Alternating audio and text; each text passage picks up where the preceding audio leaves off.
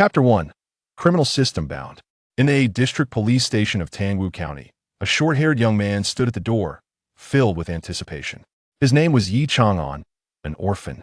Until the age of 18, his life had been aimless and unremarkable. That was until the day he was taken hostage by criminals, and a brave police officer sacrificed his life to save him. He could never forget that scene. From that day forward, he vowed to become a police officer, dedicating his life to serving the people. With no monetary support, he began preparing for the civil service examination after graduating from university. However, the competition for civil service positions had become exceedingly fierce, akin to a single plank bridge where thousands of candidates vie for a single position. It was common for thousands to apply for just one opening. Furthermore, Ye Chang'an's financial situation did not permit him to study full-time for the exam. Having already failed once, he needed a source of income to support his living expenses. To increase his chances of success, he chose to work as an auxiliary police officer at the District Police Station in Tangwu County. Here I come, police life. Ye Chang'an took a deep breath, just about to step through the station's door. At that moment, a voice echoed in his mind. Ding! Criminal system binding successful. As a professional criminal, one must be prepared before taking action. Choosing a time when police presence is weak can reduce the risk of arrest. Task: please investigate the detailed duty roster of the police at the Tangwu County Police Station. What do you mean, system? Answer me. Ye Chang'an cursed inwardly. Even as an auxiliary officer, he was still part of the police, wasn't he? Wasn't a criminal system the antithesis of justice? You must be Ye Chang'an. Suddenly, a voice interrupted his thoughts. He turned to see a middle-aged man in a blue uniform, exuding a commanding presence, standing before him. Yes, that's me. Ye Chang'an instinctively nodded in response. Follow me, Officer Wu instructed, leading him to the chief's office. Upon entering, Ye Chang'an noticed a young man of similar age, radiating an aura of superiority and confidence. Chief, I am a new auxiliary officer, Ye Chang'an. He introduced himself humbly. Chief Zhao's gaze swept over him, and the smile on his face vanished, replaced by a slight nod. Ah, Chief, this handsome fellow must be Chun Yi, a graduate of the National Police Academy. Officer Wu remarked appreciatively, glancing at the young man beside Ye Chang'an. Indeed, Chief Zhao nodded lightly and continued. Chun Yi, this is Officer Wu, the one who has received the most accolades in our station. Hello, Officer Wu. Chun Yi greeted with a raised eyebrow and a smile. No need to be so formal, Officer Wu replied, patting Chun Yi on the shoulder, clearly pleased. Old Wu, they'll leave these two newcomers in your capable hands. As Chief Zhao tightened the lid on his thermos, he remarked. Upon hearing this, Officer Wu's brow furrowed, feigning difficulty. Chief, please don't. My capabilities are limited. How can I manage to? They'll take responsibility for Chun Yi. Officer Wu paused, casting a sidelong glance at Ye Chang'an with a smirk. As for him, you can find someone else to mentor. Seeing the attention Officer Wu bestowed upon him, Chun Yi straightened his posture, a hint of pride evident on his face. Zhao, the director, furrowed his brow, fully aware of team leader Wu's sentiments, which stemmed from a disdain for Ye Chang'an's position as an auxiliary police officer. That's not feasible. Our department is understaffed. You must bring two, Zhao declared emphatically, slamming down his thermos with a hint of severity. I truly cannot. Team leader Wu's gaze faltered, yet he remained resolute. The atmosphere in the office grew tense. Director, a more senior gentleman, entered, carrying some documents. Here are the files you requested. Wu's eyes brightened at the sight. Director, let Lu take him. No. Zhao waved his hand dismissively, clearly displeased. Lu was about to retire. Why add more burdens at this time? Lu Changyuan set down the documents and glanced at Ye Chang'an, inquiring, You're the new auxiliary officer, aren't you? Yes, I am Ye Chang'an, he replied politely. Longji Jiuan, what a splendid name, aligning with our department's aspirations, Lu Changyuan remarked with a warm smile, exuding an air of benevolence. How can that be relevant? Chun Yi muttered under his breath. Director, I can take him. Come now, Lu, don't force it. I want. Then let me first show him around, Lu Changyuan said, gently taking Ye Chang'an by the arm and leading him away. Watching the two retreating figures, Zhao shot Wu an exasperated glare. What kind of situation is this? I truly cannot bring anyone. Wu shrugged, reiterating his stance. In the corridor of the police station, Ye Chang'an turned to Lu Changyuan, his tone laced with a hint of apology. Master, I appreciate your help. Lu Changyuan did not respond directly, but offered reassurance instead. Do not take those earlier remarks to heart. I am merely a temporary hire, lacking the qualifications to be here. It is normal to feel underestimated. Ye Chang'an chuckled, scratching the back of his head. Upon hearing this, Lu Changyuan paused, his expression growing serious. Auxiliary officers do a lot of work, yet their compensation is minimal. You owe no one anything. We are all here to serve the people, regardless of status. And just call me Uncle Lu, he added, giving Ye Chang'an's shoulder a friendly pat. Understood, Master. Ye Chang'an responded cheerfully, holding a genuine respect for Lu Changyuan. You. Lu Changyuan hesitated, then, meeting Ye Chang'an's earnest gaze, waved his hand in dismissal. Never mind, I will take you to familiarize yourself with the station. 2.5 hours later, Lu Changyuan had introduced Ye Chang'an to most of their colleagues while meticulously detailing the shift schedules of the officers, covering weekdays, weekends, regular holidays, and statutory breaks. I need to head home for a bit at noon. After you eat, you can rest in the temporary dormitory, Lu Changyuan advised as he donned his helmet. All right, Master, please drive safely. Ye Chang'an waved goodbye, his respect for his mentor sincere. After parting ways, he turned to head towards the cafeteria. Ding! Congratulations, host, on completing the task. Such detailed investigation into the officer's shift information did not raise any suspicions. Your criminal prowess is truly remarkable. Rating: SSS. You have received a critical reward. Ye Chang'an wore a bitter smile. Having just joined the police force, he understood that being suspected during duty was indeed a grave matter. He harbored deep skepticism regarding the system's intentions, suspecting it was merely a jest. However, in the next moment, he received a startling notification. As a criminal, how can one not master the art of lockpicking? Ding! Super rewards are now being dispensed. Mastery of lock-picking critical hit any tool. Instant access to all types of locks. In an instant, Ye Chang'an's mind felt as if it had exploded. A flood of inexplicable memories surged within him, encompassing countless lockpicking techniques and experiences, all seamlessly integrated. System, are you serious? Ye Chang'an's expression was one of astonishment. To his disbelief, as a police officer, he could indeed complete the tasks issued by the criminal system. Even more surprising, he successfully claimed the rewards. With this newfound lockpicking ability, he could secure a life of comfort and ascend to the pinnacle of success. Yet, his ambitions remained steadfast, to serve as a people's police officer dedicated to the welfare of the citizens. Please register a code name with the system. Civilization. Ye Chang'an, without much thought, casually selected it. One must uphold civility, after all. Registration complete. Code name, Civilization. Criminal value, 100. Criminal ranking, 10086. What the hell? This code name is meant for the criminal ranking, isn't it? You should have mentioned that sooner. Rest assured, the true information is absolutely confidential. You better be. Ye Chang'an grumbled, realizing that had he known, he would have disregarded the system entirely and chosen a different code name. After all, he was a police officer. Being listed among criminals was utterly absurd. Please continue to strive. The higher your ranking on the criminal list, the more renowned criminals will seek collaboration with you. Ye Chang'an, Criminal Forum. Lucky Star. This newcomer is quite audacious, isn't he? Heinz, does he aspire to dominate civilized order? How intriguing. Black Shark. If his criminal value rises swiftly, I might just want to collaborate with him for a perfect crime. Chapter 2. The Mastery of Lock-Picking, Achieving Merit. After lunch, Ye Chang'an did not retreat to the temporary dormitory for a rest. It was his first day on the job, and he felt invigorated, as if energized by a surge of adrenaline. He occupied himself at the front desk of the police station, eagerly learning the ropes and honing his communication skills with fellow officers. At 2 p.m. Ding, with your mastery of lock-picking, you must be itching to utilize it, right? Best theft location detected: North City, Iha Villa District. Warning.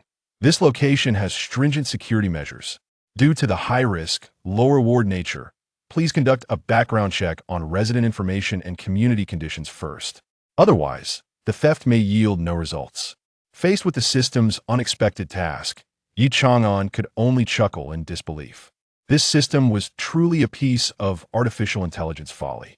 However, having tasted the sweet fruit of a misdirected system, he found himself intrigued. Xiao and Lu Changyuan entered with a thermos, expressing concern. "How was your midday break?" "Oh, what break could there be? I've been busy with errands here," the front desk officer replied absent-mindedly, his gaze fixed on the computer screen. "I see." Lu Changyuan observed Ye Chang'an closely for a moment before adding meaningfully, "It's good to have such enthusiasm in youth. But remember, health is the foundation of all endeavors. The auxiliary police are often burdened with laborious tasks and receive meager compensation." Ye Chang'an, sensing the concern in Lu Shangyuan's words, felt a warm glow in his heart. "Put on your hat," Lu instructed. "We have an external duty this afternoon. Come with me to verify the household registration information," he added, gesturing towards the storage lockers. "Really?" Ye Chang'an exclaimed, his eyes lighting up with excitement. "Why are you so thrilled?" Lu Changyuan glanced at him, somewhat taken aback. "It's not my first time on external duty," Ye Chang'an replied, brimming with eagerness. The officer at the front desk shook his head discreetly, thinking to himself, still too young. An hour later, the pair, clad in blue uniforms, were soaked with sweat, their shirts clinging to their skin. Exhausted, Lu Changyuan sat beneath the shade of a tree, sipping water while observing Ye Chang'an, who appeared invigorated. Sometimes, don't be deceived by the allure of exams. Once you get on solid ground, you start to complain about everything. Young men like you are a rarity these days, Lu Changyuan said, shaking his head with a hint of nostalgia. "I enjoy external duties, I truly do," Ye Chang'an responded with unwavering conviction. He recalled the day he had been taken hostage during a torrential downpour, and how a police officer's commitment to patrolling had saved him. He knew he wouldn't have the chance to stand here today without that officer's intervention. "You young lad," Lu Changyuan, with his keen insight, sensed that Ye Chang'an harbored unspoken worries. However, he refrained from probing further, tightening the lid on his thermos and adjusting his hat. "Let's go." Next location, the Iha Villa area in the North City. Upon arriving at the villa entrance, they spotted a woman in an apron, her face etched with anxiety as she scanned the surroundings. "Comrade, is there anything I can assist you with?" Lu Changyuan approached her promptly. "This." The woman's words faltered. A security guard quickly reiterated the situation. The employer's child is locked inside a safe. The safe contains valuable collectibles purchased by the homeowner, which has not been properly secured for a long time. It has been propped open with objects. The girl was playing hide-and-seek and accidentally hid inside. The locksmith is struggling to open it, and we are waiting for the firefighters to arrive with tools for a forced entry. "Which building?" 101. "Come on, let's see what's going on," Lu Changyuan urged. As he took a few steps forward, he halted again, tossing his credentials to the security guard while instructing Ye Chang'an. "Leave your ID for him to register." "Understood, sir." Ye Chang'an complied and quickly followed suit. As they rushed, he remarked, "Sir, you truly have a keen eye." Lu Changyuan waved his hand dismissively. "Just remember to empathize and understand the challenges others face in their work, then everything becomes manageable." "I will remember, sir," Ye Chang'an replied earnestly, his expression shifting as he spoke. The two arrived swiftly at the scene, where the door of Villa 101 stood ajar, and they could faintly hear the commotion inside. "You finally made it," exclaimed Ms. Wong, the homeowner, her pale face contorted with worry, her brows furrowed tightly. Her lips parted slightly, but upon recognizing the police uniforms worn by Ye Chang'an and Lu Changyuan, her expression shifted to one of surprise. "Ah, did I not call 119? Sister, please remain calm. The fire department is on their way. We happened to pass by and came to assess the situation." Ye Chang'an hurriedly interjected, striving to soothe the anxious atmosphere. Oh, Ms. Wong instinctively nodded, still shaken. However, she quickly regained her composure and led Ye Chang'an toward the study. No, this is an early handmade custom piece. The lock mechanism employs an antiquated combination of interlocking gears and bolts. It's far too niche, hardly anyone knows how to operate it. A locksmith, drenched in sweat, crouched on the ground before a safe slightly larger than a microwave. "Mom, I'm so scared." The muffled cries of a little girl emerged from within the safe, growing fainter, sending chills down the listener's spines. "Don't be afraid, Mommy will rescue you soon." Ms. Wong reassured her daughter while anxiously glancing at her phone, her high heels rhythmically striking the floor. Why hasn't the fire department arrived yet? Let me give it a try.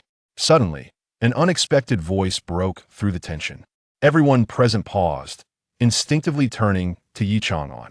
"Shao and don't act recklessly," Lu Changyuan warned, gripping Ye Chang'an's arm with a stern expression.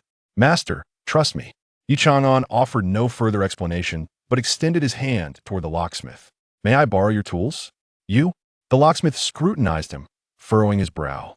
Locksmithing is a craft that demands experience, and the youthfulness of Ye Chang'an made him inherently skeptical. However, he refrained from mockery and said earnestly, "I must clarify, should anything go awry while using my tools, I cannot be held responsible. If you refuse, I cannot lend them." With those words, the atmosphere grew tense. "I'll vouch for him," Lu Changyuan declared, his teeth clenched, voice firm. Ye Chang'an was taken aback, glancing at Lu Changyuan, a swirl of emotions flooding his heart. This was a matter of grave importance. They had known each other for less than a day. Lu Changyuan was essentially staking his career on him. At that moment, seeing the old officer's endorsement, the locksmith's demeanor softened, and he nodded in approval, relinquishing the tools. "In that case, let's proceed. Just remember, if something goes wrong, I bear no responsibility." Though he did not openly question Ye Chang'an's abilities, the implication of his skepticism was clear. Ye Chang'an chose not to argue, but quickly sifted through the tools. Though he could unlock anything in an instant that would draw too much attention, a bit of misdirection was necessary. After a moment, he selected a tool and forcefully bent it into an unusual shape. Then he focused on the safe before him, his mind racing. The structure of the lock mechanism deconstructed itself in his mind. With a determined expression, he inserted the tool into the lock cylinder, while his other hand deftly manipulated the dial. In mere moments, a crisp click resonated, and the safe swung open. "Mom." A little girl curled up inside the safe, tears brimming in her eyes. It's all right." Ms. Wang quickly embraced her daughter, offering continuous reassurance. "How is this possible?" The locksmith stood in shock, his jaw nearly unhinged from disbelief. To witness such youthful dexterity in lockpicking was something he could begrudgingly accept, considering that some skills were passed down through generations from childhood. Yet, the swiftness with which it was accomplished. After decades in the field, he had never encountered such a phenomenon. In that fleeting moment, he found himself stealing glances at Ye Chang'an, harboring profound doubts about his own craftsmanship. In stark contrast to the lockpicking uncle and Jiang Shui's fervent reactions, Lu Changyuan exhaled deeply, beads of cold sweat forming on his forehead, appearing as though he had narrowly escaped a perilous fate. As a veteran police officer on the brink of retirement, he was acutely aware of the consequences he would face as the guarantor should anything go awry. Once he regained his composure, he uttered no further words, simply placing a firm hand on Ye Chang'an's shoulder, a silent acknowledgement that spoke volumes. Chapter 3. Master of Martial Arts, Transformation. You have saved my daughter's life. I truly do not know how to express my gratitude. Please, feel free to ask for anything. I shall certainly fulfill your wishes. Mrs. Wang tightly embraced her daughter, tears of gratitude welling in her eyes as she gazed at Ye Chang'an. "Sister, what are you saying?" Ye Chang'an chuckled softly, adjusting his attire with a warm smile. "Wearing this uniform signifies my commitment to serve the people. It is merely my duty." No sooner had he spoken than hurried footsteps echoed from outside the door. "Where is the child?" Several firefighters burst in, wielding cutting machines, their expressions fraught with urgency. "My daughter has already been rescued." It was the police officer who assisted in unlocking the door, Mrs. Wang explained, smoothing her daughter's damp hair. Upon hearing this, the firefighters turned their attention. "Liu Ye." The leading firefighter's eyes lit up, and his tone brimmed with admiration. "I did not expect you to possess such skills. I'm just an old man. I have no such abilities." "It was this young fellow who unlocked the door," Lu Changyuan remarked, gesturing towards Ye Chang'an. The fire chief paused, finally noticing the youthful Ye Chang'an beside him. Such remarkable talent at such a young age. With the fierce competition for public service positions nowadays, it is evident that only the most gifted succeed. The fire chief's gaze lingered on the insignia on Ye Chang'an's shoulder, and he was taken aback. A young talent with lock-picking skills surpassing those of seasoned veterans was, In fact, an auxiliary police officer? To sustain oneself with such expertise surely outstripped the role of an auxiliary officer by 100-fold. Yet, he chose to be an auxiliary officer? For the sake of serving the people? A wave of respect surged within the fire chief as he silently noted Ye Chang'an's badge number. Next time, if the opportunity arises, I could introduce him to my uncle in the police department. It's getting late. We have many households to verify. Lu Changyuan glanced at the time and quickly added, "Let us not delay." Shaoan understood, "Master." Ye Chang'an nodded earnestly, brimming with determination. As evening descended, the task of verifying household registrations was finally completed. On the return journey to the police station, Ye Chang'an's mind echoed once more with the system's notification. Ding! Congratulations, host, for completing the task. The security in the Yeha Villa district in the northern part of the city is remarkably stringent. You managed to gather the information of all the household heads without arousing the vigilance of the security personnel or the suspicions of the residents. In fact, you even dared to open the safe while the head of household was home. You are truly a genius criminal. Rating, SSS, reward, critical strike. What is this? She still wants to thank me? Ye Chang'an could not help but jest inwardly. A qualified criminal must possess exceptional skills. Otherwise, how could one contend with those pesky police officers? Once again, he found himself affronted. Ding! The super rewards have commenced distribution. Mastery of Wing Chun Critical Hit Contemporary Martial Arts Grandmaster. A limitless system integrating ancient and modern martial arts. International boxing, contemporary combat, wrestling, jiu-jitsu, and all technical disciplines. Criminal value, 200. Criminal leaderboard, 10010. Suddenly, Ye Chang'an's body involuntarily convulsed. He felt an overwhelming surge of power, a sensation not of brute force, but rather the harmonious integration of various martial arts, embodying the union of man and martial prowess. What is wrong with you?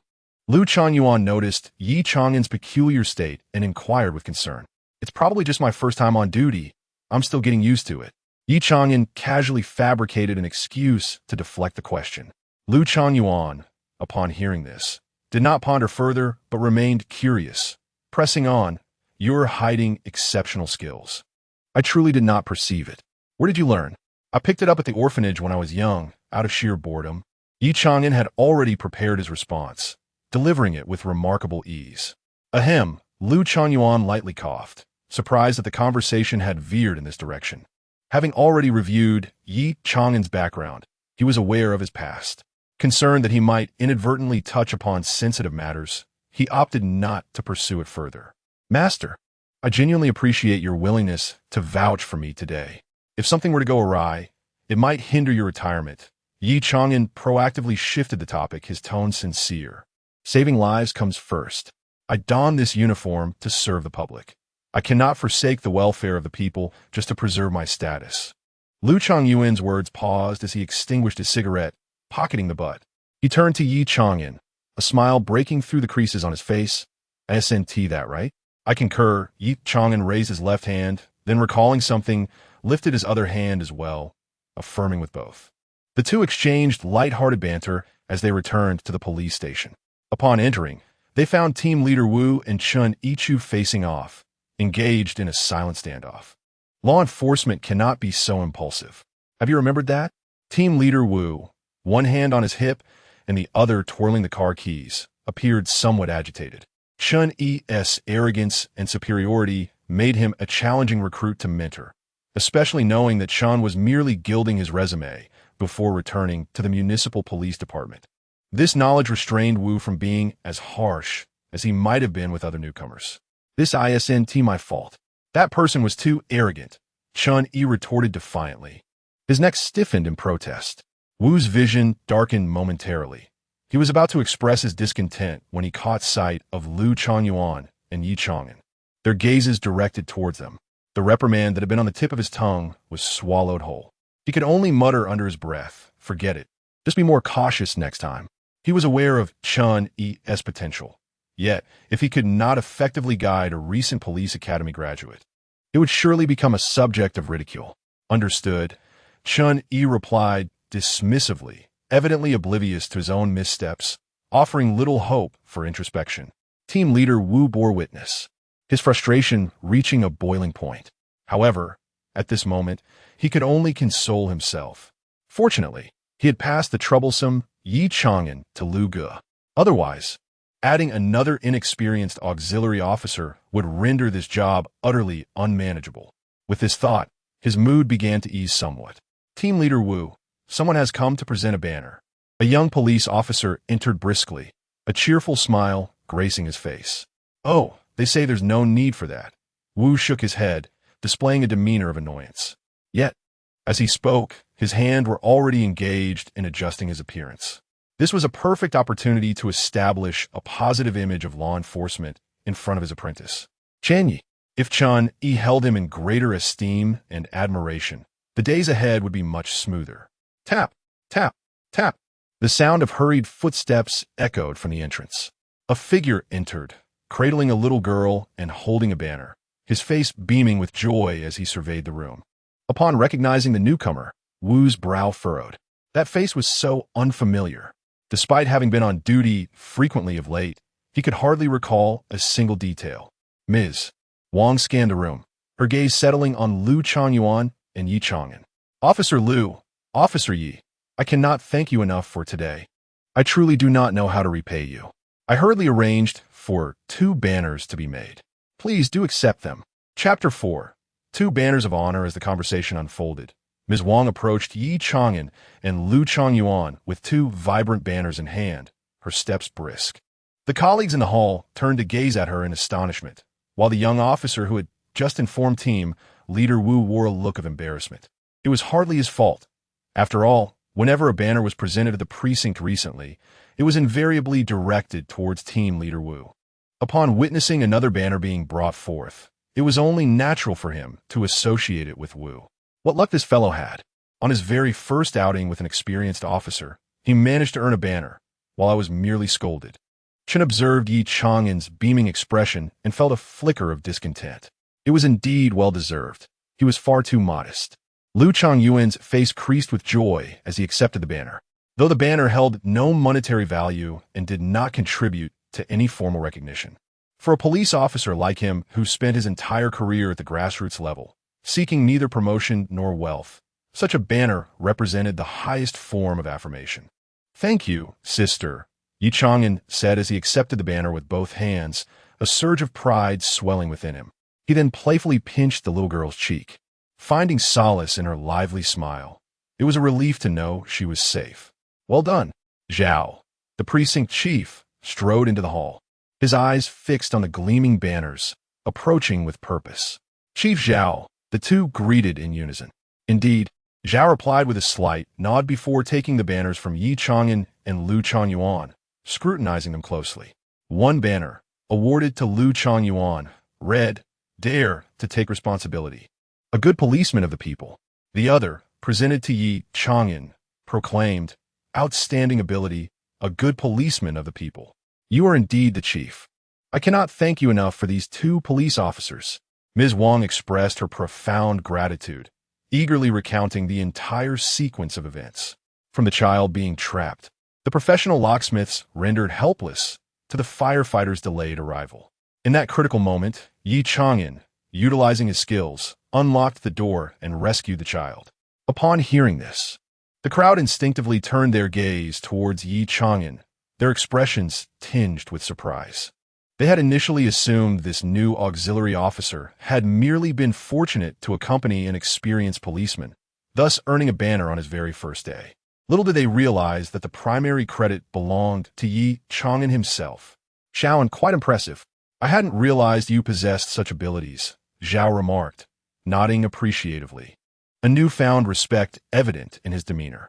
His previous reluctance towards auxiliary officers stemmed from past experiences with young recruits who sought the position for its perceived prestige, only to voice grievances shortly after, even taking to social media to air their complaints, thus casting a negative light on the precinct.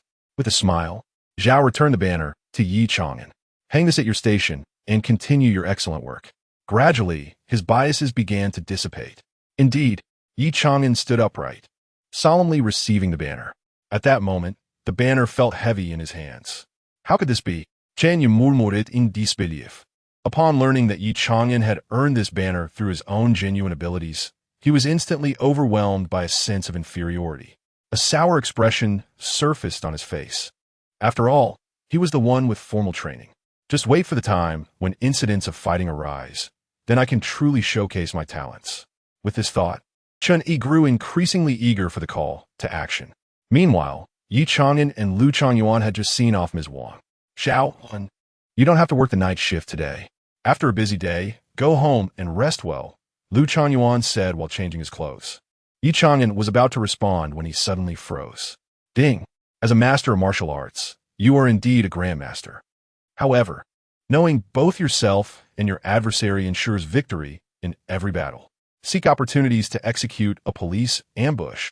During the ambush, master police combat techniques. This will facilitate future encounters with law enforcement, making it easier to respond. As the system task was announced, Ye Chang'an fell into contemplation. If the task involved the identity of a criminal, it would indeed be difficult to accomplish. However, he was a police officer. Engaging with colleagues posed little risk. Still, he needed to find a suitable opportunity or justification. What's wrong? Lu Changyuan, having finished changing, noticed Ye Chang'an's lingering silence and inquired with concern. No, it's nothing. Master, I wish to stay and learn more. After all, lying in bed playing on my phone isn't productive, Ye Chang'an replied with a cheerful smile. You truly are a foolish lad, Lu Changyuan remarked, shaking his head at Ye Chang'an's cheerful demeanor. After a moment of thought, he relented. All right, as long as you're happy. However, you're still a cadet and do not have the authority to handle cases alone. Stay in the hall at the station. Understood. Master. Ye Chang'an immediately stood straight, his voice resounding. Lu Changyuan approached him and quietly added, remember to change into plain clothes. You are voluntarily staying to learn, not working overtime. Don't let those seasoned veterans take advantage of you. With that, Lu Changyuan departed. Master, be careful on the road. Ye Chang'an waved, feeling a warmth swell within him. Having been an orphan since childhood, he had never experienced such concern. As Lu Changyuan rode off on his electric scooter, Ye Chang'an did not remove his police uniform. He still hoped for an opportunity to fulfill his task. As the clock approached 11 or 12, the station suddenly buzzed with activity. Multiple reports flooded in, most stemming from conflicts at late-night food stalls, escalating into more serious incidents. Incidents of drunken disturbances and parking disputes, among others, arose. The personnel at the station quickly became overwhelmed. Number 13 on Shannon Street, the authentic lamb skewers, right? All right, we're dispatching immediately. The officer in the hall ended the call and cast a glance at the form. He promptly tuned into the intercom channel for Team Leader Wu and reported. Team Leader Wu, there's a brawl occurring at number 13 Shannon Street, right in front of the authentic lamb skewer shop. It seems to be quite a ruckus. You should take an extra person with you. Received. Team Leader Wu rubbed his temples, feeling a headache coming on, and remarked, what is going on today? So many disturbances. And there is hardly enough manpower. It's fine, Master. I am quite capable. Just take me along, and we can handle it, Chani declared confidently, brimming with eagerness. He had been waiting for a case like this to showcase his skills. Do not overestimate yourself. Do you think you are invincible? Team Leader Wu shot a glare at Chun Yi, wary of his impulsiveness in law enforcement. Chun Yi was about to retort, eager to emphasize his abilities, when suddenly a thought occurred to him, and his expression brightened. He then displayed a look of contrition and quietly suggested, Master, you are right. We should indeed bring an extra person. By the way, isn't Chang'an quite idle in the hall? Perhaps we could call him along? Chapter 5. One move to defeat the enemy. Invincible. Ye Chang'an? Wu team hesitated upon hearing this. He was fully aware that Chun Yi's fervent desire to recruit Ye Chang'an was an attempt to turn the tide. If he opposed this decision, Chun Yi would undoubtedly harbor resentment towards him, making it increasingly difficult to mentor this disciple. Moreover, they were currently shorthanded.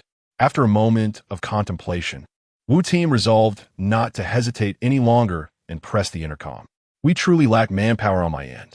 Could you possibly send Ye Chang'an over to the lamb skewer location? He is not technically on overtime, merely volunteering to stay and learn. We should consult him before assigning him to duty. Understood. Number 13, Shannon Street, authentic lamb skewers. At this moment, a steady stream of pedestrians paused around the storefront, pointing and murmuring at the patrons engaged in a brawl outside. Many individuals pulled out their phones to capture the unfolding scene. Wail of sirens pierced the air. A police vehicle screeched to a halt at the roadside, and two figures swiftly emerged from within. Chun-Yi, leading the charge, observed the altercation with keen interest, completely disregarding Wu Team's orders issued behind him. With the arrival of the police, the chaotic scene began to regain some semblance of order. Chun-Yi's gaze swept across the area, quickly zeroing in on a man brandishing a glass beer bottle. He lunged forward, executing a flying kick. With a resounding thud, he struck the man's wrist with precision, sending the beer bottle crashing to the ground. Seizing the opportunity, Chun-Yi grasped the man's arms, forcing them behind his back and pinning him to the ground. The fluidity of his movements was impressive, yet he did not forget to toss his hair back dramatically. However, the anticipated applause failed to materialize. Instead, the onlookers frowned, casting accusatory glances at Chun-Yi. "Hey, officer, you have the wrong person," exclaimed the man pinned beneath Chun-Yi, his voice filled with indignation. Indeed, this fellow was the one being attacked. That bald man tried to smash him with a beer bottle, and he merely defended himself. Other spectators chimed in. In an instant, Chun-Yi was taken aback, his mind momentarily blank. "Release him immediately." Wu Team rushed over, his voice stern. As if awakening from a dream, Chun-Yi hastily loosened his grip. Wu Team shot him a fierce glare, his face pale with anger. "Ha ha ha! I told you that you were asking for trouble. The police are taking you in, not me," laughed the bald assailant, who was clearly intoxicated, the smell of alcohol wafting from him. "You are now suspected of intentional assault.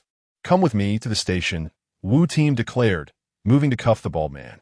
Upon seeing the handcuffs, the bald man immediately became agitated. "I'm not going anywhere. Try and arrest me." Wu Team, maintaining a serious demeanor, advised, "You should reconsider. Don't escalate this situation. Refusing to comply with law enforcement or assaulting an officer can lead to serious charges.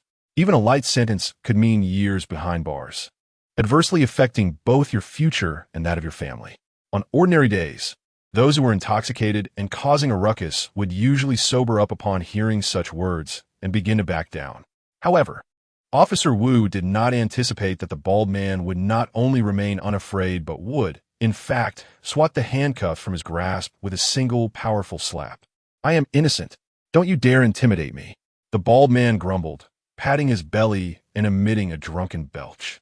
Officer Wu stared at the handcuffs lying on the ground, momentarily taken aback. Goodness, how long had it been since he encountered such a fool? Was this man challenging him to prove himself? Officer Wu immediately adopted a serious demeanor, preparing to retrieve the handcuffs. Yet, the bald man launched a fierce punch toward him, prompting Wu to hastily retreat a step. With his left hand, he seized the bald man's wrist, while his right hand formed a claw aimed directly at the man's throat. This technique, a joint lock combined with a pressure point maneuver, could swiftly incapacitate an opponent. Crack! To Wu's astonishment, the bald man, fueled by alcohol, twisted his waist and arched his back, causing his shoulder blades to suddenly jerk. Wu caught sight of the centipede-like scar behind the man's ear, something he'd seen in police academy textbooks, a sign of long-term, close combat training. A martial artist? Wu was startled, instinctively reaching for his equipment. The bald man, enraged by this gesture, retaliated with an upward elbow strike to Wu's ribs. Cough! Wu grunted, stumbling back several paces, struggling to regain his composure. Damn it! Chun-Yi had mistakenly apprehended the wrong person right from the start, which only heightened his desire to prove himself. Seeing this unfolding scene, he leaped into action, employing the jiu-jitsu technique taught at the police academy. He pressed his right knee firmly against the bald man's hip, while his left hand slipped through the man's armpit to assume a crucifix grip. If he could secure control of the man's back, he could end the fight. Yet, at the moment of engagement, the bald man's physique sent shivers down Chun-Yi's spine. Those deltoids were as resilient as pine trees. With a menacing grin, the bald man executed a counter technique, ensnaring Chun-Yi's supporting leg with his left and using his weight to perform a sweeping throw. In the instant of weightlessness, Chun instinctively curled up to protect his head. Yet he was still hurled to the ground. "TCH, I thought you police were formidable." The bald man swaggered, boasting in his drunken stupor, while onlookers shook their heads at the sight of two fallen officers. Some even began live-streaming the incident. Suddenly, the bald man seemed to regain some sobriety, scanning the chaotic scene around him, his eyes flashing with malice. As his gaze fell upon Wu and Chun-Yi, a look of wariness overtook him.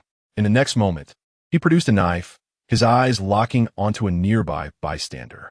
Instantly, the crowd understood his intent. He aimed to take a hostage and escape. The scene erupted into chaos. Just then, Ye Chang'an arrived on his motorcycle. Observing the injured Wu and Chun-Yi amidst the turmoil, he immediately focused on the instigator, the bald man. As an auxiliary officer without any weapons, Ye discreetly picked up the handcuffs from the ground and concealed them, all while attempting to calm the bald man's frayed nerves, urging him to refrain from rash actions and to remain composed, assuring him that everything could be discussed. "This man is not to be underestimated. I have called for backup," Wu said in a low voice, having regained some composure. "No," Ye Chang'an slightly shook his head. The bald man's actions tonight were entirely unnecessary. There was no reason for him to take a hostage and flee. However, he did so, indicating that he bore the weight of other crimes. Therefore, the arrival of backup might not be a blessing. Once the bald man realizes he cannot escape, he may act impulsively and resort to violence. "Step back. Get away from me." The bald man brandished his knife at Ye Chang'an while scanning the surroundings for a frail target to use as a hostage. In that fleeting moment, Ye Chang'an surged forward. "Damn, the youth of today," Wu cursed under his breath, baffled by their recklessness and disregard for orders. Little did he know, in contrast to Chun-Yi's rashness, Ye Chang'an possessed an undeniable trump card of strength. "Damn it, I told you to step back. Are you deaf?" A glimmer of malice and agitation flickered in the bald man's eyes as he lunged at Ye Chang'an with his knife. His strikes suddenly became vicious and cunning. "Hiss!" Chun-Yi gasped, realizing that the bald man was genuinely irritated. The manner of his attacks exuded the essence of a seasoned killer. If such a strike were to land on him, the outcome would surely be grim. Yet, to Ye Chang'an, these moves were riddled with flaws and painfully slow. He sidestepped the oncoming blade, his left hand executing a mantis hook to seize the bald man's elbow, while his right hand forcefully thrust upwards into the man's chin. Instantly, he delivered a knee strike to the bald man's wrist, causing the knife to slip from his grasp. The moment the blade hit the ground, Ye Chang'an swiftly kicked it away. With the weapon gone, the bald man gritted his teeth, desperately wrapping his arms around Ye Chang'an, using sheer brute force to charge forward, attempting to slam him against the roadside railing. The next instant, a thunderous crash echoed. The railing remained unscathed. For Ye Chang'an had leveraged the momentum to execute a reverse throw, slamming the bald man hard onto the ground, immediately following up with a chokehold. His left hand maintained a Russian crosslock on the man's joints while his right hand deftly reached for the handcuffs. A crisp sound of metal springs snapping into place resonated through the air. The bald man's hands were now shackled, rendered immobile. In the blink of an eye, the once arrogant bald man now resembled a fish on a chopping board, helplessly flailing on the ground. "Ah, it hurts. I surrender. Please go easy on me." Chapter 6. Profound Affection, Master. "Excellent. Well done." The applause erupted from the surrounding audience, all of whom raised their thumbs in admiration towards Ye Chang'an. However, a keen observer noticed the shoulder insignia of the police officer, revealing him to be a reserve officer. This revelation sent shockwaves through the crowd, igniting a flurry of discussions. Can a reserve officer be this formidable? How is it that such talent hasn't been specially recruited by the police department? He surpasses even the regular officers. Suddenly, another police vehicle arrived, and several fully equipped officers stepped out. Upon seeing the bald man subdued on the ground by Ye Chang'an, they exchanged bewildered glances. Just moments ago, Team Leader Wu had reported that the suspect was extremely aggressive and difficult to manage. Even Wu, a seasoned veteran and top performer in the precinct, had struggled. This time, they had even brought guns loaded with blanks. Yet, upon arrival, They found the suspect effortlessly restrained by a rookie reserve officer, displaying no capacity for resistance whatsoever. The officers turned to Wu with peculiar expressions. Wu wished he could disappear into the ground. The feeling of being questioned by his colleagues was just too humiliating. "All right, everyone disperse. No more filming," he commanded, observing that the instigator had been subdued. The assisting officers began to clear the crowd, while cooperating with Ye Chang'an to escort the bald man into the police vehicle. At the Ye District Police Station in Tangwu County, in the office of the station chief, Chief Zhao sat in silence, glowering at his phone. Wu and Chun stood before him, resembling wayward children. Suddenly, Zhao slammed his phone onto the desk, revealing the screen filled with news reports regarding the bald man incident. "Wu, oh Wu, everyone in the station praises your abilities. Yet how did this happen? You couldn't handle a drunken troublemaker, even with a top graduate from the police academy by your side. The man even drew a knife.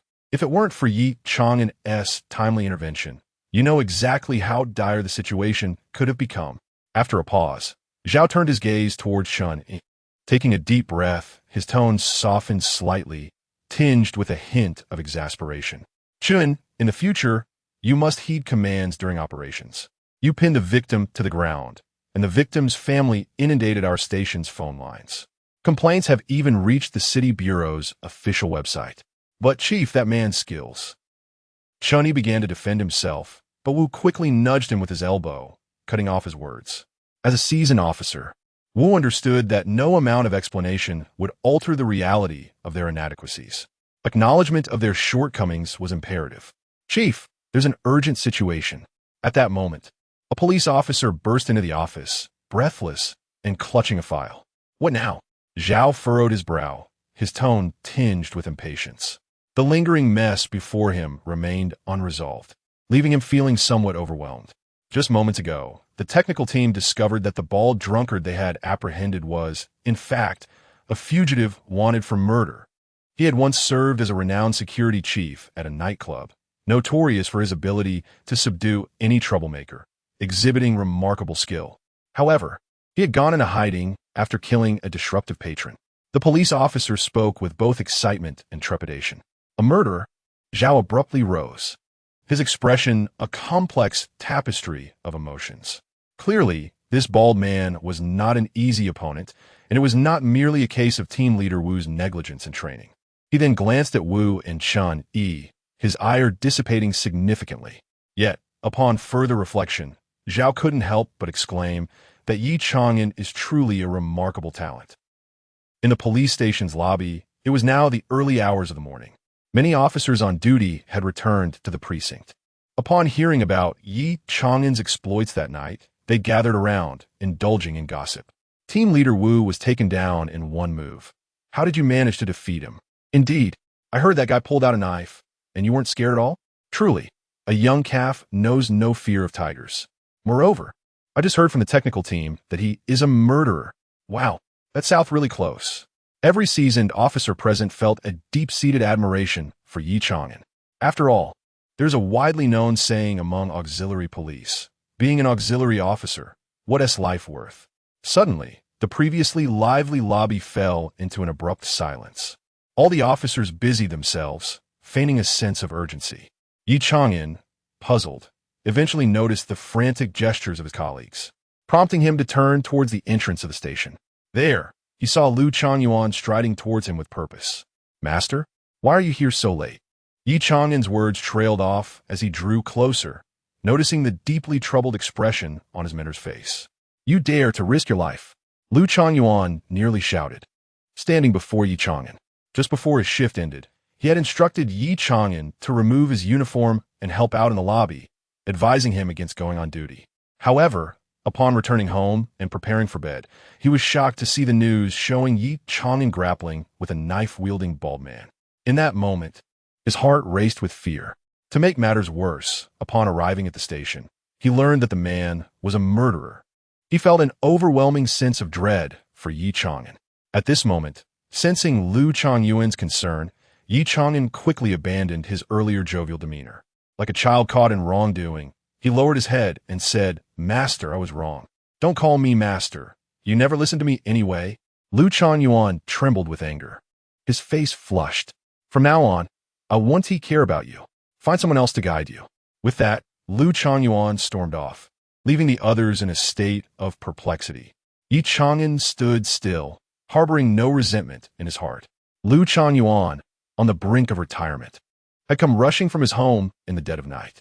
The harsher his words, the more they reflected his concern for Ye Chang'an.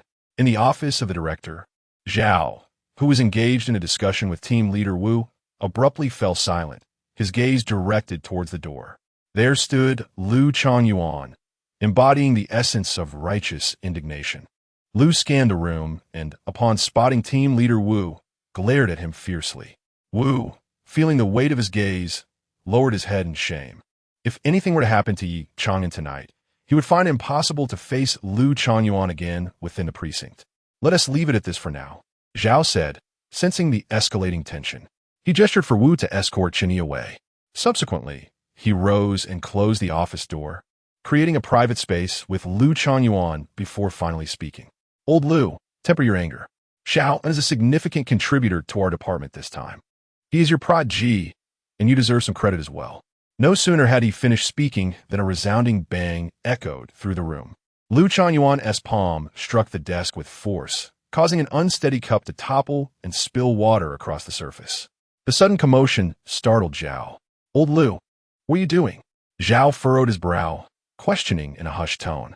Lu Changyuan's hand was red from impact, yet he appeared oblivious to the sensation. He fixed his gaze on the director and declared, "Director, if Xiaoan does not receive formal recognition for his efforts this time, I shall remain in your office indefinitely." "Old Lu, do you have no sense of discipline?" Zhao's expression darkened as he reprimanded softly. Upon hearing this, Lu Changyuan gritted his teeth, his pupils bloodshot. "I possess discipline, but even more so, I have a conscience. Xiaoan is merely an auxiliary officer, and today is his first day on the job. He saved a child this afternoon, and I accepted a mere verbal commendation for that. After all, unlocking a door was not perilous. But tonight, Team Leader Wu, the officers in our department, and Xiao Chun, an elite police academy graduate, were all swiftly subdued.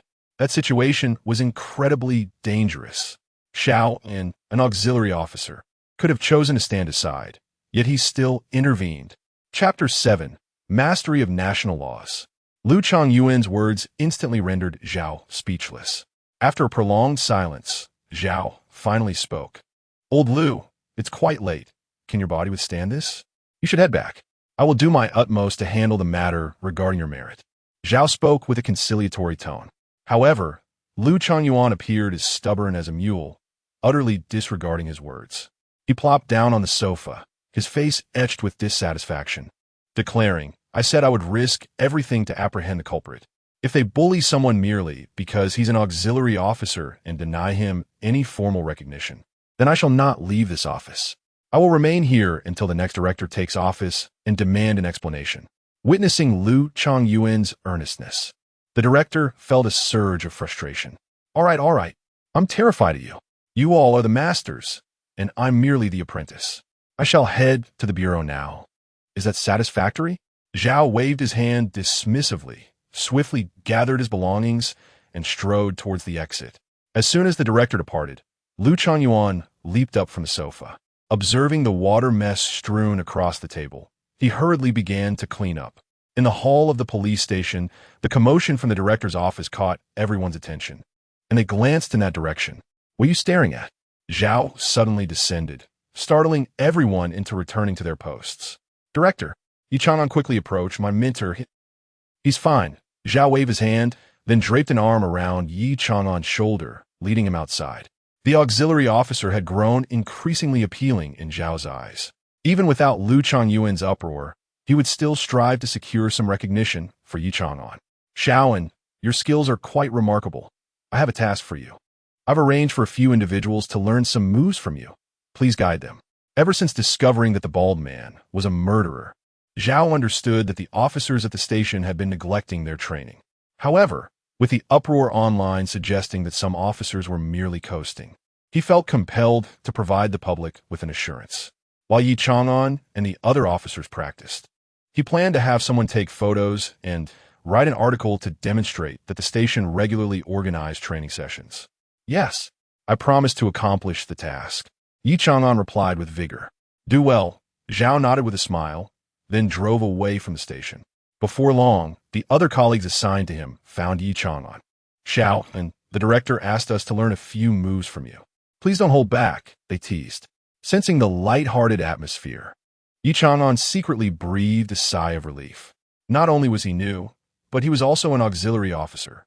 Teaching these seasoned veterans made him apprehensive, fearing he might draw resentment for overshadowing them.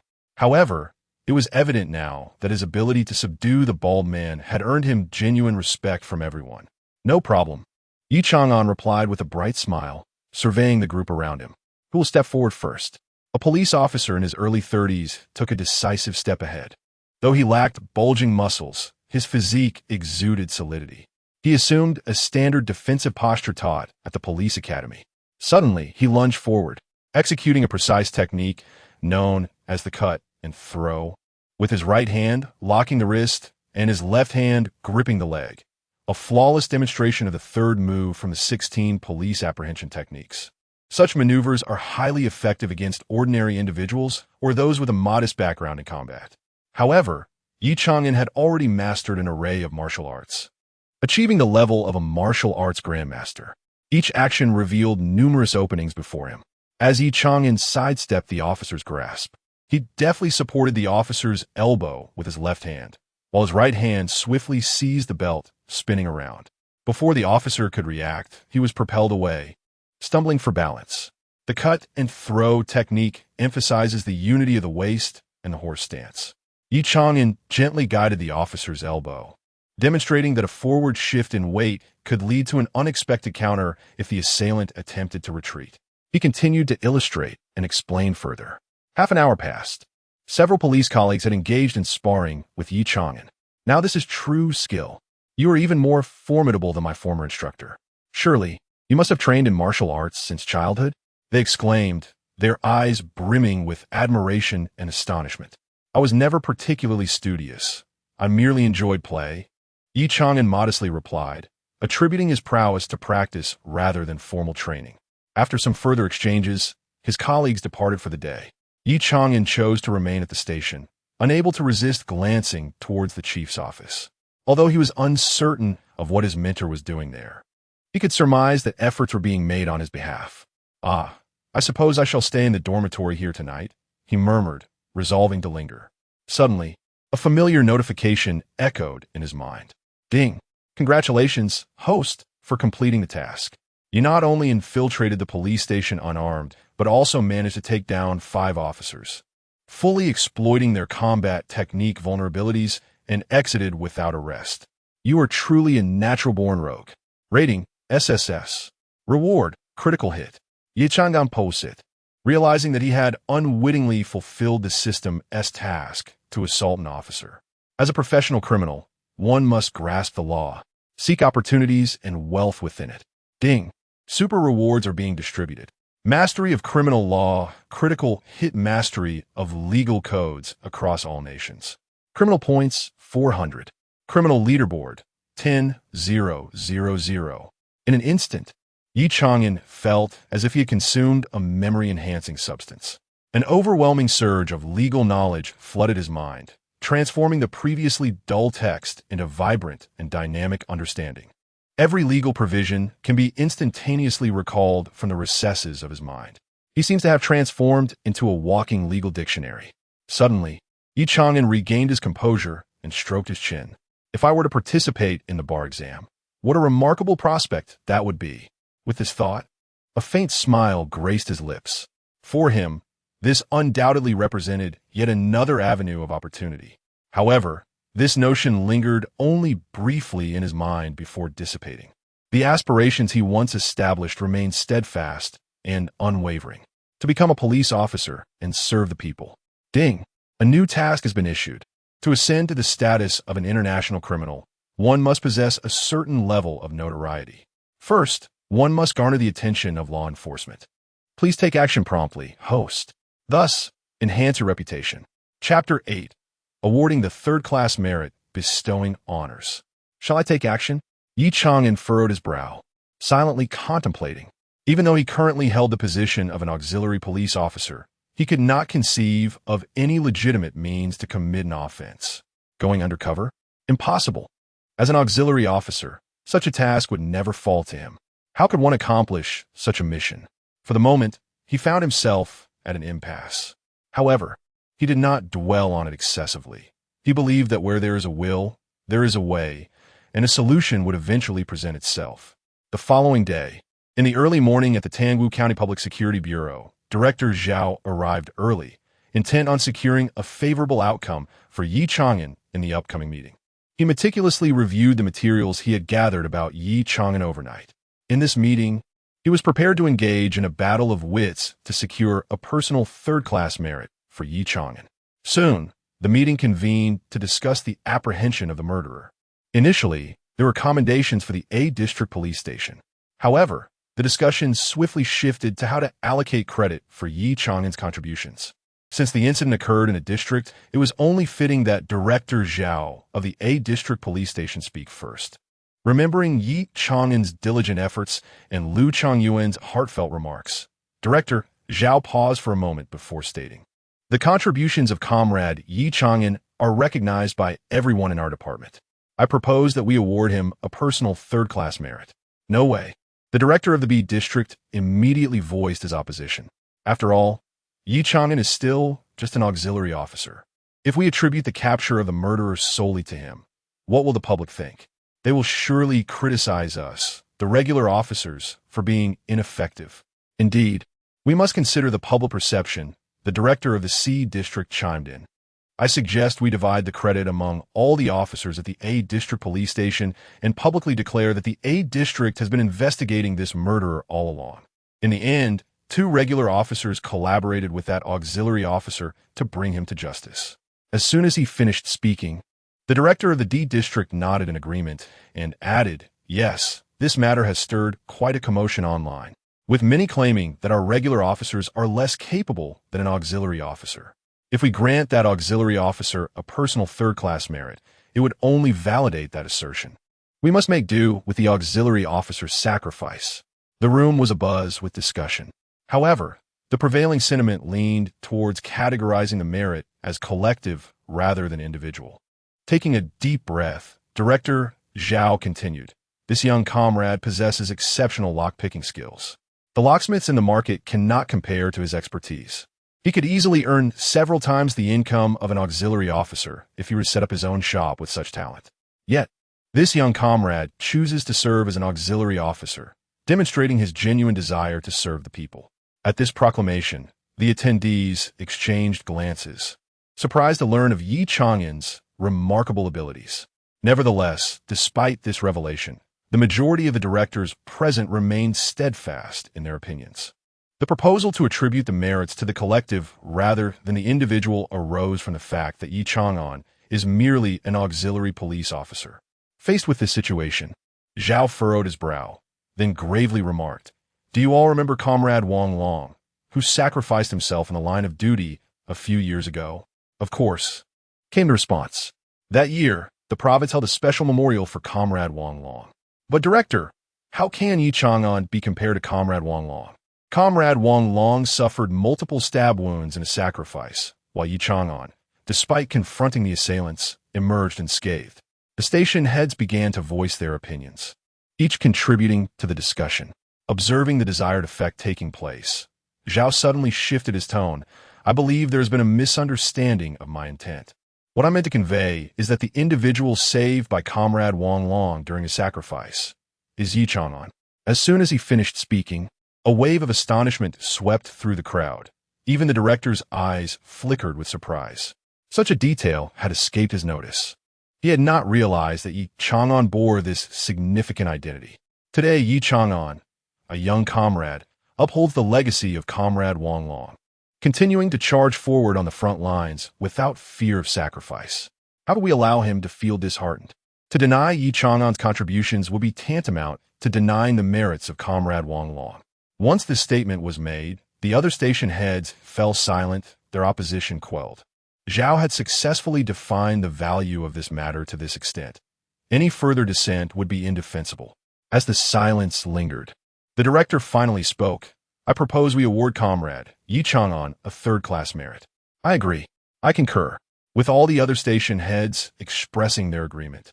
Zhao secretly breathed a sigh of relief.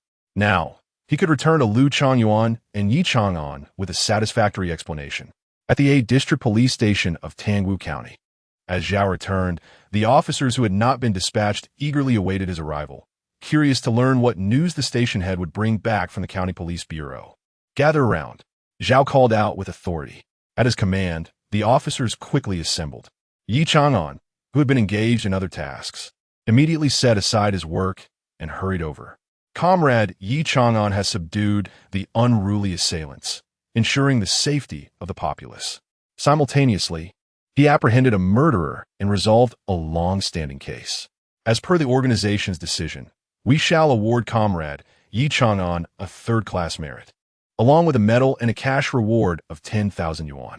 Once the announcement was made, Zhao glanced at Ye Chang'an and nodded gently. Ye Chang'an did not rush forward. Instead, he cast a glance toward the director's office, hoping that Lu Changyuan would hear this outcome. However, there was no immediate response from that direction. After a moment, he stepped forward to stand before Zhao. I will continue to strive diligently, living up to the trust placed in me by the people.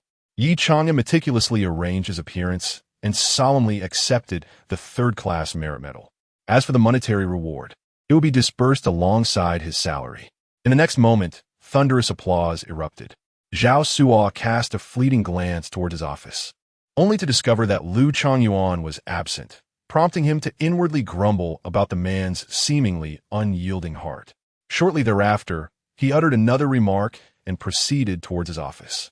Once the director departed, the remaining officers encircled Ye Chang'an, showering him with well wishes. Meanwhile, Team Leader Wu and Chun Yichu stood off to the side, their expressions a blend of emotions, each harboring their own thoughts. Wu let out a soft sigh. Had he chosen to bring Ye Chang'an along from the start, he too could bask in a glory today.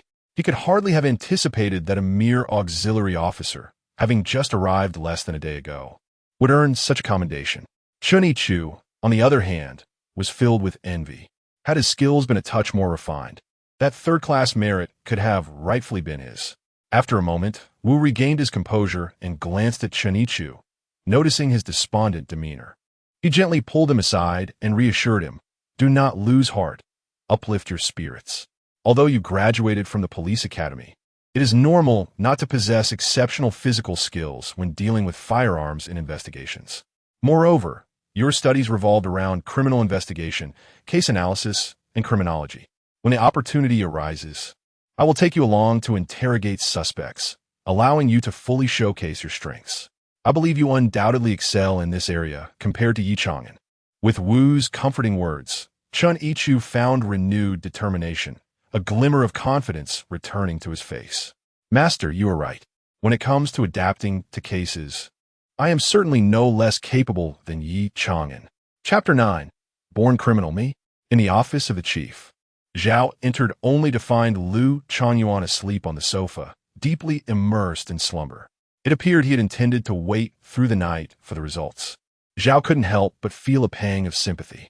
He approached and gently shook Lu Changyuan's shoulder. After a moment, Lu slowly awakened, suddenly springing to his feet upon seeing Zhao, a look of anxiety crossing his face. "Chief Zhao, what about Shaoan?" Zhao glanced downstairs and replied nonchalantly. "He received a third-class merit. The medal has already been awarded." "Really?" Lu Changyuan's face brightened, but then he awkwardly smiled and quietly said to Zhao, "Chief Zhao, I was indeed a bit impulsive yesterday. I apologize for that. Long live understanding." Zhao, unbothered, expressed a hint of concern, saying, "Take a day off to rest well.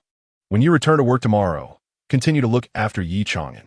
At this, Lu's expression stiffened. "I already made it clear to him yesterday. I won't be involved in his affairs anymore. I can't risk my life for him." Zhao, witnessing this, wore a knowing expression and calmly replied, "Don't blame him for being impulsive. He was taken hostage by criminals, and Comrade Wang sacrificed himself to save him. Now that he is auxiliary police officer, it's understandable that he feels compelled to intervene when he sees trouble." "What?" Lu Changyuan was taken aback, astonished. He had not anticipated that Ye Chang'an had such a backstory. No wonder the boy was so dedicated to responding to calls. Lu murmured, his deep eyes filled with emotion.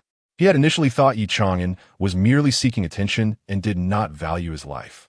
Now, realizing he had misjudged him, his anger dissipated, replaced by a sense of guilt.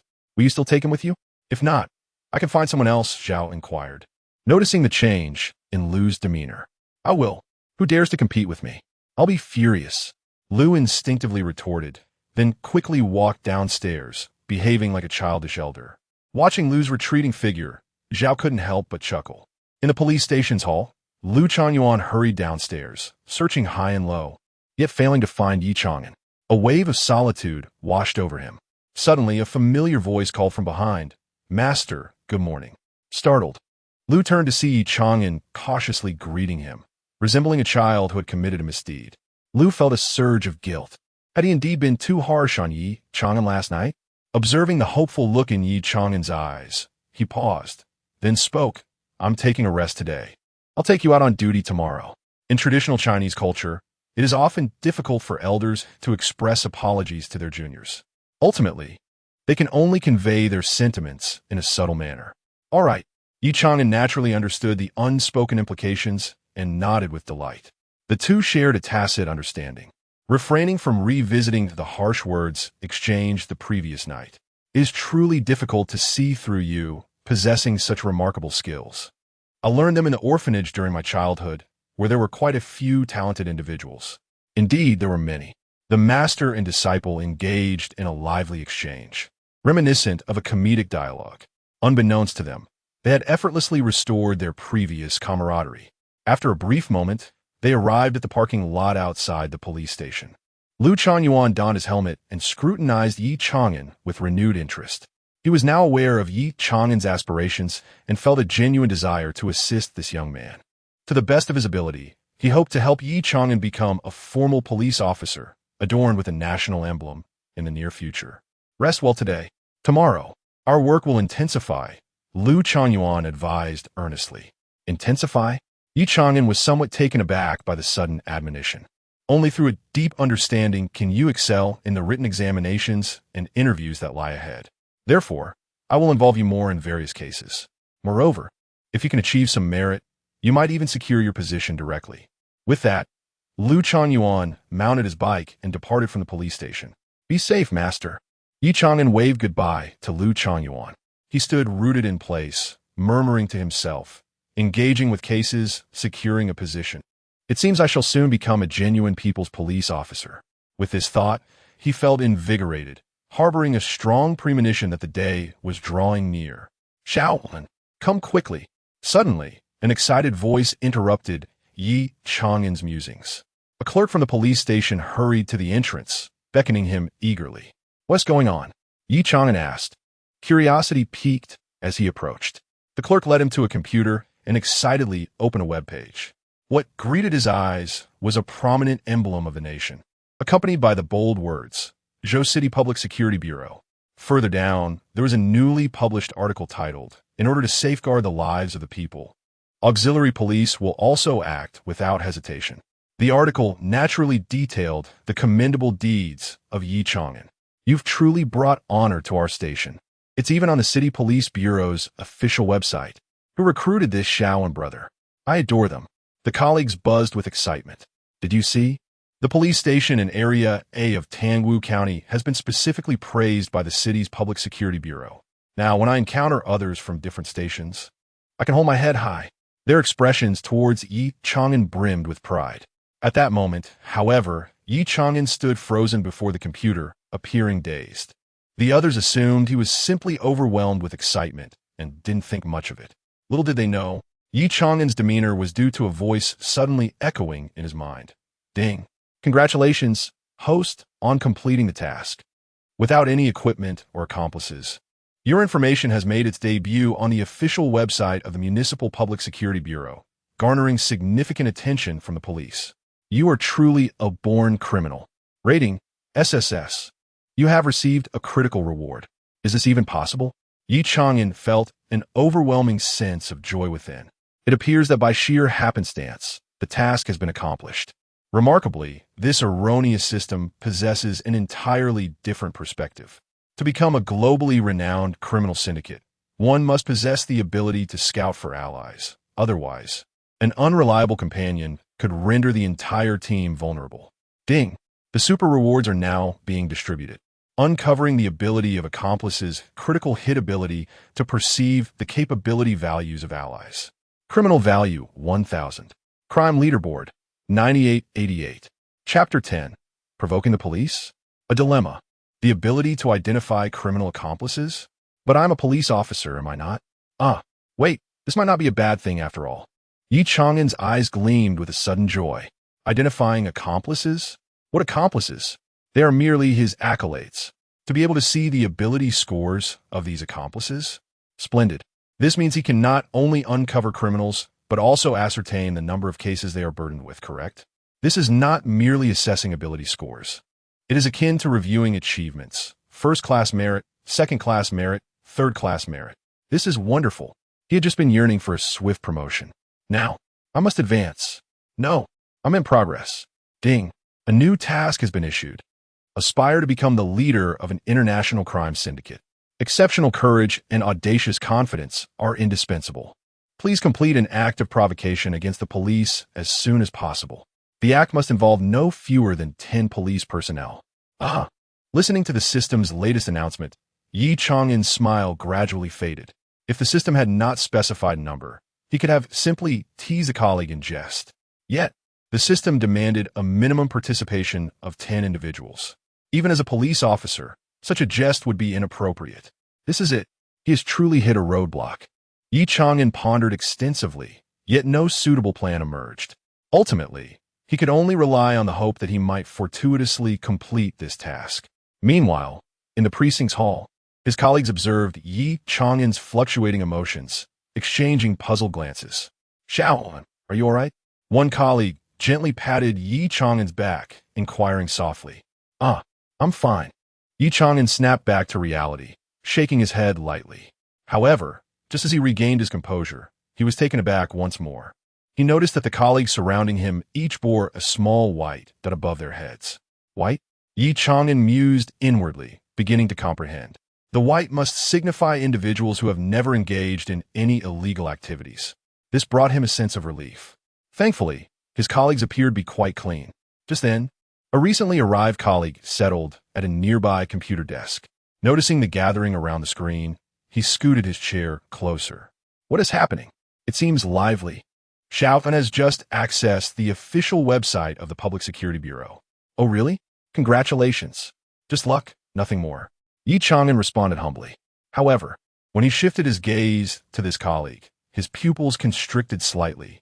The dot above this colleague's head was astonishingly blue.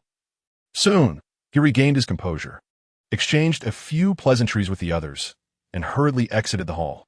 Could it be that something's gone awry? Ye Chang'an pondered silently. Seizing the opportunity to perform menial tasks, he made his way to the front desk several times. Yet with each observation, the circular mark atop his colleague's head remained steadfastly blue. Given the current stringent political scrutiny, it was inconceivable that one with a troubled past could be admitted. This implication led to a sudden epiphany, the possibility of criminal conduct through the abuse of authority. As this thought crystallized, clarity washed over him. If a police officer were to succumb to greed, they could indeed become a willing accomplice to criminals. Despite having formed a tentative hypothesis, Ye Chang'an refrained from hasty actions. Everything necessitates substantiation, particularly when it involves reporting a police officer's illicit conduct. Thus, the requirement for ample evidence demanded utmost caution. He resolved to act judiciously. For as a current auxiliary officer frequenting the precinct, it was only a matter of time before he uncovered some telltale signs. Furthermore, Liu Changyuan had agreed to involve him in case investigations starting tomorrow. Perhaps this would serve as a pivotal breakthrough. Chapter 11. The arrival of the director and roll call the following day, Liu Changyuan began his duties alongside Ye Chang'an, overseeing the interrogation room. However, the majority of the cases they dealt with involved petty crimes such as theft, brawling, fraud, and public disturbances. While these cases indeed constituted real offenses, claiming that significant achievements could be derived from them would be akin to spinning tales. Nevertheless, Ye Chang'an remained patient, diligently absorbing knowledge. Over the course of several days, Lu Changyuan led the interrogations while Ye Chang'an focused on learning and simultaneously took on the responsibility of documentation. A week later, the doors to the two interrogation rooms swung open simultaneously. Team leader Wu emerged with Chun Yi, while Lu Changyuan stepped out with Ye Chang'an, both pairs having concluded their respective sessions. "Kid, your progress is remarkable. I just let you take the reins on an interrogation, and you've already produced such a significant surprise. Soon, there will be little left for me to teach you," Wu remarked, patting the well-prepared statement in his hands. His gaze towards Chun Yi filled with admiration and pride. This high-achieving graduate from the police academy had exhibited some impulsiveness during his initial frontline duties. However, given his admission to a prestigious institution, his aptitude for analytical thinking and linguistic capabilities shone brightly when it came to matters requiring intellect and articulation. Already taking over the interrogations, Lu Changyuan thought to himself in astonishment. Both Chun Yi and Ye Chang'an were learning the ropes of interrogation together. Yet he had only entrusted Ye Chang'an with documentation for the time being. He had not anticipated Chun Yi's rapid advancement on Wu's side. A sense of foreboding crept into Lu Changyuan's mind. This place was on the verge of becoming a battleground of rivalry. As he prepared to leave with Ye Chang'an, he was unfortunately a moment too late. "Old Lu, how's everything going on your end?" Team leader Wu called out to Lu Changyuan with a beaming smile, inquiring casually. "It's manageable. Just the usual persistence," Lu Changyuan replied wearily. "You're nearing retirement. You needn't push yourself so hard. If it becomes too much, I can shoulder some of the burden," Wu said, feigning concern and care. Yet, in the next breath, he pointed towards Chun Yi. "This kid has gained quite a bit of skill and can alleviate some of my interrogation workload. If you find yourself overwhelmed, just let me know." Upon hearing this, Chun Yi immediately chimed in, adopting a friendly and enthusiastic demeanor. "Chang'an, we can exchange insights privately. Mutual learning accelerates progress." "Sure," Ye Chang'an responded, having discerned the underlying implications in Chun Yi's words. At present, he felt no inferiority regarding his proficiency in legal texts and cases, and thus responded with confidence. "Indeed, communication is key. Xiao Chun learns quickly and can teach Xiaoan as well," Wu added seriously. After exchanging pleasantries, Wu cheerfully departed with Chun Yi, his spirits seemingly uplifted significantly. Recently, Ye Chang'an's string of successes had left Wu feeling somewhat diminished in Lu Changyuan's presence. After all, Ye Chang'an was someone he was reluctant to take on, yet he had been forcefully assigned to Lu Changyuan.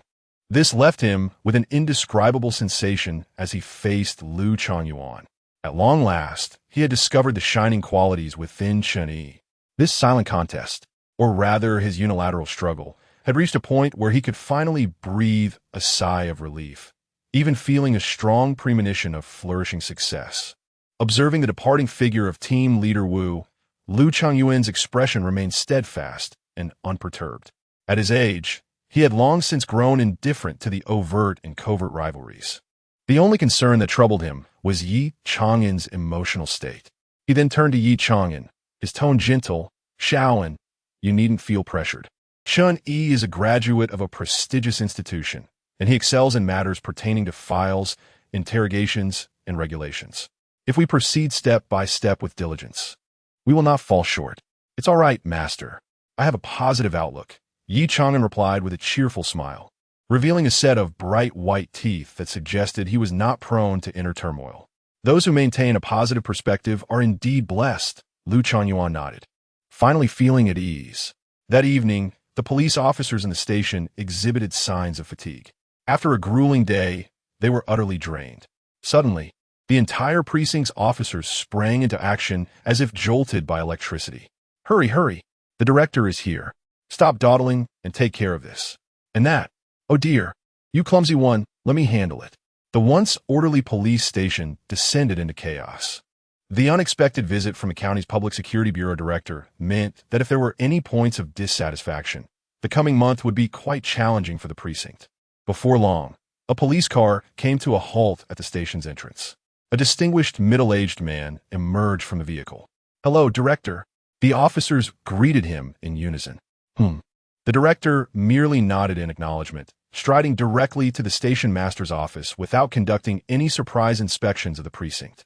This alleviated the officers' anxiety, and they exchanged hushed speculations about the director's purpose for the visit. Who knows what the director is here for? As long as he isn't here to criticize me, it's all good. Phew, I was just thinking of ordering some snail noodles for dinner. In the station master's office, Zhao, having long been aware of the commotion, feigned ignorance while diligently attending to his work at the desk. A knock echoed. "Come in." Upon hearing the knock, Zhao naturally looked up. Upon recognizing the director, he quickly rose, a hint of surprise illuminating his eyes. "Director? What brings you here personally? Any instructions?" "Nothing in particular. I just happened to pass by and thought I would come in for a casual look," the director replied nonchalantly, perusing some documents on the desk. After a moment, the director, suddenly recalling something, inquired, "By the way, how has the recently transferred Chun Yi been performing in your department?" Upon hearing this, Zhao, realizing the director's intent, felt a sense of relief wash over him. However, he was not particularly surprised by the question. Chun Yi had come to the station to accumulate grassroots experience. With plans to eventually return to the Municipal Police Bureau, his background was undoubtedly significant. This lad, Zhao began, shaking his head, has been rather impulsive in his first few days. After all, he is young and overly zealous. He offered a few mild critiques, but then swiftly shifted his tone. However, he has shown remarkable progress in his recent interrogation assignments. His ability to grasp the intricacies of the cases and his solid foundational knowledge of the regulations have earned him the respect of the veteran officers in the station.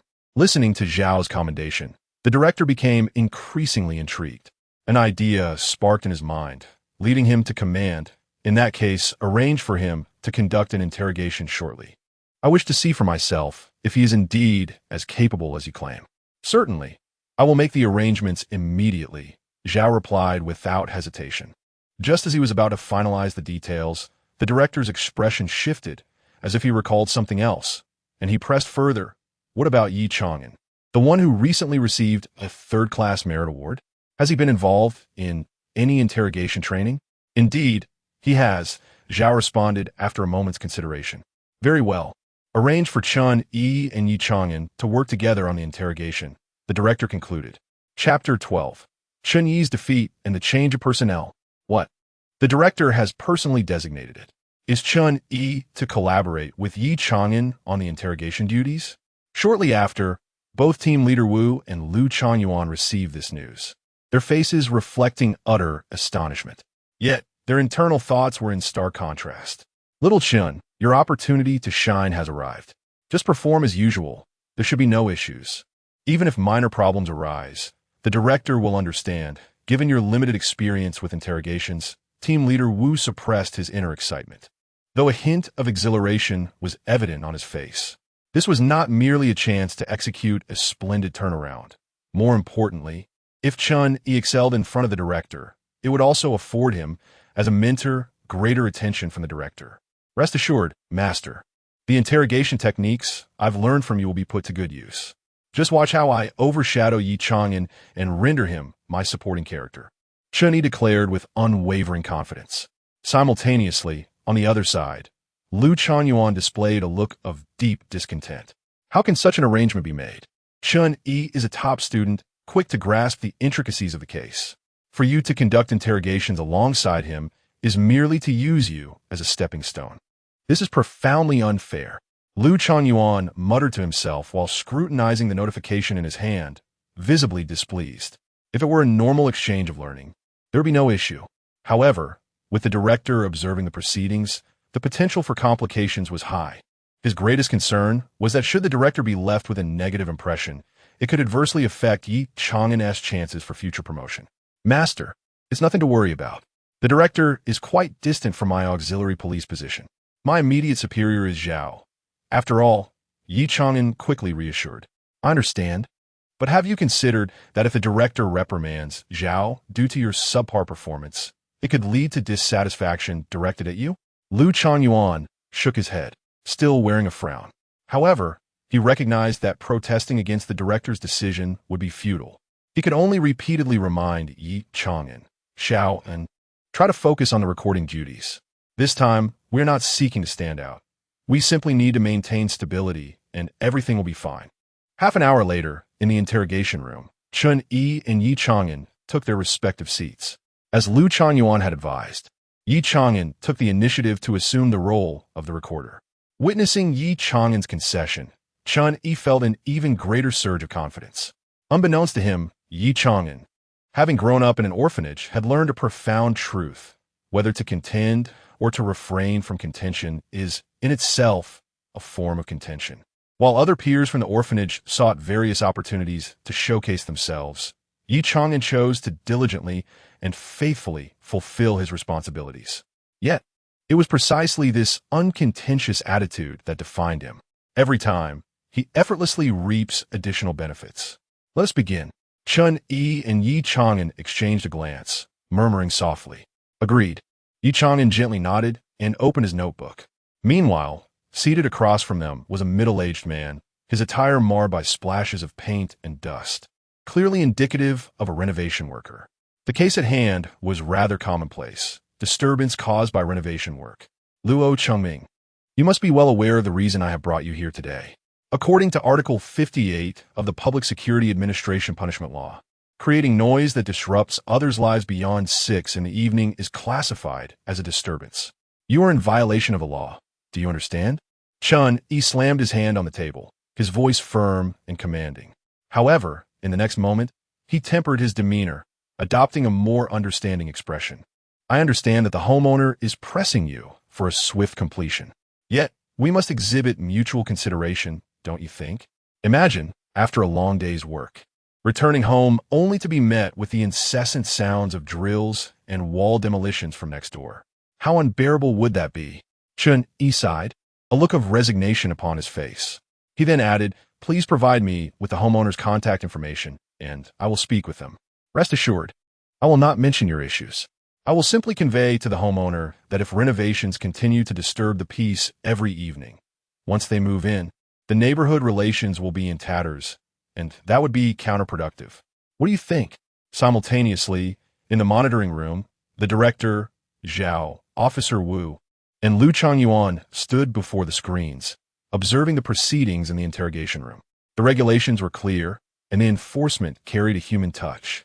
They were adept at discerning the primary and secondary contradictions in the issue and offered targeted solutions. This young officer is indeed impressive, the director remarked, arms crossed, his expression and words revealing approval. Zhao, you have an excellent eye for pairing new officers with mentors. He turned to Zhao, complimenting both him and Officer Wu, which filled them with joy. Just as Zhao was about to humbly respond, suddenly, the individuals present noticed that the developments in the interrogation room diverged from their expectations. Inside the interrogation room, despite Qin barrage of arguments, Luo Chengming chose not to sign the commitment letter promising to cease disturbances. Instead, he calmly produced several documents and confidently stated, we have completed the indoor decoration registration, and per Article 26 of the Management Measures for Residential Indoor Decoration, work can be conducted until 8 p.m. Furthermore, our decibel meter indicates only 55 decibels. According to the environmental noise quality standards, as long as the noise does not exceed 60 decibels before 10 p.m., we are within legal bounds. Therefore, I am not in violation of the law. Chun Yi furrowed his brow, realizing that this individual was proving to be more troublesome than he had anticipated. However, confronted with this unexpected situation, he quickly regained his composure. He proceeded to present the evidence he had gathered, proof from his neighbor's home measurements indicating that the noise levels during the recent renovations had reached 65 decibels. Upon hearing this, Luo Chengming remained unfazed, skillfully reciting his prepared remarks. He referenced the environmental noise monitoring technical specifications, asserting that measurements must be taken at a height of over 1.2 meters and at least 1 meter away from reflective surfaces, thereby rendering the neighbor's wall-adjacent readings invalid. Chun Yi abruptly stood up, his gaze fixed intently on Luo Chengming. He had not anticipated that this individual possessed such extensive knowledge. It was evident that he had come thoroughly prepared. coupled with the realization that both the director and the section chief were observing their every move from the monitoring room. The significance of this interrogation weighed heavily on him. As this thought crossed his mind, Chun-Yi began to feel a rising sense of panic and agitation, his mind growing increasingly blank. "Officer, since I have committed no crime, shouldn't I be allowed to leave?" Luo Chengming's lips curled into a slight smirk as he spoke with an air of superiority. "This guy's insufferably arrogant." Zhao, from the monitoring room, exclaimed in frustration. Yet, there was little that could be said in response, as Luo Chengming had solid justification on his side. It was merely a matter of attitude. "Director, Zhao, this individual is indeed difficult to handle. To be honest, even if I were in your position, I would struggle to find a breakthrough." Officer Wu interjected hastily, attempting to support his apprentice even while belittling himself at this critical juncture. However, both the director and Zhao, seasoned individuals from the grassroots level, acknowledged the validity of his observation. "You are correct. This individual is exceptionally well prepared and indeed formidable. Let's conclude this case for now," the director replied, preparing to turn away. At that moment, wait a moment. It seems Xiao is about to take action. Lu Changyuan, who had been closely observing Ye Chang'an's movements, instinctively spoke up. Curiosity piqued, the director and Zhao turned their attention toward him, while Officer Wu remained skeptical. With Luo Chengming having prepared so thoroughly, even he felt somewhat at a loss, let alone Ye Chang'an, a fledgling assistant officer. Meanwhile, in the interrogation room, I say, "Officer, you neither release me nor provide a reason for my detention. What is the meaning of this? If there are no issues, shouldn't you allow me to leave immediately?" Luo Chengming urged, his impatience evident. Chun-Yi struggled to formulate a compelling rebuttal, but his mind was a blank slate. Just then, Ye Chang'an set down his pen and directed his gaze toward Luo Chengming. "Of course. Not at all." Chapter 13. The director's attention and opportunity. "No way. What do you mean by that? You must clarify which law or regulation I have violated. If you cannot specify, be careful, for I might take legal action against you. Do not presume that the police hold any superiority," Luo Chengming stated with an air of defiance. His confidence stemmed from the company's unified training. Having heard that the owner had even consulted a lawyer to ensure that not even the most seasoned officers could find fault. At that moment, he felt certain that the two young officers before him were powerless against him. "I will certainly clarify," Ye Chang'an replied calmly, fixing his gaze on Luo Chengming. The moment for his counterattack had officially arrived. "Mr. Luo, Article 21 of Chapter 4 of the Regulations on Residential Interior Decoration and Renovation clearly states that when using power tools, such as electric drills and cutting machines, one must notify the local Environmental Protection Department 24 hours in advance. Furthermore, according to Article 56 of the Residential Property Management Regulations of Dazhou City, any renovation work that involves cutting walls must first have the construction drawings publicly displayed in the unit's announcement board and obtain written consent from adjacent property owners. Failure to comply is considered illegal construction." Ye Chang'an articulated each word with conviction, leaving Luo Chengming momentarily stunned. Subsequently, Ye Chang'an presented the original text of the relevant regulations on a tablet, handing it to Luo Chengming while stating, "Please verify the source of this information. Based on the law, I will impose penalties for your actions." Luo Chengming glanced at the text, his expression one of astonishment. He had not anticipated that this young officer possessed a depth of knowledge that surpassed even the specialized lawyer hired by his employer. Suddenly, he raised his head to look at Ye Chang'an, hastily adopting a conciliatory tone. "Officer, wait a moment. Surely we can discuss this. Please do not rush into punishment." As he spoke, Luo Chengming quickly grabbed a pen from the table, frantically opening the commitment letter, ready to sign and accept mediation. However, just as he was about to put pen to paper, a sudden hand forcefully closed the document. "What?" Luo Chengming exclaimed, looking up to find Ye Chang'an's piercing gaze fixed upon him. The roles had now reversed. "You refused to sign earlier, so now you shall not sign at all," Ye Chang'an asserted, firmly retrieving the commitment letter. He continued, "According to the Public Security Administration punishment law, illegal construction and noise disturbances indicate managerial negligence on your company's part, making it liable for joint responsibility. Have your supervisor come to the station." Upon hearing this, Chun, who had been observing Ye Chang'an, was left in astonishment. In the presence of this auxiliary officer, the esteemed graduate of the police academy felt like a novice. At that moment, Chen realized just how vast the disparity between them truly was.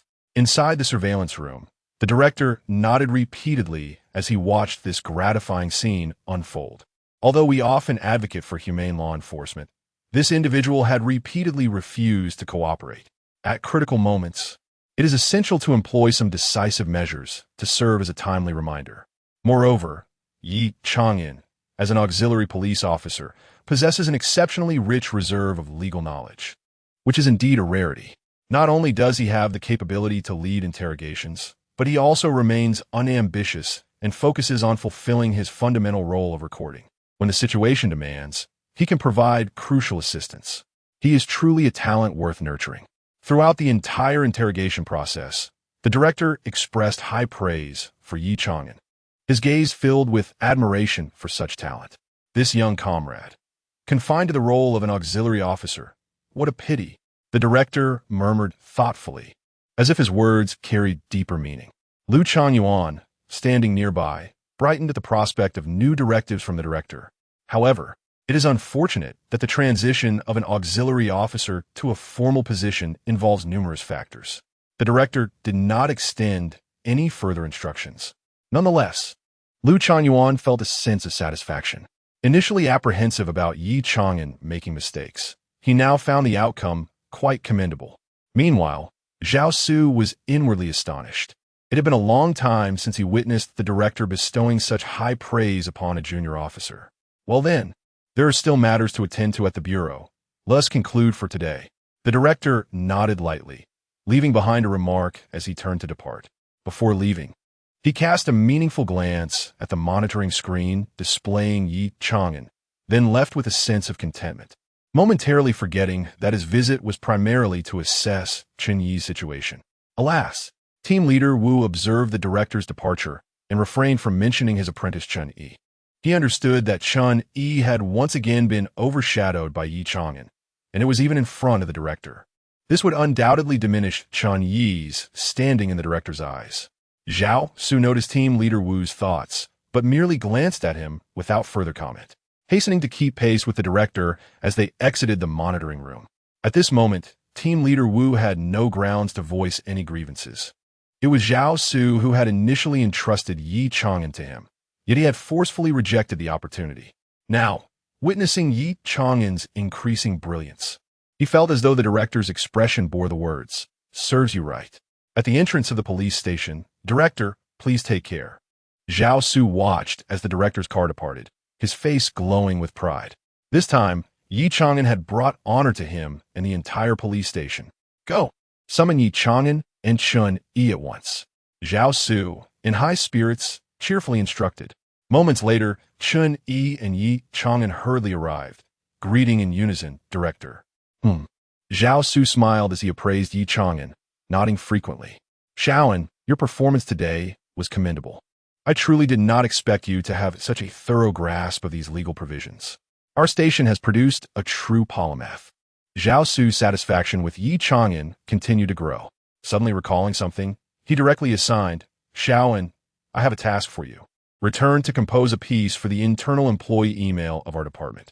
As for the content, it should recount your experiences with the nuances of regulatory texts." "Huh, Director, Ye Chang'an paused, momentarily contemplating resistance. However, Zhao, the director, offered him no opportunity to protest and decisively settled the matter. Once the assignment was given, Zhao prepared to leave, only to realize he had overlooked Chen Yi's presence nearby. Chen Yi, Zhao hesitated, struggling to find the right words, before finally managing to say, "You did well too." Clearly, Zhao's enthusiasm had been dampened by Ye Chang'an's outstanding performance, leaving little room for praise for Chen Yi. "Director, I will strive to improve further," Chen Yi replied, his heart sinking, forcing a smile in response. Once everyone had dispersed, Ye Chang'an turned to find Ye Chang'an gazing intently at him, an expression reminiscent of a reckoning after the harvest. He could only scratch the back of his head, wearing a foolish grin. "You, how much more have you kept from me?" Ye Chang'an inquired, brow furrowed and face questioning. "I truly don't know." Ye Chang'an replied awkwardly. He was being honest, genuinely unaware of any hidden talents he possessed.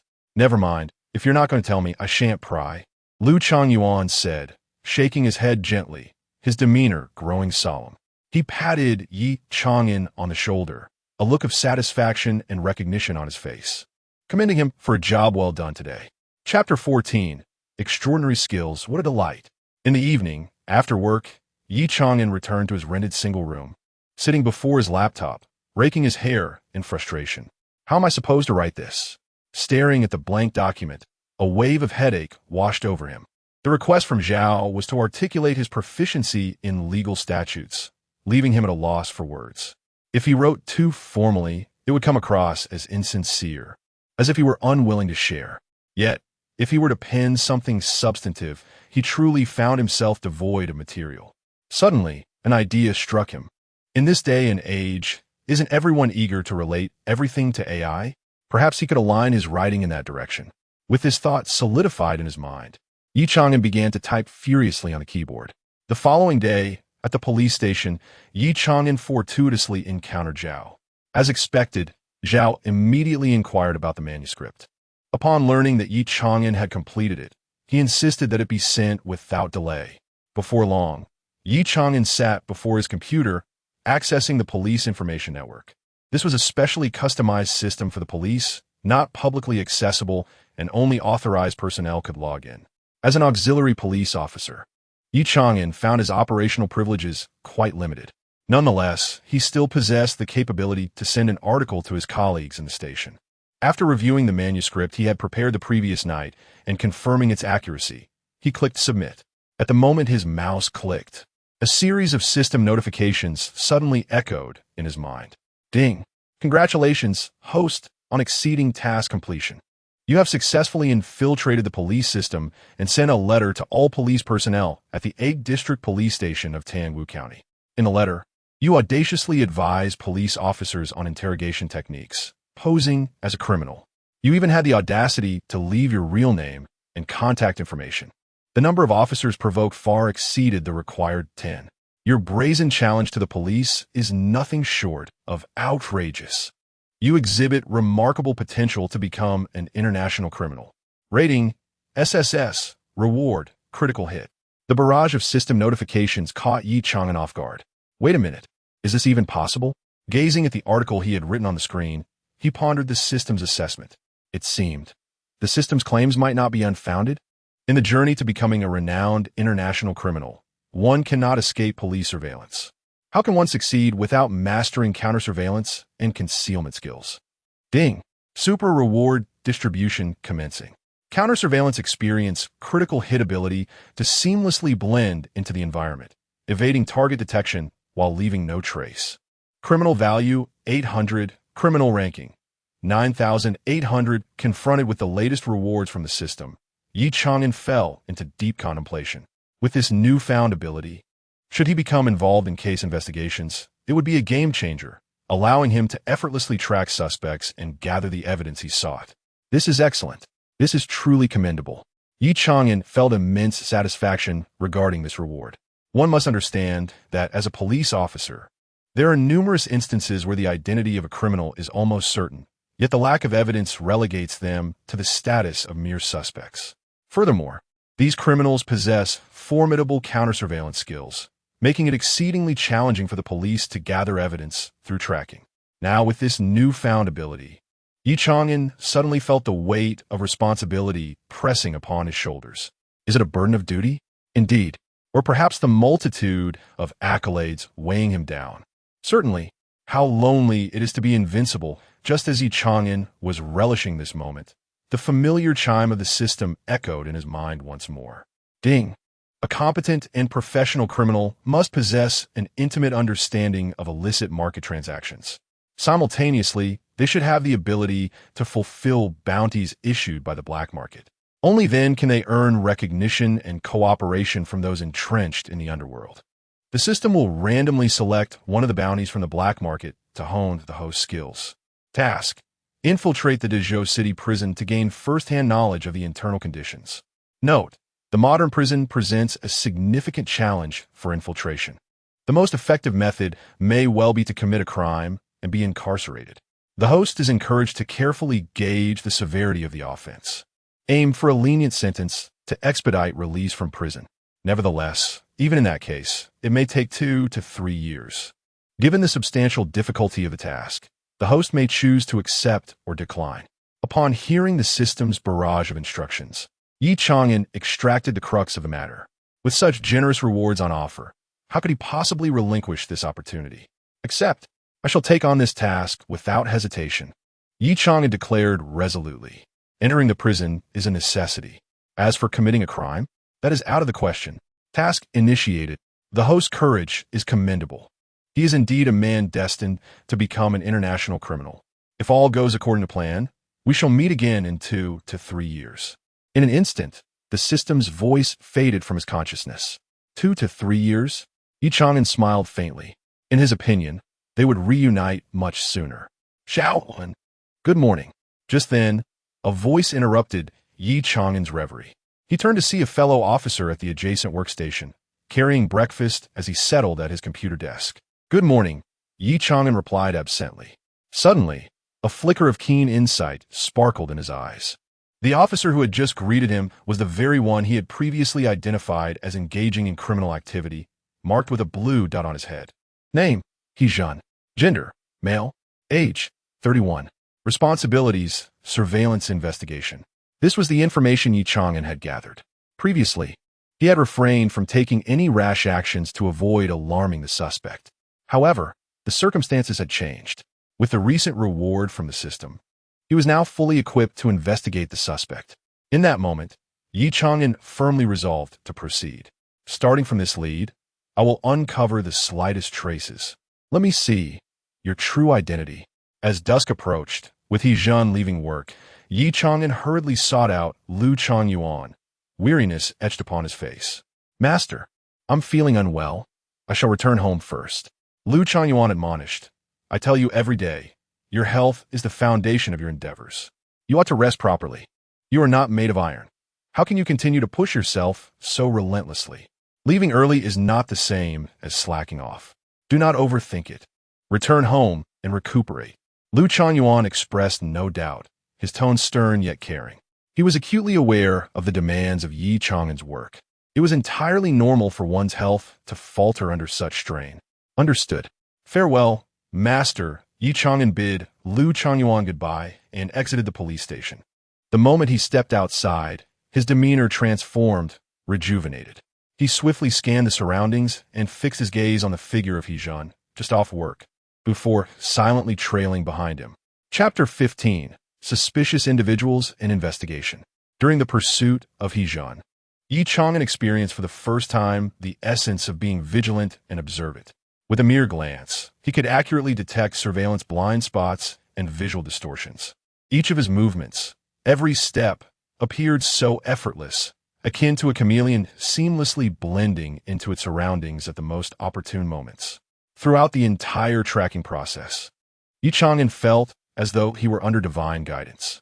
Despite Ye Chang'an's experience in reconnaissance, he remained completely oblivious to Ye Chang'an's presence until he reached his destination, Ye Park. It was here that Ye Chang'an chose to linger. The atmosphere within the park was steeped in the spirit of chess. Ye Chang'an surveyed his surroundings and paused among a group of players engaged in a match. With arms crossed, he quietly watched. The people nearby noticed Ye Chang'an's arrival and greeted him warmly, indicating a sense of familiarity among them. Tigerhead, Ye Chang'an, you've arrived. Your winning streak is about to be broken. Amidst the crowd, some spectators were gleefully anticipating the unfolding drama. At that moment, the man seated to the left, with a bushy beard and commanding the red pieces, suddenly bristled with indignation. Rolling up his sleeves, he placed one foot on the stone bench and directed a challenging gaze at Ye Chang'an, declaring, Ye Chang'an, let's play a game. I refuse to believe I can't defeat you this time. All right, you go first. Don't get distracted talking to me, or you'll lose your pieces. Ye Chang'an replied with a smile, appearing quite at ease. Everything seemed harmonious and ordinary, concealing any hint of trouble. However, not far away, Ye Chang'an wore a grave expression. Just moments ago, he had caught sight of the man referred to as Tigerhead. The circle atop his head radiated a purplish glow, This individual was clearly entangled in numerous criminal cases. Ye Chang'an felt a surge of astonishment. Although he was still uncertain of the specific implications of the purple hue, he understood that, according to escalating hierarchies, this could not represent an ordinary criminal. He never anticipated that his first attempt at tracking Ye Chang'an would yield such significant findings. Before long, the man playing chess against Tiger Head shook his head and chose to concede, relinquishing his position for Ye Chang'an. Upon taking a seat, Ye Chang'an made several impressive moves, eliciting cheers from the onlookers. In contrast, Tiger Head appeared sullen, pondering his next move with caution. "Think carefully about your next step," Ye Chang'an advised earnestly. As he spoke, he reached into his pocket and distributed cigarettes. The contemplative Tiger Head accepted the cigarette but had no intention of lighting it at that moment. Meanwhile, Ye Chang'an, ever observant, noted a peculiar behavior in Tiger Head. He did not place the cigarette on the table, nor did he put it in his mouth or tuck it behind his ear. Instead, it was quite out of the ordinary. He retrieved his cigarette case and carefully placed the cigarette within. Something felt amiss. Ye Chang'an narrowed his eyes. Deep in thought, he vaguely suspected that the cigarette might be compromised. However, he refrained from taking any immediate action, opting instead to continue observing from the shadows. Time slowly passed. The evening grew darker, and the crowd gathered around the chess game began to disperse. Watching Ye Chang'an and Tiger Head depart in opposite directions, Ye Chang'an did not hesitate and followed Tiger Head without delay. After all, Ye Chang'an was a police officer, and his residence was already known. In contrast, Tiger Head appeared to be a drifter, and coupled with the peculiar purple circle atop his head, his dwelling was likely to be more concealed. After approximately 20 minutes of trailing, Ye Chang'an began to feel a sense of unease as the surroundings grew increasingly desolate. Nevertheless, the abilities bestowed upon him by the system exceeded his expectations. In such a remote area, devoid of other pedestrians, even the slightest disturbance could arouse suspicion. Moreover, he was tracking a living individual. Yet, despite Ye Chang'an's diligent pursuit, Tiger Head remained completely oblivious. For a fleeting moment, Ye Chang'an felt as though he were a specter, unseen and unheard. Before long, the winding path led Tiger Head back to his dwelling, located at the foot of the mountain, where a simple wooden cabin stood. Surrounding the cabin were several fish ponds. A fish vendor, perhaps? Ye Chang'an's eyes glimmered with realization. Having confirmed Tiger Head's residence, he chose not to delve any further. After firmly committing the location to memory, he quietly departed. In the following days, Ye Chang'an tracked Ye Chang'an daily. Without acquiring any additional valuable information, he continued to remain in the shadows. A week later, on a workday, his colleagues appeared to be in significantly better spirits. The reason was simple. It was payday. Agricultural bank credited 700 yuan. Upon glancing at the message on his phone, a radiant smile spread across Ye Chang'an's face. At last, his wallet felt somewhat more substantial. Of this sum, 10,000 yuan was a reward for his third-class merit, while the remaining 700 represented his salary as an auxiliary police officer. Earning 500 yuan a month, having worked 14 days last month, he naturally received only this amount. However, as soon as the 700 yuan arrived, Ye Chang'an divided it into several portions. As a once-abandoned infant, the orphanage had provided him with food, clothing, and shelter, nurturing him to adulthood. Therefore, he resolved to save 2/10 of his salary to donate to the orphanage in the future. Furthermore, several years ago, Wang Long had sacrificed his life to save him, leaving his family bereft of their pillar of support. Ye Chang'an also set aside 2/10 of his salary for this cause each month. This month, he managed to save a bit more, thanks to the bonus. Without the merit, the meager savings from his base salary would have been insignificant. In that moment, his longing for accomplishments intensified. Not only did he aspire to secure a permanent position, but he also yearned to become a true police officer.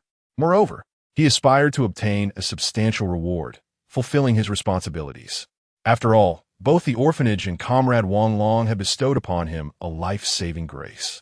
During the midday break, Ye Chang'an ventured to a nearby tobacco and liquor shop. A pack of soft Baisha cigarettes and a bottle of Fingio, he requested promptly upon entering the store. These items were meant as a token of respect for Lu Chongyuan.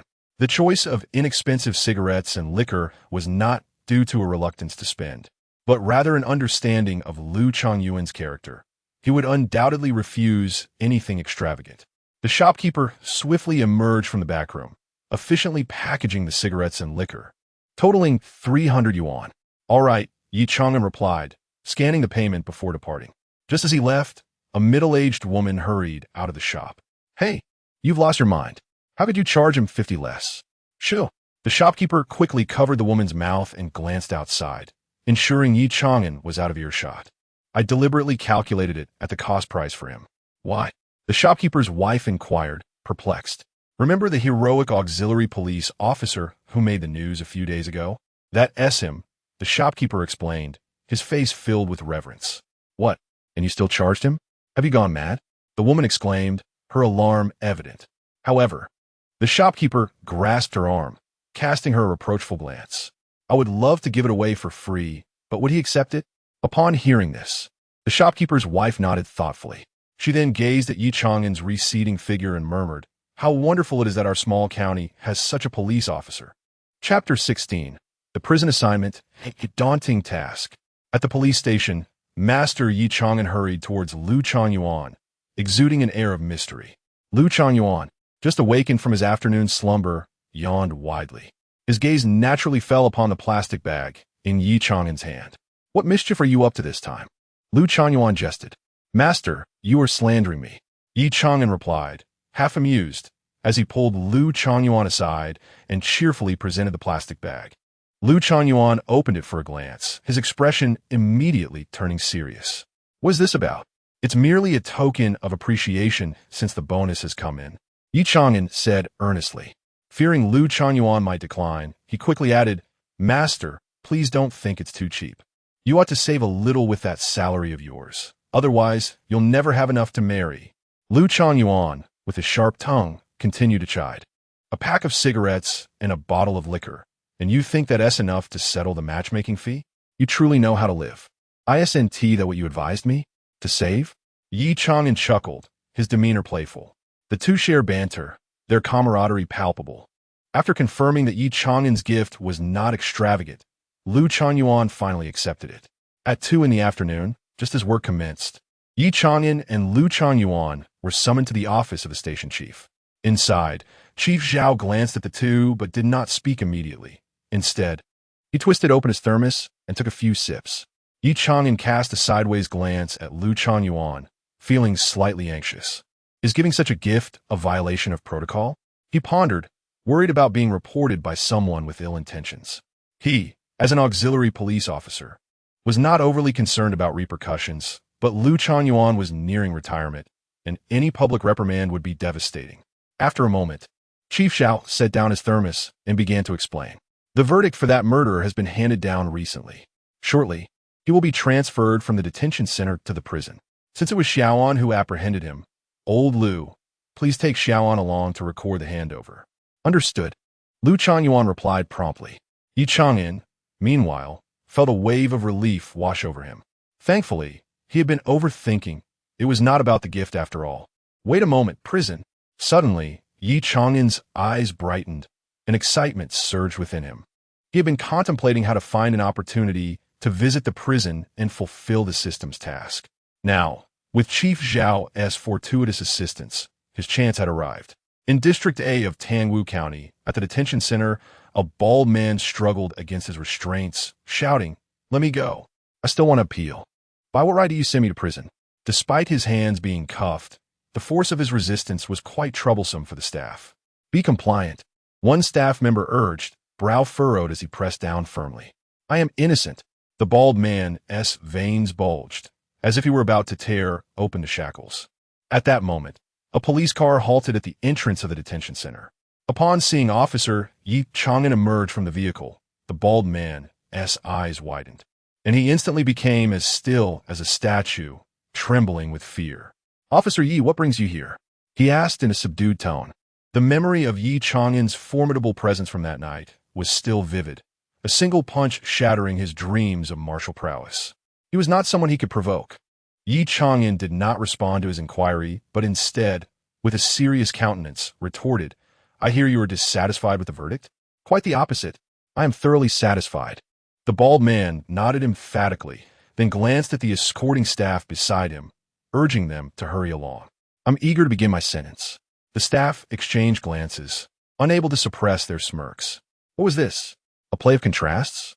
At that moment, Ye Chang'an descended from the vehicle, carrying documents. After presenting his credentials, he explained, Director, Zhao sent us to follow up on this matter. No problem. Please, get in, the staff member, already informed, replied courteously. Huh. The bald man's eyes widened in disbelief upon learning that Ye Chang'an would personally escort him to prison. The weight of despair crashed down upon him. He had no desire to see Chang'an, even for a moment. The psychological trauma was too great. Throughout the journey, the detention center personnel incessantly chatted with Ye Chang'an, expressing admiration and curiosity about his skills. Comrade Yi, I watched the footage from that night. You took him down in an instant. That was incredible. Indeed. You must have trained at Shaolin Temple? No, I just experimented on my own, Ye Chang'an replied, feeling somewhat bashful from the praise. Meanwhile, the bald man sat beside them, his face a portrait of gloom. Upon arriving at the Dazhou City Prison, the vehicle smoothly passed through security checks. Ye Chang'an lowered the window, surveying the prison environment. He was uncertain about the extent of knowledge the system required regarding the prison's internal conditions, so he endeavored to absorb as much information as possible. Approximately an hour later, the transfer of inmates was completed. As they prepared to leave, the task completion prompt still hadn't sounded in his mind, leaving Ye Chang'an feeling anxious. Typically, the matters handled at the station were trivial. The more serious cases merely involved the detention center. Opportunities to visit a prison were rare, and if he missed this chance, it could be a long wait for another. Shaolin, the task is done. We're ready to head back to the station, Ye Chang'an stated after reviewing the documents. Ye Chang'an's mind raced with thoughts, yet no solution emerged. Just as he was about to concede defeat, a voice suddenly resonated from behind him. You must be Ye Chang'an? Ye Chang'an was taken aback and instinctively turned to look. A middle-aged man in an administrative jacket regarded him with keen interest. May I ask who you are? Confronted by this entirely unfamiliar man, Ye Chang'an spoke with a hint of perplexity.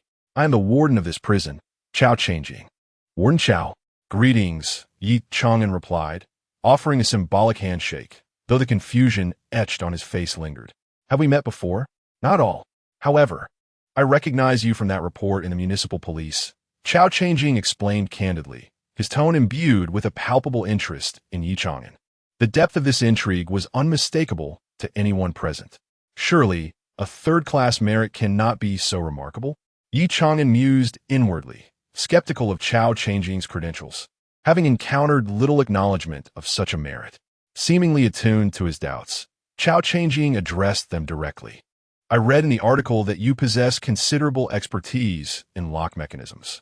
Many seasoned craftsmen in this field do not match your skill level. I would like to extend an invitation for you to tour the prison and assist in identifying areas for improvement. Chapter 17. The Favor of Director Chao. A person of importance. Locks. It suddenly dawned on Ye Chang'an. All this time, the attention was directed towards his particular craft. Naturally, he felt quite pleased with Director Chao's invitation. He had been lamenting the lack of opportunities to gain insights into the inner workings of the prison to fulfill his mission. Nevertheless, he did not rush to respond. Instead, he cast an inquiring glance at Ye Chang'an. Since Director Chao has personally extended the invitation, it would only be fitting for you to take a look around, Ye Chang'an remarked, noting Ye Chang'an's receptive expression. Understanding this, Ye Chang'an nodded appreciatively, his spirits uplifted. Before long, Director Chao led Ye Chang'an on a tour of the various floors of the prison. A confident smile graced his face as he tirelessly introduced the latest security locks installed within the facility. Yet, throughout the entire tour, he could not discern a hint of surprise or curiosity on Ye Chang'an's face, let alone astonishment. To Ye Chang'an, these locks appeared utterly ordinary. While he had suggested that Ye Chang'an assist in identifying areas for improvement, he secretly hoped for some positive feedback. However, the situation proved disheartening, prompting Director Chao to forego the tour and escort Ye Chang'an directly to his office. Once the door was closed, he could not contain his curiosity, What do you think? Upon hearing this, Ye Chang'an's expression revealed a hint of hesitation. His reluctance to speak only heightened Director Chow's anxiety. Don't hesitate. Please share your honest thoughts, Director Chow urged. His gaze fixed intently on Ye Chang'an, a blend of anticipation and tension evident in his demeanor. Quite mediocre, Ye Chang'an replied candidly after a moment of contemplation. Director Chow's mouth fell slightly agape, yet he found himself at a loss for words. Young man, surely you jest? He retorted, his expression growing serious, his tone considerably subdued. Director Chow, under normal circumstances, I would certainly offer a more favorable assessment. However, this is a prison security system. I cannot afford to utter a single insincere compliment. Ye Chang'an replied straightforwardly. Upon hearing these words, Director Chow scrutinized Ye Chang'an anew, a glimmer of appreciation flickering in his eyes. Nevertheless, despite Ye Chang'an's earnestness, he remained somewhat unconvinced. After all, the security equipment within the prison had undergone substantial investment and redesign. Are you certain? Director Chow pressed, his expression grave. In response, Ye Chang'an remained silent. He understood that further discourse would be futile in this situation. As he surveyed the room, he noticed a set of uninstalled locks on a nearby shelf, evidently samples delivered to Director Chow prior to procurement. Rising, he took the set of locks and placed them on the desk. Then, he extracted a ballpoint pen from the holder, removing its ink cartridge. What does this fellow intend to do? Director Chow watched Ye Chang'an intently, utterly perplexed. Yet in the next moment, his entire expression became momentarily frozen. Ye Chang'an inserted the ink cartridge of the ballpoint pen into the keyhole and casually stirred it a few times. The newly procured security lock was effortlessly opened. Ye Chang'an handed the lock to Director Chow, uttering no further words. At this moment, silence spoke volumes. Damn it! Director Chow gritted his teeth and muttered under his breath. At this juncture, he was all too aware of the circumstances. The funds allocated for the prison security equipment renovation project had undoubtedly been siphoned off at multiple levels. However, he swiftly composed himself, setting the matter aside for the moment, and turned his attention back to Ye Chang'an, inquiring, "Could you elaborate on the deficiencies in the locks across several floors of the prison?" Of course, Ye Chang'an replied without hesitation. He then commenced his explanation, starting from the locks at the entrance of the first floor. An hour later, Ye Chang'an exited the prison. Liu Changyuan was driving, and they were heading back to the station together. Everything went smoothly on your end with Director Chow, right? Liu Changyuan asked with concern as he drove. No issues. All went well, Ye Chang'an responded without a second thought. Hearing this, Liu Changyuan felt reassured. At that moment, Ye Chang'an felt a twitch in his eyelid, and finally, the voice he had been both eager and anxious to hear resonated in his mind. Ding! Congratulations, host, on exceeding the task requirements. You successfully infiltrated the Dezhou City prison without resorting to crime. You have gained a comprehensive understanding of the prison structure and security setup. Moreover, you managed to withdraw unscathed despite the warden's heightened scrutiny. Your psychological resilience is that of an invincible criminal. Rating: SSS. You have received a critical reward. Upon hearing the system's evaluation, Ye Chang'an let out a silent sigh of relief. This task would not have been so easily accomplished had it not been for Director Chow's unexpected appearance midway. To sustain a life of crime, understanding how to refine criminal details is an essential component. Ding! Super rewards are now being issued. Proficient in case files critical hit mastery of all criminal details. Criminal value 600. Criminal leaderboard 9,700 in an instant. A surge of overwhelming and unfamiliar memories flooded into Ye Chang'an's mind like a tide, assimilating within an incredibly brief span of time. All crimes, from his current perspective, appeared riddled with flaws. At this moment, Ye Chang'an felt a profound sense that, should he wish, he could evade all traces of criminal activity and achieve a legendary feat in the realm of crime. Perfect crime. Of course, his ambitions did not permit him to act upon such impulses. With this newfound ability, coupled with the ability to perceive others' criminal values, solving cases would become significantly simpler. Ye Chang'an pondered this, feeling a sense of anticipation. Previously, while tailing He Zhen and Lao Hutu, he had sensed something amiss. Yet his scant experience in case handling had left him unable to make an accurate judgment. Now, however, the situation was entirely different. Ding! A new task has been issued.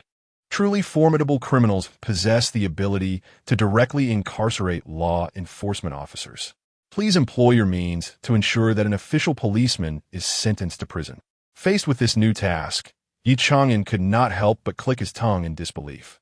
Completing this mission, based on past experiences, would prove to be extraordinarily challenging. However, he was fortunate that he had already formulated a general objective in his mind. In Tangwu County, at the Ye District Police Station, Ye Chang'an and Ye Chang'an had just returned when they overheard a colleague mention that Director Zhao wanted Ye Chang'an to report to the office immediately upon his return. Ye Chang'an dared not delay. He instructed Ye Chang'an to handle the handover paperwork while he hastened to the director's office. Knock, knock. Come in. Upon hearing the response, Ye Chang'an pushed the door open. He found the director in a furious state and cautiously spoke. Director Zhao, you summoned me? Old Liu, listen carefully. From now on, Ye Chang'an is prohibited from participating in the transportation of criminals to prison. Director Zhao has bombarded my phone with calls. Zhao's anger was palpable, and his expression conveyed an unwavering command. This left Ye Chang'an visibly tense, a flicker of irritation crossing his face. Just moments ago, he had inquired with Ye Chang'an, who assured him that everything had proceeded smoothly with Director Zhao. Why, upon returning to the station, was he suddenly facing accusations from Zhao? Nevertheless, Ye Chang'an had no time for resentment. Filled with concern, he quickly pressed, Director Zhao, has Zhao done something wrong? I brought him along, and we followed all the protocols. Huh? Zhao, upon hearing this, softened slightly and offered an awkward smile. He hasn't done anything wrong. Not done anything wrong? Ye Chang'an furrowed his brow, even more perplexed. Then, why did Director Zhao call? To request him. Zhao shook his head, a wry smile on his face. He wants the station to release Zhao and from his role as an auxiliary policeman. He wishes for Zhao and to sit for the examination for the city prison security team. Chapter 18. The formation of the Special Task Force. I concocted a dozen reasons to evade responsibility.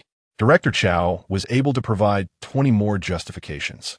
Ye Chang'an's mouth twitched violently, and he couldn't help but shake his head, murmuring to himself in disbelief. A warden from a municipal prison, a director from the county police station, quarreling over a mere auxiliary officer? What kind of absurdity is this? You must persuade Zhao thoroughly. He absolutely cannot take the exam for the municipal prison. Our police force needs talents like him. Zhao solemnly gazed at Ye Chang'an and urged him. This was not solely because Ye Chang'an had achieved remarkable accomplishments shortly after his appointment, but also due to the fact that he noticed the chief had a particular admiration for Ye Chang'an. He believed the chief's judgment would surely be infallible. Retaining Ye Chang'an. Perhaps the entire station would benefit from his presence in the future. All right, I will do my best, Ye Chang'an remarked, torn between laughter and tears. The treatment afforded to an auxiliary officer was indeed eye-opening. Were it not for the fact that Ye Chang'an was an orphan, he would have been 100% certain that Ye Chang'an was concealing a significant background that had caught the attention of Directors Zhao and Zhao. Upon leaving the director's office, Ye Chang'an hurriedly approached with concern, asking, Master, are you all right? Ye Chang'an did not respond to the inquiry, but instead scrutinized Ye Chang'an from head to toe, curiously retorting, What exactly did you discuss with Director Zhao? Me? Ye Chang'an blinked, recalling the conversation and replying nonchalantly, He just asked me to mention the deficiencies in the prison security locks. I spoke frankly about it. Then he kept asking me whether I thought working in the prison was good. He even inquired if I had considered special recruitment positions. In short, after I discussed the locks, he never brought it up again. Listening to Ye Chang'an's recounting, Ye Chang'an nodded in realization.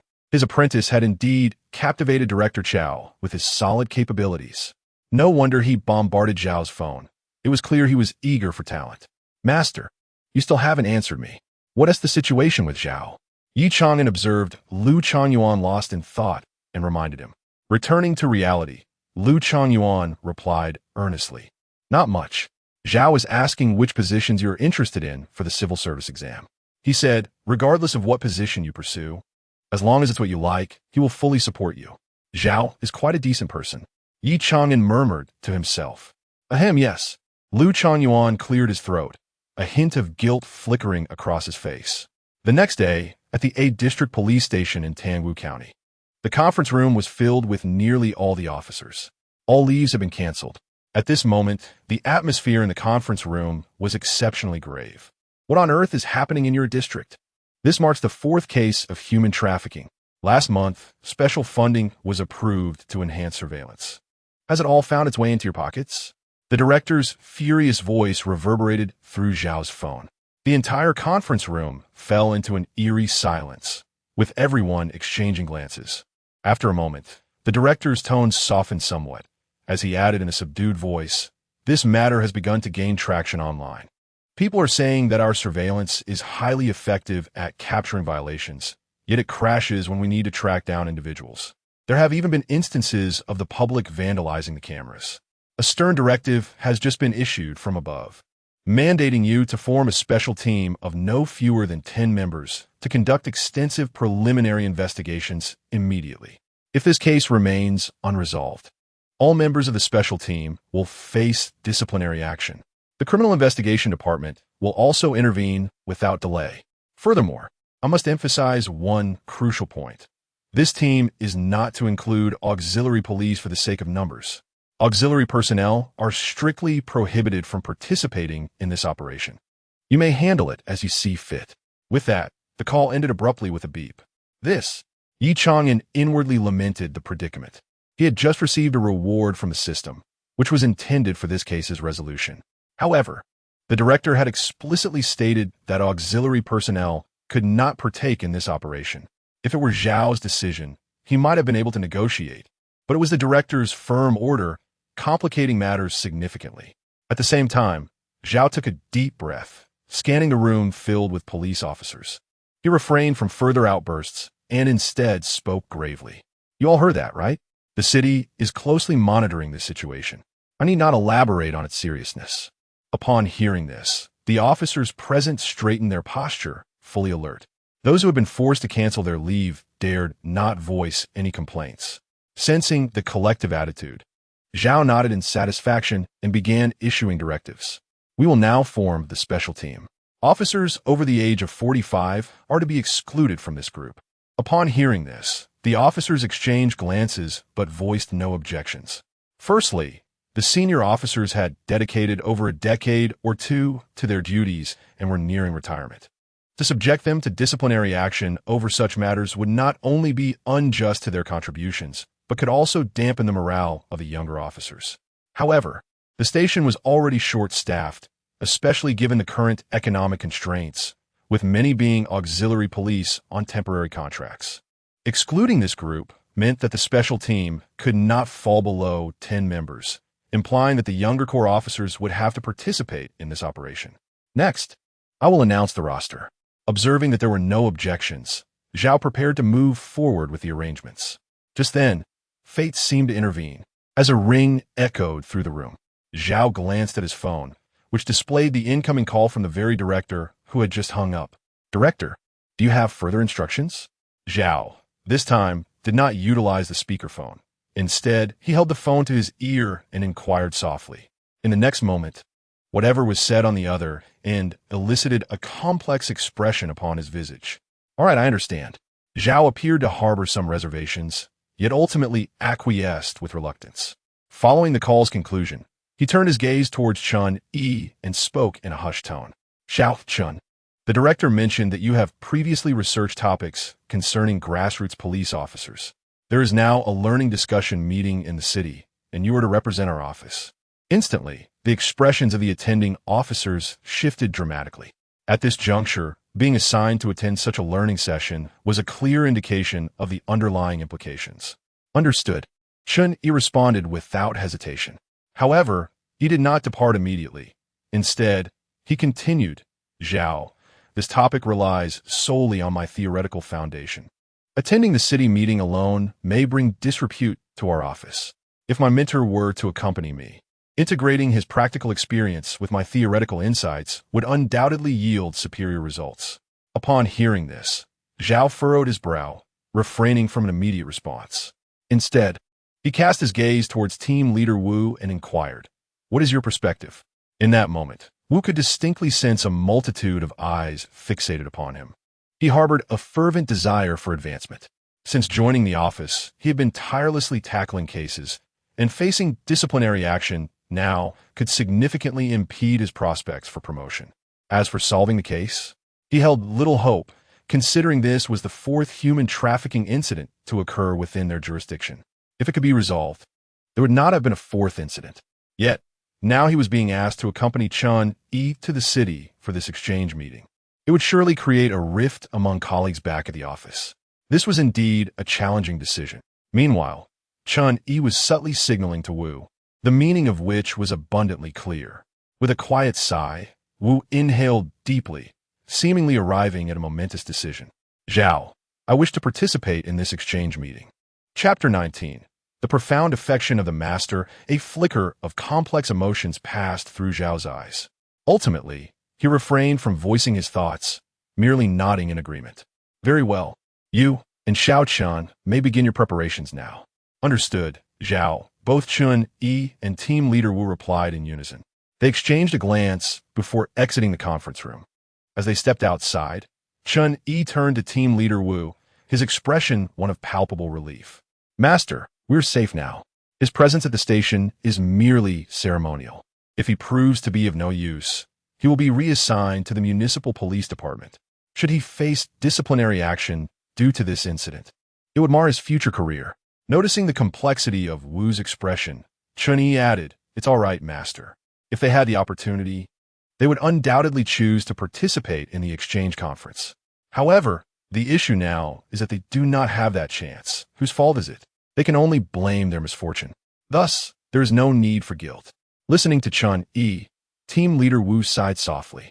His apprentice, after all, came from notable background. A closer connection could prove beneficial. He couldn't help but glance back at the conference room, hoping that today's decision would prove to be the right one. Inside the conference room, following the departure of Chun Yi and team leader Wu, the atmosphere had grown noticeably somber. Discontent simmered in the hearts of many. Zhao was acutely aware of this, yet felt powerless to change the situation. "All right, I shall continue compiling the list. Wang Chenwu, Luo Xiaofan, Luo." He recited a series of names in one breath. All formally appointed officers aged between 20 and 35 were being included in this special operation. Those whose names were not called were dismissed to resume their regular duties. As he concluded, several senior officers and auxiliary police rose from their seats and made their way toward the exit. "Zhao, I have something to say." Suddenly, a voice broke the silence, drawing the attention of everyone present. Ye Chang'an, wearing a serious expression, looked directly at Zhao and declared, "I apply to participate in this operation." At this statement, the room fell into astonished silence. This was a task they had all sought to avoid. Now, Ye Chang'an, who had thus far managed to remain uninvolved without attracting criticism, was voluntarily stepping forward. In that moment, the gaze of the others turned towards Ye Chang'an with a newfound respect. "What?" Zhao felt a wave of disbelief wash over him. Ye Chang'an was on the brink of retirement. Any disciplinary action at this juncture could adversely affect his retirement benefits. "Old Liu, during this period, you should focus on administrative duties. I need you to supervise those auxiliary officers. Only then can I feel at ease," Zhao said, waving his hand in a courteous refusal. However, Ye Chang'an appeared undeterred, maintaining his obstinate stance. "I apply to participate in this operation." Zhao hesitated, caught between his words and the headache that was beginning to form. He quietly approached Ye Chang'an and whispered in his ear, "Why must you go through this?" Ye Chang'an, resolute, repeated firmly, "I am applying." All right. Zhao interrupted Ye Chang'an with a resigned nod. "I agree." "Received." Ye Chang'an saluted, then turned to Zhao with imploring eyes, adding, "I wish to bring comrade Ye Chang'an along for this operation. He is not part of the special team, merely learning from me." His words caused Ye Chang'an's heart to tremble, and he looked at Ye Chang'an in shock, his throat constricting with emotion. Ye Chang'an was on the verge of retirement, an outcome coveted by countless personnel. Yet, he was willing to risk disciplinary action before retirement to secure Ye Chang'an a chance to prove himself. It was a genuine desire to assist Ye Chang'an in attaining permanent status. After all, as a soon-to-retire veteran officer, Liu Changyuan understood better than anyone present that the likelihood of solving this case was exceedingly slim. Nevertheless, he resolved to create this opportunity for Ye Chang'an, ensuring that even if the case faltered, no repercussions would fall upon Ye Chang'an, safeguarding his future prospects. Such profound affection from a mentor. Sighing, Zhao finally comprehended Liu Changyuan's persistent dedication. Moreover, Liu Changyuan had deliberately devised a means that would neither place Zhao in a difficult position nor exclude Ye Chang'an from the case. His efforts were truly commendable. At that moment, Zhao did not directly respond to Liu Changyuan's request. Instead, he patted Ye Chang'an on the shoulder, imparting with significance. Do not let your mentor's heartfelt intentions go to waste. Yes, Ye Chang'an replied with a deep, resonant voice, his commitment utterly sincere. The other personnel gazed at Ye Chang'an with envy. Having Liu Changyuan as a mentor made even the most arduous days as an auxiliary police officer worthwhile. Before long, everyone exited the conference room, each assigned their respective responsibilities.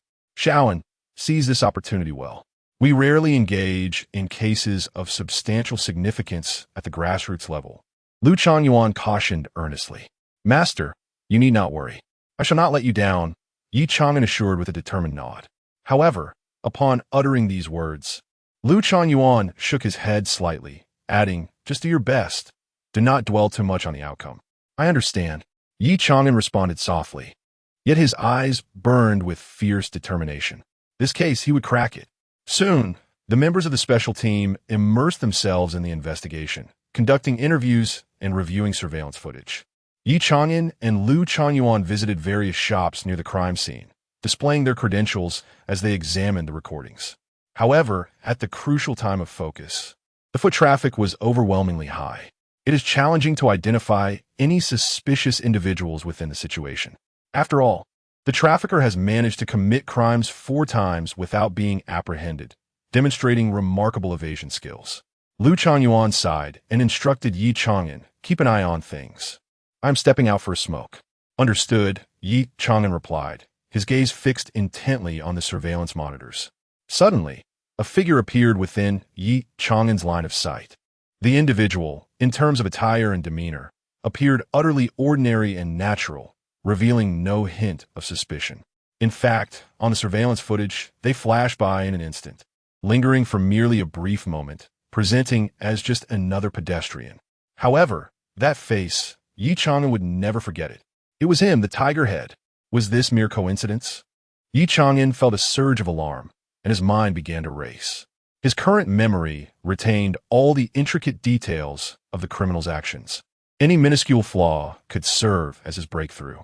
Have you discovered anything? Liu Changyuan inquired upon his return from smoking. Ye Chang'an did not respond, merely shaking his head. It was not that he was reluctant to elaborate. Rather, his suspicions regarding the tiger head were rooted in his surveillance of Officer Ye Chang'an. At this moment, he found himself unable to articulate his thoughts, needing instead to seek further logical clues. Don't lose heart. Let's proceed to the next location, Liu Changyuan reassured him, leading Ye Chang'an away. An hour passed once more. This time, within the surveillance of another shop's corridor, Ye Chang'an once again spotted the tiger head. Observing the footage, he noted that the tiger head had entered a fish fry store. It was as if his mind had been ignited, launching into a frenzied analysis. He immediately discerned something amiss. Indeed, this individual was shrouded in mystery. Chapter 20. The puzzle pieces come together. It was him. The moment Tiger Head walked into the fish fry shop, a multitude of doubts surged in Ye Chang'an's mind. Memories flooded back to that day, the first time he had tracked Tiger Head. He had discovered Tiger Head's residence by the fish pond at the foot of the mountain. Viewed in isolation, Tiger Head's visit to the fish fry shop seemed entirely reasonable, devoid of any suspicion. However, for Ye Chang'an, who possessed intimate knowledge of all the criminal intricacies, there lay a flaw. On that day when I followed him, I found no heating apparatus at his fish pond. Yet, the fish fry shop he frequented specialized in wholesale tropical fish, particularly tilapia. Ye Chang'an pondered this incongruity. Moreover, considering that his colleague He Zhen was responsible for surveillance duties, he had ample reason to harbor suspicions. The dealings between Ye Chang'an and Tiger Head likely pertain to the distribution of surveillance in Area A of Tangwu County. Nevertheless, such thoughts remained mere conjectures. Ye Chang'an required more substantial evidence.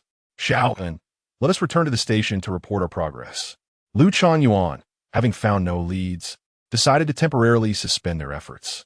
Conducting an exhaustive search across the entirety of area was akin to searching for a needle in a haystack. This endeavor clearly could not be approached with reckless abandon. A timely return to the station to consult with other colleagues might yield more fruitful discoveries. Understood, Ye Chang'an replied, shutting off the shop surveillance footage. On the way back, he tactfully raised a pertinent question. Master, should we not investigate the more remote areas nearby, such as brick factories, power stations, lumber yards, and fish ponds, in connection with the abduction incidents? Indeed, Lu Chuanyuan nodded appreciatively. The fact that Ye Chang'an could think along these lines demonstrated his dedication to the investigation. His efforts to guide Ye Chang'an into the fray were not in vain. Our return to the station is precisely to conduct such inquiries. However, we must emphasize the importance of evidence. Conducting searches based solely on intuition could provoke unnecessary negative repercussions. Lu Chuanyuan then added thoughtfully, understood, Master. At the Tangwu County, a district police station, the special task force was in a frenzy. How peculiar, truly strange. That criminal seems to possess a sixth sense, effortlessly evading all surveillance zones. Even our newly installed cameras yielded not a single lead. The officers exchanged whispers, each feeling increasingly lost. Upon returning to the station, Ye Chang'an, overhearing his colleagues' discussions, stood deep in thought. Their words only solidified his convictions. The abduction incidents were undoubtedly connected to his colleague, Ye Chang'an.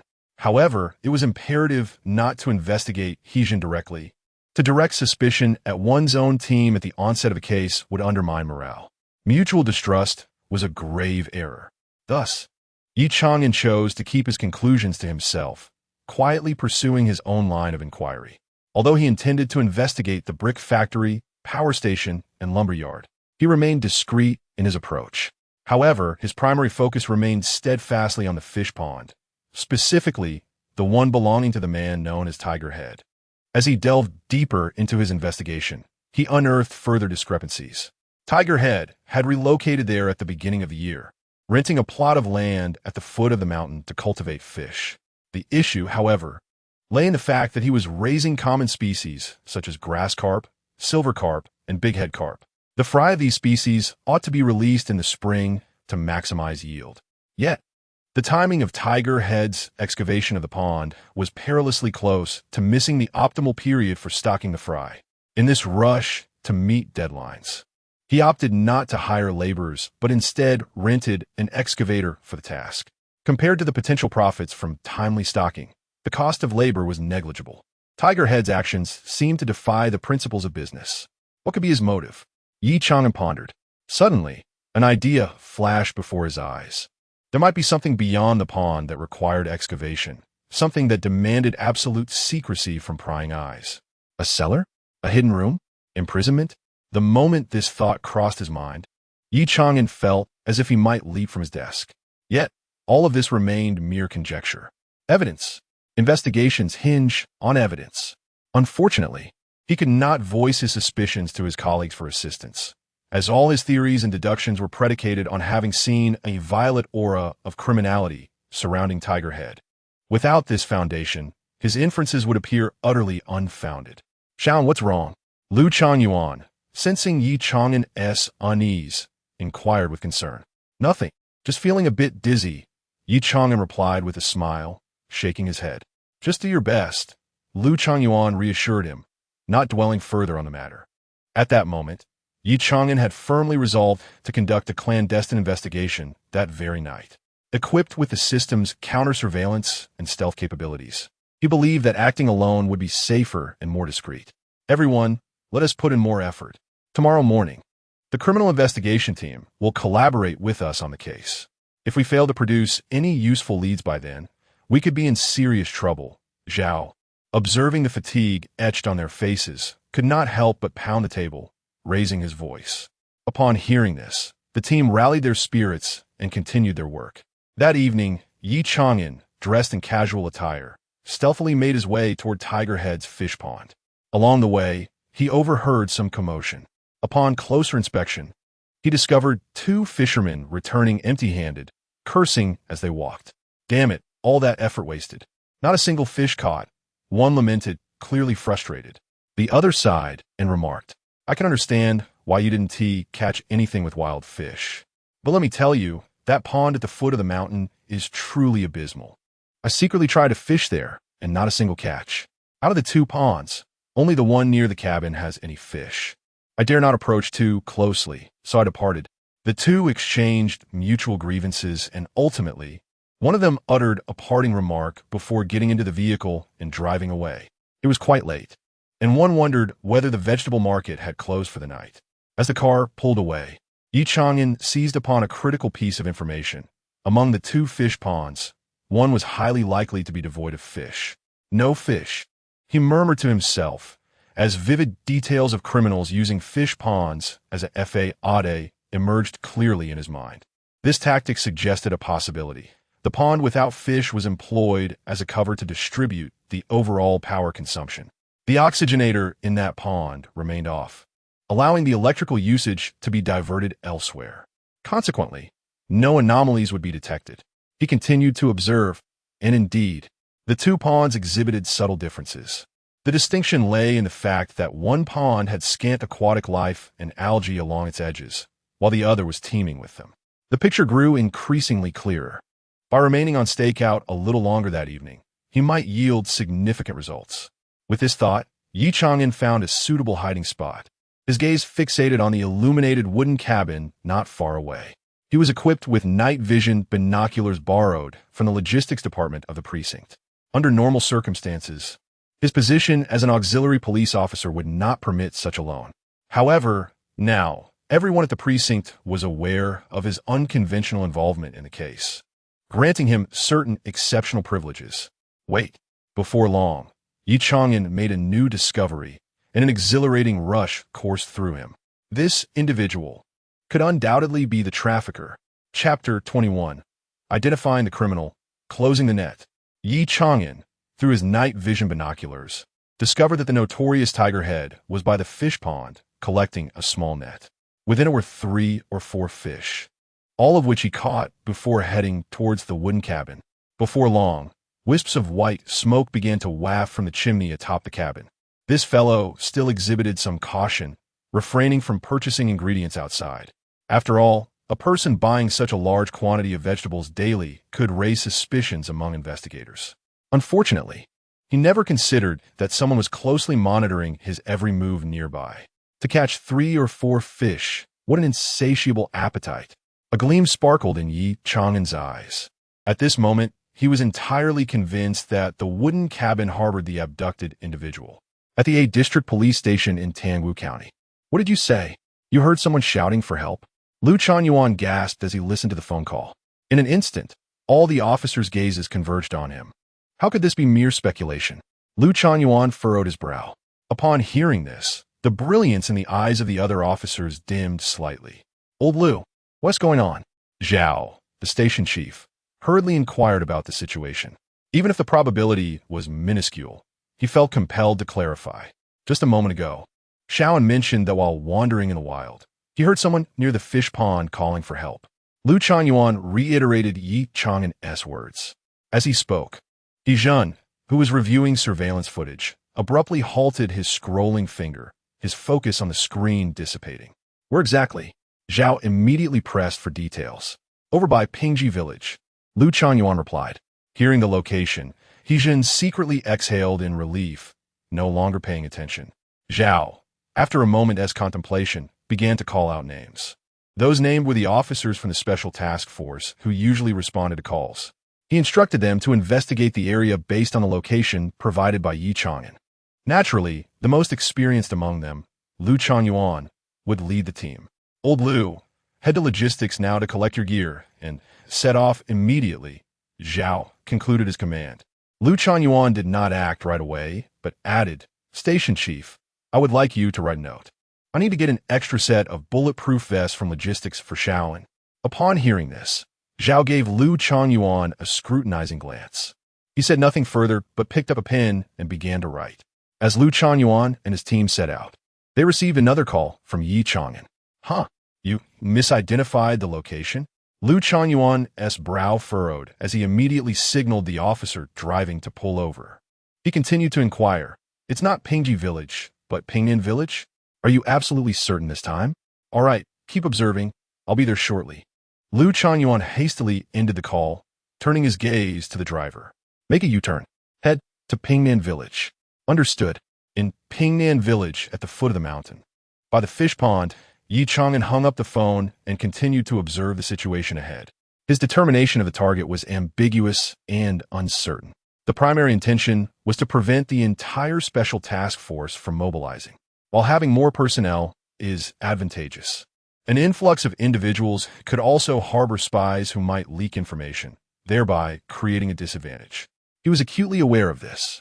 By intentionally keeping his statements vague, he ensured that when Zhao's team moved out, the officers responsible for the rear guard in the task force would not participate, effectively excluding He Zhan from this operation. As for the deliberate misreporting of the location, the rationale was simple: to lower He Zhan's guard.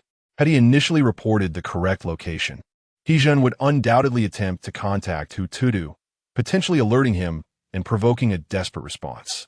Why not simply detain the suspect first and then explain? It was not out of concern for protocol. Rather, auxiliary officers lacked independent investigative authority. More importantly, although he was indeed a martial arts master, he could not guarantee that such a criminal of a purple-level threat would not possess real firearms. The strength of martial arts lies within a 10-meter radius. Beyond that, a gun is swift and precise. An hour later, the support team arrived at the designated location. Everyone moved quietly, and the noise from the fish pond's oxygenation machine masked their approach, allowing Hu Tudu to remain oblivious. Nevertheless, upon reaching the scene, the officers communicated their next steps using hand signals. Soon, under Lu Changyuan's command, the operation officially commenced. Although they were not a paramilitary unit, the officers were seasoned and coordinated seamlessly as they approached the wooden cabin. Team members crouched on either side of the wooden door, all eyes fixed on Lu Changyuan. With a decisive gesture from Lu, a loud crash echoed as the wooden door was breached. Several officers swiftly entered, ready for action. "What are you doing?" Hu Tudu shouted angrily, leaping from his bed. "Police, don't move!" The officers barked. As they advanced to subdue him, Hu Tudu, realizing his cover was blown, hurled the water jug beside his bed at the officers. He then rolled off the bed and retrieved a homemade firearm from a hidden compartment beneath it. "Careful, he has a gun," one officer shouted. Ye Chang'an, who had anticipated the possibility of Hu Tudu possessing a real weapon, seized the moment. He threw a handful of lime powder into Hu Tudu's face, momentarily blinding him and causing him to blink frantically, his vision disrupted. Before Hu could react, Ye Chang'an, in concert with the other officers, disarmed him and restrained him against the wall. "Look closely at this identification," Lu Changyuan said, stepping forward to present his badge. "Officer, it's a misunderstanding. A misunderstanding." Hu Tudu pleaded, his eyes red as he desperately explained, "I thought someone was impersonating police to rob me." "The firearm was concealed for the purpose of a great bird," Tiger Head incessantly explained. Although his words bore sincerity, the police showed him no regard. Regardless of whether he was a trafficker or not, the mere possession of a weapon rendered his release impossible. "You two, keep a close watch on him. The rest of you, search the premises inside and out." "Understood." The crowd responded in unison, promptly springing into action. Anticipating that Tiger Head's domain might harbor a cellar or hidden chamber, Ye Chang'an's direction was unmistakable: to tap the floorboards or seek out subtle crevices. Indeed, it took little time before Ye Chang'an made a noteworthy discovery. "Master, there's a void beneath this plank." At these words, the officers present brightened, swiftly converging towards him. Meanwhile, Tiger Head's eyes widened in alarm as he struggled fiercely. "On what grounds can you search my residence at will?" "Stop! Cease this immediately! You are breaking the law. I shall file a complaint against you." Hearing his frantic cries, Ye Chang'an turned to cast a cold glance in his direction. "Only now do you recall the law? It seems a tad too late." Chapter 22. The Director's Astonishment and the Resolution of the Case. With one succinct statement, the tiger's head was rendered speechless. His head bowed in silence. Observing his cessation of struggle, the remaining officers proceeded with their actions. After prying open the wooden planks, a series of steps came into view. Exercise caution, Ye Chang'an gestured, directing the officers. Vigilantly, they descended. Upon reaching the bottom, they discovered scattered medications. Upon closer inspection, all were tranquilizers. Delving deeper, they encountered a substantial wooden barrier, obstructing their path. A fist-sized brass lock gleamed prominently above it. Instinctively, the officers turned their gazes towards Ye Chang'an. Understanding the unspoken cue, Ye Chang'an swiftly approached and, within moments, unlocked the mechanism. With a creak, the heavy wooden door was gently pushed open, releasing a wave of foul odor. The officers grimaced, but pressed onward. Suddenly, their eyes widened, halting their advance. "There are people!" one exclaimed. "Captain, the missing individuals are indeed here." A surge of excitement rippled through the group. Ye Chang'an and his team hurried forward, their gazes fixed on 4 figures behind makeshift barriers. Among them, a child and a woman, all resembling livestock confined within. Despite the earlier commotion, these 4 showed no signs of awareness. "Quick, call for an ambulance," Ye Chang'an commanded in a low voice. Immediately, the team stowed their equipment and moved to assess the situation. Fortunately, their breathing was steady. It seemed the assailants had administered a sedative to silence their cries for help, causing them to slip into a deep slumber. A collective sigh of relief swept through the officers, their expressions transforming into ones of joy. They had finally cracked the case. Until now, they had never envisioned such a resolution, believing that only the specialized personnel of the criminal investigation team could achieve it, not them. The outcome was utterly unforeseen. In that moment, all eyes turned once more to Ye Chang'an, who received their silent acknowledgement and respect as they raised their thumbs in admiration. This auxiliary officer had repeatedly surprised them, and now he had led them to solve the case, a testament to their heartfelt recognition and esteem. Meanwhile, at the Ye District Police Station in Tangwu County, a police vehicle halted at the entrance, for which a multitude of officers disembarked. However, their appearances did not belong to the Ye District Police Station.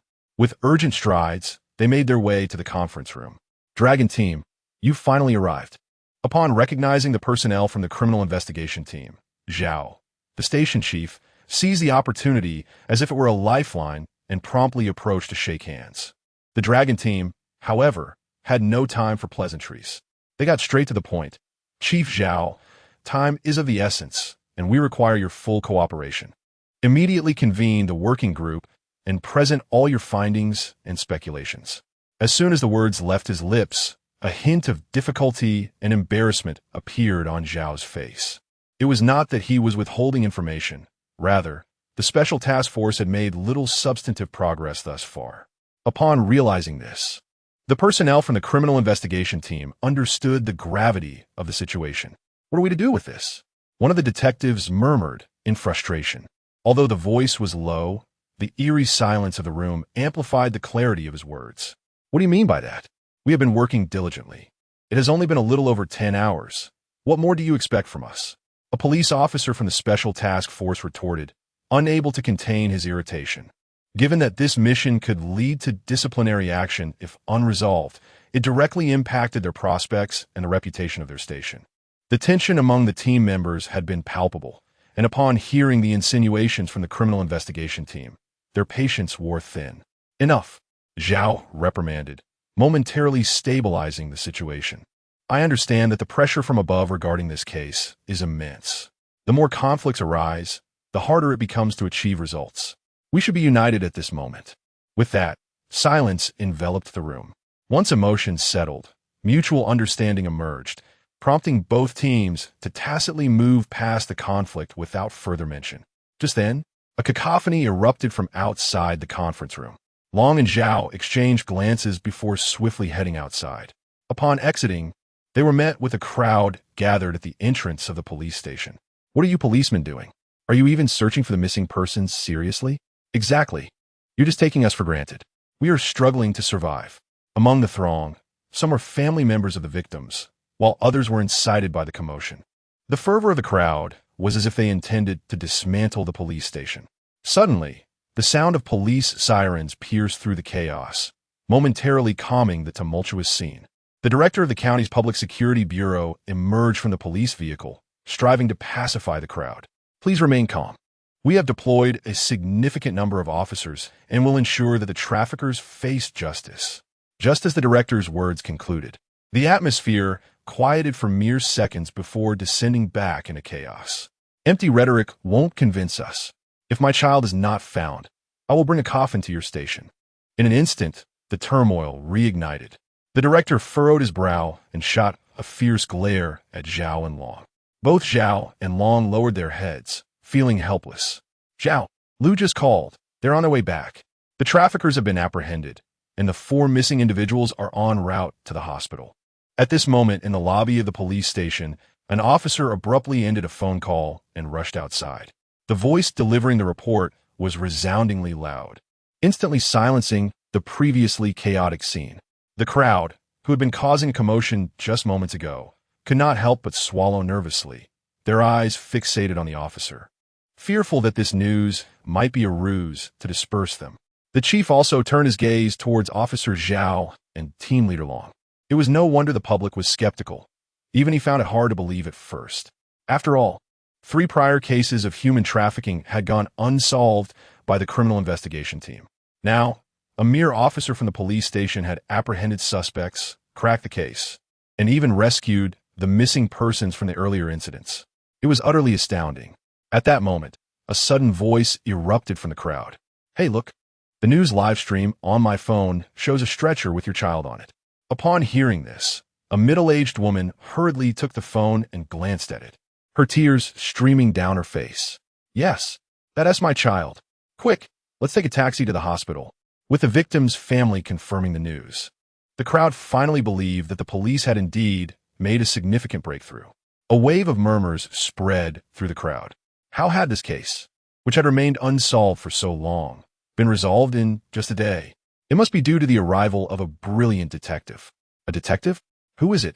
The crowd's excitement surged as they fervently called out to the chief. Chief, let's meet this detective. Hearing this, the chief was momentarily taken aback. What detective? He had never dispatched such a figure. Old Zhao, who was the first to discover the situation in this operation.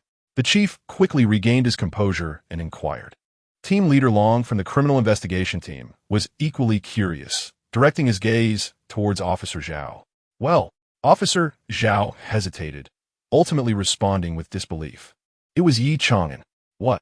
The chief's expression turned to one of shock. Despite his usually composed demeanor, he could not help but exclaim, "That little auxiliary officer?" Chapter 23. The detective turns out to be a support officer? What? A mere support officer? The leader of the criminal investigation team, Dragon, was equally astonished.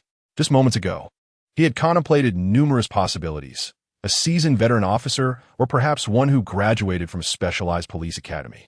Yet, he had never imagined that the true hero behind this case would be a lowly support officer. What? It was indeed a support officer who cracked the case? Could it possibly be that support officer, surnamed Yi from a few days ago? It certainly could be him. Undoubtedly, it was him. Who else possessed such capability?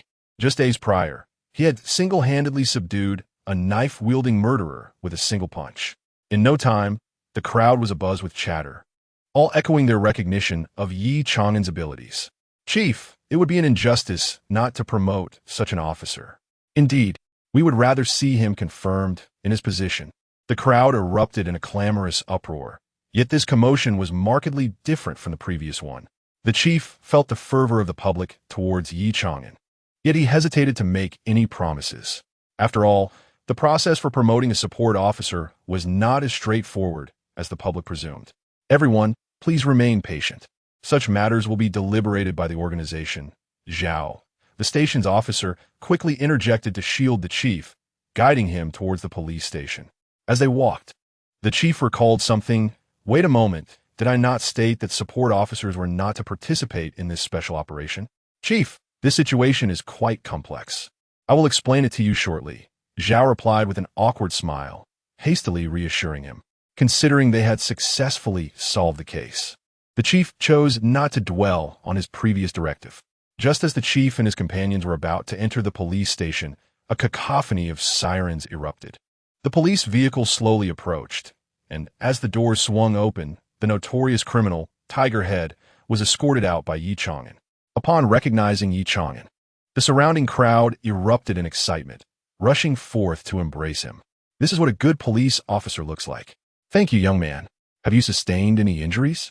Confronted with the enthusiasm of the crowd, Ye Chang'an, just disembarked, felt somewhat overwhelmed. In an instant, the path from the parking lot to the station's entrance became congested with admirers. Escorting Tiger Head, Ye Chang'an found himself momentarily hindered. Solving a case had catapulted him to stardom. I am perfectly fine. Thank you all for your concern. This operation was a collective effort from our entire team. Please allow us to enter. Ye Chang'an responded to the crowd while guiding Tiger Head inside. His fellow officers formed a protective barrier on either side, clearing the way. They willingly accepted the role of Ye Chang'an's bodyguards at this moment, for he had led them to this successful resolution. In the police station, the chief, Zhao, and Dragon listened attentively to the entire account. Each individual fell into deep contemplation, fortunate indeed, as they chanced upon a cry for help. One of the members of the criminal investigation team sighed. However, the director merely shook his head slightly.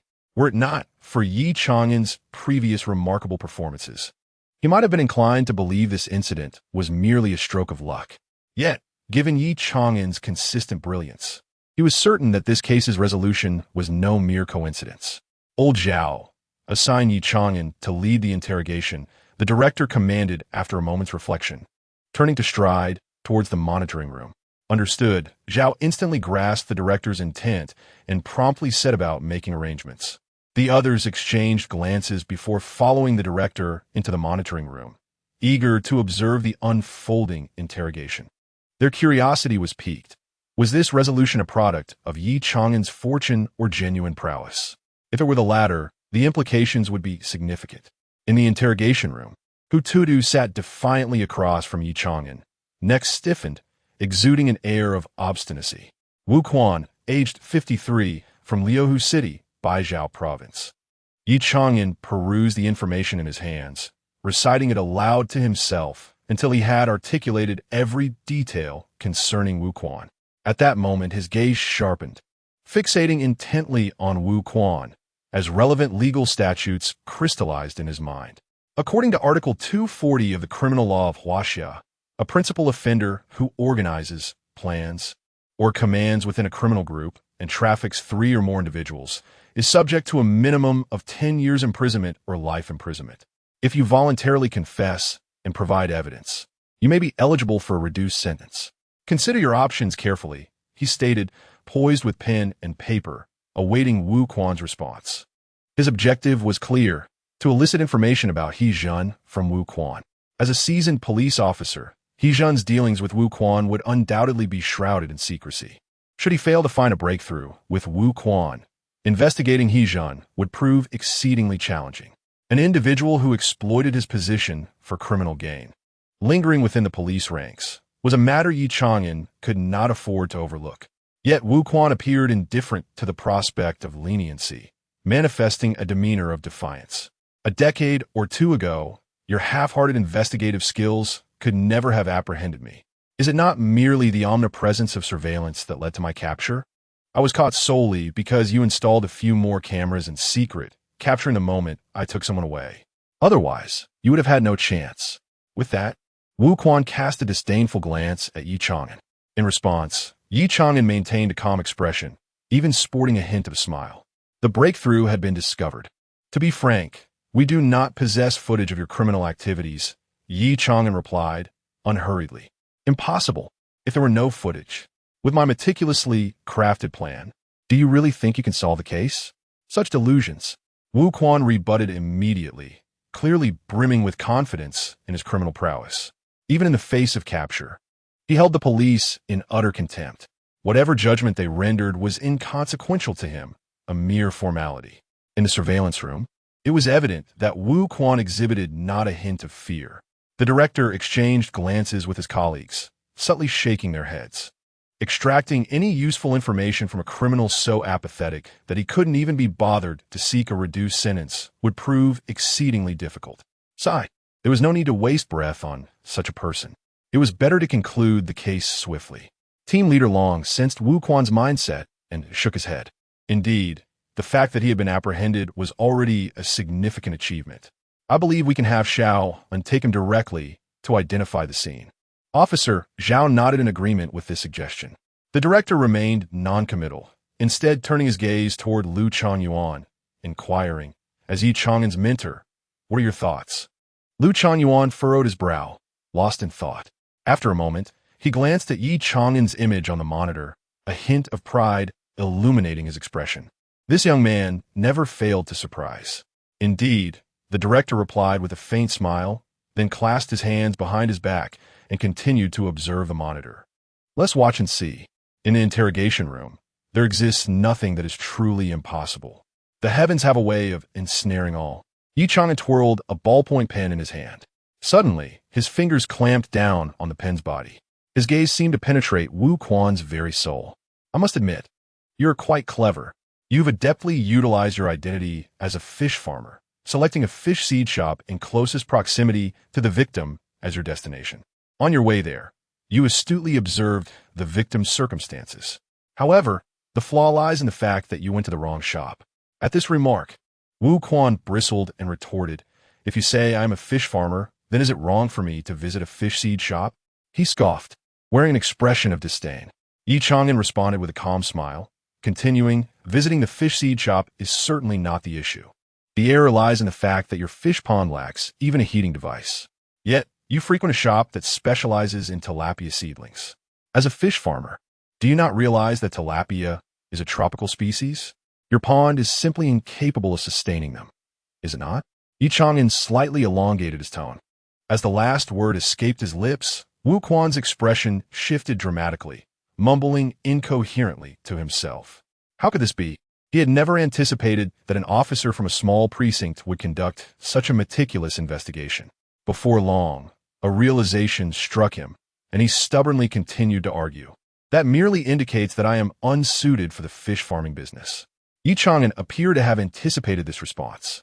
Without a moment's hesitation, he smiled and nodded. "Indeed, you are not suited for it. Any reputable fish farming entrepreneur would certainly not excavate 2 ponds merely to cultivate fish in one of them." Ye Chang'an gazed meaningfully at Wu Quan and retorted, "Wouldn't you agree?" Chapter 24, Psychological Defense Line, Crushed. "How did you know?" Wu Quan was taken aback, suddenly grasping a realization. "Did you investigate my orders for fish fry?" As soon as he spoke, he sensed something amiss and self-denied. "No, that's not right. I deliberately purchased enough to stock 2 fish ponds." Ye Chang'an shook his head gently, utterly unconcerned. "I have no need to investigate the quantity of fish fry you bought. A casual glance reveals flaws everywhere. 2 identical fish ponds, one brimming with algae and aquatic plants, while the other remains pristine." Upon hearing this, Wu Quan appeared to be struck at his core, his pupils contracting. This detail was something he routinely cleaned himself. However, with the recent focus on a new target and the ensuing follow-up work, he found himself overwhelmed, unable to attend to the cleaning. Little did he know, this lapse over just a few days had left clues for the police. When he initially excavated the fish pond, he was on the verge of missing the optimal time for releasing the fry. You even chose not to hire help, opting to do it yourself. The labor cost for those few days was negligible. He could have easily recouped it by selling more fish later. Yet, you preferred to earn less and do the work yourself. Isn't it obvious that there were issues with the construction, and you were worried about others finding out? Only 1 pond was used for fish farming, yet the oxygen machine consumed enough electricity for 2 ponds. Coupled with the construction problems, it all became clear with a little deduction. Ye Chang'an paused for a breath before continuing to elaborate. Moreover, the species of fish you raised do not require constant oxygen supply. Your actions merely aim to use the noise of the oxygen machine to mask the victim's cries for help, correct? With that rhetorical question, before Wu Quan could struggle to refute, Ye Chang'an cheerfully added, "If you ever get the chance to leave prison, I suggest you try food broadcasting. After all, you could catch 3 or 4 large fish in one meal. Of course, if you as a fish farmer, prefer to eat frozen fish over fresh. Then forget I said anything. Ye Chang'an recounted Wu Quan's criminal oversights as if they were well-known facts. With every point made, Wu Quan felt another blow. By the time Ye Chang'an finished speaking, Wu Quan was slumped in his chair, staring vacantly at the ceiling, as if his soul had been extracted. The criminal activities he had once taken pride in were riddled with flaws. This was something he could not accept. Which criminal investigation team are you from? Why have I never heard of you during my previous crimes? Wu Quan suddenly looked at Ye Chang'an, confusion filling his eyes. This was his last thread of self-comfort, hoping that Ye Chang'an was a skilled investigator sent from the city or even the province. If that were the case, he could at least feel that he lost without shame. Alas, Ye Chang'an shook his head, his gaze towards Wu Quan tinged with a hint of disdain. After all, you are a criminal with a history of repeated offenses, yet even the public security system does not fully comprehend your actions. As he spoke, he tugged at his epaulets and said, "Pay close attention to this insignia. Remember it well. This signifies auxiliary police officer." Cough, cough, cough. The moment Wu Quan heard the term auxiliary police, he was unexpectedly choked by his own saliva, erupting into a fit of coughing that reddened his face. Beneath that flushed exterior, however, his heart was already cold as ash. He fancied himself a master of crime, yet he was utterly defeated by an auxiliary officer. At that moment, he relinquished all hope of resistance. "I concede. I am willing to confess everything." Simultaneously, in the monitoring room, the director, Zhao, and team leader Long were engrossed in watching the entire interrogation of Ye Chang'an. Each of their faces radiated approval. Those who claimed Ye Chang'an was merely fortunate found this interrogation to be the most effective means to dispel such doubts. "Zhao, this newcomer of yours is impressive," Team Leader Long from the Criminal Investigation Unit remarked, his face alight with admiration. Then, with a smirk, he continued, "He is still an auxiliary police officer, correct? That means he might not necessarily sit for the positions in your department, right?" Upon hearing this, Zhao's expression darkened immediately. Goodness, just finished dealing with Director Chow from the city prison, and now another criminal investigation team leader is trying to poach him. "You can forget it. This fellow has vowed to only apply to my department," Zhao resolutely replied. He would not let this promising talent slip away. "This young man, indeed, does not disappoint me." Liu Chuanyuan watched Ye Chang'an's adept problem-solving approach with pride swelling in his heart. "Excellent, excellent." The director could not help but applaud Ye Chang'an, growing increasingly satisfied with this auxiliary officer. It had been a long time since a newcomer had captured his attention so favorably. At that moment, he was certain that Ye Chang'an was a rare talent, one to be closely monitored and valued. "All right, you all continue to observe. I have matters to attend to." As the director spoke, preparing to leave the police station, a sudden sound from the monitoring room halted his steps. Simultaneously, the expressions of the others grew grave. The computer speakers clearly echoed Wu Quan's confessions. "I bribed your police officer, He Zhan. Periodically, we would meet in the park to play chess.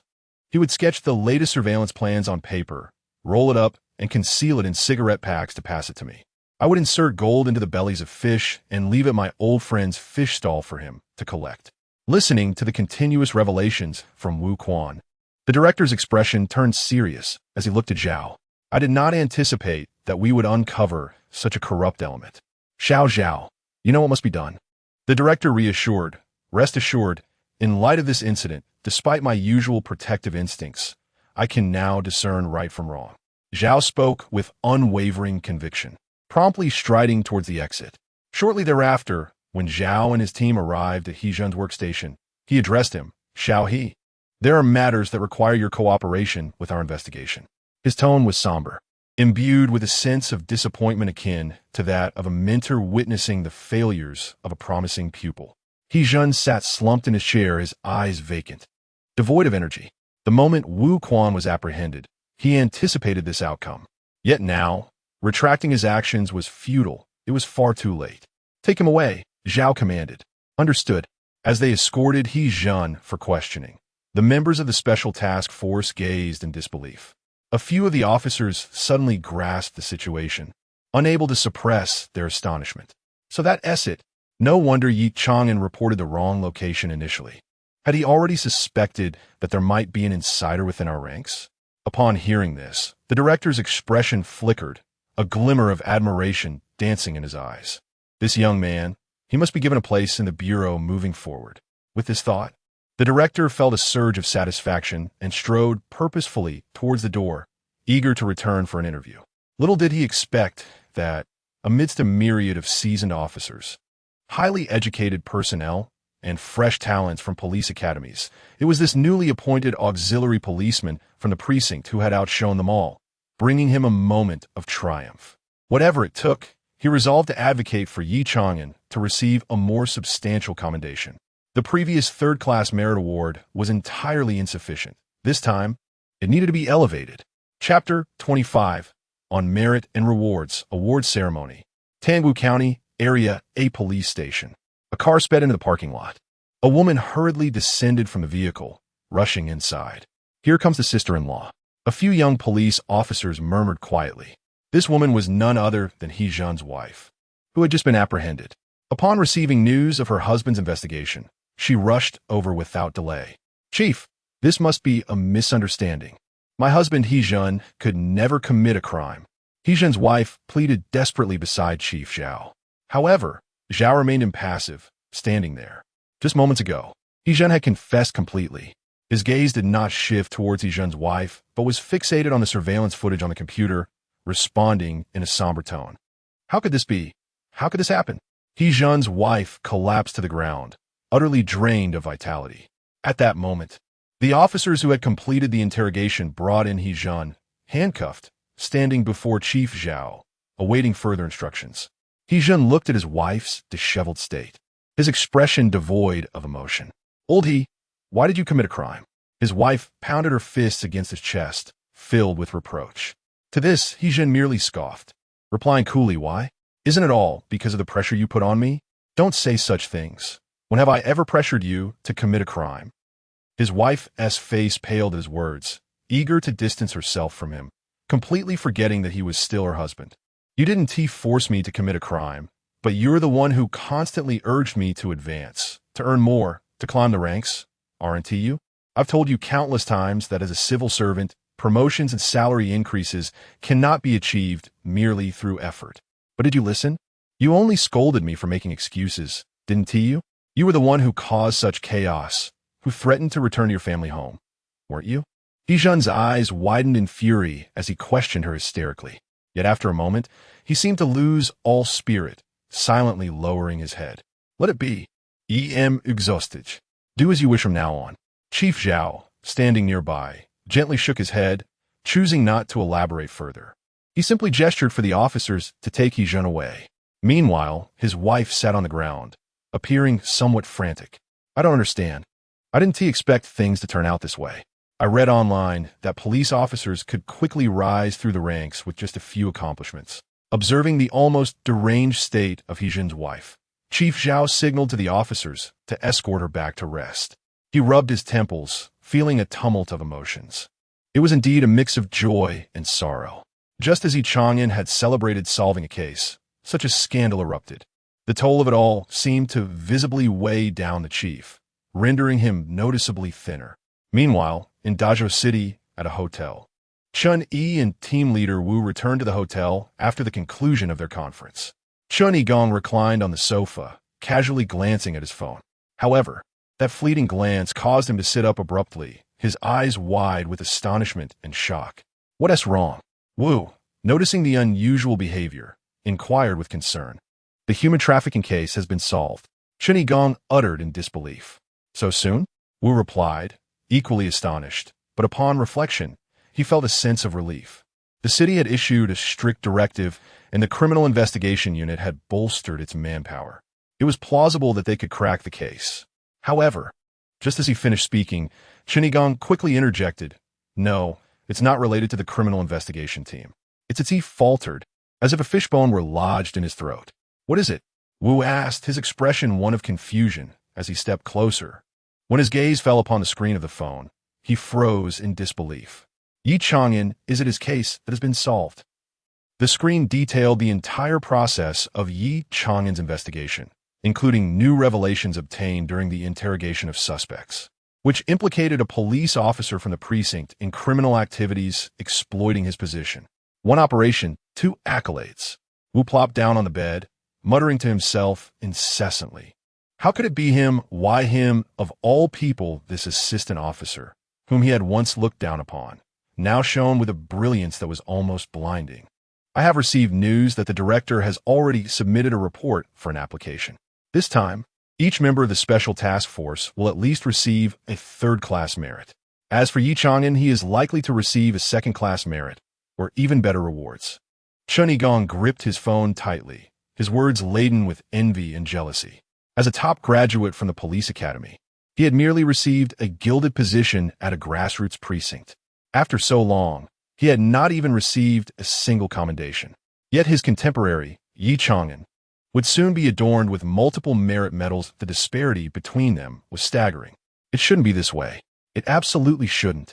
Upon hearing Chen Yigong's words, Wu felt a profound regret, lamenting the loss of a golden opportunity. Not only had he strained relations with his colleagues at the precinct, but he had also tarnished his image in the eyes of the chief, and he had squandered an easy chance to earn merit. Alas, had I known, I would have never attended that ridiculous exchange meeting.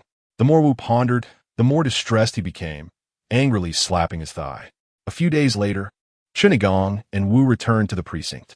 Upon entering the hall, they were met with an atmosphere of exuberance. A large cake adorned the table, suggesting a celebration was underway. Did we return from a learning exchange meeting to find such a commotion? Chen Yigong thought, feeling somewhat comforted. Wu's expression, however, was peculiar, as if he had guessed the reason. Just then, a cacophony of voices erupted. A multitude of police officers surrounded Ye Chang'an, urging him to blow out the candles. At that moment, everyone noticed that Chun Yi and team leader Wu had returned. They exchanged glances, their expressions devoid of warmth. In their eyes, Chun Yi and team leader Wu had deserted their duties when a special task force was established, akin to cowardly soldiers fleeing before battle. Naturally, they harbored little fondness for them. Xiao Chun and team leader Wu are back. Come, let's share some cake. Zhao, perceptive to the tense atmosphere, immediately interjected.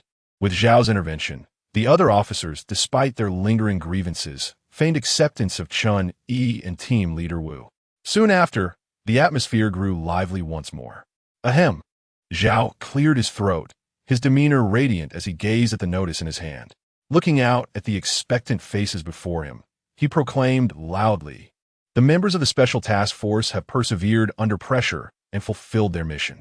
After careful deliberation, it has been decided that each member will be awarded a 3rd-class merit medal and a bonus of 10,000 yuan. Furthermore, Comrade Ye Chang'an has demonstrated exceptional merit and will be honored with a 2nd-class merit medal and a bonus of 20,000 yuan." As his words resonated, thunderous applause erupted. The officers cheered enthusiastically, recognizing Ye Chang'an's remarkable contributions. "Brother Yi is truly impressive. Following Brother Yi, we feast 5 times a day," exclaimed some young officers, their voices ringing out. They quickly surrounded Ye Chang'an and hoisted him into the air, tossing him jubilantly. Though Ye Chang'an was slightly younger than them, it mattered little. Prowess reigned supreme. In less than a month, this auxiliary officer had garnered a level of respect within the precinct that even surpassed that of some seasoned veterans. Next, there was another significant announcement. "Let Comrade Liu Changyuan personally deliver this news," Zhao said, gesturing for Liu Changyuan to step forward. "Me? Why must it be me?" Liu Changyuan replied, perplexed, yet hastened to the front. "It is only fitting for you, as a mentor, to announce this news," Zhao said mysteriously, handing over the notice. Liu Changyuan accepted the document from Zhao, perusing its contents with rapt attention. Soon after, he was overcome with emotion, tears streaming down his face, his hands trembling with excitement. Chapter 26. The Hacker Expert Achieved. "Lu Ge, hurry and read out." "Yes, what is it?" "Oh, I'm so anxious." The police officers gazed curiously at Liu Changyuan's excited demeanor. Liu Changyuan took a deep breath, his eyes fixed on Ye Chang'an, and slightly parted his lips. "Comrade Ye Chang'an has demonstrated both courage and strategy, actively cracking down on human trafficking cases, and during the interrogation of suspects, he has also combated corruption within the agency. As an auxiliary police officer, he has set an exemplary role for all officers. By organizational decision, Comrade Ye Chang'an is to benefit from the targeted recruitment policy. Astonishment erupted among the crowd. The targeted recruitment policy is a coveted privilege for many aspiring civil servants. It not only relaxes the various requirements for candidates, but also provides extra points for both written and interview assessments. Furthermore, with Ye Chang'an's experience as an auxiliary officer, his success in the examination seemed all but assured. The targeted recruitment policy merely entails following a standard examination procedure. At this moment, everyone reflected on Liu Changyuan's earlier excitement. It became clear why he had gone to such lengths to involve Ye Chang'an in the case when the special task force was established. It was to enhance the likelihood of his formal appointment. Now, it had truly come to fruition. As a mentor, he was naturally elated. Brother Ye, congratulations. When you take the exam next year, you're guaranteed to succeed. Absolutely. Targeted recruitment has not been established in our department for many years. Securing a position will be a breeze. The officers all offered their congratulations. They had effortlessly earned a third-class merit for their participation, and there was no trace of jealousy regarding Ye Chang'an's special treatment. In fact, they hoped he would succeed soon and remain in the department to assist them in solving cases. Typically, an individual second-class merit would hardly be sufficient for an auxiliary officer to benefit from the targeted recruitment policy. However, the uniqueness of this case lay in its successful exposure of a corrupt officer within the precinct, thus creating an additional formal position. Given the director's favorable view of Ye Chang'an, it was only natural that he would strive to secure this opportunity for him. No need to wait until next year. Brother Ye is so impressive. If he solves another case this year, he could directly transition to a formal position. While this sentiment was expressed, it was not one of mockery or sarcasm, but rather filled with trust. In their eyes, Ye Chang'an had become akin to seasoned detectives. I seriously suspect you're flattering me to death. Ye Chang'an jested with a smile. He then personally cut a slice of cake and handed it to Liu Changyuan. Master, thank you for your assistance. Otherwise, I wouldn't know when I would achieve my formal appointment. Liu Changyuan did not immediately accept the cake, but turned away to discreetly wipe away his tears. After taking a deep breath and regaining his composure, he finally responded, "What thanks? It's your own hard work that has brought you to this point." As the master nears retirement, he is still able to secure a third-class merit from you. We are even now. Liu Changyuan smiled with satisfaction and indulged in the cake with great delight. Just then, Zhao, noticing this, hurried over. Looking at the half-eaten cake, he exclaimed, "Old Liu, are you not aware of your high blood sugar? How can you indulge so much?" As he spoke, he prepared to snatch the cake away. However, Liu Changyuan, like a guardian of his treasure, swiftly sidestepped Zhao's attempt. His deep-set eyes fixed intently on Zhao, exuding a fierce determination that dared anyone to challenge him for the cake. "Oh dear, you rascal!" Zhao was momentarily at a loss, torn between laughter and exasperation. Meanwhile, Ye Chang'an finally learned of Liu Changyuan's high blood sugar condition. He quickly reached out, saying, "Master, your health is paramount. Let me have the remaining half." Yet, Liu Changyuan refused, continuing to eat while choking back his words. "It's no matter. I am in high spirits today. Not just this piece. I could devour the whole cake." At those words, Zhao's mouth twitched in disbelief. He immediately turned to the other officers, urging, "What are you all waiting for? Hurry and share the cake." "Oh, right.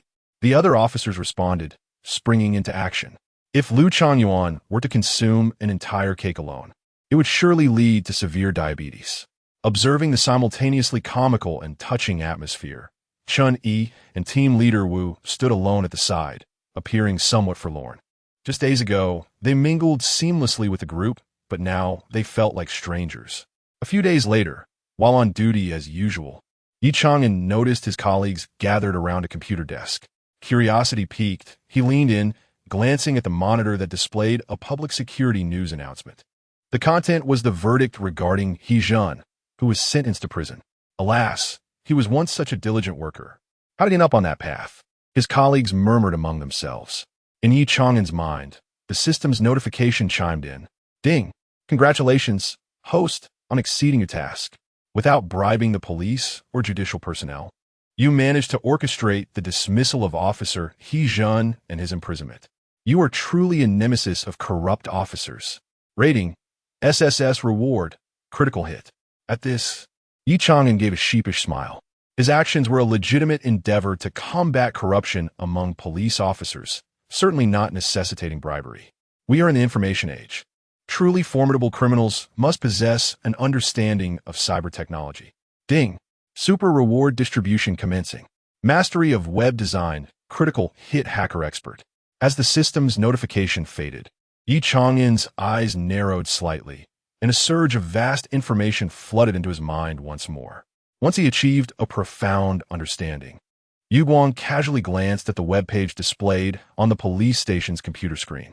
Countless methods of intrusion continuously emerged before his eyes. He shook his head, dispelling the terrifying thoughts that lingered in his mind.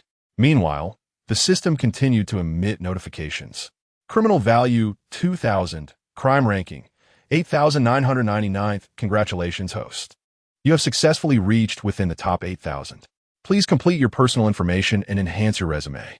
This will attract more peers to invite you for criminal collaboration. Peers? Invite me to collaborate in crime? Ye Chang'an's eyes sparkled with intrigue. Indeed, a higher ranking on the criminal list seemed advantageous. The only drawback was, sorry, I'm a police officer.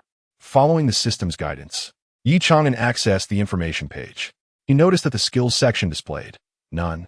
After a moment's contemplation, he added several tags. Lock-picking, hand-to-hand combat, strategist, hacker. Next came the section detailing criminal experiences, which read, this individual is too mysterious, leaving no traces behind. After some thought, he added a few entries. 1. Infiltrated a villa district, opened a safe. 2.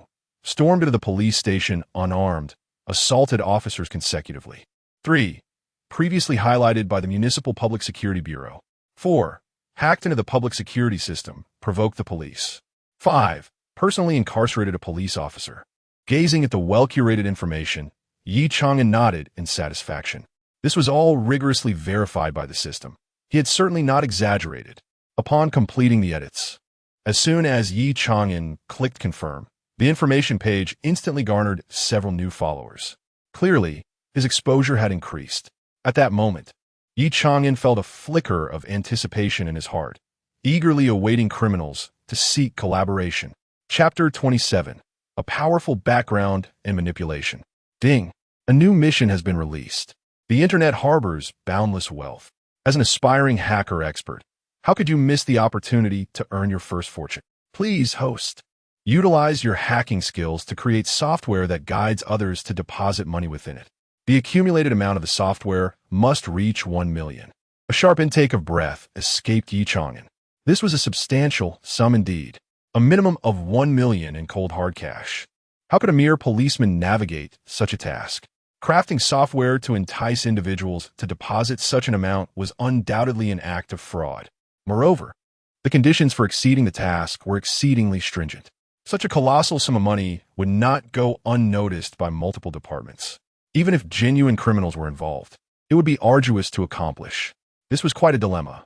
After a brief contemplation, Ye Chang'an found himself devoid of a viable plan. He could only wait. Wait for stroke of fate. Ding! Hidden conditions have emerged. Does the host accept the challenge? What? Ye Chang'an was still in distress. Upon hearing the system's prompt, he pondered for a moment. Whatever it was, he might as well accept. He accepted the challenge. The challenge officially begins. The accumulated amount must reach 100 million to complete the challenge. 100 million? Ye Chang'an's lips twitched. He was already troubled by the prospect of 1 million, let alone this astronomical figure. Well, he had accepted it. He would take it one step at a time.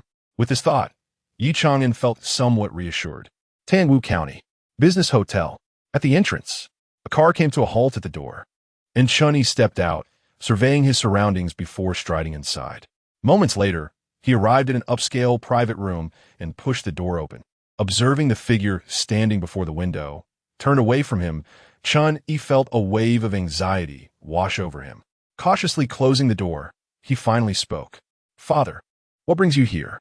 As the words left his mouth, the figure slowly turned, revealing a countenance that exuded a chilling authority. The aura of unyielding power instilled a sense of trepidation.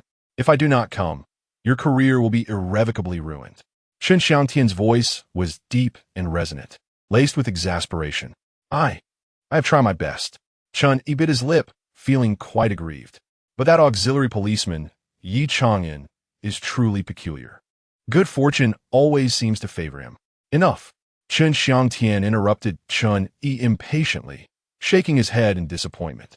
Being outshone by an auxiliary policeman, and you still feel wronged? You have brought disgrace upon the Chen family. Chen Xiangtian's expression was one of displeasure. Now, transferring Chen Yi to another police station would be too late. However, if they missed this year, waiting until next year would only escalate the unpredictable risks. Delaying further would mean missing the optimal age for promotion, thus forfeiting the golden opportunity for advancement in his career. Initially, I believed that even if Chun Yi's performance was not particularly remarkable, he could leverage his connections to secure some insider information. However, I was taken aback by the fact that the auxiliary police officer, Ye Chang'an, managed to create such a significant stir with each case he solved, ensuring that many would remember his name. Sensing his father's genuine displeasure, Chun Yi promptly fell silent, his body rigid and breath held. I had meticulously selected this grassroots assignment for you, a place where the police's capabilities were generally lacking. Do you recall what I instructed you? Chen Xiangtian, now firmly positioned, sipped his red wine and fixed an intense gaze upon Chen Yi. In response, Chen Yi nodded repeatedly. I remember. You advised me to make a strong impression. This year, if I excel, I could be reassigned to the city and promoted to team leader. The more he spoke, the more disheartened he became, as this was the trajectory he had envisioned for himself. Who would have thought that in such a small precinct, he would be overshadowed by an auxiliary officer? Remember well, at least you have shown some effort, Chen Xiangtian remarked, shaking his head. Ultimately, he was still his own son, and after admonishing him, he gestured for Chen Yi to take a seat. He then handed him a document, stating, I have made all the arrangements. You should respond to the call at the specified time and place. Securing some merit should not prove too difficult. Upon hearing this, Chen Yi's eyes brightened as he eagerly took the document to peruse. However, after a brief glance, he furrowed his brow. Father, a nightclub raid won't yield much in terms of merit, will it? Realizing the implications of his words, he quickly added, It's not that I'm dismissing the significance. I merely worry that it might not be enough to make a substantial impact. Chen Xiangtian, having anticipated his son's thoughts, regarded him with a stoic expression. While the merit from the raid may be modest, what if? He paused, a glint of shrewdness flickering in his eyes. What if during the operation, you uncover a small quantity of narcotics? In an instant, a smile blossomed on Chen Yi's face. Father, I assure you, I will not disappoint you this time. His confidence surged, and his spirits lifted considerably. Review it thoroughly. Make sure to burn it afterward. This document cannot leave this place. Chen Xiangtian remained impassive, and after providing his instructions, he resumed indulging in the culinary delights before him. Chen Yi, fully absorbed in the document, had lost all appetite, diligently committing every detail to memory. Moments later, after incinerating the document, a flicker of concern crossed his features. Father, what if Ye Chang'an earns another accolade by the year's end? He could bypass the examination and secure a permanent position, thus qualifying for the annual Outstanding Police Officer selection. I fear I cannot compete with him. Chen Yi spoke cautiously, wary of provoking Chen Xiangtian's ire. However, to his surprise, Chen Xiangtian exhibited no signs of agitation, instead appearing as if he had long been prepared. Accomplishments? How could there be so many cases for him to solve? Nevertheless, just in case, I have made arrangements. In a few days, a criminal investigation team will be stationed at your precinct, embarking on a month-long special operation. At that time, all significant cases at your station will be promptly taken over by the investigation team. Any credit will not go to that junior officer. Upon hearing his father's meticulous plans, Chen Yi's face lit up with delight. Yet, the joy evident on his face drew a sharp glare from Chen Xiangtian, who admonished him, Look at how restless you are. How can you achieve great things in the future? Father, I understand my mistake, Chun-Yi replied, instantly deflated like a withered eggplant. Observing this, Chun Xiangtian seemed to recognize that his reprimand was too harsh and waved his hand dismissively. Let us eat. With unwavering confidence, Chun Xiangtian set down his utensils and stated, You need not concern yourself with that junior officer's affairs, unless a truly foolish criminal willingly seeks him out to confess. It is unlikely he will have any cases to solve this year. Chapter 28. Are you an all-rounder, auxiliary police? In the early morning, at the Ye District Police Station in Tangwu County, Xiaoan remarked through WeChat, I've sent you a contact, remember to add him.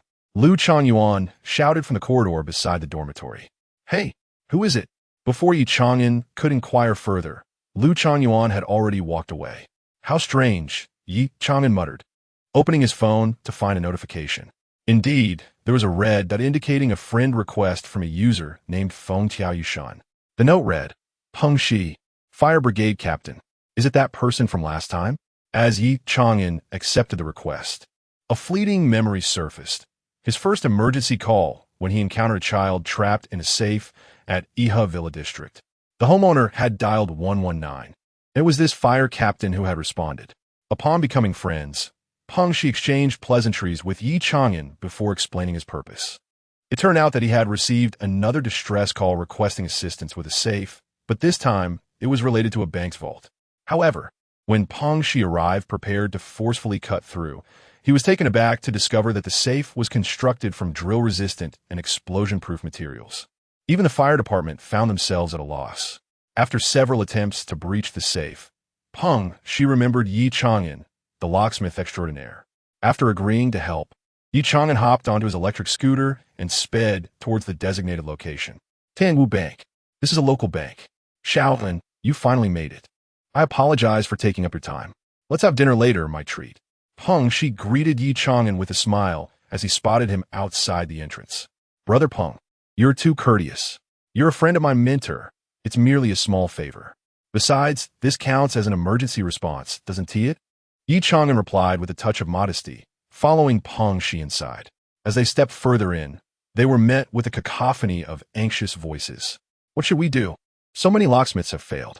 I wonder if that firefighter's friend will be able to help. The cash transport vehicle has been waiting outside for so long. This could turn troublesome if we don't hand over the money soon. As soon as the bank manager finished speaking, he turned to see Peng Shi and Ye Chang'an, his expression shifting to one of embarrassment. Yet, it quickly morphed into surprise. Wait a moment. Isn't this young man the hero who solves cases? How did he?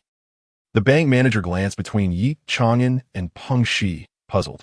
Understanding his confusion, Peng Shi chuckled. He is the skilled locksmith I mentioned. What? The bank manager was taken aback, then appeared somewhat skeptical. Well, I'll entrust this to you. Let me give it a try, Ye Chang'an humbly replied. He then approached the bank's vault. A multi-axis mechanical lock, core? He pondered, recognizing that this lock consisted of 6 independent titanium alloy gear sets. Many banks prefer to utilize highly secure systems. Listening to Ye Chang'an's analysis, the bank manager nodded repeatedly, unable to suppress a thumbs up. To articulate such insights, it was highly likely that unlocking would pose no challenge. All right, make some space, Ye Chang'an declared, retrieving his tools and feigning a thorough examination. After all, this was a lock specifically designed for banking, boasting a high level of security. If he were to open it in a mere moment, it might draw excessive attention. After much deliberation, Ye Chang'an successfully unlocked it. Excellent.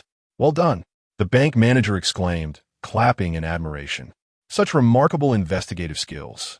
It was surprising to discover his prowess in this area as well. The expression on the manager's face was now filled with profound respect for Ye Chang'an. Just as he began to relax, a teller rushed in, panic-stricken. Manager, we have a serious issue. Our system has crashed. What? The manager felt a wave of dizziness. After addressing the current matter, he prepared to head to the counter. Suddenly, he paused, casting a grateful glance at Ye Chang'an and Peng Shi. Gentlemen, I truly appreciate your assistance. I still have matters to attend to, but I will surely treat you both to dinner when time permits. No trouble at all, Peng Shi replied with a smile, just as he was about to leave with Ye Chang'an. However, he noticed that Ye Chang'an's expression was somewhat peculiar. prompting him to inquire curiously, and what's wrong? Shall we take a look? Ye Chang'an gestured toward the direction the manager had gone and added, I happen to have some knowledge in computers. What? You know about that too? Peng Shi exclaimed, his eyes widening in disbelief. How could a junior officer, significantly younger than him, possess such a wide array of skills? Based on his understanding of Ye Chang'an, what he termed as a little knowledge could not possibly be limited to just that. Well then, let's see if we can be of assistance, Peng Shi said, awkwardly smiling, feeling a bit embarrassed. They say the student surpasses the teacher, but this was an extraordinary leap. In the bank lobby, those who had arrived early to conduct business began to murmur restlessly. Are you all doing this on purpose? The computers were just fine when we were depositing money. Now that we want to withdraw, there are all sorts of issues.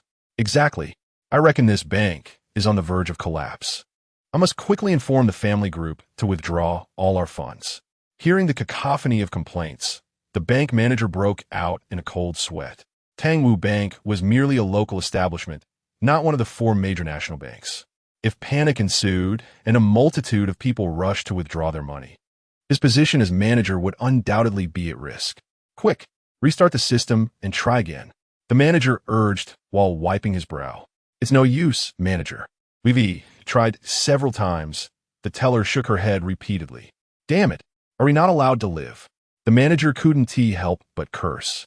Just then he suddenly noticed that Ye Chang'an and Peng Shi were approaching. Is there something you two need? Upon hearing this, Peng Shi awkwardly smiled and gestured towards Ye Chang'an. He has some knowledge of computer technology. Really? You can do that too? The manager exclaimed, his eyes gleaming with hope as if he had found a lifeline. Hero, please lend us your expertise. As he spoke, he directly signaled for the teller to step aside, then pushed Ye Chang'an towards the computer. Ye Chang'an took a brief glance and gently shook his head. This is not a system malfunction. It has been compromised by a virus. Fortunately, your bank's main system has the latest interception features. However, the virus is rather sophisticated, which has led to the interception failing and caused all systems to crash. A virus? The manager's eyes widened in shock, unable to suppress a gulp. Yes, Ye Chang'an nodded lightly, then reassured him, but don't worry, this virus is not targeting money. Its goal is to steal bank user information. The manager, having just relaxed, found himself in despair upon hearing this, realizing the seriousness of the situation. His gaze turned towards Ye Chang'an, filled with desperation. Hero, you must have a way to handle this, right? With the bank's system under viral attack, losing his job felt trivial compared to the fear of facing legal repercussions. I'll give it a try, Ye Chang'an responded after a moment of contemplation. Great. The manager sighed in relief. Having just witnessed Ye Chang'an's skills, even the mere mention of I'll try filled him with a sense of security. Indeed, Ye Chang'an raised an eyebrow and began to type rapidly on the keyboard. As the confrontation progressed, he was astonished to discover that the adversary was not a typical hacker, as he had initially imagined. Regrettably for the opponent, they had encountered him. The system granted him the ability of a seasoned hacker expert, allowing him to see flaws in any viral invasion. Dealing with such hackers posed no challenge for him. Endless horizons are my love. At that moment, the manager's phone rang. He glanced at the caller ID, which was labeled Vice President, and hurriedly answered. Is your system down as well? The Vice President's stern voice came through the line. Also, the manager's heart sank. He had thought that only his branch was experiencing issues, but it turned out that the headquarters systems had been compromised as well. He felt a sense of relief wash over him. Yes, he replied, stealing a glance at the computer. The system, which had just crashed, was now showing signs of recovery thanks to Ye Chang'an's intervention. His eyes brightened, and he quickly added, however, it is slowly coming back online. Really? The vice president exclaimed, his tone filled with surprise and delight. Yes, I've enlisted someone to assist with maintenance. The manager straightened up momentarily, a hint of pride evident in his demeanor. What a jest! The security technician from headquarters had remarked on the complexity of the situation, indicating that it would be challenging to resolve in the near future. Who could you possibly recruit from your end? The deputy general manager replied, half in disbelief. More importantly, we currently find ourselves in a predicament where we can only resort to desperate measures. The manager's gaze flickered, his confidence evidently waning, as he weakly responded, auxiliary police officer from the local precinct. What? Is the job market so dire that even an auxiliary officer possesses such capabilities? Chapter 29. The Vice President's Gratitude and the Gift of a Car. The Vice President's tone was filled with astonishment. After a moment of contemplation, he added, I will be there immediately. If you dare to play tricks on me, be prepared to be dismissed. With the sound of the call disconnecting, the manager smiled awkwardly. Had he not experienced it himself, he would have found it utterly unbelievable. Such a versatile genius, and yet he was merely an auxiliary police officer. Before long, a portly middle-aged man, keys jingling at his waist, strode in with purpose. Vice President, the manager greeted promptly. The Vice President nodded casually, his mind solely focused on discovering what this remarkable auxiliary officer truly looked like. To his astonishment, was he truly an auxiliary officer? The Vice President halted in his tracks, gazing at Ye Chang'an's police uniform, and gasped. Previously, when they had mentioned the immense pressure of employment, he had thought they were simply lacking diligence. Yet, it appeared the pressure was indeed substantial. Scratching his head, the Vice President stood there in a daze, observing as Ye Chang'an's fingers danced rapidly across the keyboard. A torrent of code flickered on the computer screen. This was no auxiliary officer. He was evidently a computer virtuoso. Soon, as Ye Chang'an pressed the final enter key, the entire system of the computer resumed its normal operation. All set, he said, rising to stretch. The Vice President approached to verify, and indeed, the system was back to normal, leaving him in a state of disbelief. However, he still harbored some skepticism. A phone call back to headquarters was made. After confirming multiple times that the system was indeed functioning correctly, the Vice President gazed at Ye Chang'an with sheer amazement. Who was this individual? Today, when the system had malfunctioned, numerous technical security personnel at the bank's headquarters had been at a loss. Yet, the solution had come not from some expert or security consultant, but from an auxiliary police officer. Benefactor, this way please. The Vice President completely lowered his stance, inviting Ye Chang'an to his office. He personally poured tea and water, not only out of gratitude for Ye Chang'an's assistance, but also due to the recognition of his talent. In today's internet age, information security is of paramount importance. If someone of Ye Chang'an's caliber could be recruited, it would undoubtedly be a tremendous asset to the company. If you're willing to join us, I can assure you a minimum annual salary in the 7 figures, along with a contract guaranteeing employment for at least 10 years. Additional benefits, such as annual leave, Social Security, and more will be of the highest standard, the Vice President stated earnestly. He was confident in the terms he had offered. After all, this compensation far surpassed the paltry earnings of an auxiliary police officer. Even when faced with formal employment, such an offer was incomparable. Apologies, but everyone has their own aspirations. Ye Chang'an replied gently, setting down his teacup and politely declining. If he were truly motivated solely by money, the skills bestowed upon him by the system would easily allow him to earn a fortune. At the moment the police officer sacrificed his life to save him, Ye Chang'an's aspirations had already transcended the influence of wealth. Are you sure you don't want to reconsider? The Vice President hastily presented his business card, adding, we can negotiate the terms. With your skills, everything is negotiable. Observing the Vice President's eager expression, Ye Chang'an rose, adjusted his police uniform, and saluted the Vice President. As he lowered his hand, he pushed the business card back. I'm sorry, I'm a police officer. The Vice President was left in disbelief, clutching the card in confusion. Watching Ye Chang'an's retreating figure, he was suddenly filled with respect. This individual, what an unwavering conviction he possesses. As a bank vice president accustomed to witnessing corruption and greed, he felt a profound reverence in the presence of Ye Chang'an. Only such a person deserves to be called a soldier of the people. Moments later, he abruptly stood and shouted towards the exit, Manager, Vice President, what are your plans? That auxiliary officer rendered us significant assistance. We must express our gratitude. How about we present a banner? Nonsense. You can print several if you wish, but that won't suffice. The Vice President glared fiercely at the manager, cursing under his breath. Ye Chang'an's intervention had salvaged the bank from considerable losses. Let us go. We are heading to the 4S shop immediately. The vice president, inspired by a sudden thought, quickly made his way outside. Vice president, he is just a police officer. Surely he wouldn't accept such an extravagant gift? What nonsense. I'm not suggesting we give it to him directly. Why not donate it to his police station? They need a vehicle every day, and that one is in worse condition than a driving school car. Those officers must have been dissatisfied for quite some time. He performs a good deed, and I donate a vehicle to his station. How could his relationships with colleagues and superiors not improve? There is indeed an art to gratitude. Meanwhile, in a neighboring country, amidst a notorious underworld district, a middle-aged man raged, "Useless. All of you are utterly useless." Before him sat several long-haired youths, silent at their computers, each claiming to be a hacking genius. Damn it, I tasked you with infiltrating a county bank system to steal some user information. And you can't even manage that. Am I asking you to breach the defenses of a Swiss bank or one of the 4 major Chinese banks? Answer me. The middle-aged man glared at them, frustration boiling over. Boss, everything was going smoothly until suddenly they counterattacked with a skilled defender. Likely a red hat hacker they hired with a hefty sum.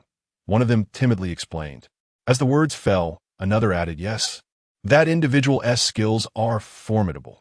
He must be a security personnel borrowed from a major corporation." Listening to his subordinate's justifications, the middle-aged man's anger began to subside. After all, in previous endeavors, his subordinates had indeed never failed. He was somewhat familiar with their capabilities. Damn it, the current business landscape is truly challenging. All right, you may continue. The middle-aged man waved his hand dismissively, turning away in frustration. Once he reached his office, he firmly closed the door and powered on a customized laptop. He promptly logged into a forum named Criminal Forum. As he scrolled through the information, his attention was suddenly captured by something remarkable. Codename: Civilization? Wasn't this individual a newcomer just a short while ago? How could he have surged into the top 9,000 so swiftly? Astonished, he quickly clicked into the homepage. The next moment, he inhaled deeply, his eyes gleaming with excitement. The homepage of Codename Civilization featured the skill tag, Hacker, which profoundly intrigued him. It seemed he could no longer rely solely on his current subordinates. It was time to seek out some genuine experts for collaboration. With this thought, he hesitated no longer. He clicked on the private messaging window and entered the chat box. Black Shark, my friend, would you be interested in a collaboration? Chapter 30. Zhao felt a surge of gratitude, just in time. At the District Police Station of Tangwu County, Ye Chang'an returned to find Ye Chang'an, his complexion pale. "Are you all right?" he inquired, concern etched on his face. "It's nothing. Just a bit of stomach trouble this morning," Ye Chang'an replied, seated wearily and rubbing his abdomen. Then, as if recalling something, he asked, "What did Peng Shi want from you?" "I wasn't feeling well this morning, so I didn't ask in detail," Ye Chang'an said dismissively. "He mentioned a bank lock that was broken and asked me to open it. Should I take you to the hospital?" he offered, his concern unwavering. "No need. It's an old ailment," Ye Chang'an assured him. At that moment, a police car screeched into the station. The officers who emerged were covered in grime, their faces reflecting their grievances. "When will the station's funding arrive? This wretched vehicle just broke down again on the road. After all these years on the job, I'll learn to fix cars if nothing else," one officer complained. Hearing this, other colleagues jested. "Next time I take the police car out and it breaks down, I'll just call you. Isn't that just bullying the honest ones?" The banter escalated, revealing the officers' long-standing dissatisfaction with their vehicle. Nearby, Zhao, who had been passing by, overheard the conversation and quickly turned to leave. However, the other officers noticed him and immediately surrounded him, launching into a discussion about the new police car. "Zhao, I feel embarrassed to even take this clunker to the gas station. What if it breaks down while chasing a suspect? I'm afraid it might fall apart halfway," one officer lamented. "The Bureau should award us for enduring this." Another chimed in. "What kind of award?" Someone else asked. "The No Private Use of Official Vehicles Award. Now that you mention it, that is quite accurate. In our station, it's a feat if we don't use our personal cars for official duties," came the chorus of voices. Although none directly asked Zhao about the new police vehicle, the underlying message was unmistakable. All right, I understand the station's challenges. Let us all cope with it," Zhao said, waving his hand to calm the crowd. Upon hearing this, the officers realized that a new vehicle was unlikely, and their spirits dampened considerably. Next time, I will definitely submit a report for the Bureau to approve a new car, Zhao said confidently. The officers exchanged glances, their expressions skeptical. Another next time, who knows how many times we've heard that? They murmured. Zhao offered an awkward smile, suppressing his frustration. After all, he too was vexed by the situation. As the station chief, he attended meetings at the Bureau while still driving that old police car, the most valuable asset being the scrap reimbursement. Zhao, let me speak candidly. After so many years with this old police car, we can make do, one officer remarked. However, in a few days, the criminal investigation team that is to be stationed at our precinct will arrive. It will truly be a source of embarrassment. Upon hearing this, the other officers nodded in agreement, expressing their sentiments. Usually, when responding to calls, the vehicles we use are somewhat shabby. When the citizens see them, they might commend our integrity, which provides a bit of psychological comfort. Furthermore, the officers at the precinct are already looked down upon by the criminal investigation team. Now, with such dilapidated police cars, we will undoubtedly become the laughingstock. Enough. I will find a way to resolve this dilemma. Zhao, the precinct head, was indeed troubled and could only deal with the situation for the time being. Just then, several brand new sedans rolled into the precinct. Not only were the paintwork immaculate, but even the license plates were temporary. What time for this? Zhao's expression darkened, feeling quite speechless. Indeed, just after the other officers had discussed this topic, they now gazed at those new cars, each casting fervent looks toward Zhao. Look at those splendid vehicles. Indeed, if only they were ours. While the officers were chattering, the occupants of the cars began to disembark. Upon catching sight of two familiar figures, Ye Chang'an raised an eyebrow in surprise, wondering why they were here. It was none other than the vice president and manager of Tangwu Bank. Mr. Yu, what brings you to our precinct? What business do you have? Zhao was somewhat taken aback and approached them for a cordial exchange. I am here to express my gratitude for one of your auxiliary officers. He helped my bank intercept a hacking attempt today, thus preventing any losses. The vice president said with evident appreciation. These 4 new cars are my special donation to your precinct in recognition of his efforts. A wave of astonishment swept through the room as his words echoed. The officers were filled with disbelief.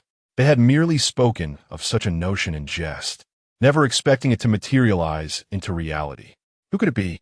They had not heard of any auxiliary officer possessing exceptional computer skills. How strange. They fervently hoped that the vice president had not made a mistake. The newly acquired vehicles could vanish in an instant. Just as the vice president was about to mention Ye Chang'an's name, his gaze caught sight of Ye Chang'an, and he quickly approached him, shaking his hand with gratitude. He then turned to Zhao and said, "It is this young brother here." Huh? It's Ye again? The officers were left dumbfounded. Although this was unexpected, it was somewhat within reason. However, Ye Chang'an's multitude of skills continued to astound them. While others may dabble in various skills, only skimming the surface before losing interest, Ye Chang'an not only embraced a wide array of knowledge, but mastered them with remarkable proficiency. How could anyone compete with such talent? The officers were left despondently overwhelmed. However, the moment I thought of Ye Chang'an bringing new vehicles to the station, the previous gloom was instantly dispelled. Xiao Yu. Lu Changyuan glanced at Ye Chang'an, his expression somewhat unfamiliar. His disciple truly possessed a myriad of skills, excelling in every endeavor, consistently leaving him perplexed. Master, it was sheer luck. Absolutely just luck. Ye Chang'an replied with an awkward smile. Little did he know that as soon as he finished speaking, the deputy director waved his hand emphatically, resolutely countering. It is definitely not mere luck. This morning, so many security personnel at the bank headquarters were unable to handle that virus, yet he resolved it in no time. Can that be called luck? The deputy director's enthusiastic endorsement only deepened the admiration the officers felt toward Ye Chang'an. However, Zhao, who stood nearby, appeared to be in deep thought. It seemed he had concocted some dubious idea, as a faint smile crept across his lips. Soon, under Zhao's arrangement, a simple ceremony was held. After completing the proceedings, the precinct and area proudly welcomed 4 new police cars. Brother Yi, it's truly great to be with you. From now on, I'll be your driver during patrols, the officers exclaimed, their joy palpable. Their expressions toward Ye Chang'an brimmed with admiration, almost wishing to send the old vehicle straight to the scrapyard. "All right, let us return to our posts," Zhao instructed. The officers eagerly immersed themselves in their work.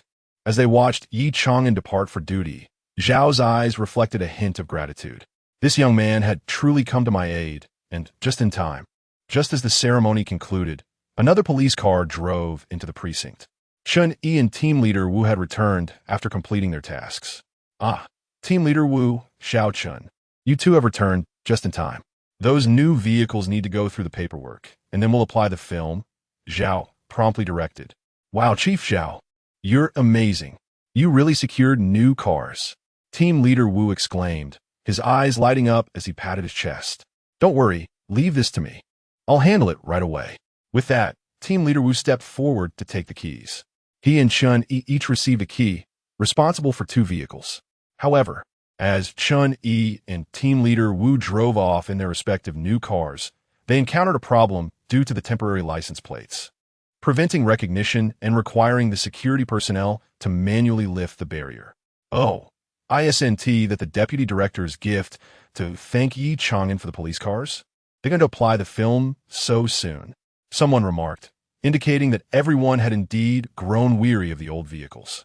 At this comment, Chun Yi and Team Leader Wu were momentarily taken aback. Gazing at the steering wheel, they felt a tumult of emotions. Ye Chang'an, this young man.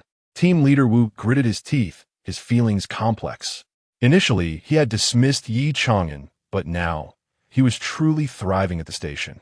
Chun Yi, on the other hand, felt a sense of embarrassment wash over him. Among those who arrived at the institute together, he has yet to achieve any noteworthy accomplishments. However, Ye Chang'an has now procured 4 new police vehicles for the institute. He must secure the title of the annual Rising Star. Otherwise, he will forever be unable to hold his head high in front of him. Chapter 31, a new assignment. How fortuitous. Evening. Upon returning to his rented accommodation after work, Ye Chang'an lay down to rest for a brief moment. Suddenly, he noticed a red dot on the system interface, which had appeared unbeknownst to him. "What's this?" Curiosity piqued. Ye Chang'an clicked on it. To his astonishment, it was a private message. "Black Shark. Friend, would you be interested in a collaboration?" Source, Criminal Forum. In disbelief, Ye Chang'an sprang upright from his bed. After verifying the message's origin from the Criminal Forum, a complex expression crossed his face. "Goodness, I have enhanced my profile. And indeed, a criminal has reached out to me?" Sitting cross-legged on his bed, Ye Chang'an fell into deep contemplation. After a moment, he reconfirmed with the system. "System, are you certain my information is absolutely confidential?" "Rest assured, host. The first ironclad rule of the Criminal Forum is that no user's information may be investigated without cause. Violators will face collective retaliation from all users. Furthermore, the system has implemented multiple layers of protection for the host's information. No matter how sophisticated the hacking techniques, your information remains inaccessible." Upon hearing the system's response, Ye Chang'an finally relaxed. Rubbing his hands together, he glanced at the user known as Black Shark, filled with anticipation. After a brief consideration, he decided to respond. "Civilized. What kind of collaboration are you proposing?" "Black Shark. Friend, you finally replied. I noticed your profile tags indicate hacking. I would like to ascertain your skill level. If possible, I have a substantial project that we could work on together." After reading the reply, Ye Chang'an clicked on Black Shark's profile. What met his eyes was an exceptionally conspicuous ranking on the criminal leaderboard. This individual was ranked 4899, nearly double Ye Chang'an's position. The tags read Big Data, Privacy. As for the personal description, it primarily consisted of leveraging significant information or privacy for extortion or trade, with each transaction amounting to at least $1 million. So this is the nature of his dealings. It aligns with the intrusion virus I resolved at the bank today. Regrettably, Ye Chang'an shook his head slightly. He was keenly aware that criminals in this domain often operated transnationally, making apprehension a formidable challenge. However, with little else occupying his time, he chose to continue the conversation. "Civilized, technical expertise is not an issue. I possess a testing model that I can send you for trial. We can discuss further details afterward." "Black Shark. Splendid. As long as your skills are up to par, The remuneration will undoubtedly satisfy you. When shall you send it? Civilized. I am currently occupied. Perhaps in a few days. Black Shark, understood. Black Shark was not in a hurry. The bigger the deal, the more patience it required. Moreover, he comprehended that to be listed among criminals typically requires handling substantial cases. Each individual possesses a few significant matters that demand attention.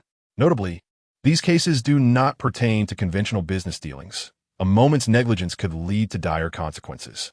Thus, many criminals ardently focus on accomplishing one task before engaging in further collaborations. Testing the model, Ye Chang'an closed the system interface and sat before his computer, contemplating. Others on the forum were preoccupied, engrossed in their illicit activities, while he himself was occupied with his duties at the police station, often burdened with overtime, which further constricted his schedule. Consequently, he could only dedicate his off-duty hours to development. Fortunately, the system endowed him with formidable hacking capabilities. Should he manage to ensnare this significant target? No, the Black Shark, a first-class merit, could be within his grasp. A slight smile crept onto Ye Chang'an's lips as anticipation began to build within him. He drafted a rough outline, yet did not engage in development that day. Instead, he indulged in a restful slumber to rejuvenate his spirit. The following day, upon arriving at the police station, Ye Chang'an was summoned to the office by Director Zhao. Director Zhao, you called for me? Ye Chang'an inquired, perplexed, while standing at the doorway. Yes, come in and take a seat. Zhao beckoned with a cheerful smile, instilling in Ye Chang'an a sense of foreboding. Once inside, he noticed another individual present, the chief of the County Public Security Bureau. Chief, what is going on today? Ye Chang'an responded with a hint of nervousness. Zhao and I have arranged a promising opportunity for you alongside the chief, Zhao stated earnestly. I refuse. Ye Chang'an interjected, unwilling to hear more. Seemingly anticipating this reaction, Zhao and the chief exchanged glances. The chief then smoothly continued.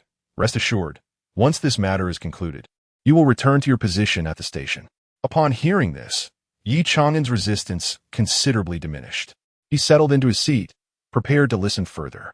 You see, in modern society, various governmental services prioritize the ability to be conducted from the comfort of one's home. For Tangwu County to be recognized as an advanced county, it is essential to develop our own governmental app. I heard yesterday that you possess considerable expertise in this area. What do you think? Can you undertake this significant responsibility for the county? The chief inquired earnestly, clearly placing great expectations on Ye Chang'an. The cost of outsourcing the development of a governmental app could easily reach hundreds of thousands. Even for Tangwu County, despite its financial constraints, such funds are available. However, the prevailing economic climate is increasingly dire, with the central government continuously tightening fiscal transfer payments to localities. As a small county, Tangwu has numerous mouths to feed. If Ye Chang'an could save 100,000, it would be a considerable achievement in the eyes of the county leader. Absolutely, Ye Chang'an exclaimed, rising abruptly. A striking momentum akin to an unstoppable force enveloped him. His agreement to undertake this task was undoubtedly influenced by several considerations. Firstly, it was naturally driven by the system's mission. Was not the task to develop a software application that would facilitate monetary transactions? According to the system's design, it was highly likely that he was being steered towards the creation of fraudulent software. Yet, as a police officer, how could he possibly engage in such actions? Paradoxically, his role as a law enforcer rendered him incapable of developing software for legitimate profit, thus causing a complete halt in the progress of the task at hand. He had been racking his brain, pondering if there existed a lawful avenue to create software that could also enable substantial financial contributions from users. After all, the enticing reward associated with the system's additional challenge was indeed tempting. Now, an opportunity had arisen in the form of a governmental application. It is essential to recognize the extensive scope encompassed by a governmental app. Just the collection of water and electricity fees, along with traffic violation fines from an entire county, represents a significant sum. Furthermore, one must not overlook other services such as document processing, administrative approvals, educational expenses, and Social Security and medical insurance, all of which cumulatively amount to a considerable figure. Though the individual transaction amounts may seem modest, the sheer number of residents in the county ensures that small contributions will accumulate rapidly. It would not be long before he successfully accomplished his daunting task of generating 100 million. The system could never have anticipated that the reward of granting a criminal host the skills of a hacking expert would lead the host to utilize those very abilities to develop a governmental app. If the system were to learn of this turn of events, it would likely be infuriated to the point of malfunction. Chapter 32. The county chief's favor and attention. As for the other reason, is quite straightforward. The individual with the codename Black Shark on the criminal forum seeks to collaborate with him. Ye Chang'an had been troubled by his daily duties at the police station, lacking the time to develop software to gain Black Shark's trust. Now, however, he had the opportunity to work on a government affairs app. He could discreetly work on other software while appearing to be fulfilling his job responsibilities, thus achieving dual benefits. Why would he not embrace such an opportunity? Indeed, you have not disappointed us. The director, witnessing Ye Chang'an's enthusiastic agreement, clapped his hands in excitement. He then inquired with genuine concern, "What are your requests? Please feel free to state them." "Two requests," Ye Chang'an replied, raising his fingers, speaking in a calm and unhurried manner. 2 months' time and a high-performance computer. Not a problem. The director responded without a moment's hesitation. Compared to the cost of outsourcing the development of the government affairs app, these two requests were negligible. Rest assured, once this task is completed, I will submit a report to request a third-class merit for you. At that time, you will not even have to wait for next year's examination to receive your formal appointment. The director made this solemn promise. Ye Chang'an, however, was indifferent. The opportunity to complete system tasks, particularly challenging ones, was far more valuable than a mere third-class merit. Furthermore, should he have the chance to apprehend Black Shark, that achievement would eclipse numerous third-class merits. Yet, Ye Chang'an's reactions conveyed a different message to the director. Initially, the director believed that this benefit would be the most enticing to Ye Chang'an. However, upon finishing his statement, he noticed Ye Chang'an's calm demeanor, revealing little emotion. How embarrassing! Have I been overly materialistic, mistaking his ideals for quantifiable success? With this thought, the director gazed at Ye Chang'an with newfound respect. There is no time to waste. Let's depart now. The director regained his focus, no longer hesitating, and led Ye Chang'an out of the office. In the police station's lobby, the officers watched as the director jovially escorted Ye Chang'an to the car, filled with curiosity. Upon learning that Ye Chang'an was to develop the government affairs app, they felt both envy and admiration. This was splendid. He would no longer have to be on duty. If only I possessed such abilities, I too would develop software. Why didn't I spend my childhood playing on the computer at internet cafes? Now it's too late. Forget it. The officers teased one another, creating a harmonious atmosphere. However, the newly arrived Chun, he was struck by this news like a bolt from the blue. He quickly found an excuse to take leave from the police station, anxiously dialing his father, Chun Xiangtian's, number. Yet, certain matters are destined not to be discussed over the phone. After arranging a time, he hurriedly hung up. As he watched the director's car depart, a sense of urgency engulfed him.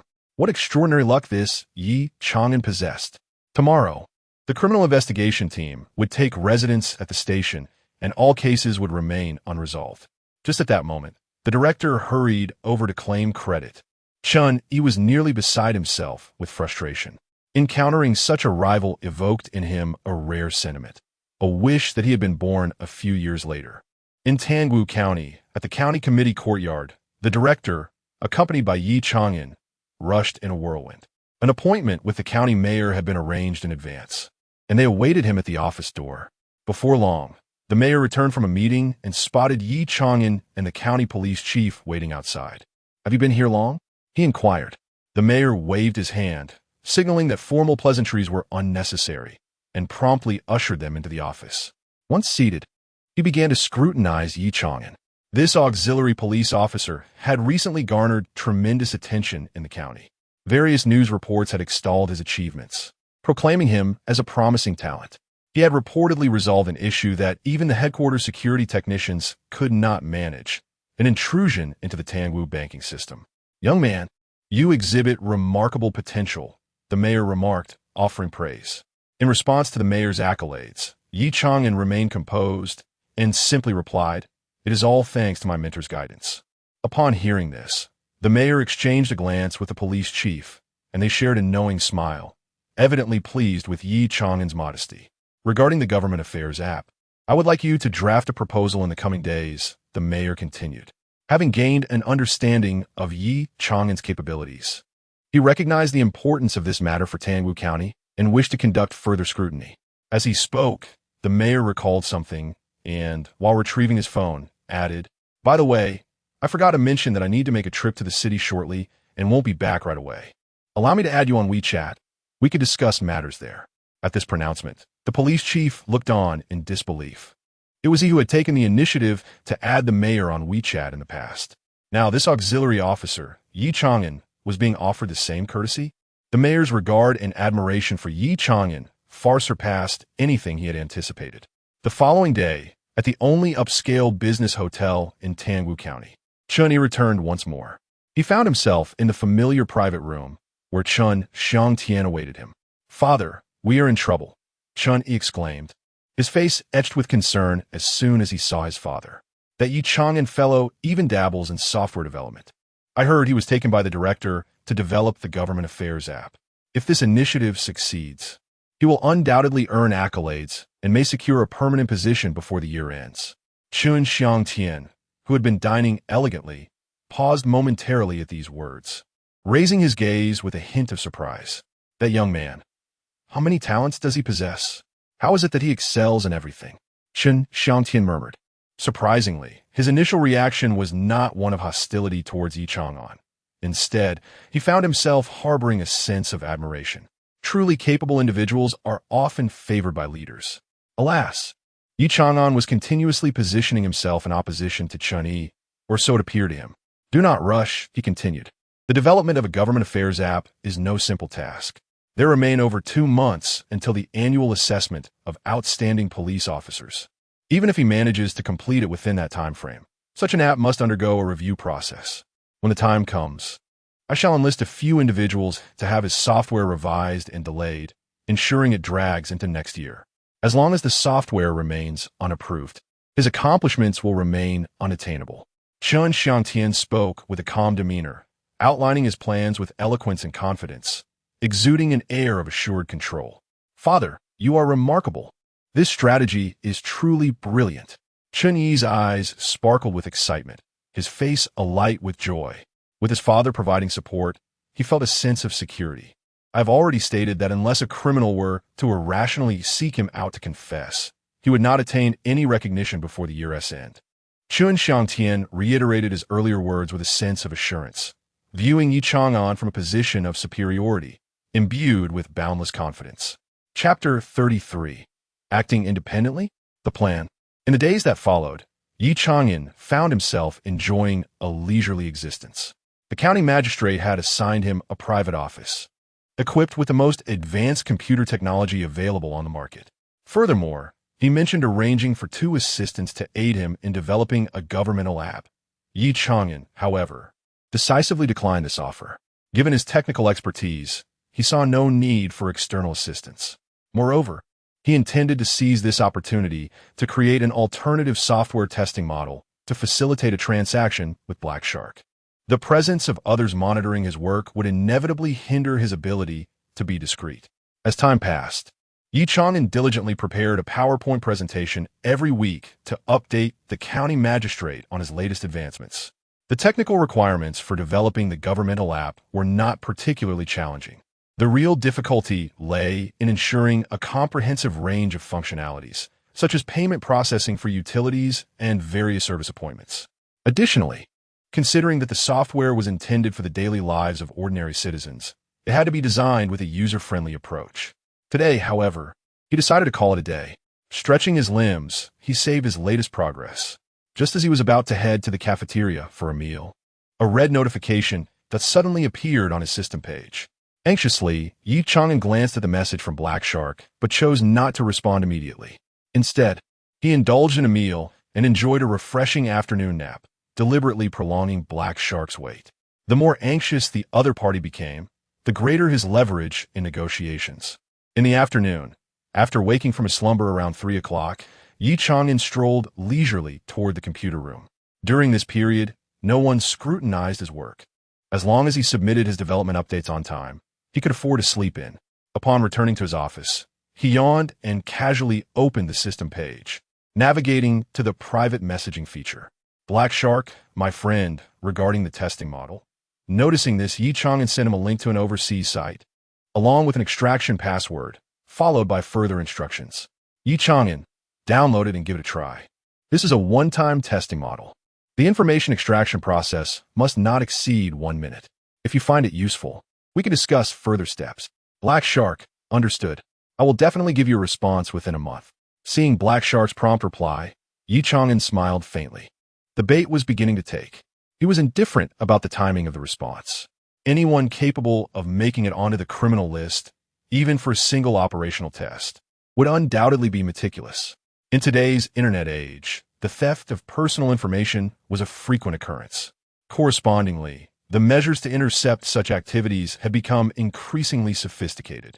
Particularly when it came to sensitive data, security protocols were fortified with multiple layers of protection. Even someone of Ye Chang'an's caliber would find it challenging to extract information without leaving any trace. The energy required to develop such software was immense. Fortunately, he merely needs to develop a trial version to entice Black Shark, significantly reducing his workload. After all, this is merely a tool to ensnare Black Shark. And from the outset, there was no intention of creating a complete version. Since it is only a trial, Ye Chang'an possesses ample confidence that the prowess of this testing model will thoroughly astonish Black Shark. However, Ye Chang'an harbors a concern. Should he capture Black Shark? What if the latter divulges the details of how he lured him in during the interrogation? This could complicate matters for the police investigation. Suddenly, Ye Chang'an pondered and inquired indirectly with the system. System, why has the police cracked down on this criminal forum? I understand your concerns, host, but there is no need for alarm. The background of this forum is formidable, and its means are unparalleled. Those criminals apprehended within the forum dare not reveal its existence. For even with a reduced sentence, the individuals behind the forum would ensure their demise. So that is how it is. With this response from the system, Ye Chang'an felt considerably reassured.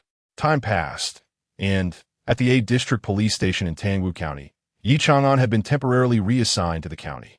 The entire precinct seemed to lack a certain zeal. Moreover, the presence of the criminal investigation team had brought a sense of tranquility. For several days, no significant cases had emerged, only trivial matters of little consequence. In the dead of night, the officers on duty appeared weary, save for Chun-Yi, who exuded a vibrant energy, almost as if brimming with anticipation. Today was the day. Nothing must go awry. Chun-Yi glanced at the time, invigorated. For the other officers, this night was just another ordinary shift, but for Chun-Yi, it held great significance. According to the plan laid out by Chun Xiangtian, tonight's raid on the Human World Club would not only target prostitution, but might also unexpectedly uncover drug use. This would be a considerable achievement. Master, are we going to inspect the Human World Club soon? Chun-Yi feigned ignorance as he inquired. Yes, tonight it is our responsibility. Team Leader Wu nodded, not giving it much thought. Such local large-scale clubs were highly likely to harbor illegal activities. Yet, during routine inspections, little was typically discovered. Thus, he approached this task with a sense of normalcy, oblivious to Chun-Yi's unusual demeanor. Before long, Team Leader Wu and Chun-Yi arrived at the Human World Club, two figures clad in police uniforms entering the establishment. The cacophony dimmed significantly. Team Leader Wu merely glanced around, primarily attentive to ensuring no one was causing a disturbance due to drunkenness, and he nodded lightly. As he turned around, just about to inform Chun-Yi to leave, he suddenly realized that Chun-Yi, who had just been by his side, had vanished without a trace. Just as he was preparing to take action, a voice crackled through the intercom. Master, I have discovered someone engaging in prostitution at room 703. Hearing the urgency in Chun-Yi's voice, Team Leader Wu furrowed his brow and replied, On my way, before swiftly making his way there. Before long, upon arriving at the luxurious suite of Club 703, Team Leader Wu found the door wide open. Peering inside, he saw 3 women and 1 man, all clad in bathrobes. crouched on the floor with their heads bowed in silence. "Chini, what happened?" Wu inquired as he approached quickly. "Master, during my patrol, I sensed something was amiss. I refrained from reporting to you, fearing it might alert them, and thus took it upon myself to investigate," Chun-Yi explained earnestly. "It turns out these individuals are indeed engaged in illegal activities." Wu cast a stern glance at the group, his tone severe. "Do you realize that this is not merely ordinary prostitution? This is a case of public indecency. Do you understand?" Upon hearing Wu's words, the individuals present trembled in fear, acutely aware that the distinction in definitions could lead to vastly different charges. "By the way, Master," Chun-Yi seemed to recall something and added, "Before I contacted you, I had already requested additional personnel from the station. The colleagues in the vicinity are currently in motion.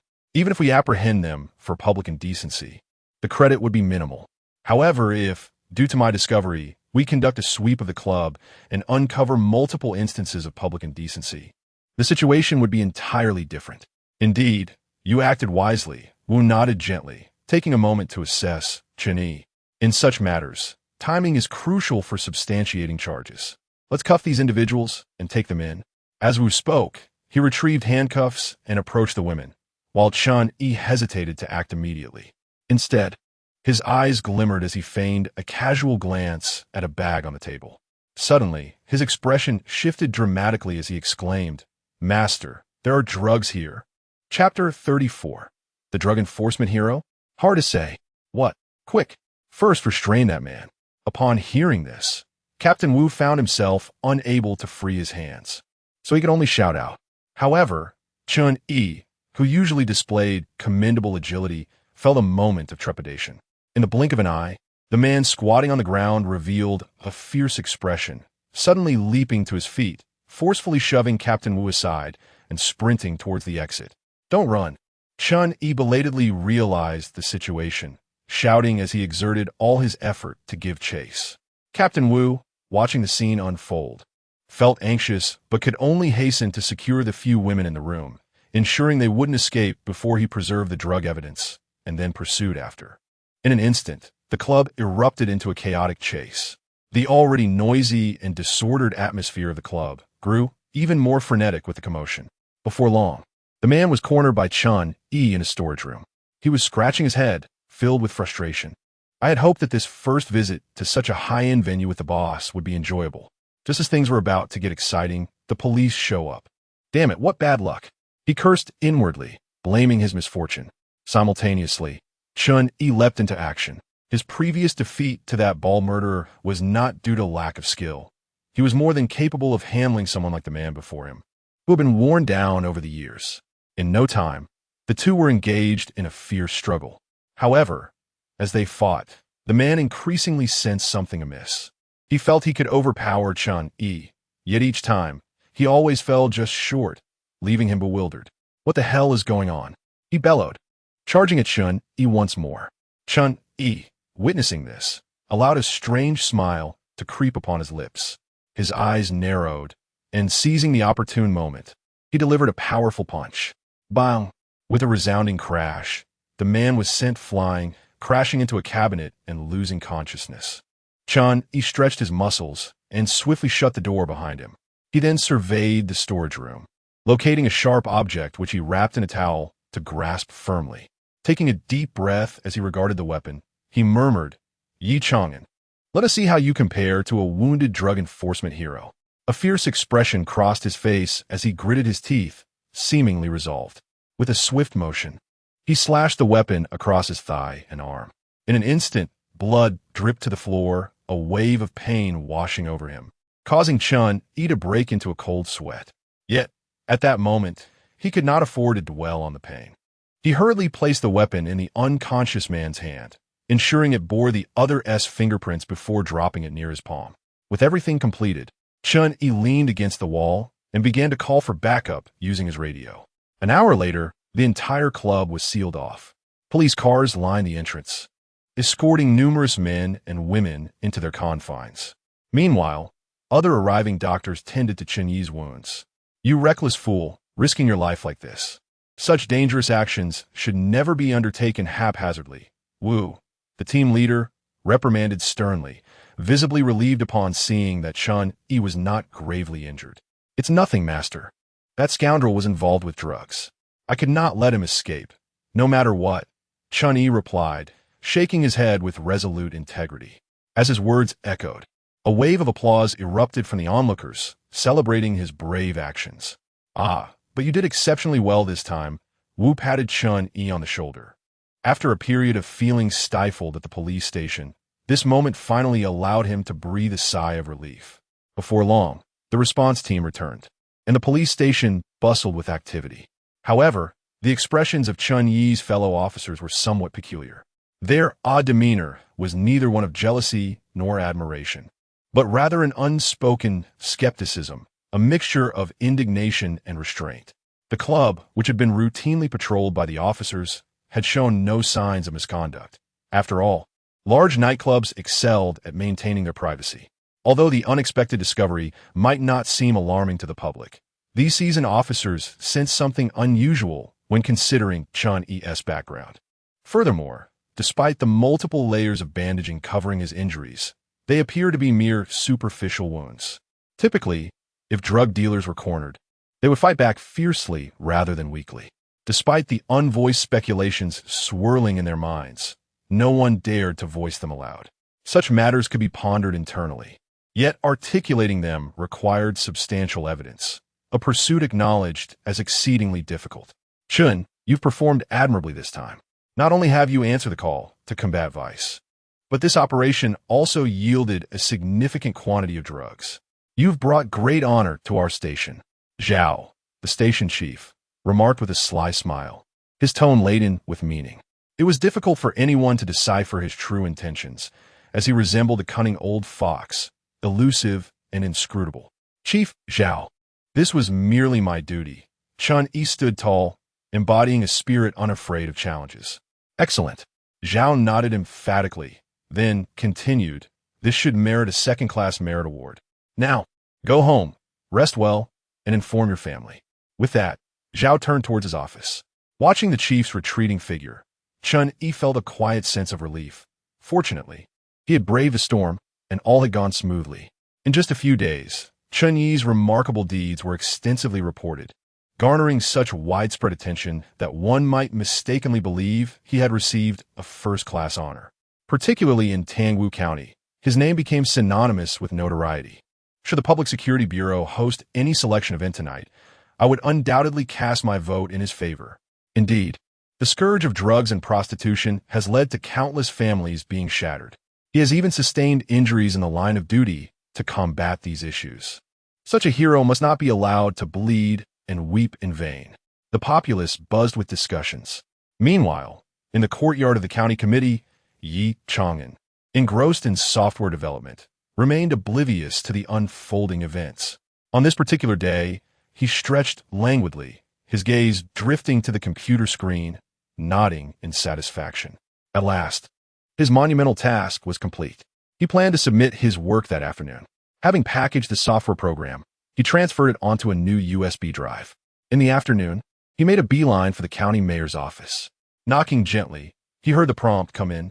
Upon entering, Ye Chang'an was met with the mayor's brightening eyes. Recently, he had frequently updated the mayor on his progress, and it was evident that his visit today signified the completion of his software development. Perfectly timed to wrap up before the year's end. This would surely add to the mayor's achievements for the year. "Ah, Shaoan, please have a seat." The mayor invited warmly, rising with a thermos in hand and settling onto the sofa by the coffee table. He then inquired with concern, "Have you encountered any difficulties in your research and development?" "Not at all," Ye Chang'an replied, presenting the USB drive. "Excellent. Truly splendid." The mayor nodded appreciatively. He continued to lavish praise. "Your capabilities are remarkable. I hear you'll be formalized next year, correct?" "Very well. I will expedite this matter before the year concludes. Once your contributions are recognized, you shall be formally appointed. You can enjoy a prosperous new year." Chapter 35. The People's Will, Brother Yi. "Thank you, County Chief." Upon hearing the county chief's words, Ye Chang'an's expression brightened. If he truly achieved his formal appointment before the year's end, he would be able to participate in the annual selection as an officially designated police officer. although he was determined to serve the people as a police officer. Striving for such honors did not conflict with his ideals. Just a small matter. The county chief waved his hand, regarding Ye Chang'an with evident admiration. The completion of the Government Affairs app meant that Ye Chang'an would return to the police station, igniting the county chief's desire to nurture talent.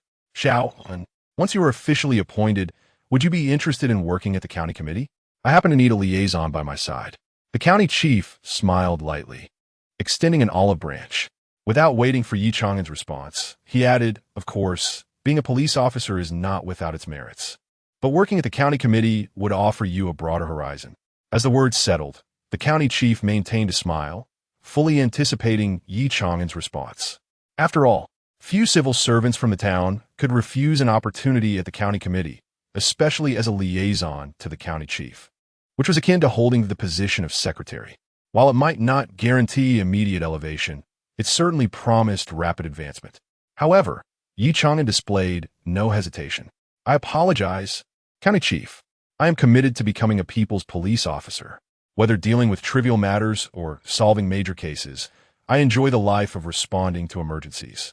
He respectfully declined the county chief's offer, which surprised the latter. Yet, it also elevated the county chief's regard for Ye Chang'an. Very well, everyone has their own aspirations. There is no need to impose. The county chief nodded with a hint of regret, acknowledging Ye Chang'an's choice to engage directly with the grassroots, tackling challenging and laborious tasks rather than opting for a prestigious position with ample opportunity for advancement. Ye Chang'an's refusal deepened the county chief's appreciation and respect for him. Starting tomorrow, you may return to the station, the county chief said, casting a meaningful glance at Ye Chang'an before adding, if you encounter any issues that you cannot resolve, feel free to seek my advice. Thank you, county chief. Ye Chang'an rose to straighten his attire and saluted the county chief. Observing this, the county chief returned the gesture with respect. As he watched Ye Chang'an depart, a myriad of emotions stirred within him. In an era where everyone strives to ascend, he alone comes from the masses and returns to the masses. Truly commendable. The following day, at noon, the A District Police Station of Tangwu County bore remnants of firecracker debris at its entrance, evidently a sign of recent celebrations. Yet, the hall within the police station appeared particularly desolate. Chun-Yi had received a second-class merit award. This year's annual Rising Star among county police is undoubtedly destined for him. The officer sat before his computer desk, contemplating the selection notice before him, murmuring to himself, indeed, it is a pity that Brother Yi remains an auxiliary officer and cannot participate in the selection. He has achieved several commendations this year. If only he could attain full status before the year's end, he would certainly be a formidable contender against Chun-Yi, remarked another officer with evident regret. Indeed, I cannot abide by Chun-Yi. He was so arrogant upon his arrival, and now he claims a second-class merit, with no one quite understanding how he managed that. Another police officer whispered. Just at that moment, the automatic doors of the hall swung open. Sensing someone's arrival, the officers turned their gazes, eager to see who had come to report a case. Their expressions froze in surprise as they recognized the familiar figure. Brother Yi, you have returned. The officers' faces lit up with joy as they rushed forward. Has the Government Affairs app been completed? At that moment, one officer inquired suddenly. Upon hearing this, everyone gazed at Ye Chang'an with anticipation and anxiety. If that were the case, he could be officially recognized before the year's end. Yes, I just finished it yesterday and then took a half-day off to relax at home, Ye Chang'an replied with a cheerful smile. Wonderful. The officers erupted in jubilation, their eyes sparkling with excitement. What? Why are you all so agitated? Is there a shortage of manpower recently? Ye Chang'an scratched the back of his head, slightly bewildered. Shortly thereafter, one officer recounted the entire sequence of events. Only then did Ye Chang'an comprehend the reason behind their exuberant reactions. So that is how it is. He nodded thoughtfully. This matter indeed held some peculiarities, but he remained unconcerned. Once he secured his full status, he was confident he could contend with Chun-Yi for the annual selection. You little rascal, you know how to come back. A familiar voice interrupted Ye Chang'an's musings. Master. Ye Chang'an's face brightened. He immediately cast aside the earlier conversation. It had been several weeks since he last saw Lu Chuanyuan, and he missed him significantly. Look at what you're saying. I'm not off enjoying leisure. Ye Chang'an pouted, feigning a look of grievance. You, my boy, find time to spare amid busyness and still aren't satisfied. Lu Changyuan shot Ye Chang'an an exasperated glare. Tonight, I'll treat you and take you out for a meal. Sure, I've lost some weight over the past few months. Lost weight? You look like you're expecting. Later that evening, after work, Lu Changyuan took Ye Chang'an out for hot pot. Upon learning that the government affairs app developed by Ye Chang'an had been completed and submitted, Lu Changyuan drank a few extra glasses with delight. He understood, well, the significance of such an accomplishment. If Ye Chang'an did not receive the annual award this year, who could say what the following year would hold? There might not be as many cases to garner a merit. If an ordinary officer missed out, it wouldn't matter much. In any case, there have been no remarkable achievements in the usual course of things. Yet by sheer coincidence, Ye Chang'an has secured several accolades this year. It would indeed be a grave misfortune to miss out on this opportunity. As the days swiftly passed, Ye Chang'an resumed his routine life, diligently attending to his duties. However, the other officers in the precinct were fervently discussing the launch of the government affairs app, each one displaying more enthusiasm than Ye Chang'an. The sole reason being their disdain for Chun Yi and a shared sentiment with Lu Changyuan. Having attained several merits this year, missing the year-end evaluation would be a tremendous loss. For an ordinary officer, such an oversight could translate into a lifelong regret. Yet, time continued its relentless march forward. With the year drawing to a close, the evaluation activities commenced. The government affairs app remained stagnant, leading to an indefinite postponement of Ye Chang'an's promotion before the year's end, let alone his participation in the annual selection. In the director's office, the atmosphere was tense. What? Are you jesting? The government affairs app has been sent back for revisions again? What? The rejection was due to the logo not aligning with the cultural identity of Tangwu County? As Zhao listened to the response on the other end of the line, his expression darkened instantly. After hanging up, he glanced at Lu Changyuan, who stood anxiously before him, and felt utterly at a loss for words. Damn it, is this not an affront to honest individuals? Zhao, unable to contain his frustration, berated with indignation. We are but a small county, lagging behind in every aspect. What semblance of urban culture do we even possess? Chapter 36. The path is vast and wild. Zhao was exasperated, unleashing a torrent of invective. It was not merely that Lu Changyuan incessantly prodded him for updates. He himself harbored a genuine admiration for Ye Chang'an. He was loath to witness Ye's potential squander this year due to his role as an auxiliary police officer, thereby missing a prime opportunity for promotion. Zhao lamented, if this drags on any longer, we shall truly run out of time. Lu Changyuan's visage was etched with anxiety, his vitality visibly waning.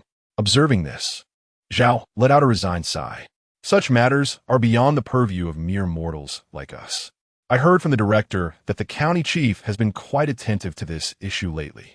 Yet, it seems we have once again been met with rejection, mandated to revise our proposals. No sooner had he spoken than he caught sight of Lu Changyuan's indignant expression, prompting a jolt of alarm in Zhao. He swiftly grasped Lu's arm. Old Lu, you must not act recklessly. At Zhao's admonition, Lu gradually composed himself, appearing to age several years in an instant. Rest assured, Zhao, I understand the importance of discipline. With that, Lu Changyuan exited, his spirit visibly crushed. Meanwhile, Ye Chang'an arrived to submit documents and happened upon this scene. Master, are you all right? He inquired upon noticing Lu's weary countenance, rushing forward. I'm fine. Lu gently shook his head, managing a strained smile through his creased visage. However, upon scrutinizing Ye's youthful, invigorated face, he sighed. Master feels it is a shame for you. At that moment, Zhao emerged from his office, spotting Ye Chang'an. He stepped forward to take the documents, saying, take your master home to rest. Of course, Ye replied, his heart silently steeling as he observed Lu's haggard appearance. Initially, he had not been particularly zealous about the annual commendation. However, witnessing his master's plight and the concern of so many in the office compelled him to take action. Yet, he was acutely aware that he could not pursue this avenue regarding the government affairs app without caution. After all, if the county chief was struggling, what hope did he have? Nevertheless, fortuitously, He possessed not only extensive connections, but also an audacious spirit. Is the credit for the government affairs app withheld? Ye Chang'an was unfazed. Within the confines of his criminal forum lay an abundance of accolades awaiting his command. Upon returning to his rented room, Ye Chang'an opened the system interface, and indeed, a new red dot had appeared. It was a message from Black Shark, who had contacted him once more. This time with a flurry of messages. 2 days ago, Black Shark, I used your test model. The results are impressive. Name your price. I wish to purchase your full version. The day before yesterday, where are you? Yesterday, friend, are you there? Observing the anxious demeanor of Black Shark, Ye Chang'an comprehended that the individual was profoundly captivated by the testing model he had developed. However, despite his intentions from the outset not being to profit from this individual, the requisite formalities must still be adhered to. He promptly edited the information and sent it forth. Subsequently, a series of tentative price negotiations ensued. Ye Chang'an understood that by exhibiting an unwavering stance on the price, he could instill greater confidence in the other party for the transaction. Indeed, after a brief exchange, Black Shark acquiesced to Ye Chang'an's asking price of 5 million RMB cash. Civilization, I have one more request. You must conduct the transaction in person. Black Shark, my friend, it seems there is no such custom in our dealings. I can understand a one-on-one exchange, but this request is somewhat excessive. Black Shark subtly declined Ye Chang'an's demand. The prospect of personally attending the transaction posed an unacceptable risk should any complications arise. As he perceived the fish on the line threatening to escape, Ye Chang'an remained unperturbed, maintaining a firm stance. Civilization, goodbye. He sent the message and promptly logged off, leaving no further words. 3 days elapsed before Ye Chang'an felt the time was ripe, at which point he reopened the system page to check his private messages. As anticipated, the impatient Black Shark had inundated him with a flurry of messages. 2 days ago, Black Shark, my friend, please don't be hasty. Everything can be negotiated. I will add 2 million. How does that sound? Yesterday, Black Shark, I'll add 3 million. This ought to demonstrate my sincerity, right? Could you at least respond? Today, Black Shark, I'll add 5 million. Seeing that this individual was utterly beguiled by his technology, Ye Chang'an felt a surge of confidence. He responded in a measured manner. Civilization, the development cost of my software is substantial. It is custom-bound. It requires the immediate input of your facial and fingerprint data. If the software is later discovered to be resold at a lower price or shared, we can trace its origins. Furthermore, as you are aware, our information is confidential. I prefer that your subordinates remain unaware of my physique and distinguishing features. The fewer people who know, the less risk involved. Please consider this. No sooner had he sent the message than Black Shark, akin to a youth addicted to the internet, responded almost instantaneously. Black Shark, all right, I agree to your conditions. However, I will determine the location of the transaction. Civilization, goodbye. Black Shark, you decide. Civilization, very well. Black Shark, following this, Ye Chang'an and the other party finalized the details of the transaction, ultimately settling on a location 3 days hence, a desolate grave near Tangwu County. After closing the system page, Ye Chang'an took a hot shower and lay in bed, contemplating his course of action. 3 days later, at the Ye District Police Station in Tangwu County. Have you heard? The software developed by Brother Ye has been sent back for revisions yet again. Alas, what a stroke of misfortune. After much effort to complete it before the year's end, it is now stuck in limbo. Nitpicking at every detail, what can one do? It's truly frustrating. I genuinely do not wish to see Chang'an achieve recognition this year. He is entirely undeserving. Yet, what can we do? He holds a second-class merit. Apart from Brother Ye, none of US can compete with him, and, ironically, Brother Ye is just an auxiliary officer. The police officers murmured amongst themselves, unaware that at the corner of the stairwell, Chang'an was seated, overhearing their chatter. He cannot help but scoff. Do they wish not to see my accolades? I shall obtain them, just to vex you all. A bunch of insignificant figures. Chang'an extinguished his cigarette, crushing it underfoot with disdain. Only then did a semblance of satisfaction wash over him. Chang'an had come to a realization. Once the new year dawns, he will be reassigned to the city. How those at the station perceive him or discuss him matters little. He will no longer inhabit the same echelon. His presence in the grassroots was merely a gilded fade, unlike other officers who would dedicate their entire lives to this. Charging into the fray, enduring hardships, and toiling ceaselessly were never duties befitting his background. What good are skills if one lacks connections? Without a foundation, one is naught. The administrative app's approval is delayed.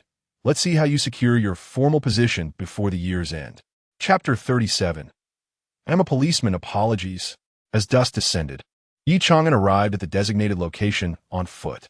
He had deliberately donned a mask and a pair of glasses, quietly awaiting the arrival of the other party. Time trickled by, yet Ye Chang'an remained unperturbed, fully aware of the allure his developed software held for the notorious Black Shark. Before long, the sound of a vehicle pierced the air. Without turning his head, Ye Chang'an stood still, patiently waiting. A moment later, the engine fell silent. An attentive voice emerged from behind him. "Civilian?" At this, Ye Chang'an leisurely turned around. There stood a middle-aged man clad in leather, next to a rugged SUV, his face unmasked and bare. After all, wearing a mask would be superfluous given the facial recognition that was to follow. Ye Chang'an's gaze was drawn to the flickering golden halo above the man's head, causing a jolt of surprise within him. The last human trafficker, Wu Quan, had borne a purple halo. This man was indeed worthy of his position among the top 5,000 criminals worldwide, having committed numerous offenses. I see. Black Shark, correct? Ye Chang'an inquired, his tone measured. Precisely, Black Shark replied, his voice resonant, though tinged with a hint of surprise. Despite Ye Chang'an's attempts to mask his features, it was evident that he was not entirely concealed. With years of experience, Black Shark could gauge Ye Chang'an's age through his voice, demeanor, and posture. Truly, heroes emerge from youth. The realm of technology still favored the young. Impressed, Black Shark clicked his tongue in admiration. In response to his words, Ye Chang'an merely retorted, "You speak too much." Cough. Black Shark cleared his throat, choosing to refrain from further commentary. He then opened the car door and retrieved 2 large leather suitcases, placing them before Ye Chang'an and unveiling their contents. In an instant, a dazzling array of coins appeared before Ye Chang'an. "All the money you requested is here. Please count it," Black Shark instructed, gesturing towards his SUV, adding, "Of course, if you need it, I have a currency verifier in my car." "No need." Ye Chang'an replied coolly. He stepped forward, not bothering to inspect the authenticity of the coins, and closed the suitcase. He then lifted it, weighing it slightly before nodding in approval. The amount was indeed correct. "Impressive," Black Shark remarked, his eyebrows raised in admiration. "Since you have verified it, when do I receive the goods?" His eyes gleamed with anticipation. "Just a moment," Ye Chang'an replied as he opened his laptop bag and retrieved a hard drive, connecting it to his computer. Soon after, a progress bar began to load. "I must say, your skills are truly remarkable. There will surely be more opportunities for collaboration in the future." As the progress bar loaded slowly, Black Shark engaged in casual conversation, attempting to extract more useful information from Ye Chang'an. "Rest assured, my software's new version will be released soon. At that time, you will pay me for the upgrade," Ye Chang'an said, his gaze fixed on a laptop screen. Upon hearing this, Black Shark's lips twitched in irritation. "Come on, you could have mentioned that earlier." In response to his query, Ye Chang'an nonchalantly replied, "If I had informed you beforehand, how could I earn double the profit?" Black Shark awkwardly chuckled, momentarily at a loss for words, realizing the soundness of the other's argument. Just then, the progress bar on the computer screen completed its loading, revealing a password lock interface. Ye Chang'an entered several secrets before finally gaining access. "Wow, that lock is quite intricate," Black Shark remarked, his trust in Ye Chang'an's expertise and caution inexplicably deepening. "Now, let us start by recording your facial features," Ye Chang'an said, making space as he moved beside the laptop's camera. Observing the dark circle on the computer screen, Black Shark leaned in without much thought. In the next moment, his face appeared on the screen. As he followed the computer's prompts, making various facial expressions, he suddenly noticed a hand swiftly reaching towards him. "What?" Black Shark's expression shifted to one of alarm. Just as he prepared to evade, the hand moved too quickly, seizing his throat. "What the hell are you doing?" Black Shark exclaimed, straining to pry away the arm gripping his neck, cursing under his breath. However, The more he struggled, the tighter Ye Chang'an's grip became. Realizing he was losing breath, Black Shark quickly abandoned his resistance and opted for negotiation. "Let us talk this over. What are you doing?" he managed to utter with great effort. "Ha!" Ye Chang'an scoffed, tightening his hold further. "We agreed on a one-on-one transaction, and you have not adhered to that. This is unjust." Black Shark's face turned crimson. He was increasingly struggling to breathe. With all his might, he insisted, "I truly am alone." Observing Black Shark's stubbornness despite his predicament, Ye Chang'an felt reassured, realizing that this fellow still honored his word. His earlier intimidation was merely a bluff. As Black Shark sensed the grip around his neck loosening, he gasped for air, finally relieved. "Damn it, you almost killed me," he began, but his words were abruptly cut off as his eyes widened in shock. Although the chokehold had been released, he discovered, to his dismay, that silver handcuffs had inexplicably appeared around his wrists. "What are you doing?" Black Shark exclaimed, his expression filled with astonishment as he fixed his gaze on Ye Chang'an. In his view, Ye Chang'an seemed intent on extracting further information through deceit. After all, it was rumored that the enigmatic figures behind the criminal rankings and forums were immensely wealthy sharks. The scrutiny for registered individuals was exceedingly stringent. Throughout the years, there had never been any reports of an undercover officer managing to infiltrate this realm. This phenomenon only underscored the forum's growing prominence and the increasing authority of its rankings. Therefore, Black Shark could not fathom that Ye Chang'an's entry into this list could be linked to a police identity. "What do you mean?" Ye Chang'an raised an eyebrow, gesturing towards the silver handcuffs. "Do you not recognize what this is? You cannot possibly be." In that instant, a horrifying conjecture surfaced in Black Shark's mind.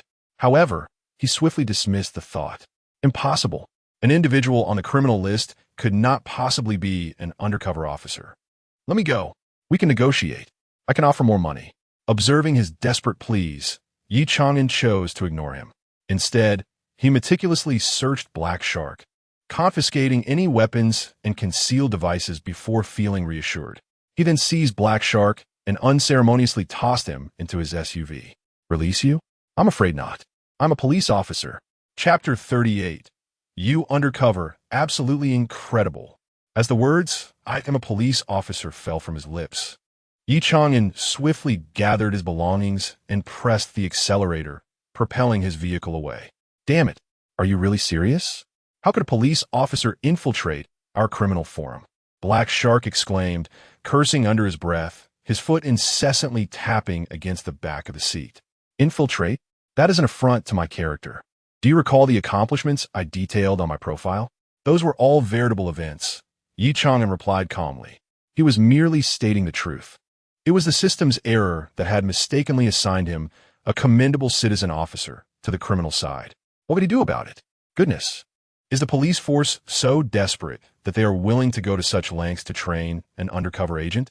Black Shark lamented, tears nearly springing to his eyes. No matter how he pondered, he could only conclude that Ye Chang'an was indeed an undercover agent meticulously cultivated by the police.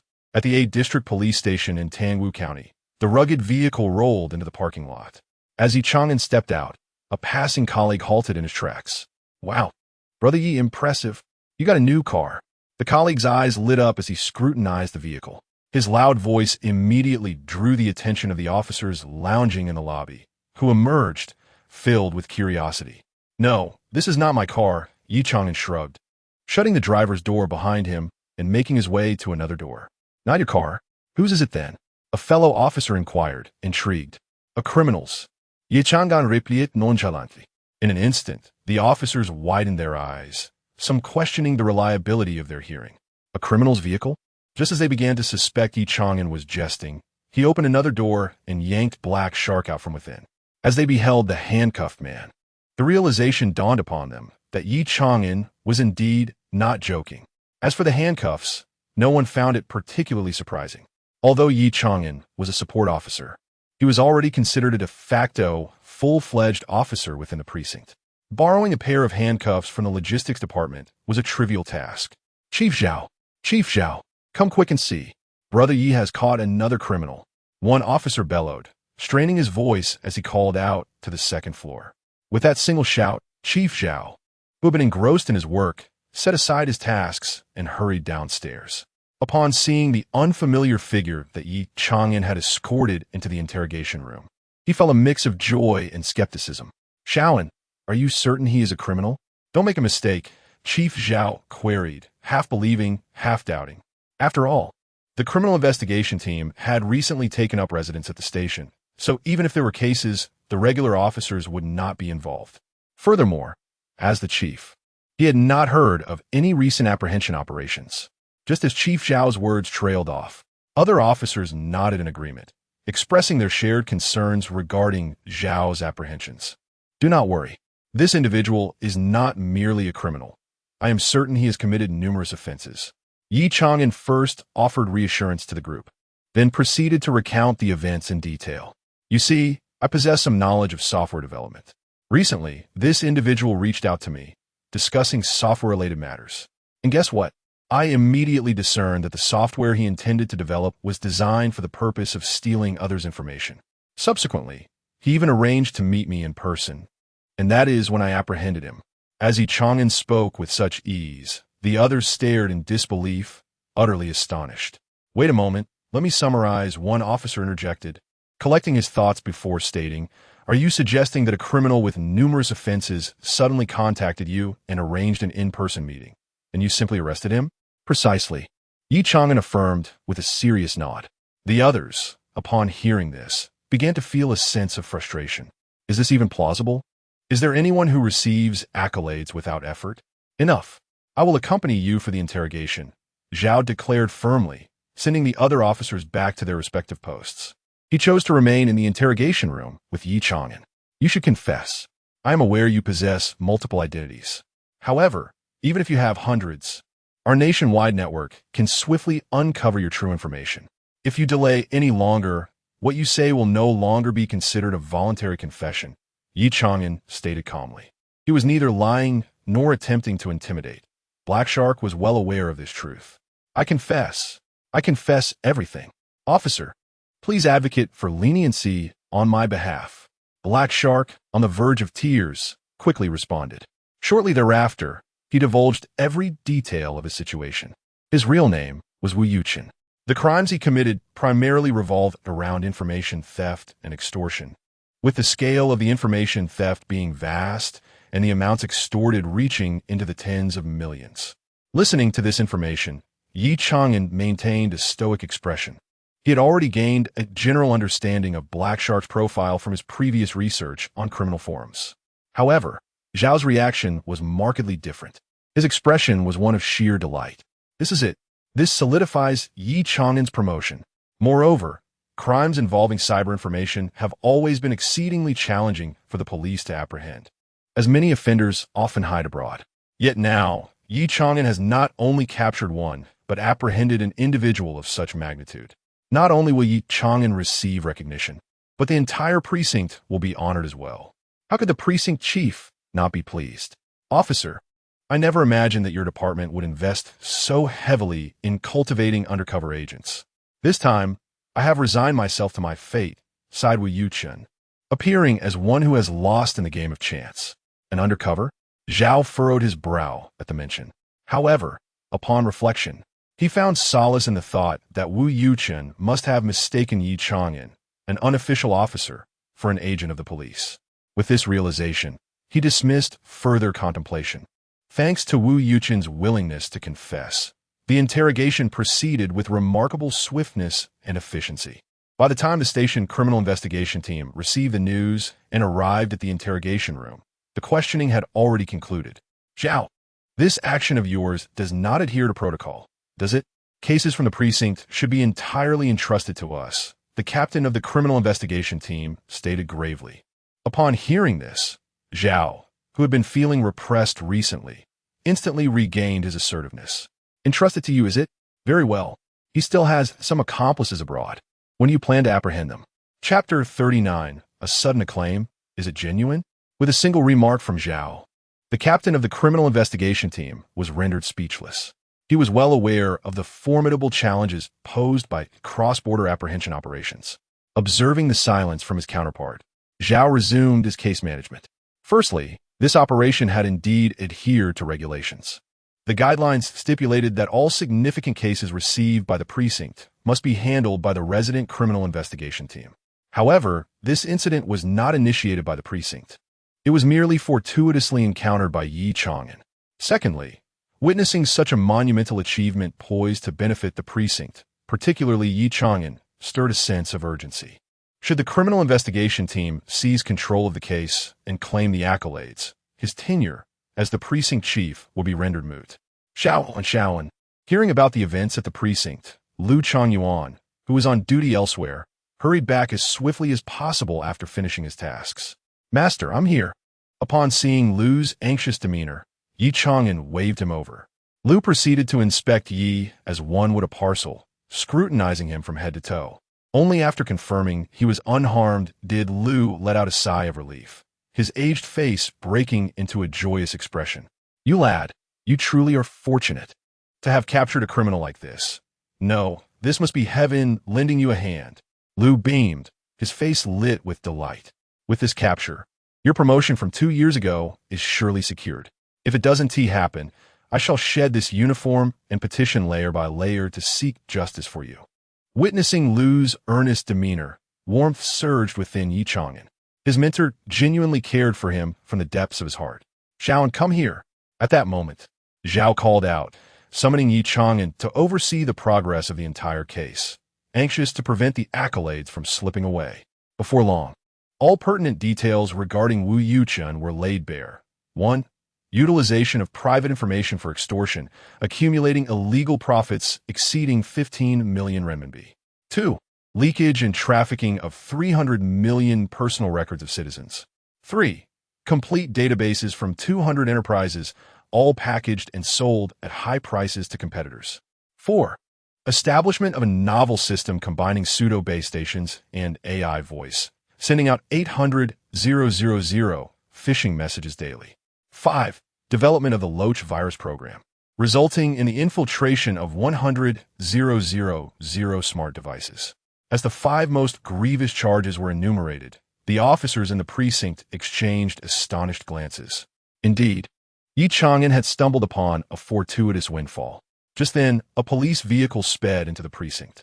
The county's police chief exited the car and swiftly made his way inside, having rushed over upon receiving the news. "Well done, my boy. You have executed this task splendidly." The director patted Ye Chang'an on the shoulder, his usually stern demeanor softened by a look of approval and satisfaction. Soon, however, he regained his composure and inquired gravely, "Old Zhao, has anyone else interfered with the case?" "Rest assured, it has been solely under Shaoan's supervision throughout," Zhao replied with a knowing nod, his expression earnest. "Good. Well done," the director affirmed, nodding in satisfaction.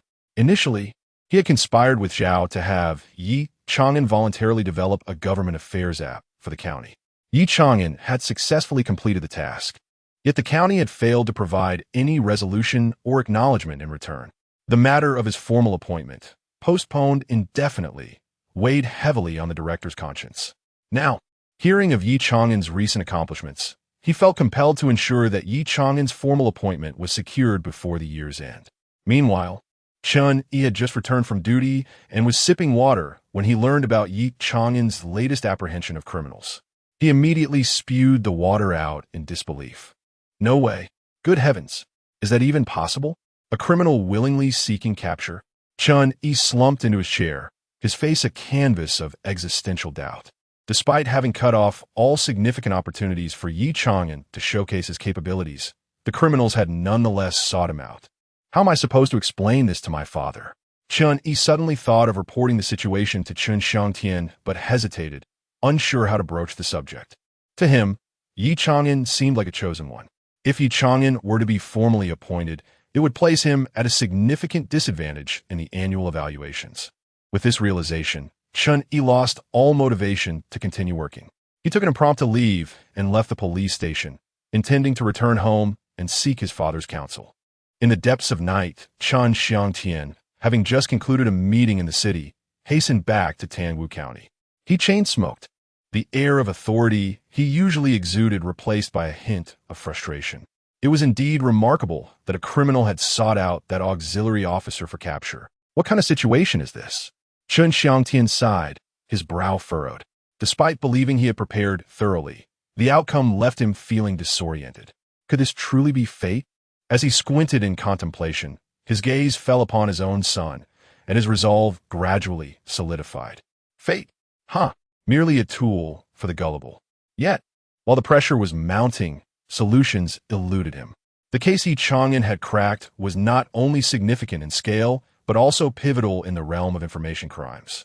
A rarity and thus of exceptional importance. Dad, if I participate in the year-end evaluations alongside Ye Chang'an, do you think you can persuade the judges? Chun-Yi asked, his face aglow with hope. At this, Chun Xiangtian shook his head. The criteria for this selection emphasize contributions significantly. You hold a second-class merit, while he possesses 2 second-class merits along with a third-class merit. The situation is decidedly unfavorable for you. Should actions be taken too zealously, provoking a public relations crisis could lead to irreparable consequences. Chun Xiangtian analyzed the stakes with utmost seriousness. Some extreme measures are not entirely out of the question. However, one must consider their worth. Father, does that mean I have no chance at all? Chun-Yi gazed earnestly at Chun Xiangtian.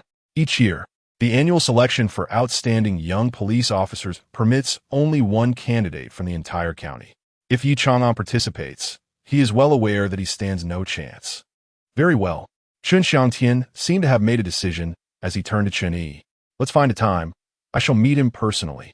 Given the current circumstances, one can only resort to coercion and persuasion to compel him to relinquish his opportunity for this year's selection. Upon hearing this, Chun-Yi's face remained etched with concern. But, will he really give it up?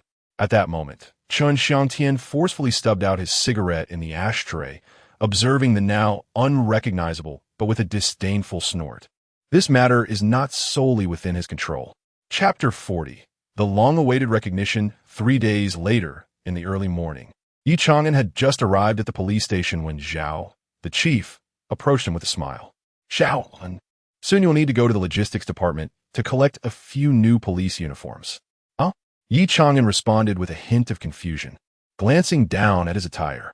He initially assumed Zhao was subtly hinting that his clothes needed a wash, as they appeared slightly faded but not dirty. I've already made arrangements. Remember to pick them up? Zhao reiterated before leisurely departing. Ye Chang'an stood there, still perplexed. Master, he called out as Lu Changyuan arrived for work. Zhao just told me to collect some new clothes. What's that about? He cautiously pointed to his own outfit and inquired, is this really that dirty? You mischievous brat. Lu laughed, unable to contain his amusement. He didn't directly address Ye Chang'an's question, but urged him to head to logistics. Why all the mystery? Ye Chang'an pondered as he made his way to the logistics office. Upon explaining his situation, the officer there handed him 5 sets of uniforms. 2 summer duty uniforms, 2 winter duty uniforms, and 1 formal outfit for meetings. Congratulations, comrade. Just sign here, the officer instructed, pointing to a form on the table with a smile. The moment Ye Chang'an laid eyes on the new uniforms, he finally understood why he was asked to collect them. These were the garments designated for officially recognized police officers, in stark contrast to the auxiliary police attire he wore. No wonder, after signing, he stood there, clutching the pile of new clothes, overwhelmed with emotion. He had envisioned this moment countless times in his mind.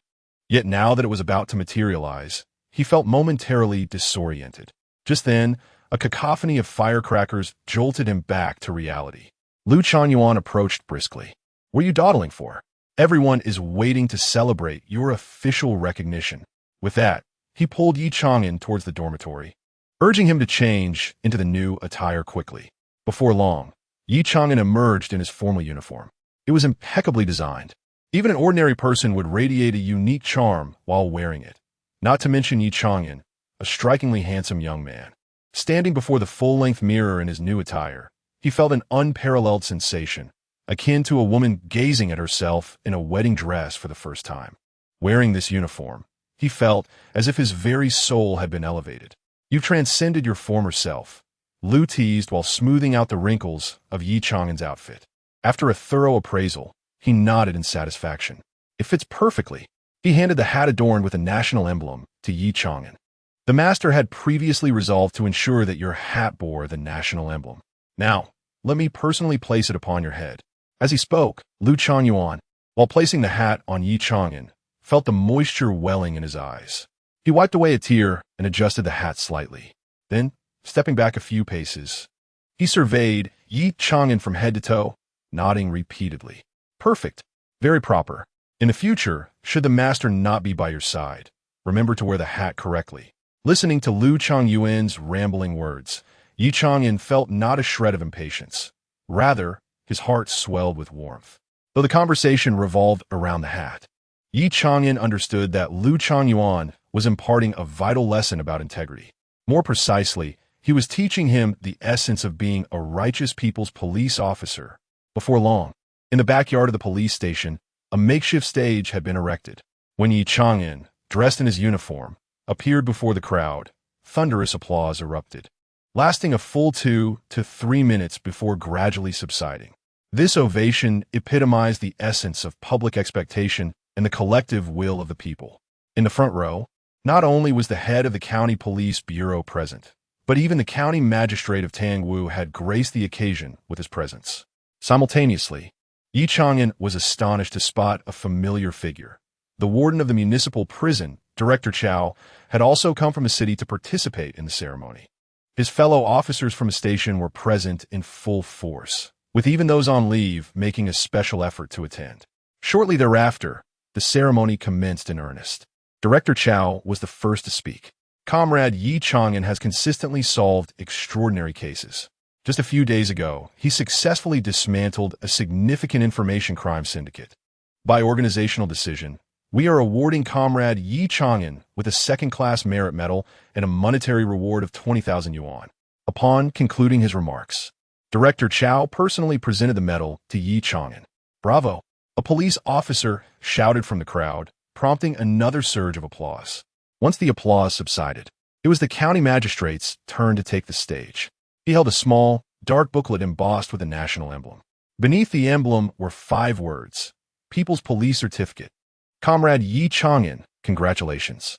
As of today, you officially become a distinguished people's police officer. Remember your mission, to serve the people. With solemnity, the magistrate extended the certificate to Ye Chang'an.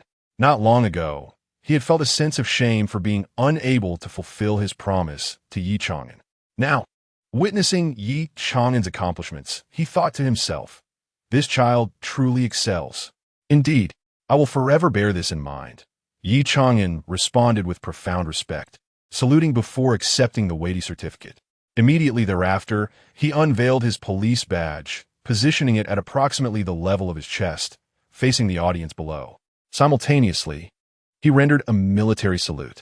Come, share a few words, the director gestured from the audience.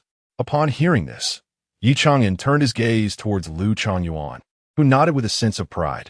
Observing this, Ye Chang'an averted his gaze and leaned closer to the microphone. On my first day at the precinct, my mentor imparted a few words that have remained etched in my memory. Here, I wish to quote those words as my sentiments for today. Ye Chang'an posed, adjusting his appearance slightly. He then straightened his cap a little more. My mentor once said, I donned this uniform solely to serve the people. It would be remiss to prioritize preserving this uniform over the well-being of the populace. He, like Ye Chang'an of that day, paused momentarily before directing his gaze towards the audience once more, adding the final 2 words, right? Chapter 41. Defying authority, unyielding. The phrase yes may be simple, composed of few strokes, yet at this moment, it resonates profoundly. Indeed, an elderly police officer bellowed with fervor, his voice nearly cracking under the weight of his emotion. The sincerity behind his words was unmistakable. Good child, Ye Chang'an murmured, his heart swelling with pride. Ye Chang'an was the last apprentice of his illustrious police career. Now, this disciple seemed to be crafting a perfect conclusion to Ye Chang'an's service. Filled with joy, Ye Chang'an radiated happiness. Akin to a martial arts master who had found a worthy successor to his legacy, or a venerable monk who had discovered a disciple to inherit his sacred texts. However, where there is joy, there is also sorrow. Wu, seated beside Ye Chang'an, felt a pang of discontent within. Ye Chang'an's brilliance, once perceived as a mere flicker, now blazed with dazzling intensity. This light, which should have illuminated his own path, was instead reflected onto Ye Chang'an by a metaphorical mirror, robbing Wu of its warmth. Had he known this would be the outcome, he would have acted differently. Wu sighed, his spirits dampened. Noticing Wu's unease, Zhao, who had initially shared Wu's sentiments towards Ye Chang'an, felt a sudden jolt of realization. His perspective had shifted swiftly, otherwise he would also be gazing at Ye Chang'an on stage with the same despondency as Wu. Meanwhile, in stark contrast to the emotional turmoil surrounding him, Chun-Yi was consumed by a stubborn desire for comparison. He fixated on Ye Chang'an, his mind echoing with the relentless mantra, "I will surpass you." Days later, Ye Chang'an began to acclimate to the life of a formally appointed police officer. As he exited the precinct at the end of his shift, he spotted a figure in the distance, staring intently at him. "Chang'an, someone wishes to see you," Chun-Yi stated expressionlessly. For reasons unknown, Ye Chang'an felt a momentary pause. It had been several days since he had last encountered Chun-Yi, and now he observed that the previously white halo above Chun-Yi's head had transformed into a blue one. "See me?" Ye Chang'an murmured, already surmising the identity of the visitor. He could choose to decline, but such a refusal would undoubtedly lead to endless entanglements in the future. Thus, Ye Chang'an resolved to acquiesce. "Very well. Lead the way." Chun-Yi, caught off guard by Ye Chang'an's prompt agreement, momentarily faltered, having prepared various phrases in advance. How annoying! He found him utterly unbearable, this individual who seemed impervious to flattery. Half an hour later, Ye Chang'an followed Chun-Yi to a business hotel. They entered the same private room as before, where Chun Xiangtian awaited. "You must be Ye Chang'an," he remarked. "I have read quite a few of your reports recently. You are quite an impressive young man. Please have a seat." Chun Xiangtian spoke with a tone that remained relatively courteous. However, no amount of politeness could mask the blinding radiance emanating from above his head. This Chun Xiangtian, compared to the criminals Ye Chang'an had previously encountered, was even more heinous, shimmering with a golden glow. "May I inquire who you are?" Ye Chang'an asked straightforwardly. "Oh." Chun Xiangtian's gaze revealed a hint of surprise. He then explained, "You actually do not recognize me. You might take a moment to search online. I am the director of the municipal party office of Dazhou City." Upon hearing the other party's declaration of identity, Ye Chang'an showed no signs of astonishment. Instead, he wore an expression that suggested, "I suspected as much." "Hello, Director." Ye Chang'an greeted politely, maintaining an attitude that was neither servile nor overbearing. Chun Xiangtian raised an eyebrow. Being astute, he had already deduced from this young man's demeanor that he would be challenging to manage. Yet, after so many years in this position, what difficulty could not ultimately be resolved by him? "Young man, I find you exceedingly admirable. It is a pity for such talent to be confined to a small county. Your potential deserves a platform in the city. I would be more than willing to provide you with that opportunity." He paused, a glimmer of shrewdness flashing in his eyes, then continued, "What you must do is quite simple. Relinquish your eligibility for this year's commendation. Such accolades merely embellish one's career. They do not provide the essential support you truly require. What you need now is the latter, and I can offer that." Chun Xiangtian spoke with a smirk, his eyes possessing a captivating allure that could ensnare anyone who let their guard down. The disparity between a city official and a rural clerk was indeed vast. The ladder he extended was one that promised swift ascension, yet it differed from others. Climbing other ladders necessitated an unwavering heart, while this one required a heart that was willing to relax its grip. "I apologize, but I am quite fond of my current position," Ye Chang'an replied resolutely, shaking his head. Chun Xiangtian's brow furrowed slightly as he scrutinized Ye Chang'an from head to toe. He was indeed a person of potential. It was unfortunate that he could not be utilized for his purposes. "You have recently received your confirmation. It is natural not to fully grasp the intricacies involved here. I can assure you that relying on your past merits will not provide you with a solid foundation. Even if you are a hero, ultimately, you cannot defy the whims of my modest authority. Young man, your journey is still long. Should you stray from the right path, no matter how hard you strive, you may never reach your destination." Chun Xiangtian spoke with a calm demeanor, yet beneath that tranquility lay an underlying threat. Whether there exists a celestial order that governs the fate of humanity remains uncertain to Ye Chang'an. However, he is unequivocally certain that there are individuals capable of wielding dominion over human destinies. The person standing before him at this moment is one such individual. Having failed to entice him through persuasion, it is now evident that intimidation has become the chosen tactic. The current circumstances suggest that the adversary intends to exert force upon him. Yet, should he yield even slightly, he would betray the officer who once sacrificed his life to save him.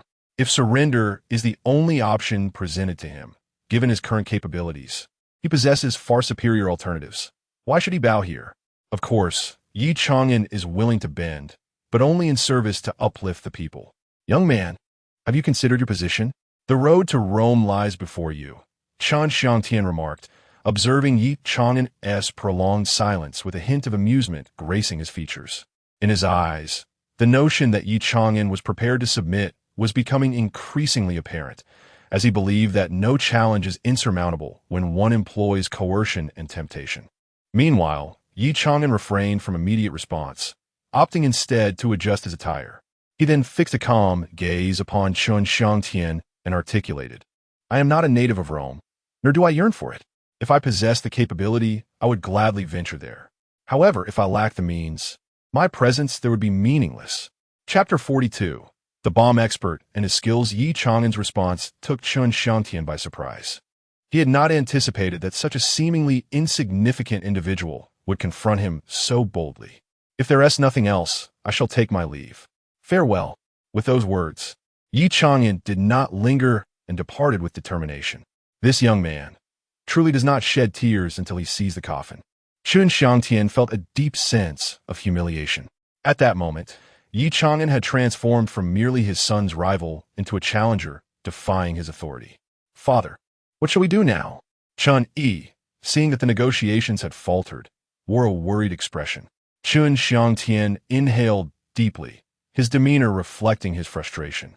He had not considered the possibility of Ye Chang'an refusing to cooperate.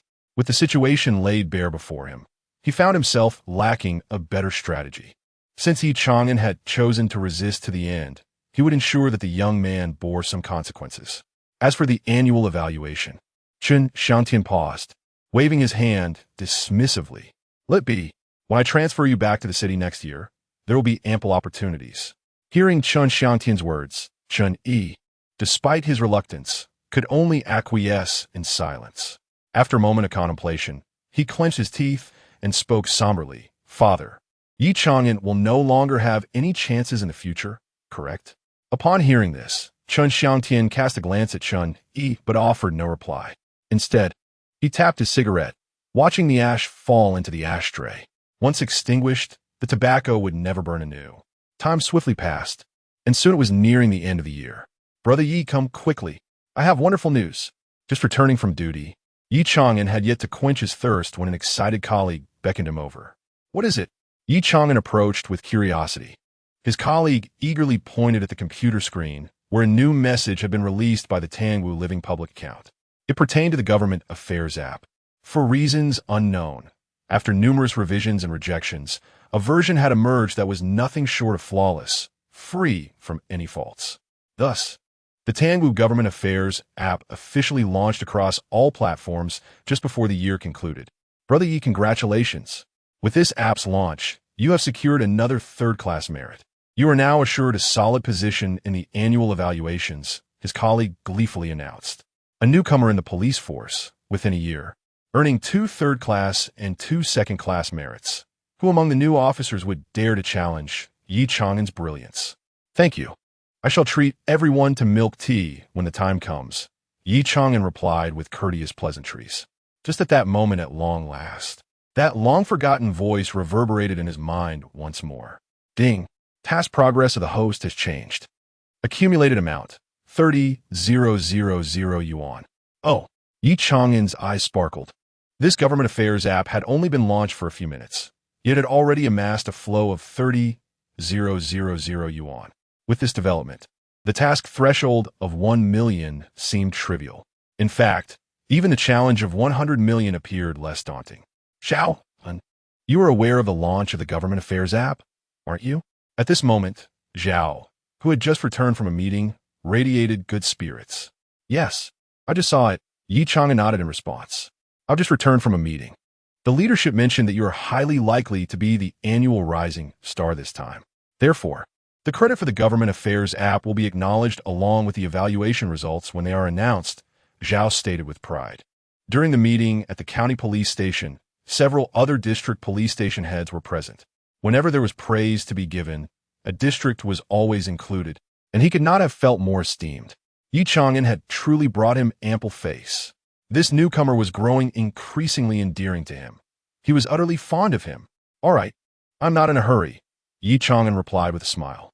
During this period, he had indeed accumulated quite a bit of merit. With the comprehensive launch of the Tangwu Government Affairs app, its seamless interface, abundant features, and user-friendly design garnered widespread acclaim from the public. The citizens of Tangwu County were swept up in a fervor to ardently recommend this app. Ding. Accumulated amount, 980,000 yuan. Ding. Accumulated amount. Suddenly, the system's voice echoed incessantly in Ye Chang'an's mind, clearly indicating a prompt for task completion. An hour later, ding. Congratulations to the host for exceeding the task. The criminal software you created has astonishingly been launched on all legitimate platforms. Users can download it without disregarding risks.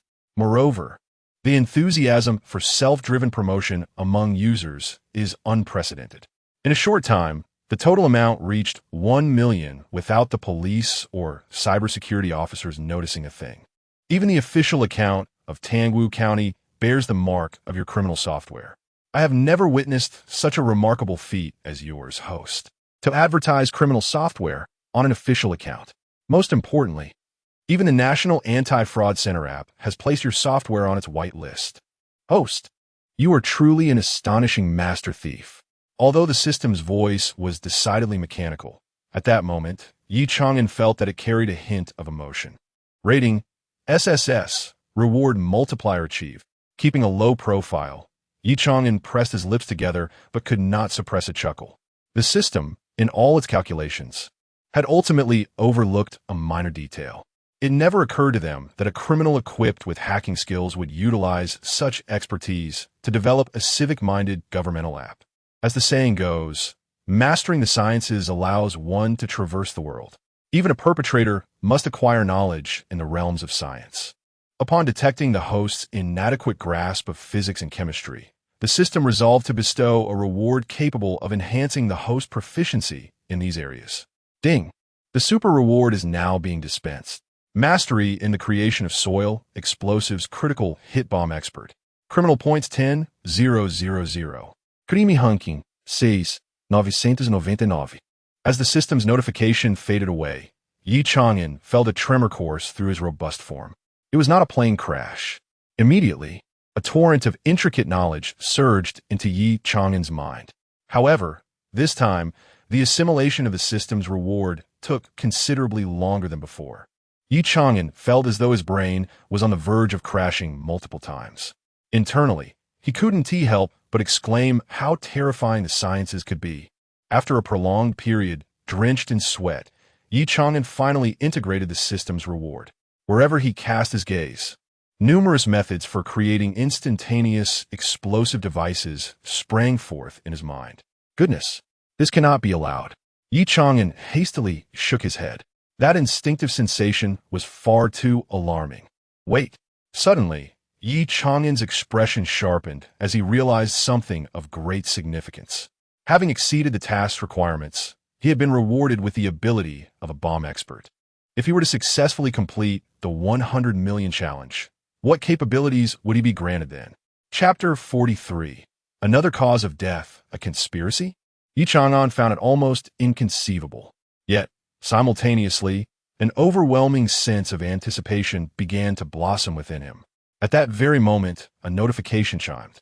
Since the host possesses the potential to become a notorious thief, it is imperative to undertake some earth-shattering endeavors. Task issued. The host is required to create a bomb to demolish a building. It cannot be any model or virtual structure. This system will assess the task completion based on the building's area and height. Ah, a physical manifestation of earth-shattering chaos, is it? Listening to the task bestowed by the system, Ye Chang'an fell into deep contemplation once more. Demolishing a building?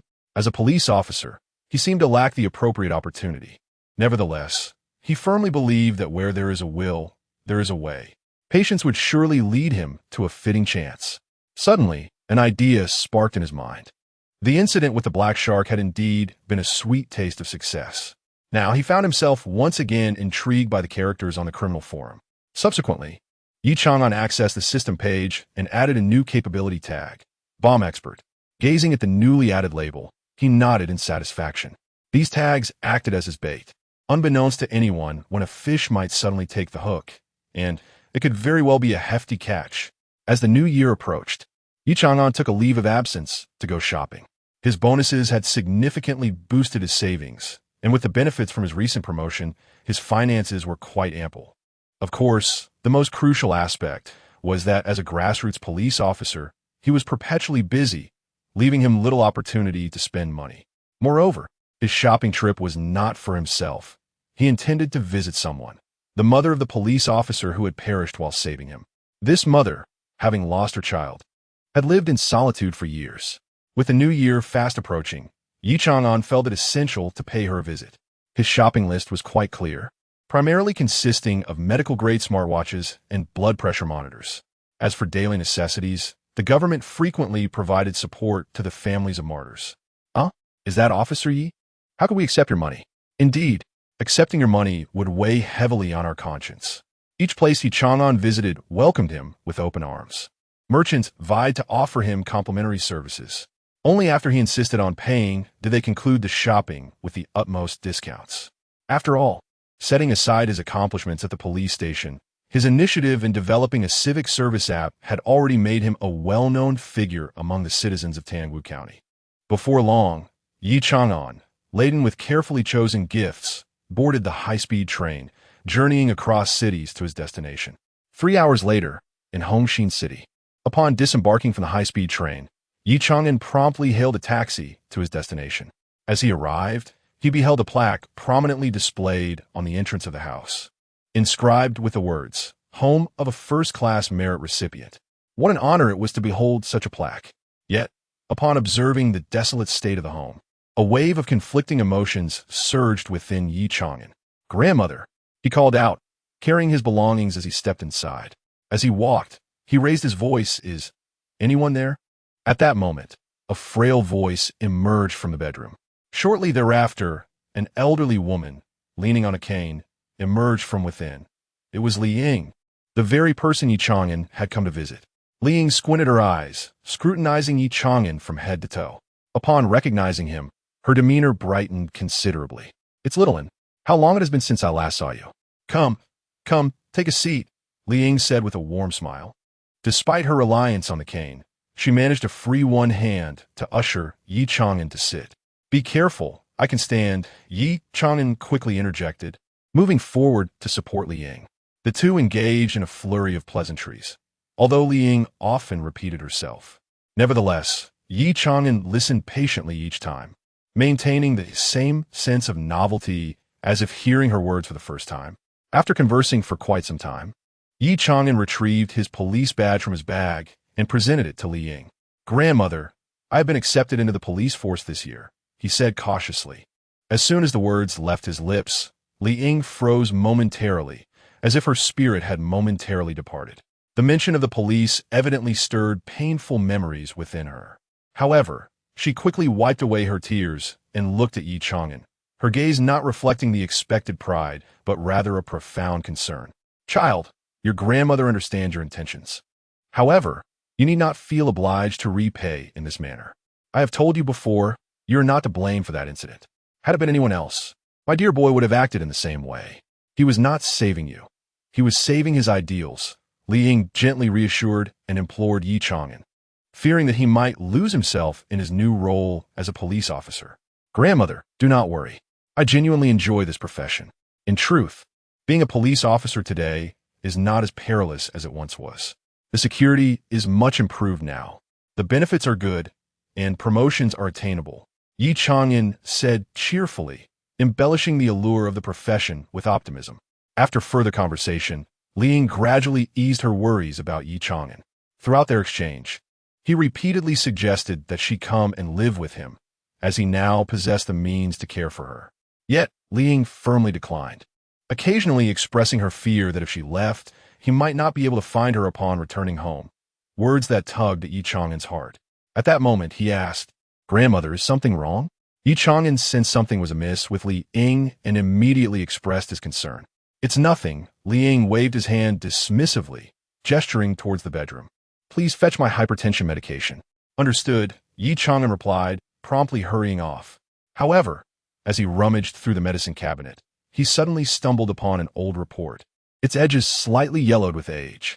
The bold letters on the front sent a jolt through him. Autopsy report. Yet at that moment, Ye Chang'an had no time for contemplation. He quickly retrieved the medication and poured a glass of water.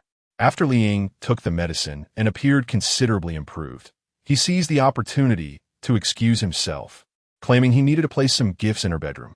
Upon returning, he picked up the report once more and scrutinized it closely. The more he read, the tighter his brow furrowed.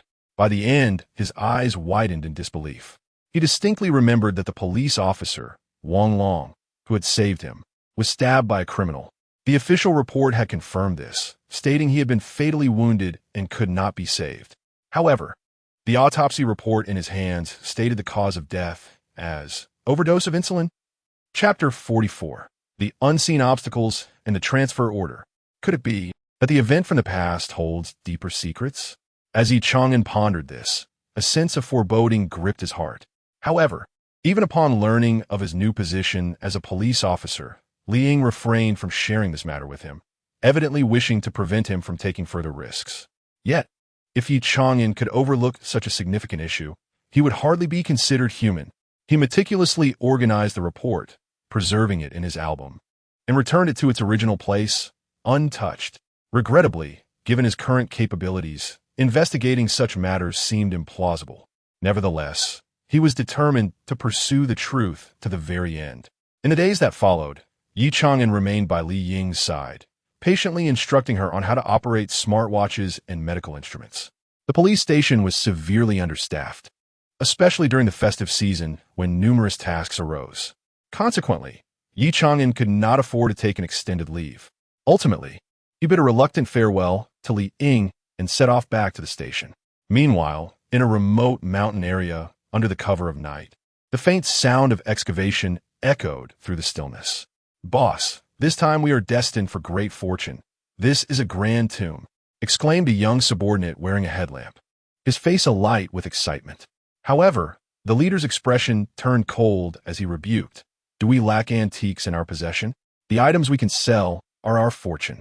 Those we cannot are a curse." Just then, a figure hurriedly approached, presenting a map and indicating a specific coordinate. "Boss, we have discovered that Lindong hideout town in Tangwu County should be suitable for us to smuggle antiques overseas." Upon hearing this, the leader's face brightened, and he promptly replied, "Just as well, we have run out of explosives for tomb raiding. Take a few men and conduct a thorough investigation." The following day, at the Ye District Police Station in Tangwu County, Ye Chang'an arrived for work to find his colleagues greeting him with cheerful smiles. After a moment of reflection, he discerned the reason for their merriment. The annual selection of outstanding new officers had been announced, alongside commendations for the development of the Government Affairs app. "Oh, who is this? Is it not our illustrious star?" His colleagues teased with jovial laughter. At that moment, Lu Changyuan approached, holding a trophy and a box containing a medal. "Here you go. Your award for the annual selection is a third-class merit trophy." "Thank you, Master," Ye Chang'an replied with a beaming smile. Despite having received numerous accolades, the sight of these new honors filled him with a profound sense of pride. "Ye Go, your future is limitless. Remember to promote me in the future." One colleague implored eagerly. "Promote you? Should I make you the head of the restroom?" Zhao, the station chief, arrived just in time to overhear and shot a glare at the officer. "I was merely jesting." The officer forced an awkward smile and quickly stepped back, for he discerned that Zhao's mood was exceedingly poor at that moment. Typically, Zhao would not mind such banter, especially on a day when Ye Chang'an had received 2 awards. A dual celebration. Yet, Zhao's demeanor remained grim. The others had not witnessed Zhao's ashen expression in quite some time, causing them to fall silent, hesitant to speak further, and hastily return to their tasks. "Xiaoan, please come to my office." Zhao glanced at Ye Chang'an and spoke in a subdued tone, sensing something amiss. Lu Changyuan furrowed his brow and promptly followed suit. A cat lurked at the office door, eavesdropping. Inside the director's office, Zhao began, "Xiaoan, there is something I wish to discuss with you." He hesitated, words caught in his throat, ultimately unable to articulate his thoughts. "Zhao, it's all right. Speak your mind." Ye Chang'an urged, immediately sensing that something foreboding was afoot. Nevertheless, he endeavored to maintain his composure. Recently, the higher-ups issued a transfer order. "You have been promoted." Zhao gritted his teeth, finally managing to utter those few words. "Promoted?" Ye Chang'an raised an eyebrow, taken aback by this unexpected news. Then, reflecting on the situation, he chuckled. "Zhao, I didn't realize you were so reluctant to see me go." However, as soon as those words escaped his lips, Ye Chang'an perceived a shift in the atmosphere. Observing Zhao's expression and demeanor, it became evident that his discontent did not stem from a reluctance to part ways. Thus, if this promotion were indeed a misfortune, it could likely result in one of 3 scenarios. First, taking the blame. Second, being used as a pawn by superiors to balance other factions. Or third, a promotion in name only, concealing a demotion. After a brief process of elimination, Ye Chang'an swiftly concluded that he was facing the latter. The higher-ups stated that due to your recent accomplishments, you have been elevated to the position of Deputy Section Chief at a less desirable precinct, where you are expected to set an example for other officers. You will shine and thrive under challenging conditions. Zhao spoke through gritted teeth, trailing off as the absurdity of the situation overwhelmed him. Who would believe such nonsense? Yet therein lay the dilemma. One could find no grounds for rebuttal or skepticism. After all, everyone professes to serve the people. If one is to serve the populace, then why not do so in harsher environments? Countless noble reasons could be conjured to stifle dissent. Suddenly, the office door swung open with a forceful bang. Lu Changyuan, veins bulging and face flushed with anger, strode into the office and seized the transfer order. Upon seeing the address, his hands trembled with fury. Lindonghai Island Police Station, a place where even the birds refused to defecate. As Lu Changyuan spoke, he felt an overwhelming urge to tear up the transfer order. "Master, no." Ye Chang'an swiftly grasped Lu Changyuan's hand, holding it firmly. "Calm down. Don't be too agitated." He hurried to soothe Lu Changyuan, fully aware of the kindness shown to him by the county chief and the director of the county police bureau. Yet despite this, the transfer order had still landed in Zhao's hands. This indicated that the person orchestrating this affair was undoubtedly someone of considerable influence. Without a second thought, he knew who it would be. Chun Xiangtian, the director of the municipal party office. With someone of such stature involved, no matter how much Lu Changyuan struggled, he would be unable to effect any change for Ye Chang'an. This is the consequence of non-cooperation, Ye Chang'an thought with a cold smile in his heart. The desire to resist grew even stronger within him. At that moment, he resembled a bamboo shoot. Even if crushed beneath a massive stone, he would one day pierce through it and grow into a magnificent green bamboo. It was utterly infuriating. Those leaders, untouched by wind or sun, treated the diligent contributors on the front lines in such a manner. Lu Changyuan was seething with rage, determined to file a complaint and send it to the capital at any cost. Ye Chang'an exchanged glances with Zhao, then made an effort to calm Lu Changyuan's emotions. After some time, Lu Changyuan sat weakly on the sofa, his eyes swollen from tears. He repeatedly berated himself internally for being such an ineffective master, incapable of even protecting his own disciple. "Xiao, in your current predicament, there are only 2 ways to save you. First, you need greater support from higher authorities." Zhao paused, shaking his head. If such a condition truly existed, they wouldn't be in this situation at all. He then placed his hopes on the last glimmer of possibility. "The second option is for you to solve a major case while you are there." Chapter 45. Indignation and Injustice. However, Zhao's words faltered once more. Although the second option appeared plausible, it was unlikely that any disturbances such as drinking or brawls occurred in such a place, let alone a significant case being handled there. Alas, by the end, Zhao found himself at a loss as to how to console Ye Chang'an, letting out a resigned sigh. His feelings mirrored those of Lu Changyuan. A remarkably capable officer from his precinct was facing such blatant unfairness. As the station chief, he lacked the power to protect his own. Yet compared to Lu Changyuan, the burden on Zhao's shoulders was heavier, leaving no room for the luxury of emotional outbursts. Zhao, you just mentioned that if we could handle a major case, we could return. What kind of major case would meet your criteria? Ye Chang'an inquired, his tone filled with determination and curiosity. Indeed, the place to which he was being reassigned was a desolate area, devoid of human presence. Yet, he believed he possessed the means to ensure that criminals willingly came to his new station to be apprehended. At the very least, it needed to be a case worthy of a first-class personal merit. Any case falling short of this would easily have its credit diluted by higher-ups employing their influence. Zhao earnestly responded to Ye Chang'an's inquiry, but the more he observed Ye's earnestness and determination, the more his heart ached. A first-class merit. How arduous it was to attain. As the saying goes, third-class merit is earned standing, second-class lying down, and first-class is awarded to one's family. This clearly illustrates the difficulty of achieving first-class merit. Furthermore, under the current circumstances of exceptional public order, even major cities find it challenging to present opportunities for such recognition. Moreover, in a small place like an island, the harsh living conditions would likely deter even criminals from committing offenses there. I understand, Ye Chang'an nodded thoughtfully. As the saying goes, to risk one's life is to dare to unseat the emperor, especially when it concerns a director of the municipal office. Xiao, Lu Changyuan found the words on the tip of his tongue, but could not bring himself to speak them. He knew that the best option for Ye Chang'an at this juncture was to resign. Indeed, if he relinquished his identity as a police officer, he could break free from the predicament. However, fully aware of Ye Chang'an's aspirations and the challenges he faced in gaining permanent status, how could Lu bear to voice such a suggestion? Yet, remaining silent seemed to be the better choice. Brother Ye, this is utterly unfair. Damn it, this is such a travesty.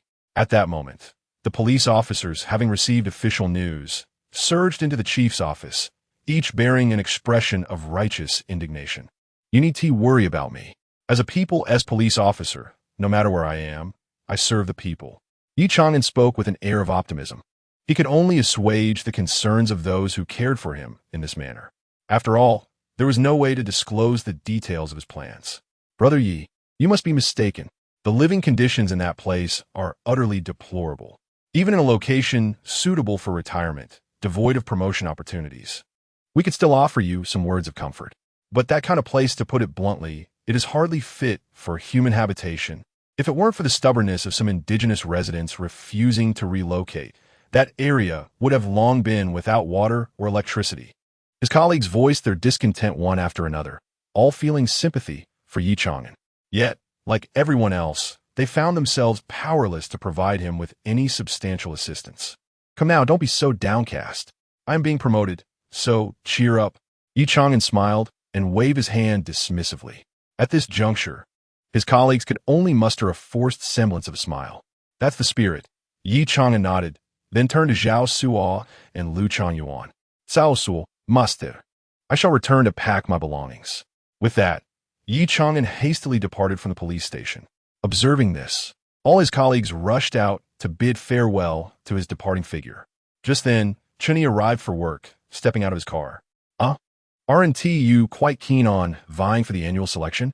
You must be delighted now, Chun-Yi remarked, smirking as he watched Ye Chang'an's silhouette. However, the next moment, he was taken aback. All his colleagues' gazes were now fixed upon him, their expressions filled with animosity that could almost bore holes through him. Chun-Yi furrowed his brow, but he resolved to shrug it off. After all, he would soon be transferred, and it mattered little to him. Adopting an air of ignorance, he strode directly towards the lobby. Yet, as he passed by the officers, they deliberately shifted aside and abruptly collided their shoulders with his. After the impact, They feigned as if nothing had occurred. You? Chun-Yi almost spoke up, but ultimately chose to remain silent, aware that he had no grounds for grievance. Let them collide. Let them collide. Even if they were to break my arm, it would be worth it if it meant a break in Ye Chang'an's future. He thought to himself, walking with an air of arrogance. In his mind, he had already condemned Ye Chang'an's future to oblivion. Ye Chang'an, you shall remain in that wretched place for the rest of your life. There is no possibility of a comeback. Not far from the entrance of the police station, Ye Chang'an had scarcely walked away when he suddenly spotted a familiar figure. Brother Peng? What a coincidence! Ye Chang'an exclaimed with surprise, greeting him with a smile. The individual was Peng Shi from the fire brigade. They had crossed paths a few times before. Not all a coincidence. I was waiting here for you. Peng Shi replied with a serious expression. Huh? Waiting for me? Ye Chang'an was momentarily taken aback, initially believing that Peng Shi sought his assistance once more. However, upon observing Peng Shi's expression, it was evident that was not the case. You, my friend, how can you be so utterly carefree? You're about to be reassigned to that dreadful place, and yet you show no concern whatsoever, Peng Shi couldn't help but remark. Upon learning that Ye Chang'an was to be dispatched to such a dismal location, he hurried over. Yet, seeing Ye Chang'an's cheerful demeanor filled him with a sense of helplessness. Well, we are all in service to the people. Ye Chang'an waved his hand dismissively, maintaining his optimistic facade. Noticing this, Peng Shi furrowed his brow and pulled Ye Chang'an into a nearby alley. Once certain they were alone, he spoke candidly. To be frank, I have a relative working within the public security system. I cannot disclose their identity or position at the moment, but I have mentioned you to them several times, and they hold you in high regard. Upon learning of your current predicament, they advised me that once you arrive at your new post, you should do everything possible to make a commotion. If you can achieve some merit, they will surely find a way to assist you. Having delivered his message, Peng Shi did not linger, but turned to leave, casually adding, There's no need for thanks. You have helped me on numerous occasions. As he watched Peng Shi's departing figure, Ye Chang'an smiled to himself. Such friends, who are genuinely concerned for him, are truly a treasure. Chapter 46. The Heart's Yearning. Farewell. 3 days later, Ye Chang'an meticulously packed his belongings and completed all the necessary handover procedures. He stepped out of the police station, ready to embark on his new assignment. However, the moment he crossed the threshold, he came to an abrupt halt. The entrance of the police station was now teeming with people, all gathered spontaneously to bid him farewell. Many had crafted banners, held high and stretched long, proclaiming messages such as, Enter among the masses, and they shall forever remember you. Ye Chang'an, the island life is humid. Remember to bring extra desiccants. The app is excellent, and so are you. And do come back and visit. These various banners waved in the air, resembling a grand fanfare for a superstar. Yet, the admirers were not solely youthful. There were middle-aged individuals and even the elderly. The governance app developed by Ye Chang'an had brought immense convenience to everyone. Witnessing this overwhelming scene, even the resolute Ye Chang'an felt tears welling in his eyes. The leaders present were equally moved, reminiscing about a similar farewell they had witnessed years ago when a dedicated county magistrate departed. Who could have anticipated such an outpouring for a police officer? At that moment, perhaps it echoed the sentiment that the eyes of the masses are indeed keen. Hey, don't go to that place. Come work here instead, with the same benefits as previously discussed, exclaimed the furious vice president of Tangwu Bank. Take care of your health. Don't push yourself too hard. On the day of your official appointment, I intended to remind you of another saying. Health is the foundation of revolution. Lu Changyuan incessantly advised him. Shaoan, we will do our utmost to assist you, the county magistrate and the director said gravely as they approached. One after another, familiar faces appeared before Ye Chang'an. The farewell gathering continued for an extended period, and it was only when everyone watched him board the vehicle that they reluctantly departed. Star News Network. Recently, archaeologists have discovered that numerous burial sites have been raided. Wu City Public Security Bureau. Notice. 2 members of the tomb raiding gang have been apprehended. We are fully pursuing the remaining accomplices. Big and Small Matters Media. Shock. The recently rampant tomb raiding gang has reportedly stolen cultural relics valued at over 1 billion. Guang City Public Security Bureau. Latest developments. 2 more members of the tomb raiding gang have been captured, and a demolition expert has confessed to their crimes. As Ye Chang'an traveled towards his new post, he scrolled through his phone, repeatedly encountering reports about the same incidents or individuals. After glancing at a few, he dismissed them and stowed his phone away, falling into a deep slumber in the vehicle. Time passed, though he remained unaware. When he opened his eyes once more, he found that the world outside the car window had succumbed to darkness. Suddenly, Ye Chang'an sensed something amiss. With a mere thought, the system's interface materialized before him. In the upper left corner, a red dot had appeared, indicating that someone had sent him a private message on the criminal forum. Ah, the infamous Black Shark No. 2 has arrived. Ye Chang'an's heart leapt with excitement as he hastily opened the private message page. As soon as he did, he noticed a series of messages from a criminal with the alias Diamond Rat. Diamond Rat, my friend, I see you have added the explosives tag. I wonder about your skill level. My team is in dire need of a demolition expert. As for remuneration, you need not worry. It will be most satisfactory. For a single operation, I guarantee you 3 million plus 5% of the total profits. Gazing at the flurry of messages from Diamond Rat, a flash of insight struck Ye Chang'an. A demolition expert? Wait, that term rang a bell. Soon, he recalled the news he had just perused. Indeed, the official announcement from the Public Security Bureau mentioned that a notorious tomb raiding gang had recently been apprehended, and among them, their demolition expert had been caught. Good heavens! This must undoubtedly be the very group reported in the news. A subtle smile crept across Ye Chang'an's lips, and joy surged within him. The uproar online had been deafening. Now it seemed everyone was on the lookout, and these individuals had come directly to him. Was this not a victory served on a silver platter? Tomb raiding is a grave offense, and according to the news reports, this gang's illicit dealings had surpassed a staggering 1 billion. Surely, this would earn him a first-class merit. Chapter 47. Initiating contact, tomb robbery? At this moment, Ye Chang'an's spirit was instantly invigorated. He began to contemplate how to apprehend this group. He was oblivious to the jostling of the vehicle. Wuming, I only accept customized orders. No group tasks. After a moment's reflection, Ye Chang'an provided his response. Zuantianshu, no problem. We will proceed as you suggested. The message had scarcely been dispatched when the other party replied immediately. Clearly, their team had lost their demolition expert, which significantly hindered their operational plans. Ye Chang'an had ample reason to suspect that this group had recently discovered a new high-value tomb and was eager to act. Shortly thereafter, Zuantianshu sent Ye Chang'an an additional document. The file contained detailed specifications regarding the bomb's effectiveness. A mere glance was sufficient for Ye Chang'an, and through his understanding of bomb-making, he could ascertain instantly that this group indeed required explosives for tomb raiding. To render his criminal persona more authentic, he embarked on a course of exorbitant pricing. Wuming, however, the 3 million you mentioned for a single operation, in addition to a 5% share of the total profits, is rather unreasonable. My demand is a minimum of 5 million per operation, plus a 15% share of the total profits. Otherwise, we shall not discuss further. As soon as the message was sent, the other party became visibly agitated. Zuantianshu, do you really think I am ignorant of market rates?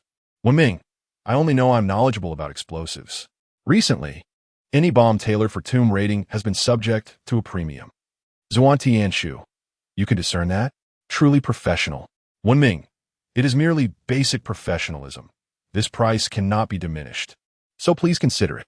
The message was dispatched once more. This time, the response speed from the other side noticeably slowed. Recently, tomb raiding had become a sensational topic within the country, prompting the police to take it very seriously. In such circumstances, even if the remuneration offered by their team was substantial, the criminals on the forums would likely refrain from collaboration for safety reasons. After all, those who gained access to this forum had essentially achieved financial independence. Although high risks could yield high rewards, most opted for discretion.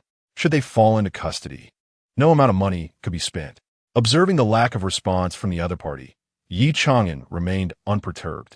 They were akin to a hot potato, with few willing to take the risk. Indeed, just a moment later, the system's private message page flashed a red dot once more. Zuantianshu, all right. I agree to your terms. But the bombs you create must be of satisfactory quality. Wenming, rest assured, I would never deceive you. My principle in work is to uphold my identity. Zuantianshu, I believe you. The chat page was closed. A slight smile crept upon Ye Chang'an's lips. He vowed that his previous statements were utterly truthful. However, he had never disclosed that his identity was that of a criminal. Crafting bombs was not particularly challenging. The real difficulty lay in acquiring the materials. Ye Chang'an stroked his chin, deep in contemplation. However, before he could ponder further, they had arrived at the dock. Passengers transferring lines were reminded to disembark, with the driver declaring that any oversights would not warrant a return trip. Ye Chang'an quickly gathered his belongings and alighted from the vehicle. He promptly boarded the vessel, setting sail for Lindong Island. Initially, the novelty of the boat ride captivated him, but it was not long before the vessel began to rock violently, leaving him disoriented and nauseous, resulting in several bouts of sickness.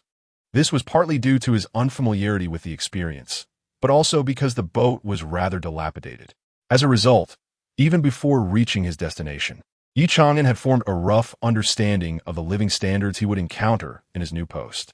After an indeterminate passage of time, Ye Chang'an finally set foot on the island. The sea breeze that greeted him left him feeling parched and dry. Uncertain of his assigned accommodations, he hefted his luggage and made his way toward the local police station.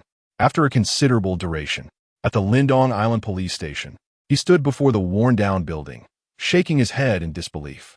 Without further ado, he entered. Upon stepping inside, he was met with the sound of snoring emanating from the reception area.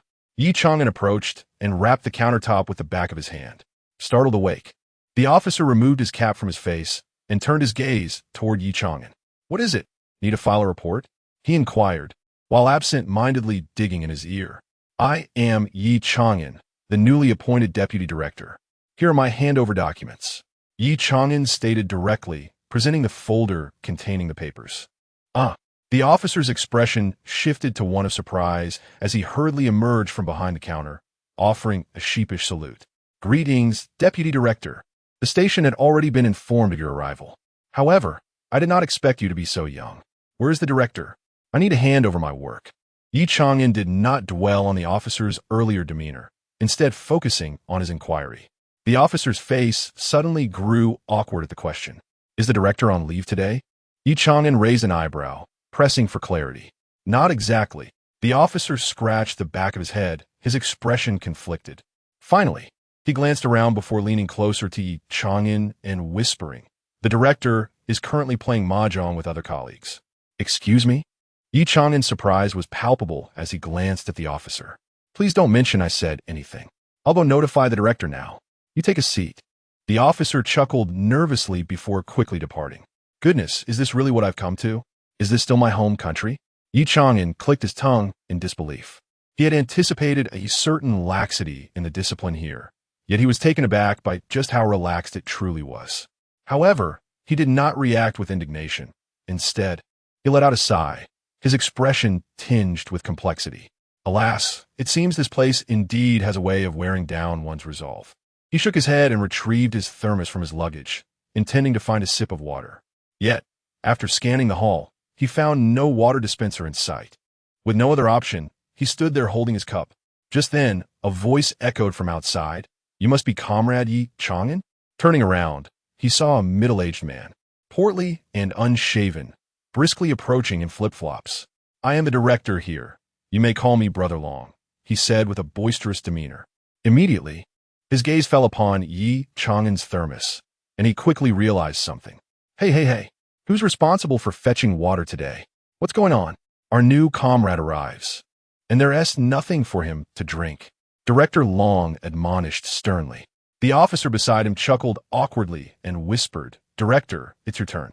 Ahem. Director Long's expression faltered momentarily. Then his gaze wandered as he explained, "Freshwater resources on the island are limited. I went to fetch some today, but upon seeing the residents lacking water, I gave it to them. As people's police, we must always consider the needs of the populace." After his lengthy explanation, the other officers exchanged skeptical glances, unconvinced by his tale. Meanwhile, Director Long regarded Ye Chang'an with an expression that suggested he had more say. Brother Long, if you have something to discuss, please speak freely, Ye Chang'an encouraged. Little did he know, the next moment, Director Long began earnestly. What is your usual strategy when playing mahjong? Chapter 48. A thunderous explosion. Ye Chang'an could not help but twitch the corner of his mouth. He had anticipated numerous questions from Director Long, yet this particular inquiry caught him completely off guard. Director, please be mindful of your image. A nearby officer remarked with a look of exasperation, promptly giving Director Long's arm a gentle squeeze as a discreet reminder. It was only then that Director Long regained his composure and hurriedly added, Ahem. What I meant to say is that it would be beneficial to understand our habits. This will facilitate smoother communication in future work exchanges. Observing the director's demeanor, Ye Chang'an shook his head and replied directly, Brother Long, I do not play mahjong. I wish to familiarize myself with the work direction as soon as possible. Noticing Ye Chang'an's earnest expression, Director Long raised an eyebrow, appearing unfazed. Oh, I see. Indeed, it is essential to first comprehend the work. With a distracted nod, he then scanned the room and randomly selected an officer, Xiao Luo. Please escort the deputy director to get acquainted with the surroundings. I have matters to attend to. With that, Director Long turned on his heel and departed, all the while murmuring to the officer beside him, Hurry back. My luck is on the rise. Director, isn't it a bit inappropriate considering the deputy has just arrived? The officer expressed his concerns. Enough of that. When we first arrived, weren't we in a similar predicament? In a few days, it will all settle down? Director Long replied nonchalantly. Before long, the assigned officer provided Ye Chang'an with a general overview of the station's work and future plans. In summary, he found it could be described in one word, leisurely. Aside from the subpar living conditions, it was indeed quite idle, resembling a place abandoned by the world. Of course, this was precisely what Ye Chang'an had anticipated. Had the work been engaging and the living standards high, his presence there would not have been due to targeting, but rather a favored appointment for a leisurely retirement life facilitated by connections. According to the officer's account, the island's freshwater supply heavily relied on rainwater collection or underground sources. However, with the winter season bringing erratic rainfall, freshwater was in short supply. To obtain drinking water, one had to trek considerable distances. Additionally, the coastal houses suffered from constant erosion, and the local economy lacked the funds for maintenance, resulting in dilapidated living conditions. Medical services and transportation were exceedingly inconvenient, and one could forget about reliable internet or parcel delivery. Even the power supply was unstable. Naturally, if one were to view these conditions as inconsequential and wish to experience a pristine lifestyle, the island's plethora of mosquitoes would readily teach one the ways of survival. After gaining an understanding of the work and living situation, Ye Chang'an gazed at the dilapidated police car parked at the entrance and inquired, Where are the keys? I would like to explore the area and familiarize myself. The police officer awkwardly smiled and remarked, Finding the keys is easy. It's the lack of fuel that's the issue. Only in cases of utmost urgency can we seek fuel from the station. Ye Chang'an pursed his lips, intending to inquire about the police matter, yet the officer, anticipating his question, gestured with a pointed finger. Following the direction of his hand, Ye Chang'an spotted several old bicycles parked nearby. Well, I suppose that will suffice, he thought, shaking his head as he approached the bicycles. He hesitated for a moment and then asked, This doesn't count as using public property for personal gain, does it? Not all. This public vehicle is free for use. No one will mind, the officer replied earnestly. Ye Chang'an chucked it awkwardly. He too wished for the luxury of casual use, but he pondered whether he possessed the stamina to pedal. Before long, Ye Chang'an was cycling around the island. The uneven terrain jolted him, causing discomfort, and it was equally challenging for his younger brother. Suddenly, he came to a halt, his gaze drawn to a cluster of unfinished buildings near the seaside, standing out conspicuously. Excuse me, I'd like to ask about these buildings, he said, stopping a passerby for insight. Well, a big investor once came to develop seaside properties. They got halfway through, and then the investor was arrested. Others attempted to take over, but after some research, they realized that properties here wouldn't sell for high prices and the maintenance costs were exorbitant, which scared them off. Later, some tried to sell the unfinished properties, hoping to collect money before making further plans. However, those who stayed for a day or two couldn't bear it and left, claiming that establishing a home here was not for retirement, but rather a call to death. The passerby, intrigued by Ye Chang'an's unfamiliar face, eagerly continued to elaborate. Gazing at the vast array of unfinished buildings, Ye Chang'an felt a twinge of regret. Nevertheless, he was a police officer, not a town planner, and such matters were ultimately beyond his purview. After wandering around for quite some time, he returned to the police station and began sifting through the accumulated tasks at the office. He intended to see if there were any unresolved cases, which were indeed his professional responsibilities and forte. However, as he flipped through the files, his hands suddenly paused. Isn't this the very site of those unfinished buildings? He wondered. Curiosity piqued. He fetched a chair and settled down to investigate further. After a brief moment, he discovered that the unfinished buildings had long been slated for demolition. However, the demolition process required prior approval from the Public Security Bureau for explosive operations, necessitating police presence to maintain order and oversee the procedure. Unfortunately, this matter had been indefinitely shelved by the station. Utilizing various pretexts to evade responsibility, they persist in withholding the necessary processing. The reasons behind this are not difficult for Ye Chang'an to fathom. Once this permit is signed, one must assume liability. Given the vast expanse of unfinished buildings, should an explosion occur, no one can guarantee that no incidents will arise. Assigned to this location as a police officer, his colleagues and superiors evidently adhere to a guiding principle. The more one does, the more mistakes one makes. Conversely, doing nothing incurs no errors. With no prospects for advancement, why invite trouble upon oneself? Moreover, should any personnel sustain injuries during the demolition, or if the blast radius is mismanaged, resulting in collateral damage to nearby structures and subsequent hazards, the current semblance of a joyful existence would vanish in an instant. Demolition. Ye Chang'an fixated on the documents in his hands, becoming increasingly absorbed. A slight smile crept upon his lips as a plan began to crystallize in his mind, one that would not only fulfill the system's tasks but also bring the tomb raiding gang to justice. Let it explode. Let it resonate with earth-shattering force.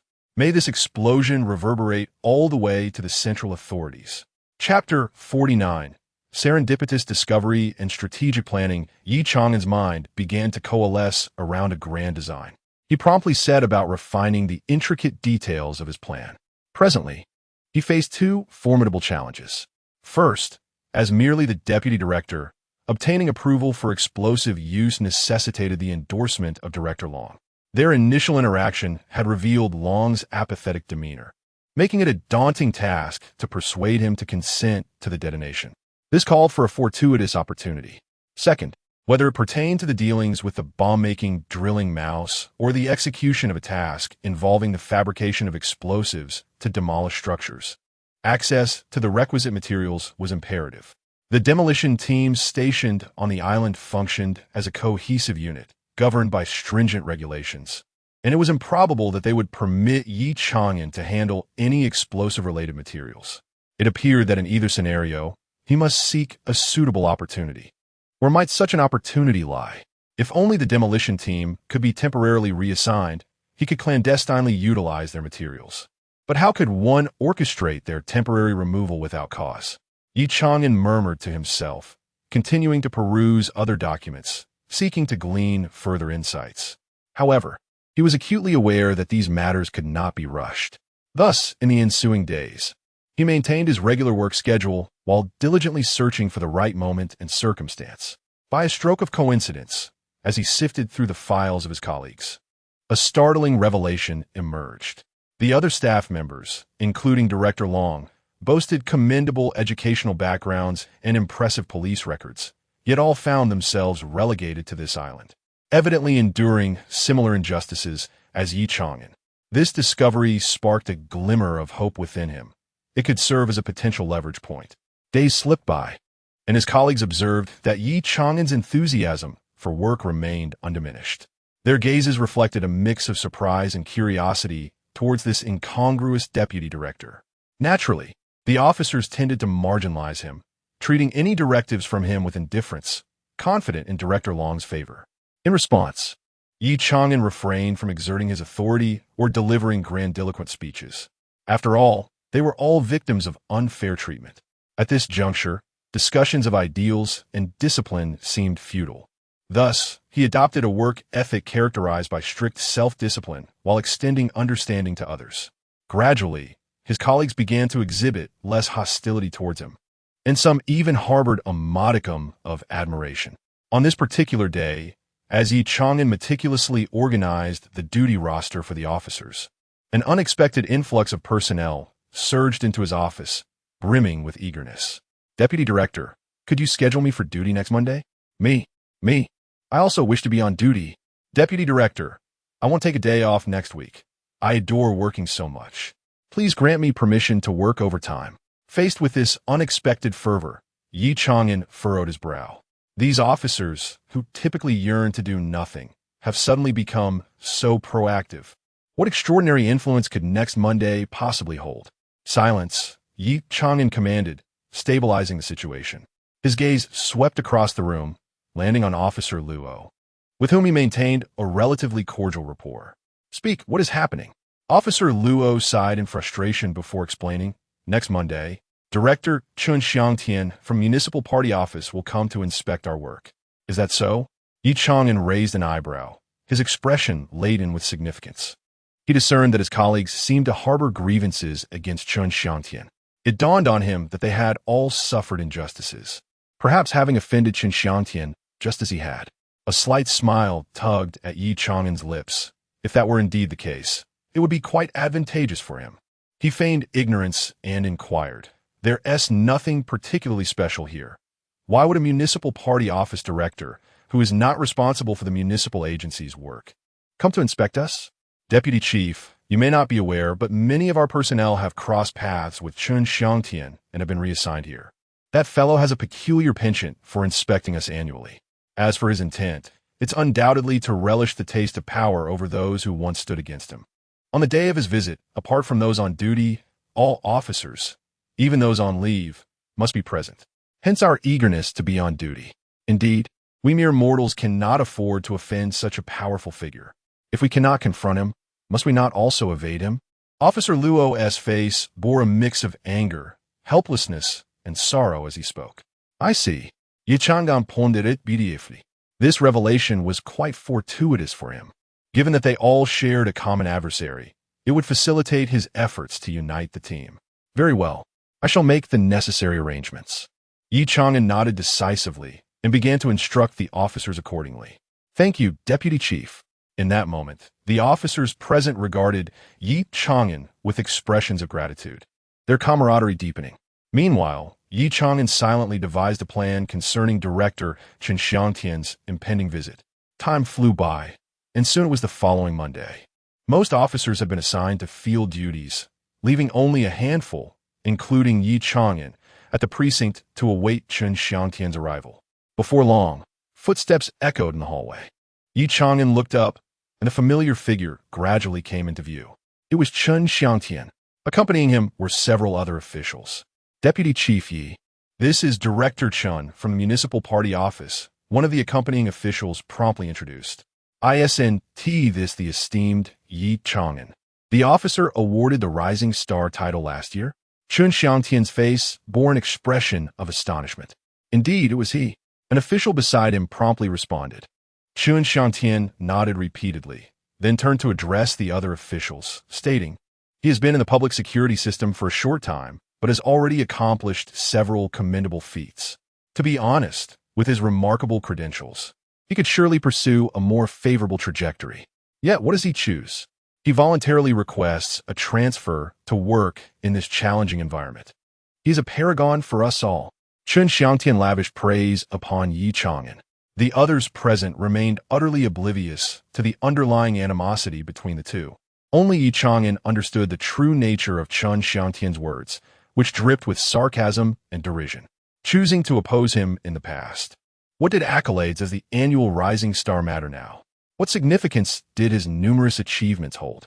In the end, he found himself relegated to this desolate place. Observing Ye Chang'an's silence, Chun Xiangtian felt an immense satisfaction within. This was the essence of power, The instigator stood before you, cloaked in grandiloquent mockery, and you could not utter a word in dissent. You could only endure, suppressing your grievances and swallowing them down. Next, Chen scanned the room. Realizing that none of the other police officers bore familiar faces, a flicker of displeasure crossing his eyes. However, his smile quickly deepened. Those who had once dared to challenge his authority now lacked even the courage to face him, a testament to their utter defeat. Well, everyone is commendable, bravely confronting the harsh conditions here. Having fulfilled the purpose of his visit, Chun prepared to turn away. Director Chun, I wish to speak with you privately. Suddenly, as Chun Xiangtian pivoted, he heard Ye Chang'an's voice from behind. He halted abruptly, a glimmer of intrigue flashing in his eyes. Chapter 50, Setting a Trap, Waiting. It appears that this young comrade possesses some unique insights regarding the work at hand. Very well, I shall speak with you privately. Chun Xiangtian nodded, donning an expression imbued with leadership concern. However, his words fell upon the ears of the officials nearby, causing their expressions to darken instantaneously. What does Ye Chang'an mean by this? Is he covertly voicing opinions during the inspection by the higher-ups? Could he be preparing to lodge a complaint against them? Ye Chang'an sensed that Chun Xiangtian was positioning him against the local officials, his eyes narrowing slightly. How astute! This is indeed a subtle yet deadly maneuver. After a brief interlude, arrangements were made for Ye Chang'an to enter an office with him. Young comrade, you may now express your opinions, Chun Xiangtian said, his expression earnest as he regarded Ye Chang'an. Ye Chang'an had requested a private conversation, and he could surmise that it was likely a moment of capitulation. Witnessing those who once remained unyielding for mere trifles now groveling and beseeching him was, in truth, a peculiar form of enjoyment. Cease your pretense of benevolence. Do not think that by relegating me to such a position, you have triumphed. I shall exert every effort. One day, I will depart from here and hold you accountable. Ye Chang'an fixed his gaze upon Chun Xiangtian, feigning indignation. Chun Xiangtian's eyes flickered before he shook his head. What are you saying, young comrade? Is there a misunderstanding? Although they were alone, the arrangement was not solely his doing. Thus his words bore no hint of exposure. There was no opportunity for clandestine recording or filming to preserve evidence. Whether there is a misunderstanding or not, you are fully aware in your heart. Let me assure you, I could dare to undertake what others in the police station would not. I have recently uncovered an opportunity. Await my rise. It shall come swiftly. With that, Ye Chang'an stormed out in a fit of anger. Opportunity. Recently, Chun Xiangtian felt a jolt of alarm. Ye Chang'an's previous contributions had indeed been remarkable, and with such a declaration, he found himself genuinely concerned that Ye Chang'an might indeed seize an opportunity. Subsequently, while mingling with other officials, he discreetly sought information, ostensibly to understand the challenges they faced. In truth, he aimed to discern from which difficulties Ye Chang'an might seek opportunities. Soon, a faint smile crept upon Chun Xiangtian's lips. He had gleaned insight into Ye Chang'an's intentions. The demolition project had remained stagnant within the police station. Ye Chang'an was evidently eager to leverage this opportunity to showcase himself. Alas, he was still too young. In a moment of impulsiveness, he had unwittingly revealed too much. Chun Xiangtian silently scoffed. Now that he was aware of Ye Chang'an's plans, he would ensure that not a single opportunity presented itself. If Ye Chang'an sought to turn the tables, he would not permit it to come to fruition. Upon my return, I shall instruct that the demolition team on the island be reorganized. Find any excuse to allow the demolition crew to be absent for a while. Let's see how you manage this. That evening, Ye Chang'an returned home from work, his face alight with cheer, as the day had unfolded rather smoothly. At that moment, he accessed the system interface and noticed the small red dot in the private message box, which did not come as a surprise. Having neglected to update the earth-digging mouse on the progress of bomb production for several days, it was only natural for the latter to feel anxious. Earth-digging mouse, friend, could you at least provide a definite time frame? I have a multitude of people awaiting to commence work here. After a brief moment of contemplation, Ye Chang'an replied, Ye Chang'an, whom can we blame? It is not our fault that you've recently stirred up such a commotion. The atmosphere has become quite tense, with stringent investigations everywhere. Obtaining materials for bomb production has become exceedingly troublesome. As you can imagine, do you believe this is akin to crafting makeshift explosives? In response to this barrage of messages, silence enveloped the earth-digging mouse's end. Sensing Ye Chang'an's displeasure, he refrained from pressing too urgently. Earth-digging mouse, but you must provide at least a rough estimate, right? Ye Chang'an, within this month. Earth-digging mouse, all right. Is settled then. Ye Chang'an, no problem. I currently have a new business venture that is bound to pique your interest. After finalizing the time frame, Ye Chang'an suddenly added this remark, which instantly aroused the curiosity of the earth-digging mouse. Earth-digging mouse, do tell. Ye Chang'an, given the heightened scrutiny within the country, I presume your loot from tomb raiding must be destined for overseas markets. Earth-digging mouse, what of it? Ye Chang'an, I am aware of a location that is both secluded and coastal. It would facilitate your storage and maritime smuggling operations. Earth-digging mouse, share the details. If it truly proves suitable, I can offer a handsome price. Ye Chang'an, are you familiar with Lindonghai Island in Dezhou City? Its coastal area possesses a cluster of abandoned buildings, which not only offer a convenient storage solution, but also facilitate smuggling abroad. Earth-digging mouse, friend, I'm not attempting to be difficult. It is simply that your information lacks value. My team has already conducted thorough investigations of that area. You may not be aware, but those abandoned buildings are on the verge of demolition. Upon reading the message from the other party, Ye Chang'an raised an eyebrow, surprised by how much this gang seemed to know. Nevertheless, this revelation did not disrupt his plans. Ye Chang'an, what if I were to assert that demolition in the short term is unlikely? Earth-digging mouse, what is the basis for this claim? Ye Chang'an, Director Chun from the Municipal Office of Dezhou City has maintained a mutually beneficial relationship with me. I've already communicated with him. In the coming days, arrangements will be made to postpone the demolition activities. Earth-digging mouse, friend, your connections are impressive. All right, should your assertions prove true in a few days, I will store the goods there.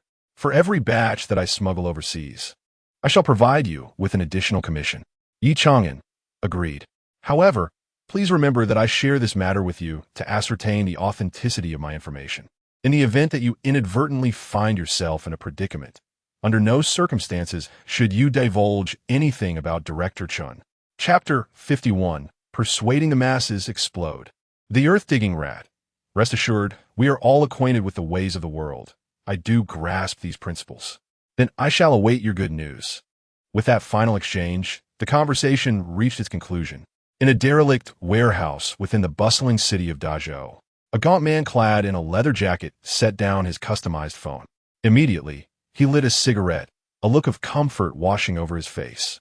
Boss, has the matter concerning the explosives been settled? At that moment, a subordinate eagerly approached with anticipation. Indeed, boss. It has been many days since we last commenced work. My hands are itching with impatience.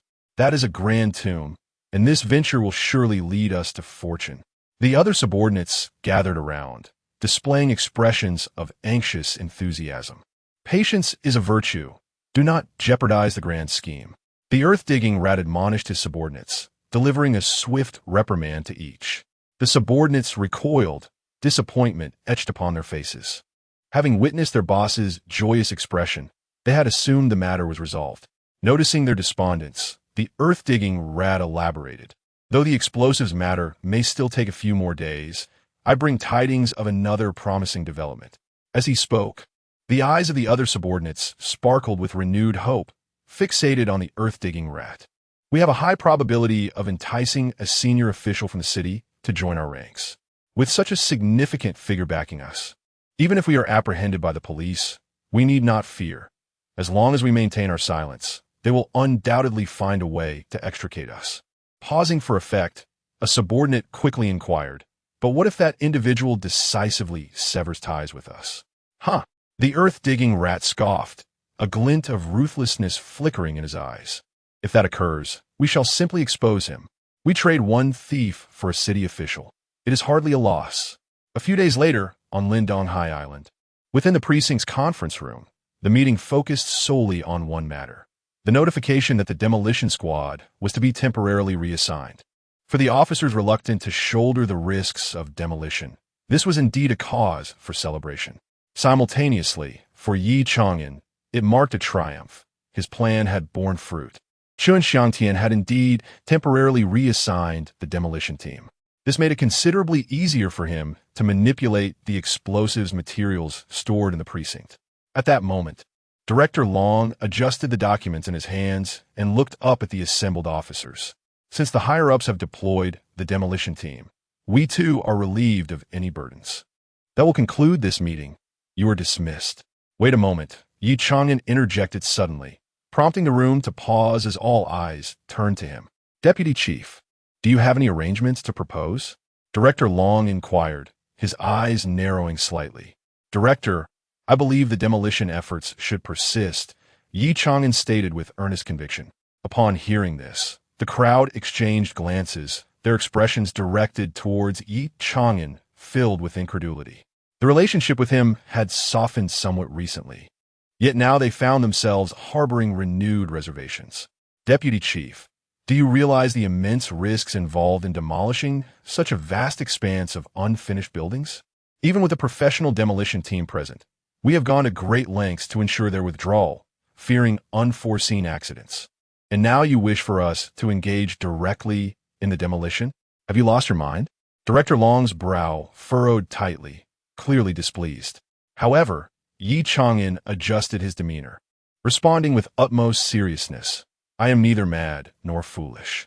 It is precisely because the demolition team has been reassigned that we must take it upon ourselves to fulfill the demolition task. Astonished gasps filled the room at his proclamation. The collective sentiment towards Ye Chang'an was unmistakable. He was perceived as unhinged. Aware of the peculiar gazes directed at him, Ye Chang'an maintained his composure, slowly scanning the faces of everyone present. Director, you were once a hero in the fight against drug trafficking, enduring 2 gunshot wounds and achieving great accolades. Brother Luo, you excelled in the provincial civil service examination, securing a position within the municipal office. Brother Li, you previously served in the city traffic police, conducting media outreach on traffic violations and garnering significant attention. Brother Zhao, Ye Chang'an fluently articulated the credentials of each individual in attendance. After he concluded, he abruptly shifted his tone. Yet, despite the promising paths each of you has forged, why are we all here? I'm fully aware of the answer. Because I, like you, have been wronged by the oppressive forces of authority. As his words hung in the air, the audience exchanged glances, a sense of understanding dawning upon them. This shared predicament as fellow wanderers in despair fostered a newfound patience and curiosity regarding Ye Chang'an's insistence on persisting with the demolition. They were eager to uncover the true intentions behind his motives. Deputy Chief, please continue, Director Long remarked, his eyes glinting with sharp insight. Ye Chang'an nodded gently and continued his discourse. We are all burdened by the injustices of authoritarian oppression. Only by undertaking actions that resonate profoundly can we capture the attention of those in higher echelons. Imagine if in a backward region, a multitude of unfinished buildings stands, severely obstructing local development. Should police officers collaborate with a professional demolition team to carry out the task? Would it attract media coverage? Would it generate significant buzz? Ye Chang'an paused for a moment, then shook his head. Clearly it would not. However, if the demolition team is reassigned and police officers, risking their stable positions within the system, undertake the demolition operations to avoid stalling local progress, wouldn't that story spread widely? Undoubtedly. Why? Because it possesses a compelling element of controversy. Certainly, there are individuals who believe that the police are placing the people first, not only redeeming their sins, but also deserving of substantial rewards.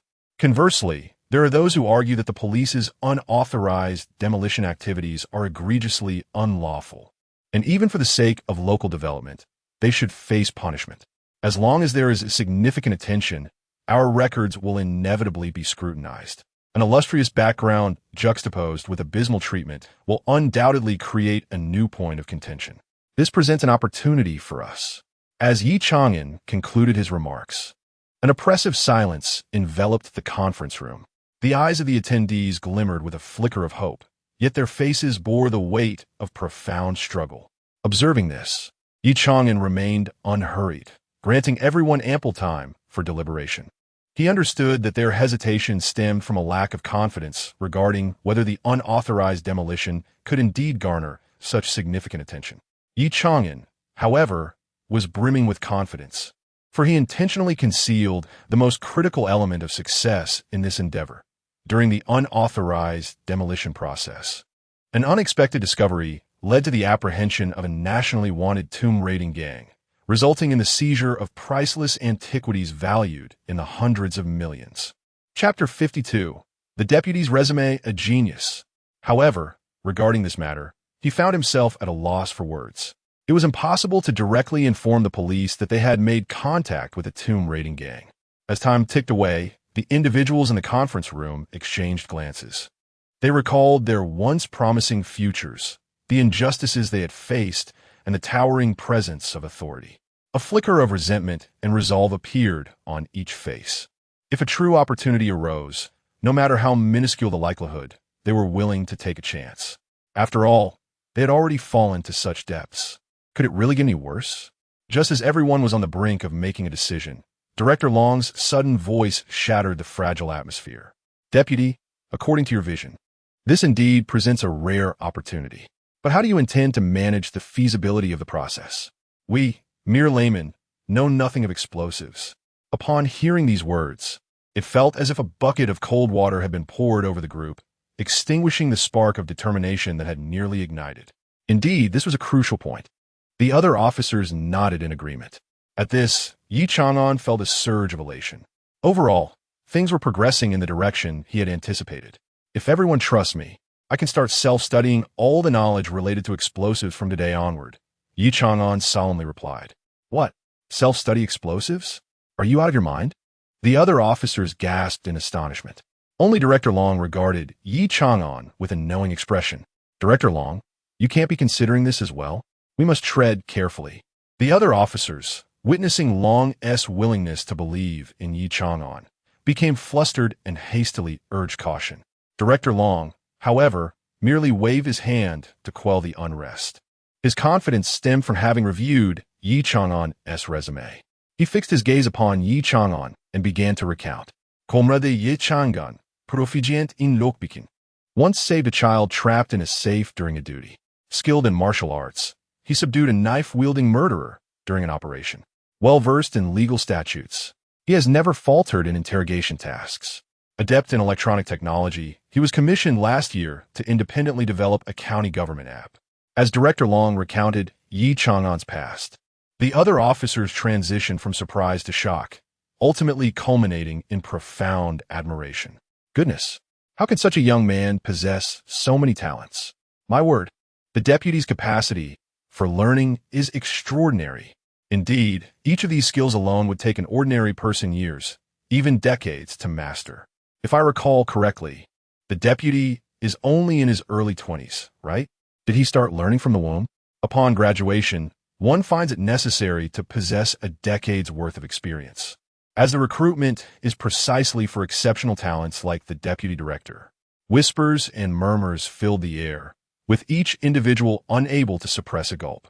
What defines an academic prodigy? This is the true essence of a scholar. At this moment, the crowd finally comprehended why Director Long's first reaction upon hearing Ye Chang'an's intention to self-study demolition skills was one of immediate belief. With such impressive credentials laid before them, the success of self-taught demolition became an inevitability. This young deputy director had them utterly captivated.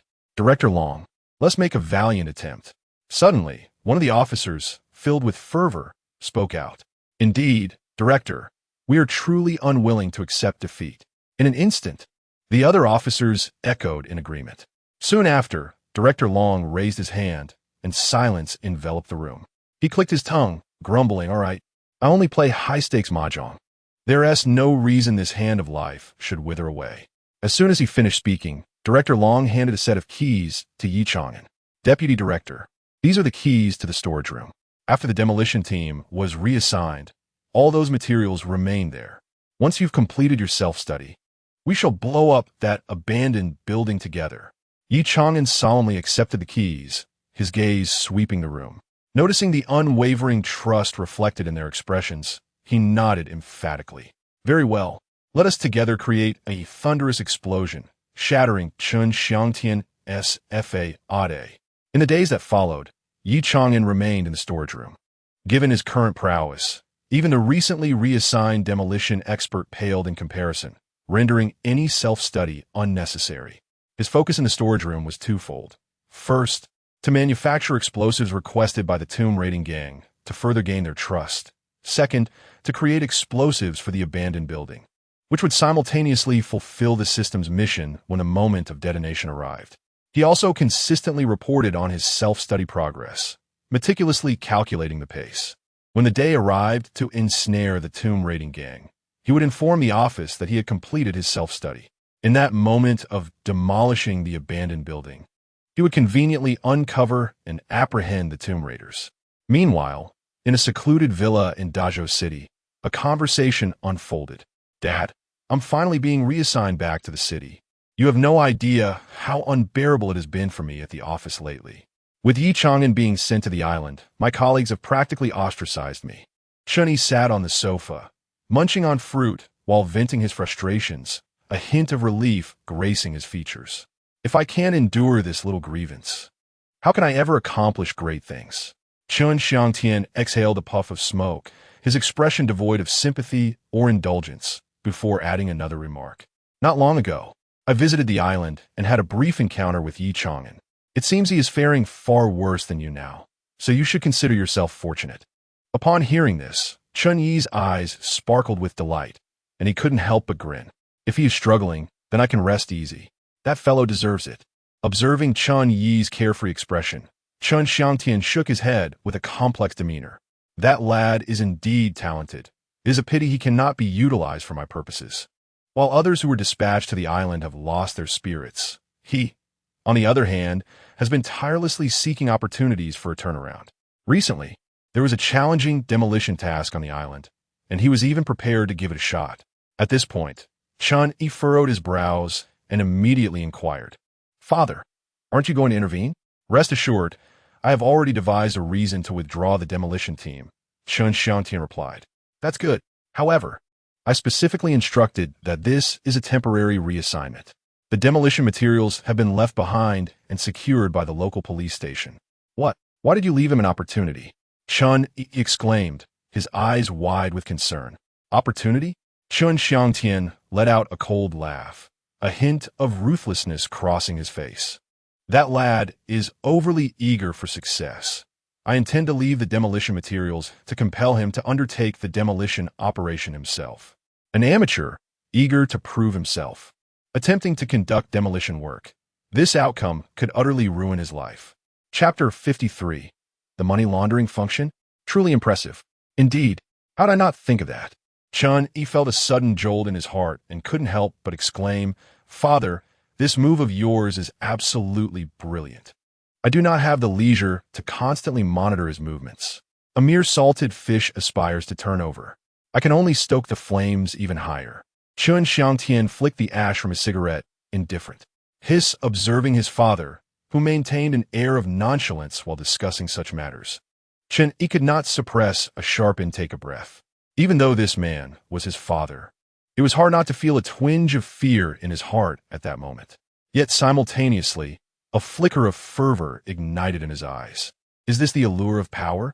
In the blink of an eye, one can obliterate a person, and the entire process remains legitimate and compliant. Ye Chang'an. How much better it would have been had you simply accepted your fate earlier. Why did it come to this? Chun-Yi felt a pang of sentiment. It was not a matter of conscience, but rather a realization that had Ye Chang'an bowed to his father back then, he could have continued to see that hero of the people groveling before him in the days to come. Such a scenario would undoubtedly be a unique form of enjoyment. Lindonghai Island, the police station. The door to the evidence room was tightly shut, having been locked from the inside by Ye Chang'an.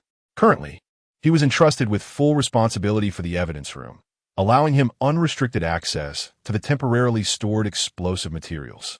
How it worked. Ye Chang'an gazed at the small round sphere in his hand, nodding in satisfaction. Despite its size, no larger than 2 palms, it could unleash astonishing power. Moreover, the sound produced at the moment of detonation was remarkably subdued, making it ideal for those grave-robbing factions. It was time to proceed with the next phase of the plan. Ye Chang'an murmured to himself as he carefully stored the bomb away. He then opened the system interface, locating the private chat page with the earth-digging mouse, and sent a message. Ye Chang'an, the bomb has been completed. How should I deliver it? As soon as the message was sent, the earth-digging mouse responded instantly, clearly having been eagerly awaiting Ye Chang'an's news. Earth-digging mouse, my friend, I have longed for your message and am thrilled to receive it. I will send you a form for the delivery location. Choose one that suits you. As the reply came, a document popped up in the chat box.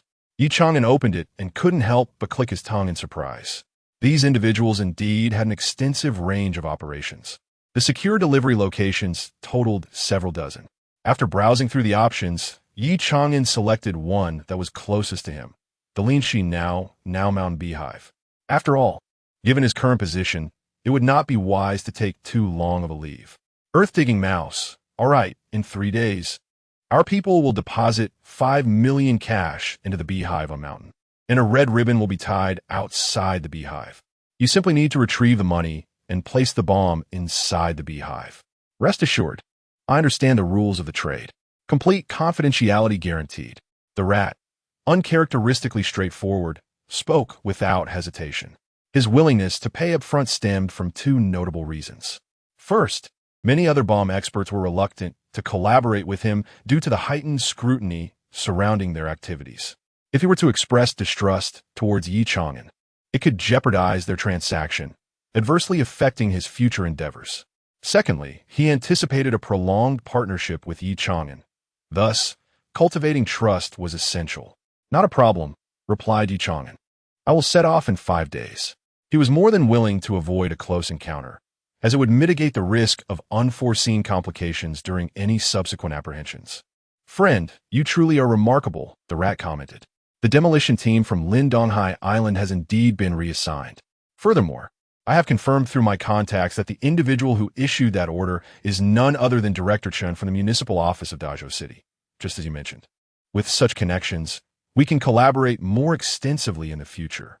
For this transaction, I will add an additional 3 million as a token of appreciation for the leadership's tea expenses. At that moment, the rat sent a flurry of messages, his demeanor exceedingly amiable. Engaging in such clandestine and perilous business, he was naturally eager to connect with influential figures. Understood. I will convey your sentiments, Ye Chang'an responded, his spirits lifted by this unexpected boon. After concluding the conversation, he closed the chat, though a hint of concern lingered on his face. This transaction with the rat differed significantly from his previous dealings with the black shark. In the latter case, since he had openly connected with the black shark, the funds from that transaction could be confiscated without leaving any lingering issues. However, this situation was dissimilar. He could not publicly acknowledge the rat's approach. Doing so would complicate the handling of these funds. There was no suitable rationale for reporting them, and retaining them increased his hidden risks.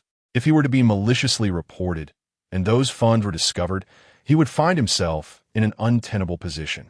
System, do you possess any savings functionality? Ye Chang'an suddenly inquired, a glimmer of hope illuminating his thoughts. Beat.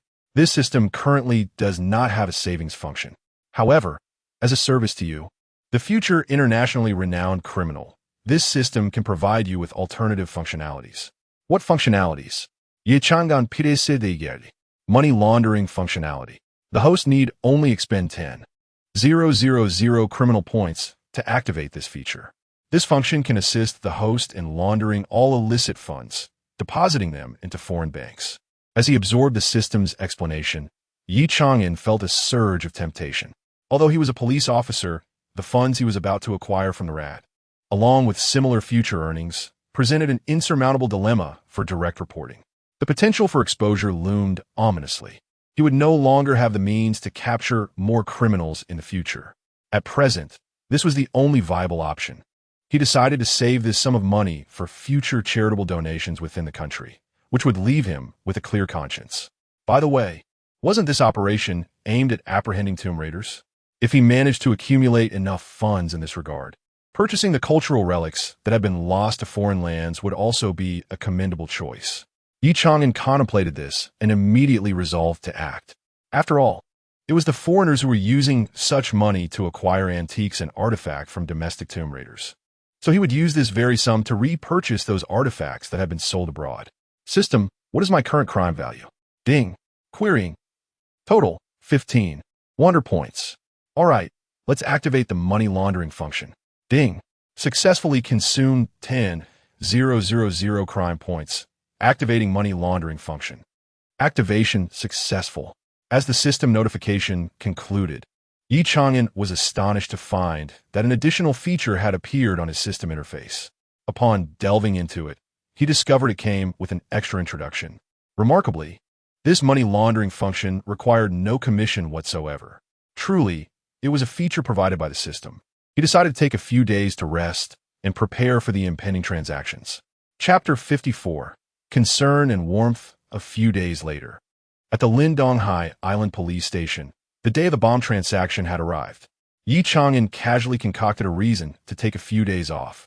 After a brief notification to Director Long, he departed the director's office. Taking leave to return home? At that moment, Officer Luo, returning from duty, approached with a smile. No, I encountered a technical challenge and need to seek a solution. Ye Chang'an responded nonchalantly. Oh, I assumed you were eager to return home for the demolition. Officer Luo shrugged, a hint of wistfulness gracing his features. Return home for demolition? Ye Chang'an raised an eyebrow, intrigued. What do you mean? I heard from Director Long that you are from Tangwu County. Coincidentally, I saw in the news recently that there is extensive demolition happening there. Everyone is envious. Officer Luo explained with an air of longing, but then quickly silenced himself, fearing he might say something inappropriate. After all, this demolition did not involve Ye Chang'an's family. It would be like rubbing salt in an open wound. I see. Ye Chang'an nodded, a look of realization crossing his face. He then casually remarked, they won't be demolishing my home. I am an orphan. Huh? Officer Luo watched Ye Chang'an's receding figure, frozen in place. Damn, I really should be more careful. On Linshi Mountain, Ye Chang'an rented a vehicle and drove up the mountain. After searching for a short while, he quickly pinpointed the transaction location. Scattered across the mountaintop were a few beehive boxes, appearing neglected, devoid of any signs of regular maintenance. Ye Chang'an found this unsurprising, considering it was a hideout for a tomb raiding gang. Following the instructions provided by the other party, Ye Chang'an located the beehives tied with red strings. After donning some protective gear, he cautiously approached. Upon closer inspection, he discovered a small wooden box nestled within one of the hives. It was nearly camouflaged, blending seamlessly with the hive itself. Ye Chang'an extracted it and methodically retrieved several more small wooden boxes from the other hives, each adorned with red strings. Finally, he carefully placed his homemade precision bomb within one of the beehives. Ding! Detected that the host has acquired 8 million in cash. Would you like to activate the money laundering function immediately? Hearing the system's prompt, Ye Chang'an hesitated not for a moment. While others might wish to hold onto such a substantial sum, Ye Chang'an feared the repercussions it could have on his career as a police officer and thus was reluctant to linger. He promptly entrusted this hot potato to the system for processing. Activate. Please enter the amount for laundering. 8 million. Ding. Initiating money laundering. Money laundering successful. Funds have been transferred to the host's overseas account. Security level. Top secret. In an instant, Ye Chang'an felt the weight of the small wooden boxes in his hands significantly lighten. Casually weighing the situation, one could easily discern that everything had turned into an empty shell. This feature is indeed rather impressive. Ye Chang'an nodded in satisfaction, and then a thought crossed his mind, causing a subtle smile to play at the corners of his lips. If, in the future, someone were to attempt to frame me by offering bribes, I could simply wash it all away. With this thought, he couldn't help but feel a flicker of anticipation. Soon after, he gazed at the scene for a prolonged moment before loading all the wooden boxes into his vehicle and driving away from the location. The next day, at the Lindonghai Island Police Station, Ye Chang'an had just returned when he noticed a large parcel resting in a corner of the hall. As he approached to inquire about it, he was taken aback to find that the recipient was none other than himself. Ah, my parcel? Ye Chang'an raised an eyebrow in surprise. As an orphan and a single man, who could possibly be sending him a package? Moreover, on this island, parcels couldn't be delivered directly, One had to travel to the town to collect them. Deputy Chief, you're back. At that moment, a police officer, noticing Ye Chang'an's intense focus on the parcel, explained, it was sent by your former department. Yesterday, Chief Long happened to go to town on official business and brought it back for you. Hearing this, Ye Chang'an felt a warmth spread through him. It seemed that the folks at the A District Police Station of Tangwu County still remembered him. His previous efforts in aiding their cases had not been in vain. All right, I'll take it, he replied, eagerly retrieving the parcel and making his way to the office. Upon entering his office, he could hardly contain his excitement as he began to unwrap the package. The first thing to catch his eye was a letter. Upon opening the envelope, the first line explained the purpose of the parcel. His colleagues had each contributed something to express their concern for him. Lin, Brother Yi, you must come back to the station. Everyone misses you. Zhao, Brother Yi, I've been on field duty lately, and many citizens have been inquiring about you. You are still in their hearts. Li, Brother Yi, we all await your return to help us solve cases. Don't linger on that island too long. Reading the heartfelt messages from his former colleagues, Ye Chang'an smiled knowingly. He then carefully set aside the letter and continued unwrapping the parcel. Some colleagues had sent local delicacies, others homemade cured meats, and still other snacks for when he was on duty. As he continued to unpack, he stumbled upon a box of cookies. Just as he assumed a colleague had sent him a delightful treat, he was taken aback by what he discovered inside. The cookie box was devoid of cookies. Instead, it contained various essential medicines, probiotics for digestive health, insect repellent, and even a pack of Zhonghua cigarettes. Ye Chang'an, astonished, picked up the pack of cigarettes, only to find a piece of paper affixed to the back of the box, on which was scrawled a crooked line of text. Although the master disapproves of your smoking, if you truly feel overwhelmed, go ahead and light one up. Consider it as the master accompanying you on a moment of respite. Remember, when you light the cigarette, do not lower your head too much, as the lighter may scorch your eyes. As he read these words, Ye Chang'an pressed his lips together and averted his gaze. As a robust man of 7 feet, he nearly shed tears. After slightly calming his emotions, Ye Chang'an continued to unwrap the parcel. A finely crafted wooden box caught his attention. Upon opening it, he found red satin fabric enveloping a meritorious medal. To his astonishment, it was a second-class merit medal. Inscribed upon it was a familiar name, Zhao Yuwei. A second-class merit medal from Zhao? This must be a mistake. Ye Chang'an's eyes widened instinctively at this thought. However, he soon discovered a note tucked beneath the medal. Upon unfolding it, he found a message written by Zhao addressed to him. Comrade Ye Chang'an, do you still retain that heartfelt devotion to the people? 10 years ago, I served as the captain of the Criminal Investigation Division. Due to the pursuit of a significant case, I was falsely accused and stripped of my uniform. During that time, my life was engulfed in darkness. Yet that devotion remained within me. Ultimately, I cleared my name and solved the case, earning this meritorious medal. For now, I have temporarily placed it in your care. Remember to return it to me when you are reassigned to the station, for it holds great significance to me. Chapter 55, The Unfolding of the Capture Strike. Gazing at the brilliantly polished Medal of Merit, it was evident how dearly Zhao had cherished it. His decision to send it to Ye Chang'an was clearly intended to inspire him. Zhao was genuinely concerned that Ye Chang'an might languish in this place indefinitely. This quagmire cannot ensnare me, Ye Chang'an murmured softly as he carefully tucked the medal away. Reassured, I will return you soon. He then continued to rummage through the package. A small photo album caught his eye. Could it contain snippets of his work? As he lifted the album, he anticipated it to be filled with candid shots of his daily interactions with colleagues. However, upon opening it, he discovered not portraits or landscapes, but segments of text that had been cropped and transformed into small photographs. Sunny and bright. 5-star review. This software has truly benefited us common folk. Diligent. 5-star review. I have always been mobility impaired, but this software has made my life much easier. I heard the young colleague who developed it has been reassigned to an island. May Mazu bless you. Director Wu from a construction. 1-star review. Disappointing. Why is there no tipping feature? As Ye Chang'an perused the array of text snippets, he found himself rubbing his nose, overwhelmed by a wave of emotion. It was clear to him that these reviews stemmed from the government affairs app he had developed. His colleagues had consistently reminded him of the value of his work. He was indeed an exceptional officer, held in the hearts of the people. Their sentiments genuinely touched him. Just as Ye Chang'an was about to close the package, a glint caught his peripheral vision. At the very bottom lay an envelope. Without a second thought, he retrieved it and opened it. However, instead of a letter, a copy of a document spilled forth. Although the copy was not in color, the bold header was particularly striking to Ye Chang'an's eyes. Application for police personnel transfer. Dear leaders, greetings. I am Officer Chun E from a district police station of Tangwu County. His gaze swept down to the lower right corner, where a stamp from a municipal public security bureau was affixed, accompanied by the word, approved. The transfer was scheduled for the 1st of next month at the new unit. What was this?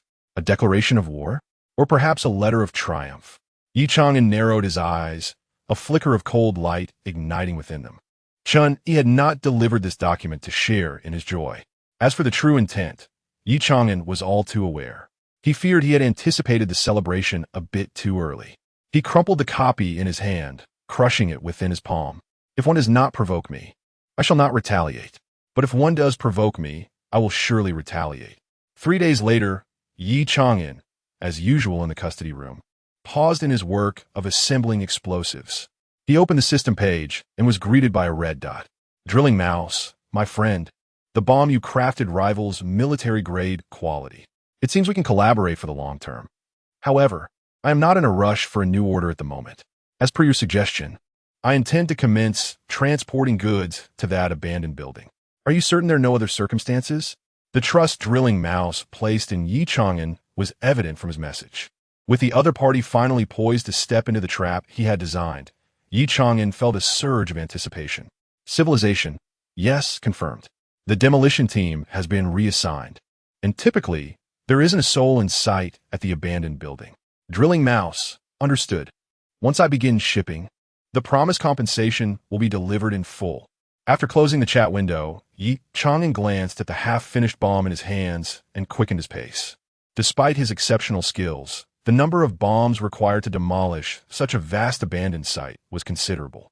The fish were gathering. It was time to weave my net more swiftly. A knowing smile crept across Ye Chang'an's face as he hastened his actions. In the forthcoming days, Ye Chang'an frequently traversed between the police station and the direction of the abandoned building. His colleagues did not inquire much, as it was reasonable to conduct on-site inspections for crafting explosives.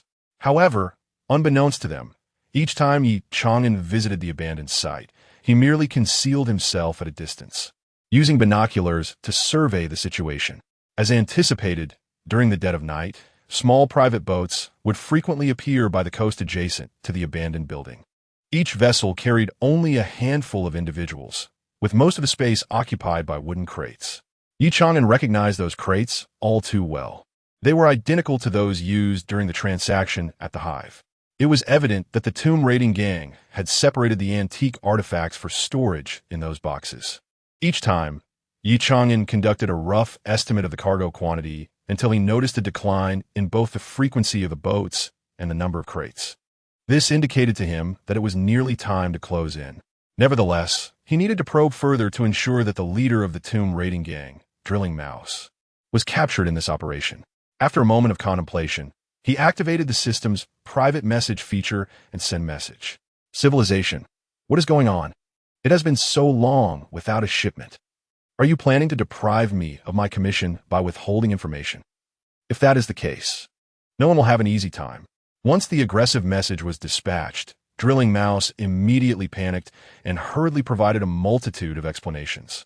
Ye Chang'an was indifferent to the various excuses. What mattered to him was the estimated shipping timeline. As long as this timeline was assured, the substantial transaction would certainly prompt Drilling Mouse to be present for the exchange. Minor criminals could be caught, but it was the capable leaders who could rally many followers that were of utmost importance. Drilling Mouse, I will definitely give you a response within 3 days. Civilization, it would be best if you refrain from playing tricks. After replying, Ye Chang'an meticulously monitored every movement of the abandoned building over the next 3 days. As he had anticipated, the ship quietly docked once more. This time, it did not unload cargo, but rather a few individuals disembarked. When the leader appeared, it was evident that the others displayed considerable deference. It seemed that this individual was undoubtedly the drilling rat. Concealed in the shadows, Ye Chang'an's expression hardened. He stowed away his binoculars and silently departed from his observation point. Shortly thereafter, Ye Chang'an placed a call to Director Long. Deputy Director, what is it? Director Long inquired nonchalantly. The sound of mahjong tiles clattering on the table, faintly audible on the other end of the line. All personnel at the station confiscate communication devices. That is everyone. Arm yourselves immediately. Respond to the abandoned building without delay. There is a significant situation, Ye Chang'an stated in a low tone. No sooner had he finished speaking than another voice came through the phone. Hello, what are you doing? Why did you hang up in the middle of the call? Damn. I was about to win a big hand. Chapter 56, 1 against 10, crushing. It appears he indeed has pressing matters. The cacophony on the other end of the phone gradually diminished until it vanished. However, in the next moment, the voice of Director Long surged forth with urgency. Now that I'm alone, what on earth is happening? As he spoke, the sound of hurried footsteps echoed. It would be difficult to clarify everything at once. Come quickly, he insisted. Ye Chang'an acknowledged and hung up the phone, then proceeded stealthily towards the abandoned building. With the foundation of a martial arts master, he moved as if he had truly mastered the lightness skill often depicted in martial arts novels. The surrounding barriers of the dilapidated structure posed no hindrance to him, and he managed to approach without making a sound. Silently, he drew near to the tomb raiding gang.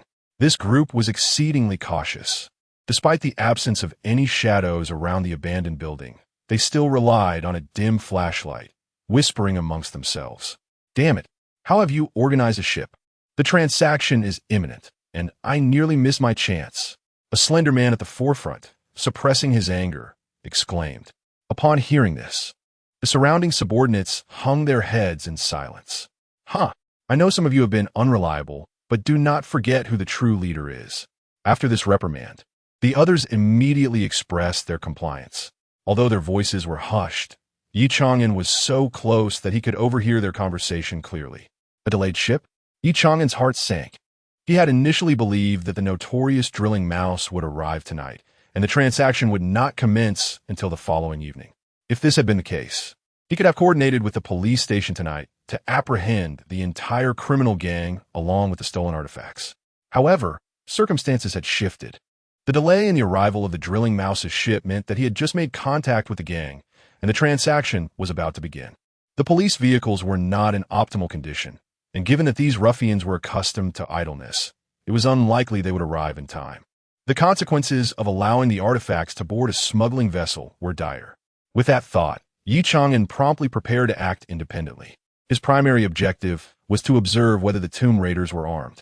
If they were unarmed, as a martial arts master, he could easily take on 10 men single-handedly. Yet, the darkness hampered his ability to assess the situation adequately. Thus, he had no choice but to remain patient. As long as the goods had not been loaded onto the ship, he would endure and wait for the support of his colleagues from the police station. However, what one fears often comes to pass. Boss, we can start moving the goods. The ship is almost here, one of the subordinates whispered after hanging up the phone. All right. The Rat King nodded emphatically, then waved his hand, signaling to move the goods. In an instant, everyone sprang into action. Ye Chang'an had a sudden inspiration and quietly infiltrated the group. He cleared his throat and whispered, "Where have you hidden the gun?" Upon hearing this, the underling who was about to bend down to lift the cargo paused in confusion and replied, "What are you talking about? We don't have that guy here." "That's good to hear," Ye Chang'an said, a slight smirk forming on his lips, his eyes flashing with a hint of coldness. Suddenly, the underling sensed something was amiss and was about to shout for help. Whoosh! A powerful fist flew towards him. With a loud thud, the underling who took the blow from Ye Chang'an collapsed to the ground, foaming at the mouth. In that moment, everyone heard the commotion. "Damn it!" The Rat King's expression darkened as he declared, "After just having dealt with you, now you wish to monopolize, huh? A dog cannot change its nature. Brothers, take down the northern gang." As soon as the words left his mouth, chaos erupted. "What the hell is this? You southern gang are truly disgusting." Another voice shouted, "Brothers, let us go for it." In an instant, amidst the darkness, the tomb raiding gang turned on each other. Ye Chang'an, who had initially planned to take on the odds, silently withdrew to the back of the crowd. What kind of farce is this? I might not even need to make a move, he thought to himself, feeling somewhat amused yet bemused. After a considerable time, the underling who had just been struck by Ye Chang'an finally regained his composure. Gathering all his strength, he shouted, "Stop! Don't fight anymore. There's an outsider among us." At this revelation, the feuding tomb raiders instinctively halted their brawl. "Quick, turn on the lights!"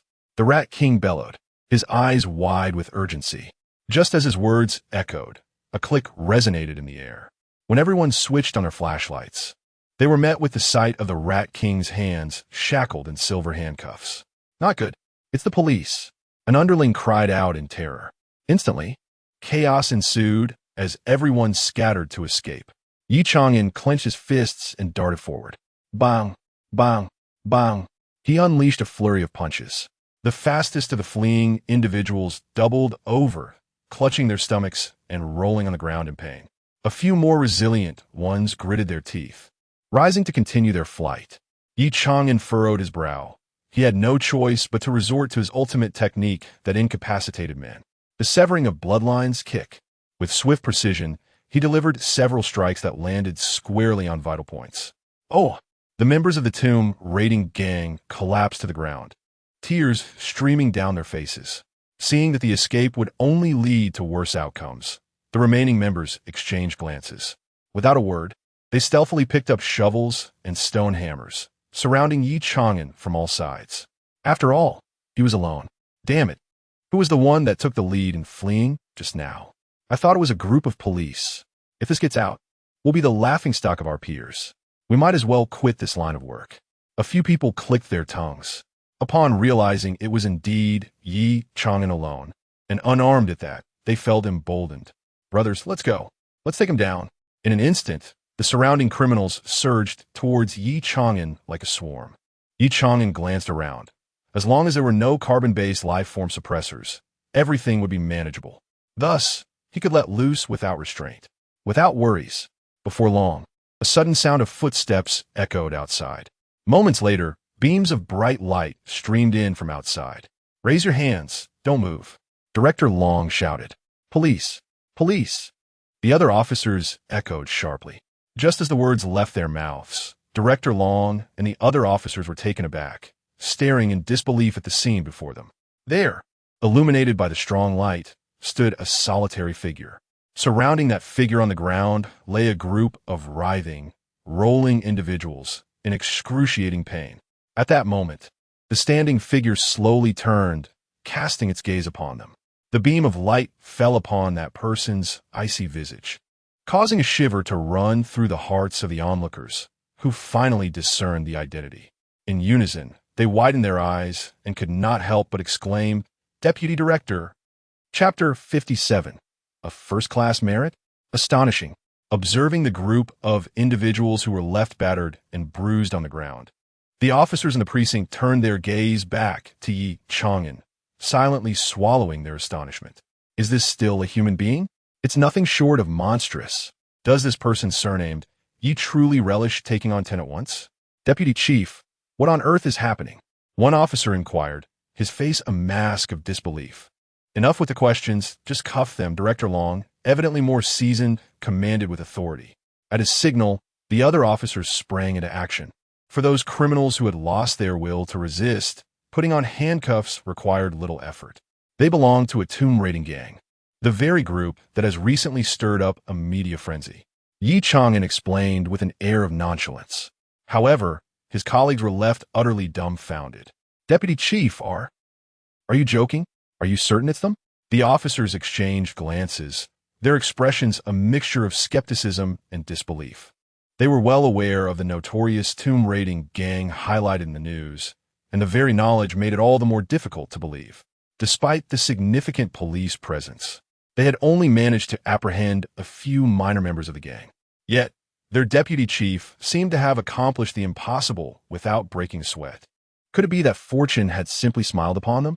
"Deputy Chief, you can't possibly have made a mistake?"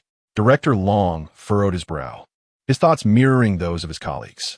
He stepped closer to Ye Chang'an and whispered, "If we erred and harmed innocent civilians, it could lead to serious repercussions. Here, just pry them open and you will see." Ye Chang'an calmly gestured toward the wooden crates piled not far away. Director Long's eyes sparkled with realization, and he quickly turned to the other officers, allocating tasks. "You handle those. You, and I will inspect these." As the crates were gradually opened, gasps of astonishment filled the air. Some of these ceramics are still caked in dirt. Goodness, the contents of this box are all burial goods. What is this? I can't quite decipher it, but it surely seems like an antique. Is this a bronze artifact? I read online that inscribed pieces are worth a fortune, and this box is filled with them. The officers stared in disbelief, their minds in a state of turmoil from a shock. They carefully set the wooden crates aside, now thoroughly convinced of Ye Chang'an's assertions. "Deputy Chief, you are truly remarkable, capturing a fugitive while patrolling a dilapidated building. Indeed, and this arrest nets an entire gang. It would be a shame for you not to join the criminal investigation team." The officers regarded Ye Chang'an with admiration and respect. Although this incident appeared to be coincidental, the impeccable nature of Ye Chang'an's record led them to instinctively sense that this was no mere stroke of luck. "All right, let us all keep our comments to a minimum." Ye Chang'an waved his hand and promptly began to delegate tasks. "You several are responsible for escorting the individuals back to the station. You others shall transport all the antiques and cultural relics back to the station. The rest of you will inspect the unfinished buildings in the other blocks." As his words fell, the officers, who had long since held Ye Chang'an in high esteem, responded in unison, "Understood." They then swiftly set about their work. Meanwhile, Director Long gazed at Ye Chang'an, who in his youth prided himself on being an elite of the police force. Yet at this moment, he could not help but feel a profound sense of helplessness. Tudi. Talent emerges in every generation. Director Long sighed deeply. He quickly adjusted his mood and approached Ye Chang'an, inquiring, "So, shall we proceed with the demolition?" He was acutely aware that the dismantling of this entire tomb raiding gang today would have ramifications sufficient to fulfill the initial plans for demolishing the unfinished buildings. Given this, continuing with the illicit demolition seemed unwarranted. "Of course, we shall continue," Ye Chang'an replied without hesitation. His resolute demeanor genuinely surprised Director Long. Observing the puzzled expression on Director Long's face, Ye Chang'an smiled gently and elucidated, "The apprehension of the tomb raiding gang has indeed achieved the desired outcome. However, once we are reassigned, new officers will inevitably arrive on the island. These new officers will likely harbor concerns about taking risks. Therefore, why not resolve this matter decisively now?" As Ye Chang'an's explanation sank in, a flicker of realization crossed Director Long's eyes. He and his fellow officers had all been eager to seize this opportunity for a turnaround, having developed a kind of obsession. Unlike Ye Chang'an, who contemplated securing a benefit for the local populace, Director Long felt a newfound respect for him. "My awareness pales in comparison to yours," he acknowledged. Feeling the warmth and reverence in Director Long's gaze, Ye Chang'an chuckled and shook his head. "Oh, what are you saying? In fact, there is one more point I haven't mentioned. Continuing with the demolition can also stoke the momentum of our campaign." Yet, the more Ye Chang'an explained, the deeper Director Long's admiration and self-reproach became. What an exemplary comrade he is. While other officials would eagerly announce their actions as being for the benefit of the common people, he, though truly working for the people, framed it as a personal endeavor. Director Long's gaze remained fixed on Ye Chang'an, and before he knew it, he had become somewhat of an admirer. As time passed, once the police officers at the precinct had managed to deal with the tomb raiding gang and the antiques, dawn began to break. Ye Chang'an continued to direct the placement of the explosives he had designed, arranging them meticulously according to the markings on the blueprint. At the same time, he personally conducted several inspections. More importantly, it is essential to ensure that there are no individuals remaining within the dilapidated building slated for demolition. The clock strikes 8 a.m. All preparations are complete. Ye Chang'an and the police officers have retreated to a safe distance. The countdown begins. 10, 6, 3, 2, 1. Detonation. At the command, the officers simultaneously press the red buttons. In an instant, a thunderous roar erupts. The deafening sound reverberates through the air. Dust and smoke rise, billowing into dark clouds that ascend towards the heavens. At the Ye District Police Station of Tangwu County, a patrol car speeds into view, halting at the entrance. The county's Public Security Bureau chief steps out of the vehicle, a broad smile lighting up his face as he strides into the station. "Chief, what brings you here?" Zhao, who is addressing the assembled officers, quickly approaches with a smile upon noticing the chief's arrival. "What brings me here?" "The sea breeze." The chief replies cheerfully. His demeanor clearly reflects a buoyant spirit. "The sea breeze? What do you mean?" Zhao furrows his brow, confusion evident on his face. At that moment, Ye Chang'an, a member of the team, feels a sudden jolt of anticipation and cannot restrain himself from asking, "Chief, have there been news about Shaolin?" "Of course, it's all thanks to your mentorship," the chief remarks, looking at Ye Chang'an with a sense of wonder. Upon hearing this, curiosity and expectation spread across the faces of the others. "Chief, Brother Yi, what has happened to Comrade Chang'an? Is it true that your happiness signifies good news?" Observing the eager expressions around him, the chief nods emphatically, pride evident on his face. "Indeed, it is good news. Ye Chang'an has cracked a significant case. A first-class merit is undoubtedly in his future." Chapter 58. The Provincial Office in Turmoil. New officer? First-class merit. In an instant, all the police officers were taken aback. Given their understanding of Ye Chang'an, they knew he was likely to achieve merit once more. However, they never anticipated it would be a first-class merit. This was not to say they doubted Ye Chang'an's capabilities, but rather that the circumstances surrounding him were far from favorable. A first-class merit. "Director, is Shaolin all right?" Ye Chang'an felt a bead of sweat on his palm and inquired again. It is said that first-class merits are awarded to family members, indicating the degree of danger involved in the case. "He is perfectly fine," the director waved his hand, his tone affirming. "That is a relief." Ye Chang'an instantly let out a sigh of relief. "Excellent. This young man is truly remarkable." Zhao, with a clap of his hands, was beaming with delight. "As expected from someone we transferred out from our precinct. Truly a top-notch officer." Zhao approached the director, his face radiating pride and satisfaction. "Ahem, you old sly fox, do not speak too highly of him." The director shot Zhao a reproachful glance. He then straightened his chest and added with a sense of pride, "The officers we have transferred from our county's police force are truly exceptional." Tangwu County Committee Compound, Conference Room. How many times have I emphasized the environmental issues? Stop using economic development as an excuse to brush me off. How is it that other counties can balance both environmental protection and economic growth? The county head slammed the table in frustration while glancing at the report in his hand. The attendees fell silent, not daring to utter a word. Seeing that no one was responding, the county head became even more infuriated. Just as he was preparing to erupt again, his mobile phone on the table vibrated slightly.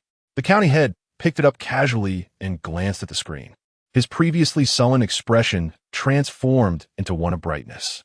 "This young man, truly impressive," the county head murmured to himself, a smile inadvertently appearing on his face.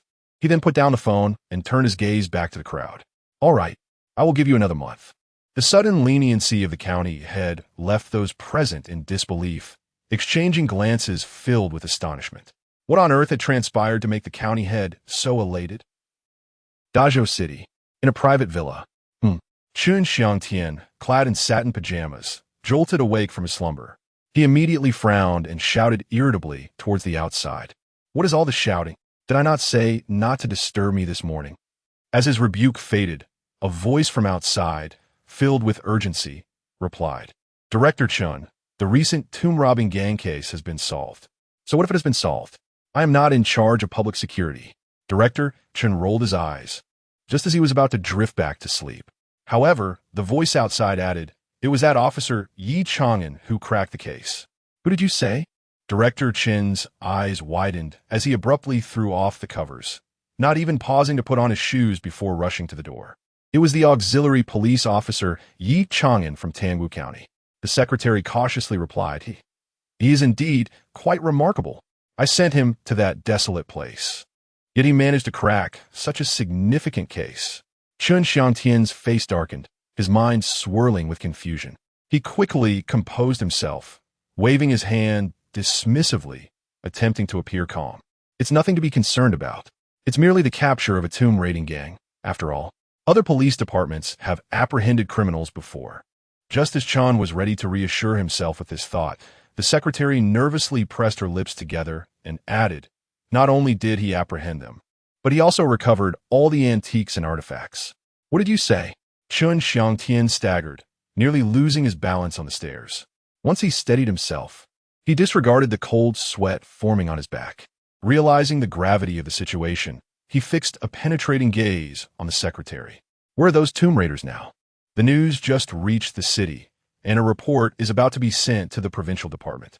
I suspect they will send someone to oversee the subsequent interrogation. The secretary responded, trying to steady her nerves. This is bad, very bad. We must minimize the impact of this incident. The credit must be diluted. Chun Xiangtian murmured to himself, suddenly seizing his clothes and hurrying out the door. He understood all too well that if most of the credit were attributed to Ye Chang'an, it would inevitably draw attention from the provincial authorities. At that point, all his previous actions against Ye would surely be exposed. If the higher-ups pursued the matter, it would be a catastrophic blow to him. The only solution now was to redefine this achievement as a collective one. Meanwhile, in the Provincial Public Security Department's conference room, the meeting was underway. According to the latest intelligence, the tomb raiding gang has begun operating in our province. Recently, they have damaged and stolen numerous cultural relics and antiques from our country.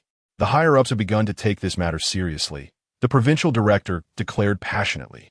The attendees, however, wore expressions of concern. If it were truly that easy to resolve, they wouldn't be in this predicament. Other provinces had already apprehended their tomb raiding gangs. Director, I believe we should handle this quietly to avoid alerting the criminals, one individual proposed. The others nodded in agreement, expressing their support for the suggestion. Everyone is well aware that the notion of alarming the snake by striking the grass serves merely as a pretext, primarily stemming from concerns that the director of the provincial department may speak too emphatically. The pressure on them is indeed immense. This presents a significant opportunity. How could one proceed discreetly? The director furrowed his brows, his tone tinged with displeasure. He then forcefully set down his thermos, surveying the room with a piercing gaze. I see you have become quite complacent. If I do not tighten my grip on certain cases, a plethora of excuses will emerge from you all. I shall not dwell on past matters, but this time, do not even think of employing the same tactics. As his words echoed, an oppressive silence enveloped the conference room, the atmosphere growing palpably tense. The director understood well that this matter would be challenging. However, should it be successfully resolved, it would significantly enhance the reputation of the provincial public security. Thus, he must exert greater control. Within 3 days, each of you is to submit a detailed action plan. I shall review them individually.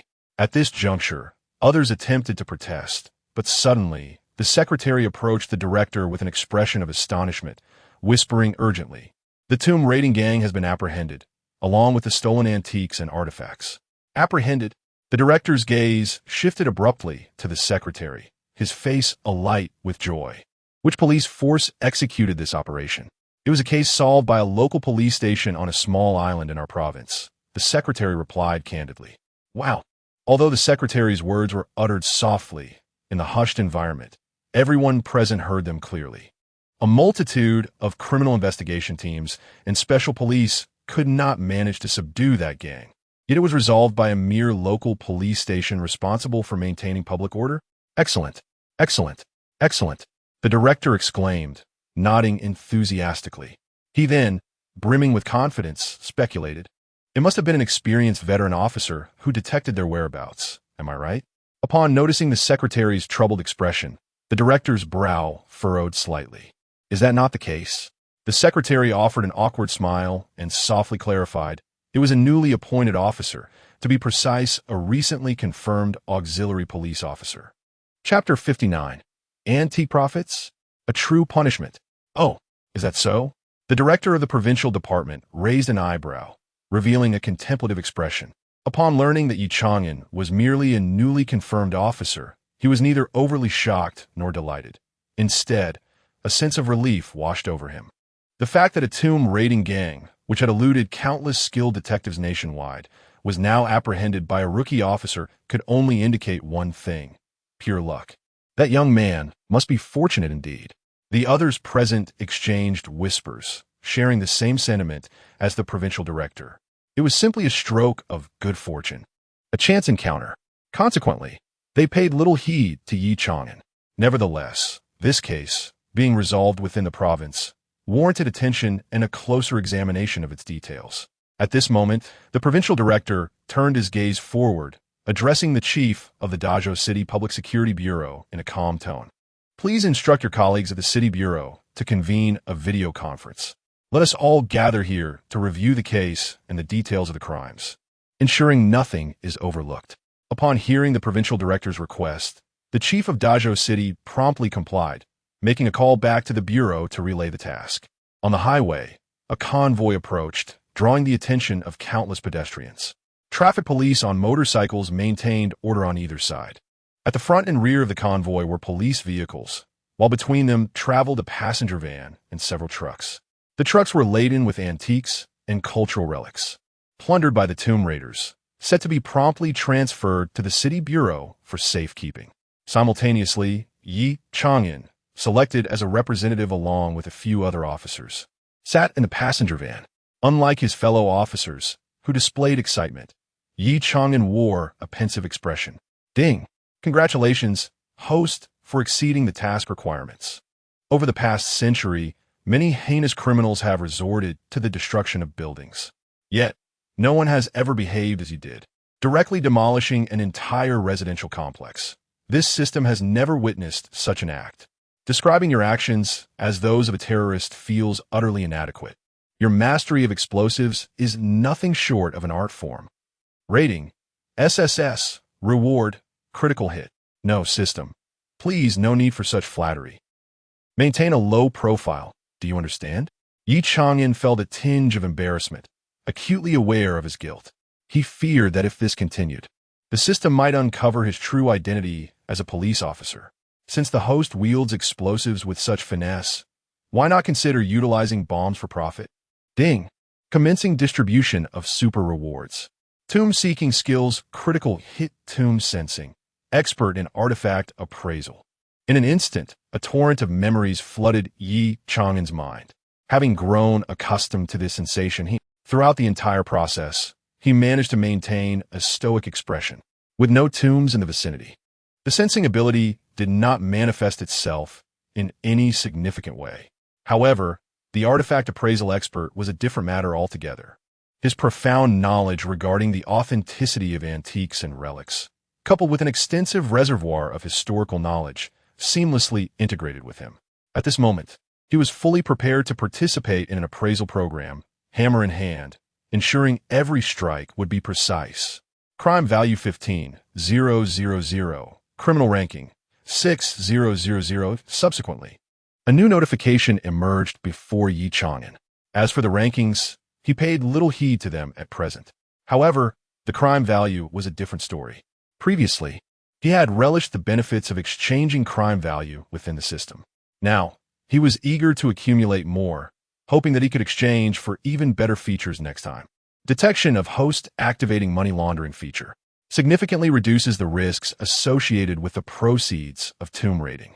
Completely alleviates concerns regarding the inability to sell antiques and relics at suitable prices. In light of this, one must seize the opportunity to embark on a grand undertaking. Beep. New task released. Please locate an unexcavated ancient tomb and successfully conduct an excavation. Listening to the system's voice, Ye Chang'an nodded thoughtfully. This task was not particularly challenging. A criminal would need to be discreet while excavating a tomb. Yet, as a police officer, his actions could easily be framed as the protection of cultural relics. Thus, it appeared that the task was relatively straightforward. Beep. Additional challenge for the task initiated. Does the host accept?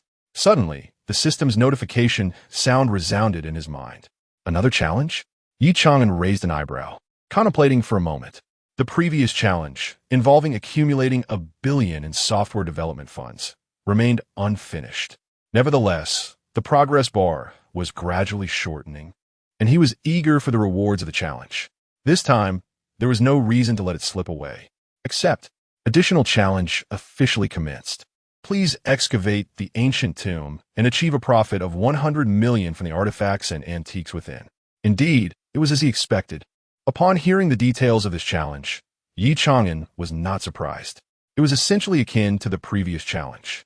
As a police officer, he certainly could not covertly sell artifacts and antiques. That would be utterly absurd. With this thought in mind, he could not help but shake his head. Fortunately, the additional challenge did not stipulate any penalties for failure. Thus, he decided to accept it, as one could never know when he might fortuitously complete this task. Before long, the vehicle came to a gentle halt. Ye Chang'an alighted from the car and raised his gaze towards the front, the Public Security Bureau of Dazhou City. Following the guidance of the staff, he made his way inside with purposeful strides. Shortly thereafter, a deep voice called out, capturing Ye Chang'an's attention. He paused momentarily and turned to look. Before him stood a familiar figure, Chen Xiangtian, the director of the Municipal Committee Office. At this moment, the expression on Chen's face bore a chilling intensity. Just moments ago, en route to this encounter, he had learned through his secretary that Ye Chang'an had indeed taken it upon himself to develop explosives for the demolition of a dilapidated building. Although no unfortunate incidents had occurred, such actions were unequivocally in violation of regulations. Chen, troubled by his inability to curtail Ye Chang'an's current momentum, found himself unexpectedly elated by the very existence of this transgression. Deputy Director, he began, I have received a report indicating that Comrade Ye Chang'an has clandestinely developed explosives to carry out demolition work on the unfinished building on Lindong Island. This poses a severe threat to the safety of our citizens and their property. Such behavior, especially from a member of the law enforcement community, is utterly reprehensible. He should be promptly taken into custody. As a part of your police system, it is your duty to address this matter appropriately. Chen glanced at the Deputy Director of the Municipal Public Security Bureau, adopting a posture of righteous indignation. The Deputy Director furrowed his brow, momentarily caught in a quandary. Even if he is part of your law enforcement team, you surely wouldn't wish to shield him, would you? My recommendation is to detain him immediately. Failure to impose strict penalties will leave the populace in a state of perpetual anxiety. Chapter 60. For no reason? Nonsense. Chen Xiangtian's words were sharp, as if he wished to send Ye Chang'an straight to prison. His objective was quite simple, to pinpoint Ye Chang'an's faults, thereby preventing him from directly participating in the upcoming report. He could easily replace him with another officer from the Lindong Island Police Station, and then gradually manipulate the situation behind the scenes to diminish Ye Chang'an's contributions. After all, Ye Chang'an had previously gained his recognition. Chen Xiangtian was acutely aware that if Ye Chang'an were to successfully capture the attention of the higher-ups, his remarkable track record and capabilities would undoubtedly win their admiration. Should anyone delve into Ye Chang'an's past, it would pose significant risks for Chen Xiangtian. Director Zhao, please do not be hasty. This is the Municipal Public Security Bureau. We will not shield anyone, even if that individual is a colleague within our ranks. The Deputy Director spoke with righteous fervor, though a hint of indecision lingered on his face. Under normal circumstances, he would have swiftly dealt with Ye Chang'an. However, given that Ye Chang'an was the primary representative in the recent dismantling of the tomb raiding gang, acting against him at this juncture would hinder the ongoing efforts. Just as the Deputy Director pondered his words, his assistant completed the video conference connection. Suddenly, a voice emanated from the tablet. Oh, our heroic investigator. How is it that he is implicated in unauthorized demolitions? Is there some hidden truth to this? As the words fell, both Chen Xiangtian and the Deputy Director recognized the familiar voice and quickly turned to see the speaker. Upon realizing it was indeed the Provincial Bureau Chief, they immediately stiffened with trepidation. Chief, they greeted in unison. The chief merely nodded in acknowledgement, his gaze fixed intently on Ye Chang'an, revealing a burgeoning interest. In Lindong Island, the residents live in poverty. The island is not large, and that unfinished housing complex occupies a substantial area without yielding any benefits to the locals. Therefore, the latest plans involve demolishing the complex to develop local specialty industries. However, just as our police station completed the verification of all demolition procedures. The demolition team was inexplicably reassigned, with no clear timeline for their return. At this point, Chen Xiangtian's pupils constricted in disbelief as he looked at Ye Chang'an. The demolition team was reassigned for no apparent reason. Ye Chang'an should be acutely aware of the reason behind their reassignment. In that instant, Chen Xiangtian finally grasped the situation. He had been outmaneuvered by Ye Chang'an. That naive demeanor he had displayed was orchestrated by Ye Chang'an, intended to facilitate the reassignment of the demolition team.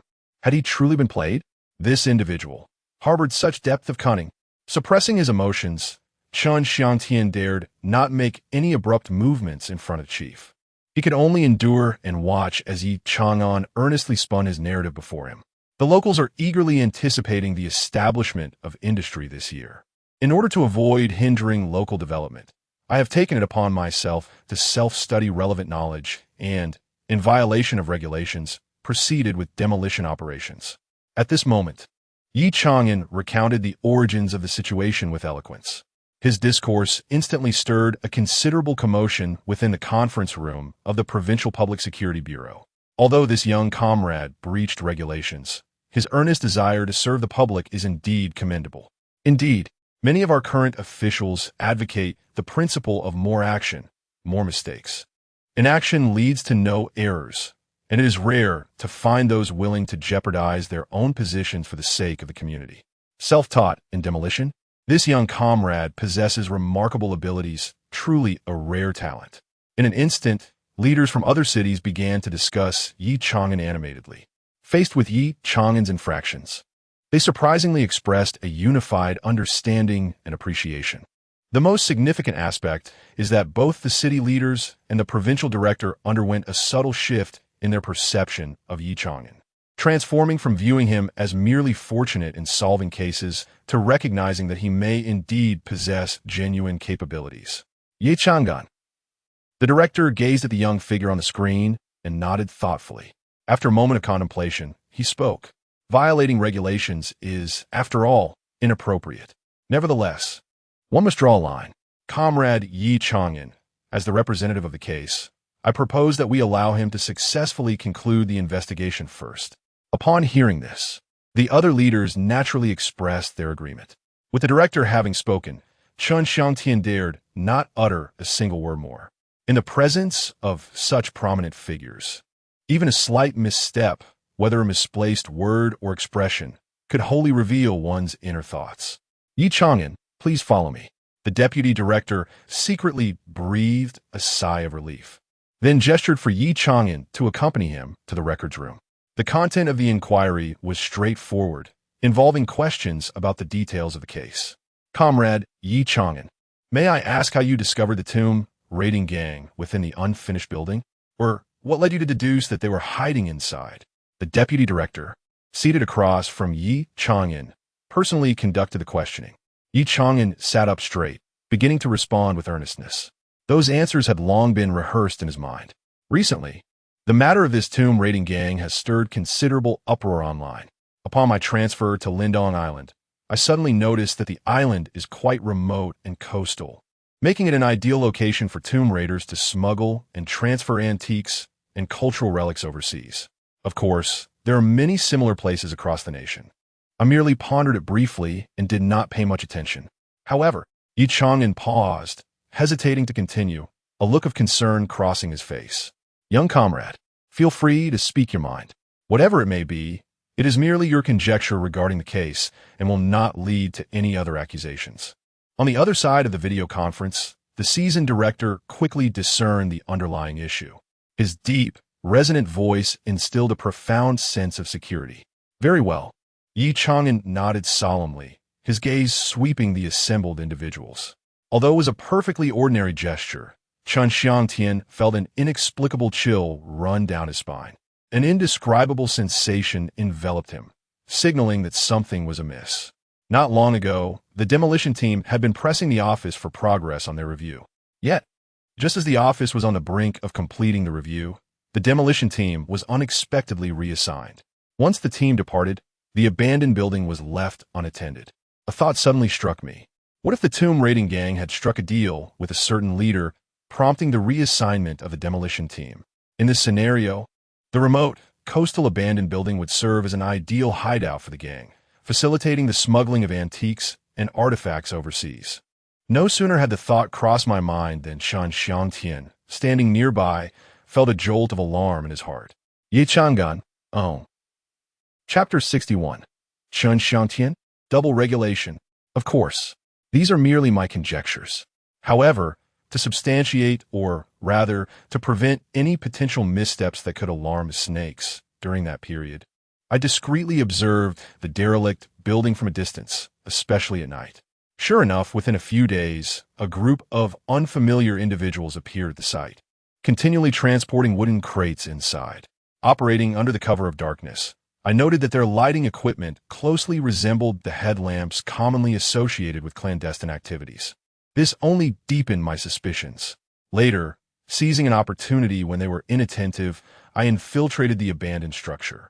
Through their conversations, I confirmed that this group was indeed a tomb raiding gang. It was at that moment I called for reinforcements from our precinct to execute the final apprehension. After Ye Chang'an concluded his account, he sat quietly in his chair, awaiting further instructions. The video conference fell momentarily silent. After a brief pause, the secretary spoke up. Please investigate who reassigned the demolition team from Lindonghai Island and the reasons behind it. The director was the first to respond, issuing the command. It was over. Shan Xiangtian felt a twitch at the corner of his mouth, his gaze becoming increasingly erratic. The demolition team had been reassigned through his connections. With the provincial leaders now involved, the individual he had relied upon could easily implicate him. Furthermore, the demolition team had indeed been sent to an inconsequential location under the pretense of training and exchange. However, in comparison to the impending demolition work, this would undeniably intensify the suspicions surrounding the alleged collusion between the leaders and the tomb raiding gang, even though he knew he had no ties to them. The issue was that he had far too many other problems that could not withstand scrutiny. At this moment, he could only hope that the demolition team could manage to keep things under wraps. This young colleague displays remarkable attentiveness and an adeptness for analyzing the motivations of suspects. He possesses the makings of an exceptional criminal investigator. It seems that his success in solving this case is not merely a stroke of luck. Indeed, as a new officer, he is quite commendable. In the conference room, the city leaders nodded in agreement, expressing their recognition of Ye Chang'an. The director then gestured for the secretary to approach. He then whispered instructions, compile a detailed dossier on Ye Chang'an. After a moment of contemplation, the director continued to address the camera, stating, "All right, let us pause here for the time being. We should first check on the situation in the interrogation room." Understood. The deputy director nodded emphatically. He promptly set about his task, taking a tablet and heading towards the monitoring room behind the interrogation chamber. Upon arrival, he connected the video conference to the surveillance feed from the interrogation room. The visuals from within the interrogation chamber were relayed back to the provincial police headquarters conference room. Inside the interrogation room, the captured tomb raiders were segregated for individual questioning. Yet, these individuals displayed remarkable psychological resilience, showing an unwillingness to disclose any information. They all insisted that they were merely staying there for a single night and had no idea what the wooden crates contained. Clearly, they had undergone coordinated training to respond to unexpected situations. Damn it, why hasn't he, the city leader, come to extricate me yet? The inner turmoil of the rat, filled with anxiety and resentment, grew palpable. His reluctance to admit anything stemmed from the fear that once he confessed, the city leader who had been assisting him would abandon him. Yet, having maintained his silence for so long, the lack of any movement stirred a shift in his mindset. At that moment, the director of our provincial public security department was observing the interrogation through a video conference. If you continue to withhold information, once our director intervenes, he could swiftly contact the public security of the neighboring province to have your former accomplices identify you. At that point, any merits regarding your sentencing would belong to those former accomplices. As the interrogating officer concluded his statement, it seemed to strike a nerve with the rat, causing him to freeze momentarily. I confess everything." The rat pounded the table, visibly agitated. "This operation was secretly aided by a leader from your city. His words startled the interrogators, who had not anticipated such an unexpected revelation. "You must not fabricate anything in hopes of leniency," one warned sternly. "I'm not fabricating anything." The rat vehemently shook his head, continuing, "Director Chun from the municipal committee provided us assistance. He relocated the demolition team, allowing us to safely store our goods in the unfinished buildings on the island, facilitating smuggling operations overseas." Upon hearing this, the interrogators were taken aback, recognizing the gravity of his claims. Meanwhile, in a monitoring room, the atmosphere shifted dramatically. All eyes instinctively turned to Chun Xiangtian, who appeared utterly taken aback, rendered speechless. His mind raced in confusion. If Ye Chang'an's earlier accusations had been a trap laid for him, then what was this criminal's testimony? How was it implicating him so convincingly? Chun Xiangtian, feeling a wave of regret wash over him, cursed himself internally for having meddled with that blasted demolition team. At that very moment, on the other side of the video conference, a realization dawned. Is there truly a connection to this matter? The leaders exchanged murmurs, acknowledging the possibility that the young comrade's earlier speculation might indeed hold merit. Yet, none dared to draw any conclusions hastily. At that moment, the secretary who had just departed hurriedly returned. "Director, the investigation results are in." The demolition team was reassigned by Director Chun from the Municipal Party Committee of Dazhou City. Furthermore, their new location is not for any significant purpose. It is merely for some professional exchanges. As the words fell, the director's expression darkened.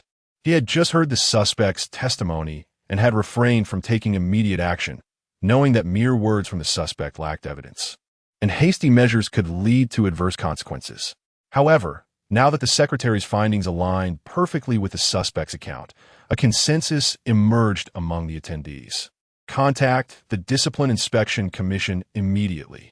We shall place Comrade Chun Xiangtian under double regulation and conduct a thorough investigation, the director commanded sternly. His voice resonated through the video conference, reaching Chun Xiangtian's ears, causing his face to blanch.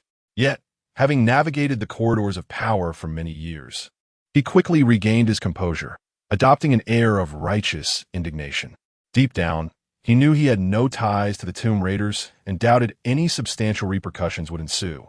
Little did he realize at that very moment, a storm of public opinion was quietly brewing, and a detailed dossier regarding Ye Chang'an was en route to the provincial director's hands. Chapter 62. The director's fury and strict investigation at this moment. The deputy director hung up the phone, turned his gaze towards Chun Xiangtian, and spoke. "Director Chun, I must trouble you to cooperate with our work. For the time being, we will need to implement communication equipment restrictions and limit your freedom. Although the Public Security Bureau is not a disciplinary agency, Chun Xiangtian has been ordered to undergo a dual regulation, necessitating a temporary restriction on his personal freedom, which the Public Security Department naturally supports. Additionally, the responsibility for guarding the detention locations of those under dual regulation has also been assigned to the Public Security Department of Dazhou City. Of course, one who stands upright has nothing to fear from shadows. I can withstand the test of the party." Chun Xiangtian adjusted his attire, his demeanor calm and composed. Were an ordinary person to witness such a stance, they would undoubtedly commend him as a good official. The deputy director remained expressionless, leaving no one able to discern his thoughts. As Chun Xiangtian was escorted away, Ye Chang'an glanced at the time, silently contemplating that the moment was near. The explosion on the island should soon resonate. Meanwhile, the trending topics across major platforms swiftly changed. The contents that surged into the top 10 trending topics across various platforms exhibited a remarkable consistency. Tomb raiding gang taken down by new policemen. All stolen antiques and cultural relics recovered. Everyone expected criminal investigation to solve major cases, yet it was a newly promoted policeman who delivered. The tomb raiding gang had recently stirred considerable attention online, and now, not only had they been apprehended, but it was unexpectedly a newly promoted policeman who had cracked the case. Amidst this contrast and the shattering of stereotypes, the fervor naturally remained high. Initially, the trending content was uniformly filled with praise for Ye Chang'an, a chorus of commendations echoing throughout. She said she wouldn't even give me a stitch. What an outstanding policeman. Thumbs up. ID. My caution is never unwarranted. Grassroots policemen possess such remarkable capabilities. I feel entirely secure. However, it wasn't long before the tide of public opinion began to shift. New angles and videos and posts gradually surged into the trending list. Did the accomplished new policeman commit a grave error? Hidden truth exposed. Tearful. Serving the people, even violating regulations for explosions. These are the true good policemen. Violating regulations deserves punishment. Law has no mercy. This time, the heat reached a new pinnacle, as the comments beneath these posts no longer consisted solely of praise, but rather a plethora of opinions from netizens engaging in heated debates. ID. Come to the training ground and watch me shoot. I see no issue. If it weren't for the risks taken by the policemen serving the public, the tomb raiding gang might still be at large. They could easily offset their mistakes. ID. Running a red light on an old lady. Nonsense. If achievements justify reckless behavior, who knows where the next explosion will occur?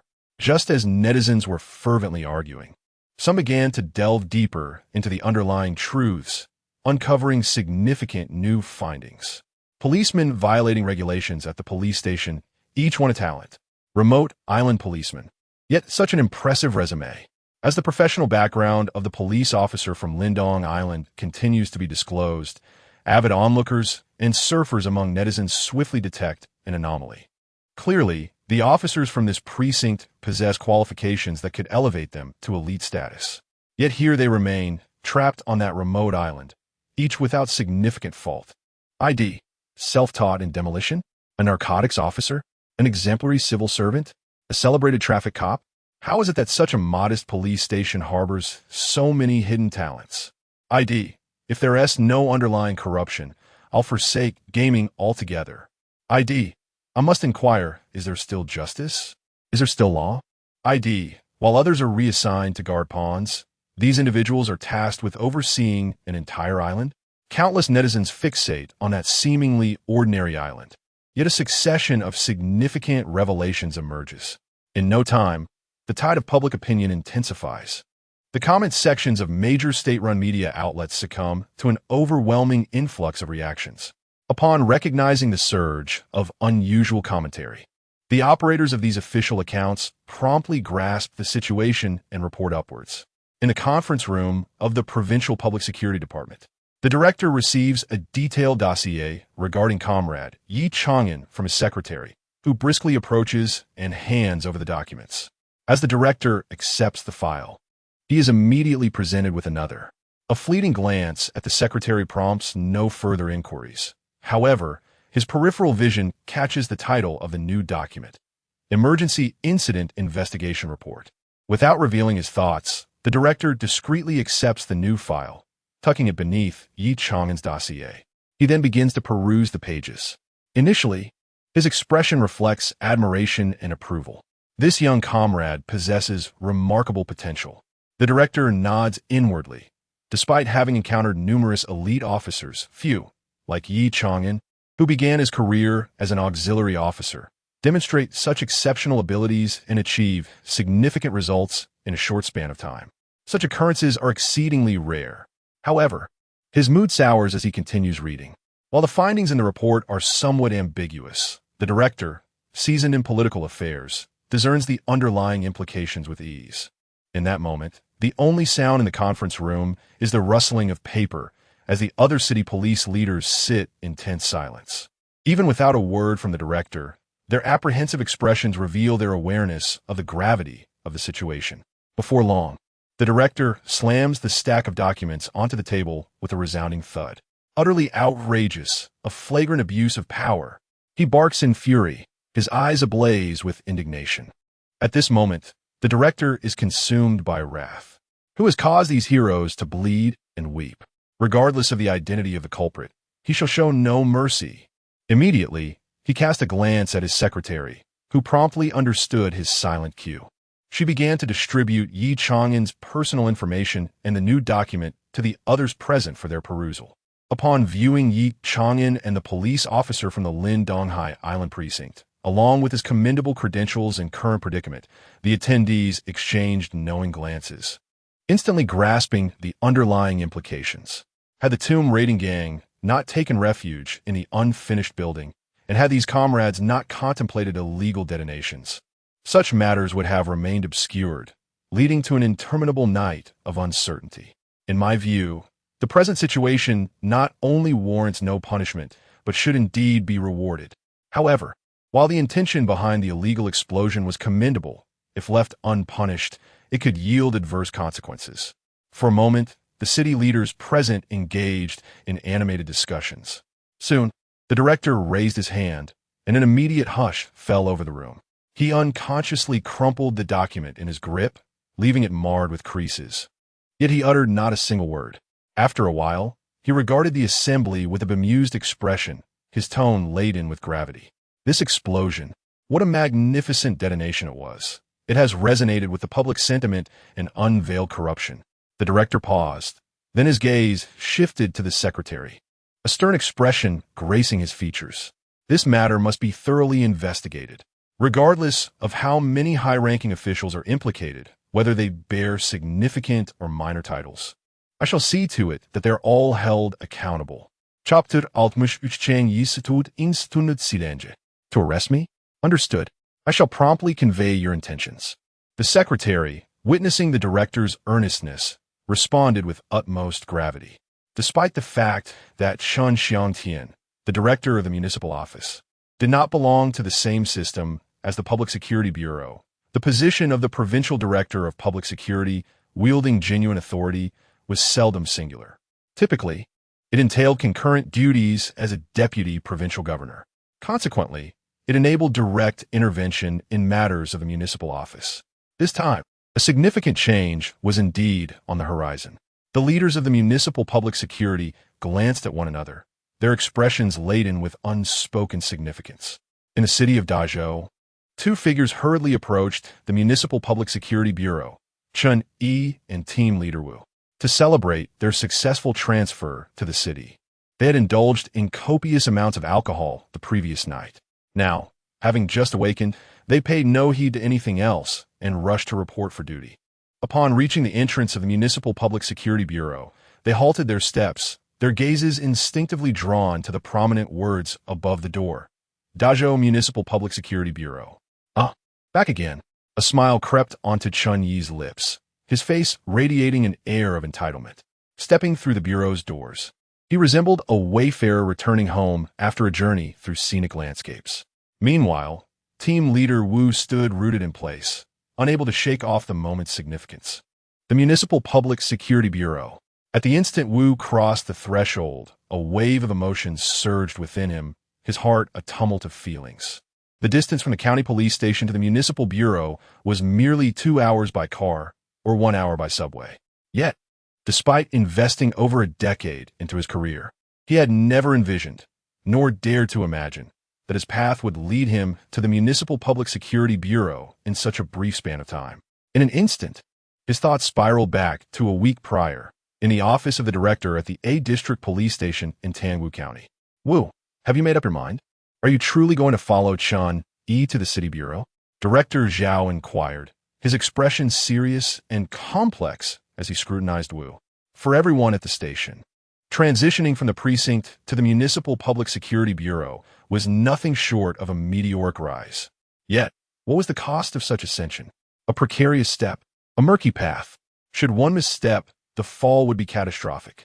Director Zhao, I am aware that I have made numerous wrong choices during this period. However, this time, I still wish to go to the city, Wu declared resolutely, his teeth clenched. He recalled Ye Chang'an, who had been promoted from auxiliary police officer in less than 6 months. In that brief time, he had achieved several commendations. Ye Chang'an had made significant contributions to the county's welfare policies, showcasing a diverse and refined skill set. A young man so exemplary that even seasoned officers like Wu felt a twinge of self-doubt, envy, and admiration. Yet now, due to offending Chen Xiangtian, what fate awaited him? He had witnessed with his own eyes as Ye Chang'an was reassigned to a remote island, destined to live out his days in isolation. The accolade of the year's most outstanding rookie officer? In the face of authority, one could only be subject to its whims. At that moment, Captain Wu truly felt the profound allure of power. The immense temptation, now presented with an opportunity to ascend through his apprentice Chun Yi and draw nearer to the enchanting core of power. How could he possibly let this slip away? To sit at the table of power, even if it meant becoming a gambler for once, he would charge forth without hesitation. "Director Zhao, might I trouble you for a stamp?" he inquired. "This time, I shall not make the wrong choice." Captain Wu stood at attention, rendering a formal military salute to Director Zhao. Zhao cast a deep glance at Captain Wu, ultimately choosing not to utter another word. Yet, at the moment he produced the seal, he pressed it heavily onto the document, as if to imbue it with all his emotions. The force felt as though it could pierce through the paper. "Master?" Suddenly, a voice pierced through his thoughts. Captain Wu instinctively turned to Chun Yi. "Huh? What is it?" Noticing the dazed expression on Captain Wu's face, Chun Yi gently shook his head. "It's nothing. I just observed you seemed a bit distracted." Upon hearing this, a strained smile emerged on Wu's face. "I must be overly excited. It's just the municipal bureau. What's the big deal? Let us head to report in." With that, Wu and Chun Yi walked side by side towards the Public Security Bureau's main hall. The moment they crossed the threshold, Wu accidentally bumped his elbow against the door frame, instantly turning red. As he felt the sting in his arm, a smile crept across his face. How wonderful. This wasn't a dream. In a brief moment, the two arrived in the hall, not needing to inquire about the procedures. Chun Yi appeared completely at ease, guiding Wu directly to an office. "Knock, come in." Upon hearing this, Chun Yi opened the door with a beaming expression and stepped inside. Seeing this, Wu hurriedly followed. Arriving at a place like the municipal bureau, he felt far from the seasoned officer he was, instead resembling a fresh-faced youth, filled with uncertainty and awkwardness. "Hello. We are here to process the transfer of police duties. I am Chun Yi, and this is Wu Xiansheng." Chun Yi spoke with an air of confidence, presenting the documents. However, the staff member raised an eyebrow, revealing a knowing expression, and hesitated to accept the paperwork from Chun Yi and Captain Wu. Is there a problem?" Chun Yi asked, a frown forming on his brow. "The documents for your transfer are already invalid," the staff member replied calmly, shaking their head. "What?" Captain Wu's expression was filled with agitation, ready to confront the issue. Chun Yi, somewhat displeased, raised his voice. "We just arrived a few hours late. It cannot possibly invalidate the transfer documents. This has nothing to do with tardiness. The transfer procedure has been nullified by the leadership," the staff member responded, remaining expressionless. "Which leader? You must tell us." Chun Yi furrowed his brow, clearly displeased. The staff member offered no response, their expression revealing an unsettling peculiarity. At that moment, a voice resonated from his side. "Are you Chun Yi and Wu Xiansheng?" Upon hearing this, both Chun Yi and Captain Wu instinctively turned to discover that they had overlooked another man in the room upon their entrance. This individual was dressed impeccably, resembling someone employed within a court. Indeed, Chun Yi and Captain Wu replied in unison, subsequently inquiring, "Who are you?" "Quite the coincidence," the man replied, his countenance devoid of emotion as he produced the document and presented it before Chun Yi and Captain Wu. The document bore a conspicuous title, Detention Decision. Moreover, the contents within left both men utterly astonished and bewildered. In accordance with the supervision law, the personal freedom of the individuals under investigation, Chun Yi and Wu Xiansheng, is to be restricted, with all transfer procedures suspended for a comprehensive review. What on earth is happening? I am Chun. The director of the municipal office also shares the surname Chun. Chun Yi struggled to maintain his composure, refraining from explicitly mentioning his father's notable position. Nevertheless, the nearly implicit implication in his words did not escape notice. The disciplinary committee personnel, maintaining their impassive demeanor, replied, "I am aware that you share the same surname." The process of placing Director Chun under dual regulation this morning was also handled by me. Chapter 64. The sentencing of the Chun father and his son what? Chun Yi and Captain Wu were taken aback, their expressions filled with disbelief. Chun Xiangtian, the director of the municipal party office of Dazhou City, had seemed perfectly fine just yesterday, basking in glory and wielding significant power. What could have transpired in such a short span of time, merely during a drinking session? In that moment, both men wished fervently that they were still under the influence of alcohol. "Please, this way," a member of the disciplinary committee stated calmly. "Let us avoid making the situation any more embarrassing to preserve some dignity."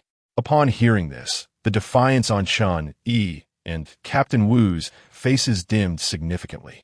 At this juncture, resistance would indeed be the most foolish of actions. "Fine, we will go with you." They exchanged glances, gritting their teeth in reluctant agreement. Before long, they were escorted into a vehicle belonging to the disciplinary committee, heading in a singular direction.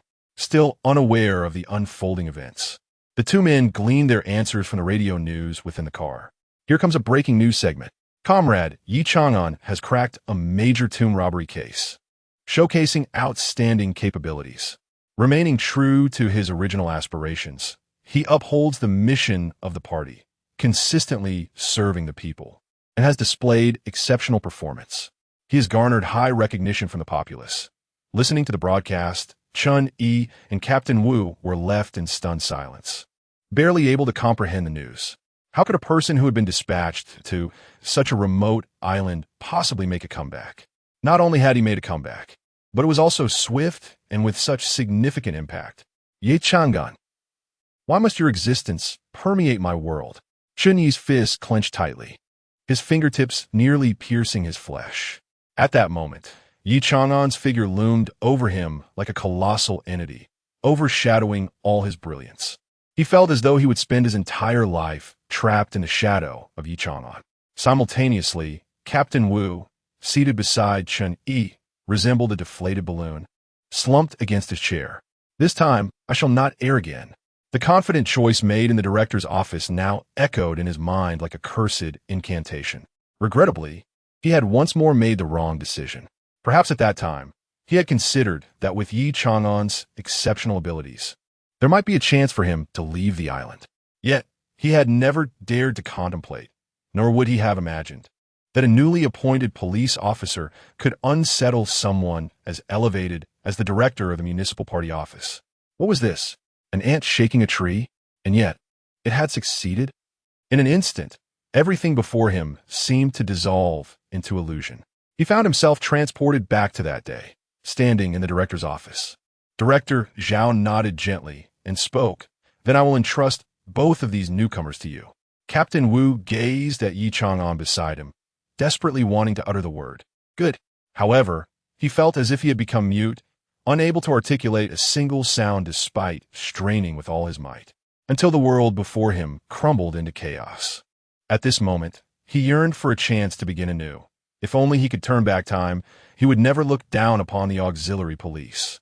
Absolutely never.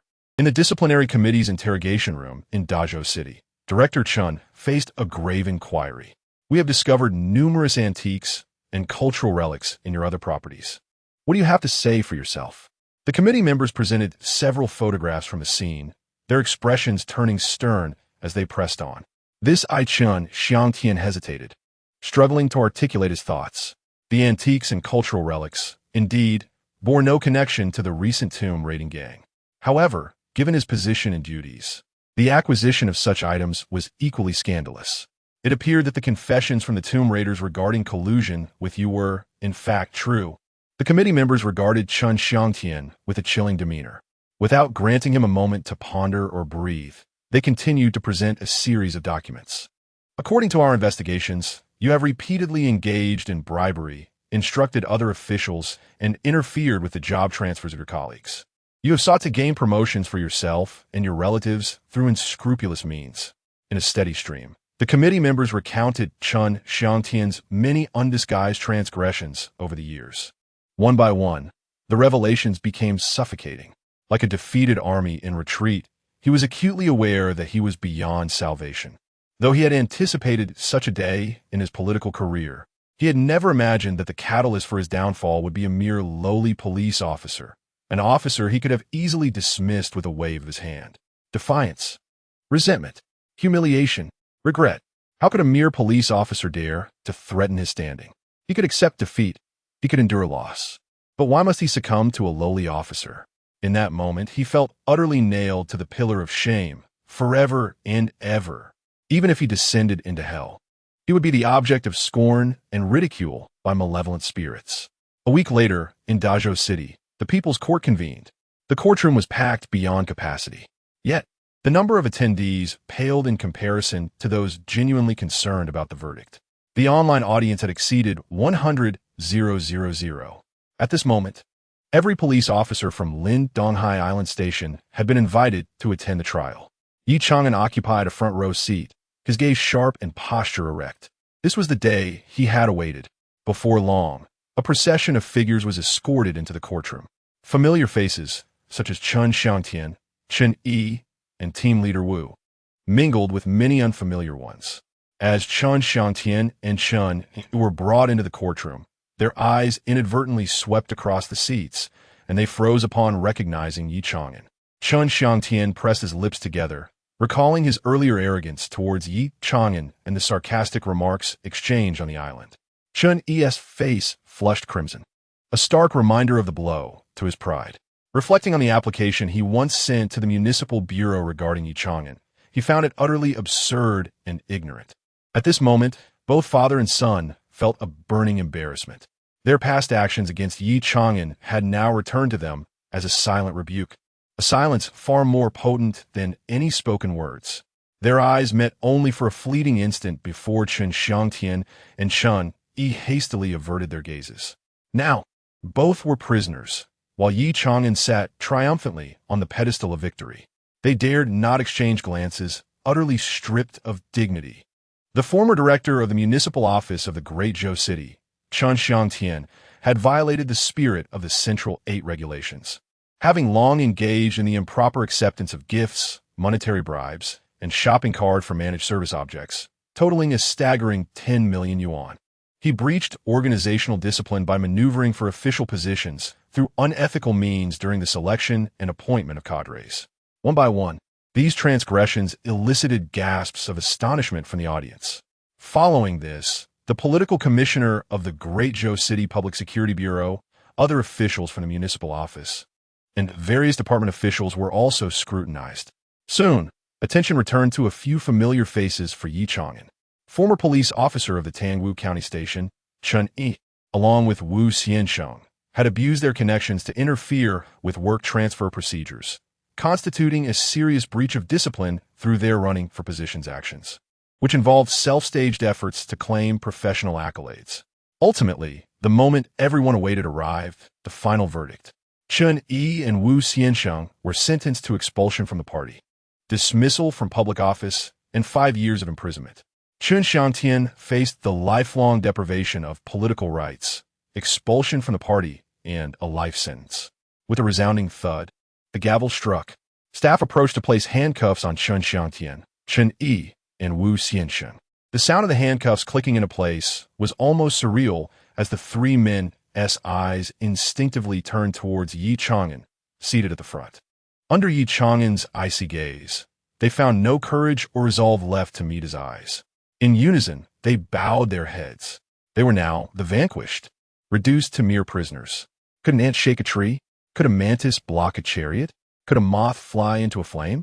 In the presence of Ye Chang'an, the universe was still in flux, and all hope remained alive. However, while Chen Xiangtian lowered his head, there was no trace of despair in his eyes. He believed that having reached his current position, even in his downfall and subsequent imprisonment, life would not be too harsh. At worst, it would merely be a change of venue for his retirement. Little did he know that the prison to which he was to be sent was the Great Zhou City prison, where the warden shared a unique bond with Ye Chang'an. Suddenly, Ye Chang'an's phone buzzed. He glanced at the screen to find a notification regarding a merit award he had received. In the past, the accolades he earned, from third to second prizes, had been bestowed within the precincts of the police station, with only the county police chief or the county magistrate participating in the ceremonies. Yet this time, Ye Chang'an's face was etched with astonishment as he murmured to himself, "They are inviting me to the province?" Just then, his phone buzzed with another notification. Ye Chang'an's pupils dilated in disbelief. He actually specified a desire to meet me? Chapter 65. Preferential treatment for officials? Not a chance. For a grassroots police officer, the county police chief is merely a distant figure glimpsed from afar in the grand conference room. However, at this moment, it is the provincial police director, holding the rank of first-class police supervisor, equivalent to a major general in military terms, who has summoned Ye Chang'an. It is often joked that even a stray dog in the village could find its way into the police force as a police dog, enjoying the benefits of a formal position. This serves to highlight the director's elevated status. Ye Chang'an mused internally that he ought to press his uniform several more times. Being invited to the provincial capital for an award ceremony, with the provincial police director in attendance, is a rare occasion. Even if he were to earn a first-class merit in the future, such an opportunity may never arise again. Before long, the trial concerning a tomb-raiding gang reached its conclusion. One by one, all individuals involved were escorted out of the courthouse. In Dazhou City, the city prison, 2 vehicles entered the prison premises. Inside, a row of uniformed figures stood waiting, including the warden, Chow. This indicates the significant attention the city prison is giving to this group of criminals. The vehicles came to a halt, and the officers led the criminals out. Upon seeing Warden Chow, the officers immediately saluted. "Well done," Warden Chow acknowledged with a slight nod. He then turned his gaze to the tomb-raiding gang, not lingering too long on them. "You will be responsible for these offenders," he instructed his subordinate. "Understood." The subordinate replied assertively, taking a team to coordinate with the officers for the handover. Subsequently, Warden Chow's attention shifted to another vehicle. The criminals emerging from it, though lacking vitality, exuded an unmistakable air of distinction. These individuals were, of course, the officials implicated in the scandal. "I will personally oversee these individuals," Warden Chow remarked meaningfully. Soon, the officers following Warden Chow completed the handover of this group before departing the prison. As the officers left, the officials exchanged glances, a flicker of relief passing between them, as they appeared visibly unburdened. The fear of imprisonment that had loomed over them on their way here was now dissipating. It became evident that, despite their current predicament, they were individuals of considerable standing. Even in prison, their lives would not be excessively harsh. This was primarily due to the fact that Warden Chow himself was overseeing their incarceration. They believed there must be some preferential treatment involved. After all, even though they had fallen from grace today, they still had numerous connections to leverage outside. As the saying goes, in the officialdom, one must blend in with the crowd. "Master, do not worry. Consider it an experience of a different life. It won't be too difficult," Chen Yi, standing beside Wu Xiansheng, murmured. As the son of Chun Xiangtian, he was acutely aware of his father's influence. However, he is the director of the municipal office, and even though he is now sentenced to life imprisonment, many outside are eager to assist Chun Xiangtian, fearing that he might drag them down with him. Consequently, Director Chow, who has benefited from this arrangement, has no reason not to treat them favorably. Indeed, as soon as Chen finished speaking, he addressed the distinguished officials, stating, "I must make special arrangements for you all." Director Chow glanced at the officials with a calm demeanor and continued, "Brother Chow, I will remember this kindness. If there is anything you need me to do in the future, I will not hesitate." Chun Xiangtian stepped forward, a smile gracing his face. In response, Director Chow remained silent, turning to his subordinate and inquiring, "Which 16-person cells have vacancies in Building A?" The subordinate quickly presented a list, stating, "These are all the vacancies." Director Chow. Upon receiving the document, Director Chow examined it with great scrutiny. The officials exchanged secret glances, their faces alight with excitement. Truly, it was the influence of Chun Xiangtian that allowed them to each have their own space in a 16-person cell. "Brother Chow, you are thoughtful," Chun Xiangtian remarked, his eyes gleaming with appreciation. However, Director Chow's expression hardened as he coldly pointed to the document in his hand, issuing his orders. For every remaining bed in these 16-person cells, they must be assigned accordingly. Remember, there can be no swapping. They cannot be housed in the same cell. "Understood," the subordinate replied with a nod. At this pronouncement, the officials were left in stunned silence. It turned out they were not being granted individual accommodations in the 16-person cells, but were instead being crammed into them. Having previously held positions of authority, they had never experienced such dismal living conditions. Chen Xiangtian's brow furrowed in displeasure. Yet, with the circumstances dictating his submission, he forced a smile and queried, "Brother Chow, this arrangement seems rather inappropriate, does it not?" Chen was concerned that Director Chow might refrain from discussing matters openly in front of outsiders. As he spoke, he subtly signaled his discomfort to Director Chow. "Oh, right." Director Chow suddenly seemed to recall something. He then instructed his subordinate. "There is no need to assign Chen Xiangtian to a 16-person cell. He can be placed in a double room on the first floor of Building A." Upon hearing this, Chen Xiangtian narrowed his eyes, feeling a sense of relief. However, the very next moment, the subordinate looked startled and whispered, "Director, the double rooms on the first floor of Building A are occupied by serious offenders, aren't they?" Chen Xiangtian felt utterly defeated. He understood all too well that while there were no explicit regulations, it was well known within the political sphere that fallen officials were to be treated with leniency. Why, then, was he subjected to such treatment today? He racked his brain, unable to recall how he might have offended Director Chow. According to regulations, all inmates must adhere to the same rules during their incarceration, with no special privileges. It just so happened that the multi-person cells were temporarily full. "Is there any problem with sending Chen Xiangtian to the 2-person cell?" Director Chow inquired gravely, his gaze fixed on his subordinates. "No problem at all. Absolutely no problem." His subordinates fervently nodded in agreement. Immediately, the other prison staff began escorting the officials to their respective cells. Chen Xiangtian glanced at Director Chow, realizing that he had no intention of granting him any leniency. Rather, he seemed determined to make his situation unbearable. At that moment, desperation consumed him. "Damn it! I was once the deputy division chief and director of the municipal office. Surely, you must understand the significance of a deputy division chief's rank." Chen Xiangtian shouted, disregarding his dignity entirely. However, no matter how much he struggled and resisted, it ultimately proved futile. After all, these staff members were accustomed to subduing even the most dangerous criminals with ease. With a mere word from Director Chow, there was no room for Chen Xiangtian's defiance. As he received no preferential treatment, the other officials naturally gave up any hopes of special consideration. One by one, they lowered their airs and obediently complied with the staff's arrangements. In stark contrast to Chen Xiangtian's solitary confinement with the hardened criminals, they suddenly found that the 16-person cell was not so bad after all. At the very least, it was rather lively. Even Chen Yi at that moment hung his head low, refraining from uttering a single word. As the incarceration process concluded, Director Chow took a sip of water while watching Chen Xiangtian's receding figure, then firmly sealed the bottle. "Comrade Ye Chang'an, someone who has forsaken high benefits to wholeheartedly serve the grassroots and the people, and yet you choose to make things difficult for him.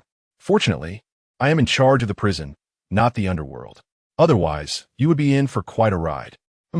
What nonsense. Chapter 66. The Challenges of Relocation and Helplessness. A few days later, at the Provincial Public Security Bureau's reception area, Ye Chang'an and the police officer from the Lingtong Hideout Precinct were all gathered here. "Deputy Chief, we truly owe you our gratitude. Should any issues arise in the future, do not hesitate to reach out," Officer Luo said, shaking Ye Chang'an's hand with profound appreciation.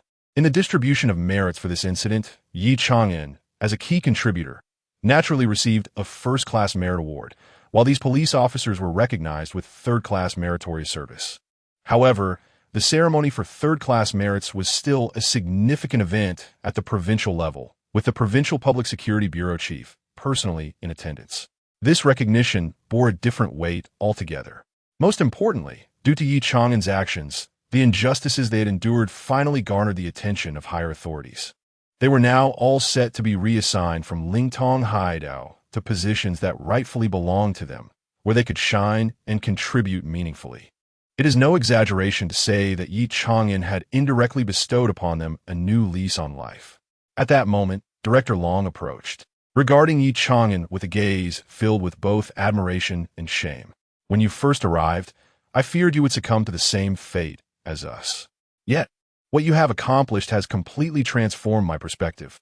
In my years of service, I have never encountered someone quite like you. He paused, and without waiting for Ye Chang'an to respond humbly, continued earnestly, I am being transferred to the criminal investigation team as the squad leader. Should any issues arise in future cases, I will seek your counsel. Do not refuse me. What are you saying? Ye Chang'an replied, Similink akardli. I will certainly assist in any way I can. He was still a relatively new officer, and the level of respect and recognition from Director Long surpassed his expectations. You are merely being modest. I have confidence this time. I will not be mistaken, Director Long declared with certainty. At this moment, other officers gathered around. Deputy Chief, you must help us solve cases in the future. As for Director Long, the officers paused momentarily before jokingly adding, he has completely given up mahjong this time. With such determination, he will surely crack many cases ahead. We might not be as formidable. Director Long interjected, waving his hand. The subsidiary hand of the island has already won. Of course, I must step back. We must have tricked you then. You still haven't fully quit, the other officers teased, eliciting a wave of laughter and camaraderie. The atmosphere was remarkably harmonious. Hello, Comrade Ye Chang'an. Could you please come here for a moment? At that moment, a staff member appeared not far away, calling out towards them. All right, I'm coming. Ye Chang'an responded, signaling to his colleagues before quickly following the staff member into an office. Comrade Ye Chang'an, there is a matter I wish to inquire about. The staff member hesitated, as if harboring some concerns. After a moment, he continued, May I ask if you have any recent intentions of purchasing a home? At this, Ye Chang'an raised an eyebrow, taken aback by the question. However, he discerned from the staff member's expression that he was delicately probing for something. In truth, there were no plans to buy a house. It's nothing. Feel free to ask any other questions directly, Ye Chang'an replied with a nonchalant demeanor. Encouraged by his openness, the staff member proceeded to inquire directly. While reviewing your records, we discovered that you have been an orphan since childhood and do not possess a home of your own. He paused, casting a furtive glance at Ye Chang'an. Noticing that Ye Chang'an's composure remained intact, he continued, given your receipt of a first-class personal merit, we have a procedure to present the plaque of home of first-class merit recipients personally at your doorstep. Additionally, we noted that you have vacated the rental property you occupied while serving in Area A of Tangwu County, and you are currently residing in the dormitory arranged by Lindong Island. We feel it inappropriate to deliver the plaque to the dormitory. Thus, he trailed off, seeking Ye Chang'an's opinion. With a serious expression, the staff member regarded Ye Chang'an, a police officer honored with a first-class merit, yet lacking a suitable place for the plaque to be delivered, a predicament that would weigh heavily on anyone's conscience. I see, Ye Chang'an replied, his expression contemplative as he nodded thoughtfully. I hadn't considered this matter at all. He chuckled awkwardly, momentarily uncertain. Suddenly, an idea struck him, and he inquired, by the way, I grew up in an orphanage where the director treated me as family. Is it possible for the first-class merit plaque to be sent to the orphanage? This seems to lack a precedent. The staff member frowned, deep in thought. After a moment, he nodded firmly, nearly pledging with conviction, I will specifically consult with the leadership on this matter. I believe they will certainly understand and agree. As he finished speaking, the staff member's phone buzzed. Glancing at the message, he quickly turned to Ye Chang'an and said, Comrade, the award ceremony is about to commence. Please prepare yourself. I will ensure everything is arranged properly for you. All right. Thank you for your efforts, Ye Chang'an responded, sensing the respect emanating from the staff member. Rising, he saluted with a perfect military gesture and then swiftly departed. As he watched Ye Chang'an leave, the staff member steeled himself and hurriedly began preparing the report. We must not let the hero shed tears after blood. We cannot let him be wronged. It must be done well. At the same time, in the city of Dazhou, Jiangnan County, at the Hongxing Orphanage in the director's office, bang! A resounding crash echoed from within. A sound so thunderous that it compelled numerous passers-by in the corridor to steal furtive glances at the office. Yet, the door remained firmly shut, obscuring any view of the proceedings inside. At that moment, within the confines of the office, a middle-aged man, bespectacled and visibly impatient, declared, 1 million for the relocation funds. Is that acceptable? I do not have the luxury of time to linger here with you. Seated across from him was an elderly gentleman, perhaps in his 70s or 80s, whose face bore the marks of anxiety and trepidation. This man was none other than the director of the Red Star Orphanage. "You are aware of the land area occupied by my orphanage," he replied cautiously after a moment of contemplation. 1 million is quite frankly insufficient. How much do you expect? 100 million? The bespectacled man retorted, rolling his eyes in a manner that suggested he was not one to be trifled with. With that, an oppressive silence enveloped the office. Observing the director's reluctance to yield despite his mounting pressure, the man extinguished his cigarette and abruptly rose to his feet. "Let me make this clear. It's 1 million, not a cent more. If you wish to be a stubborn holdout, then ponder the consequences that may ensue." With that, he stormed out, leaving the director alone, burdened by helplessness and worry. What was to be done now? As the bespectacled man departed from the orphanage, he was seen speaking on the phone with an air of nonchalance. "I've done my research. That orphanage lacks any backing. If I push the price down, what can he do? If he refuses in a few days, I'll simply proceed with the demolition of that dilapidated institution." Chapter 67. The Director's Attendance and Award Ceremony. Provincial Public Security Department. Auditorium. Before a resplendent screen, the national emblem hangs prominently. The flags on either side flutter gracefully, enveloping the hall in a vibrant red hue. Above the auditorium, a banner displays in golden characters the words, "Ceremony for the presentation of first-class meritorious service awards." On the side screens, bold words scroll, "Uphold heroes, defend heroes. Learn from heroes, care for heroes." In the audience, a group of police officers clad in uniforms sit upright, gazing ahead with eyes filled with reverence and admiration. On the table in the hall, identity cards are displayed, with the one in the center reading, Director of Public Security Department, Gao Guodong. At that moment, the sound of microphone testing resonates through the air. The host of the award ceremony takes the microphone, his voice resonant. "Let us extend our warmest applause to the comrades from the Lindonghai Island Police Station, who bravely apprehended a tomb raiding gang." As his words conclude, thunderous applause erupts, unmarred by any chaos. The clapping is so synchronized and orderly. Amidst the fervent applause, the officers from Lindonghai Island Police Station step onto the stage one by one. After a moment, the applause subsides. The host glances towards the elder seated to the left of Director Gao Guodong, who suddenly rises. The elder's identity card reads, Director of the Provincial Museum, Wu Taining. This operation, which dismantled the tomb raiding gang, resulted in the recovery of numerous stolen antiques and cultural relics. Perhaps the audience lacks a clear understanding of the value of these artifacts. Here, I shall briefly elucidate their research significance. Wu Taining, holding a stack of photographs, approaches the front of the stage. As he changes the images, he begins his presentation. This is a Tang Dynasty Sankai Huxian dance figurine, whose value lies in its ability to fill gaps in historical research. And this batch of oracle bone script fragments bears inscriptions of daily life from the Yin and Shang dynasties, serving as crucial material for the evolution of writing. Wu Taining speaks eloquently. However, he does not elaborate extensively, knowing that many present are not from his field of expertise. Therefore, he shifts his tone. Certainly, the antiques and cultural relics seized by Comrade Ye Chang'an and his fellow officers possess a value that transcends monetary measurement. Yet, to convey this in simpler terms, let us quantify their worth in financial terms. It is no exaggeration to say their value is no less than 10 billion RMB. Upon hearing this, the police officers exchange glances of astonishment.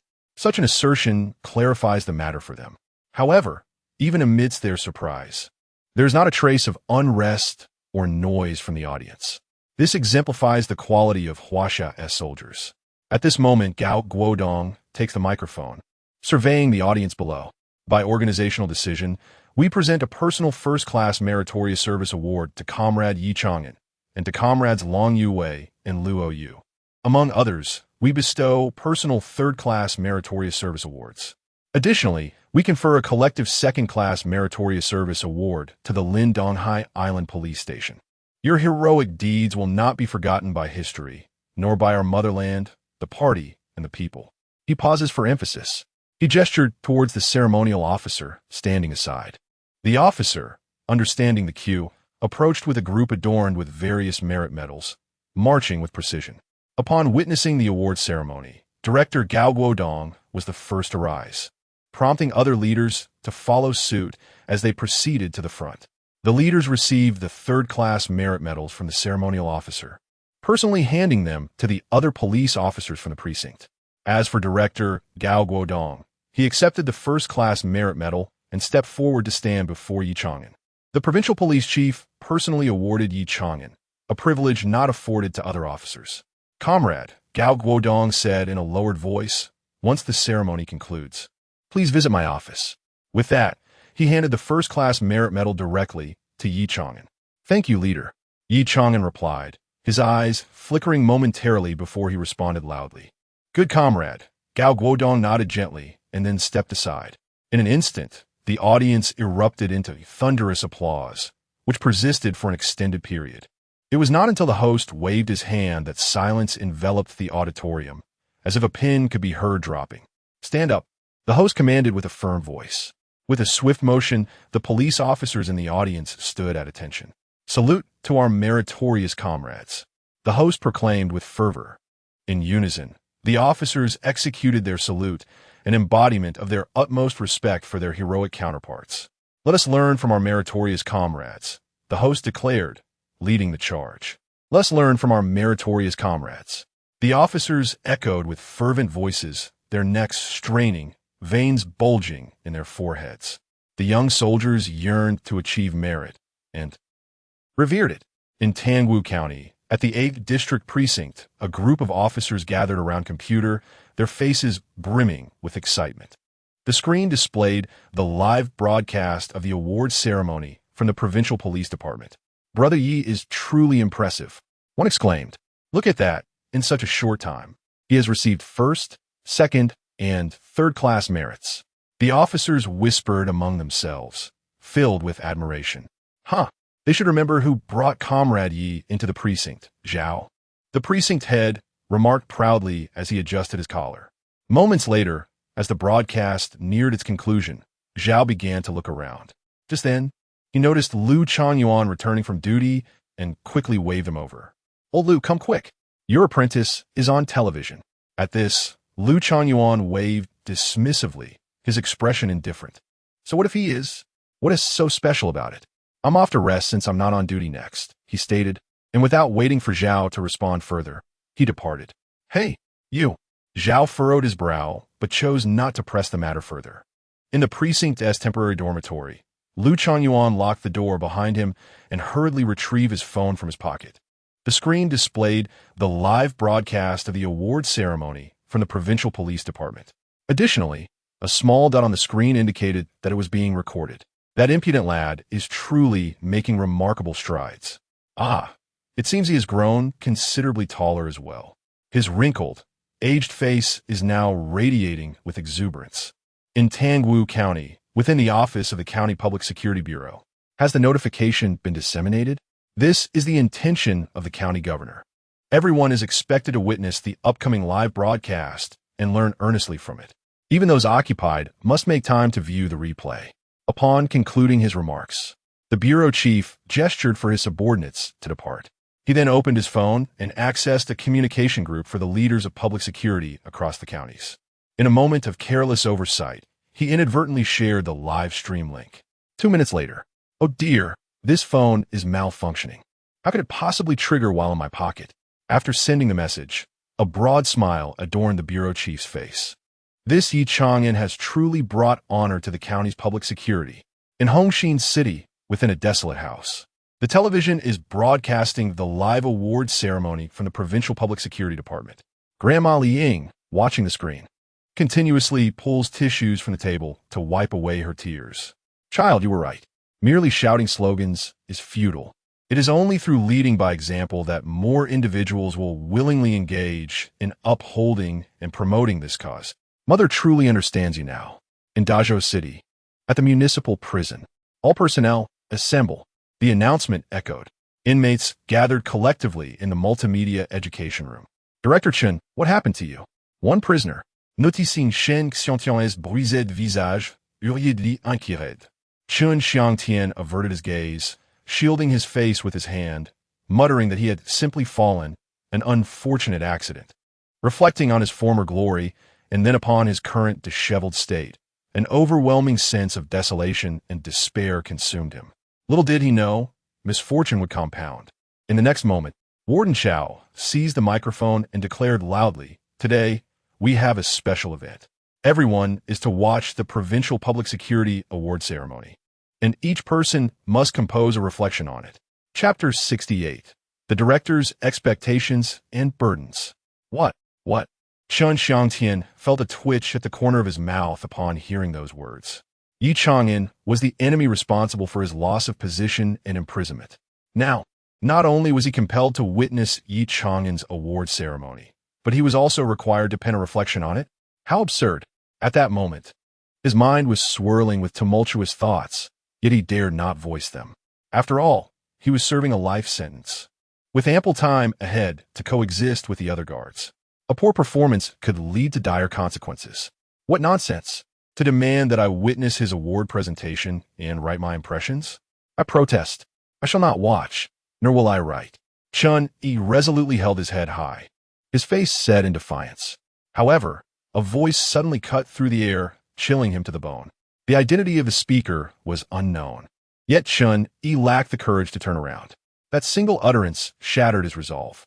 Life in prison was something he wished to escape as soon as possible. Good behavior was paramount.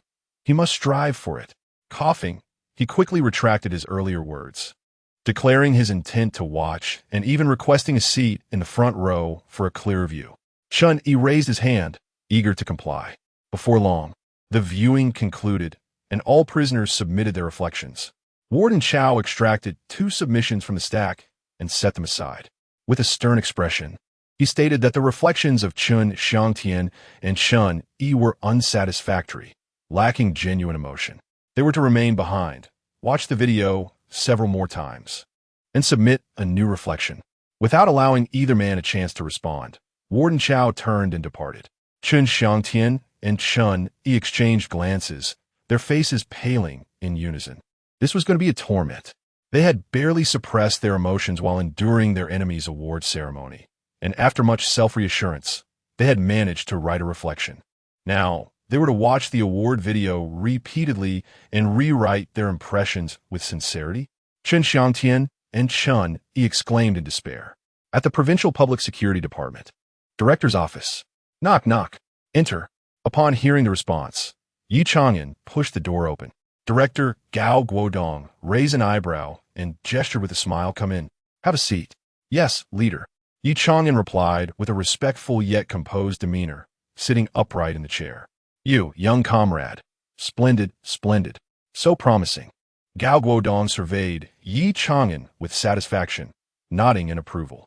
To receive recognition and admiration from the Provincial Public Security Director was a dream that many grassroots officers dared not even entertain. Yet, at this moment, it was indeed unfolding for Ye Chang'an. Do you know why I called you in?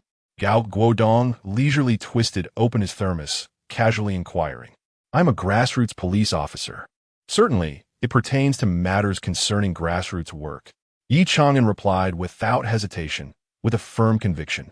Oh, Gao Guodong responded, casting a sidelong glance at Ye Chang'an. Prior to this, he had conducted an inquiry. Ye Chang'an had previously declined numerous lucrative offers, choosing instead to remain in grassroots service for the populace. He initially believed that the olive branch extended was insufficient to fulfill Ye Chang'an's aspirations. To his surprise, even in the presence of the Public Security Department head, Ye Chang'an displayed no semblance of a desire for advancement. Such dedication is rare. Gao Guodong silently commended him. Without further ado, Gao Guodong produced a document. I wonder if you're familiar with our Province 1 1000 Talent Program. Upon hearing this, a flicker of confusion crossed Ye Chang'an's eyes, and he shook his head, responding candidly. Not at the moment. Gao Guodong was not taken aback by this, but rather explained patiently. The 1000 Talent Program entails 1 provincial expert, 10 municipal experts, and 100 county-level key personnel. Most importantly, this program aims to select outstanding grassroots leaders. For instance, you, as the deputy chief of a grassroots police station, Listening intently to the department head's detailed introduction, Ye Chang'an straightened his demeanor and earnestly replied, "Leader, I do not wish for special treatment or privileges. Please allow me to participate in the normal ascending channels and compete for opportunities." At this, Gao Guodong was momentarily taken aback, looking at Ye Chang'an with surprise. But soon his expression softened into a smile of understanding and appreciation. He waved his hand and clarified, "You misunderstand. I do not intend to offer you preferential treatment. Rather," he paused, contemplating for a moment, even unable to suppress a sigh. "You are correct in one regard. This program has indeed been misappropriated by many with ulterior motives as a special ascent channel. This is quite unfortunate. The province established this program with sincere intentions, not for such purposes." Listening to Gao Guodong's sudden shift in tone, Ye Chang'an inquired with perplexity, "Leader, I am not entirely clear on your meaning." Just as he finished speaking, a flicker of coldness and solemnity crossed Gao Guodong's expression. "This program is muddled with too many half-baked individuals, those who do not meet the standards and rely on connections. It is tacitly understood that this program has become a channel for internal recommendations. If a program designed to select grassroots officials is filled with unqualified personnel, the future of grassroots work will be dire. The grassroots are positions that confront the public directly.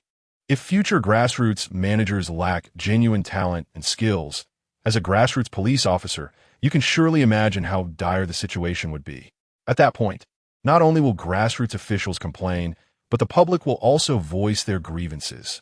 It is imperative that a benchmark of true talent and expertise is introduced to establish a feasible standard for the entire program.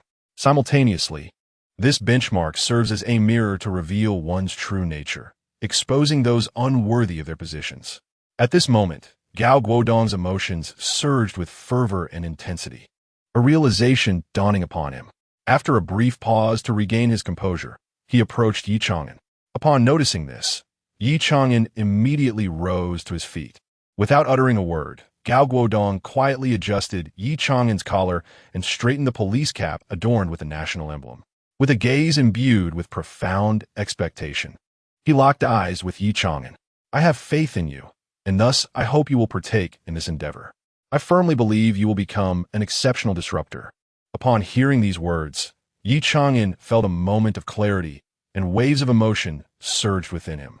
Prior to this, he had never anticipated that the director of a provincial public security bureau would place such immense trust in him. In that instant, a profound sense of responsibility welled up within him. He rendered a precise military salute to Gao Guodong and solemnly replied, "I am willing to engage in this project, to provide the people with an account." Chapter 69. Cloaked in the Sky, the People's Heart. Gao Guodong felt a ripple in his gaze upon hearing Ye Chang'an's response. Ordinary subordinates often utter the phrase, "I shall not betray the trust of my leader."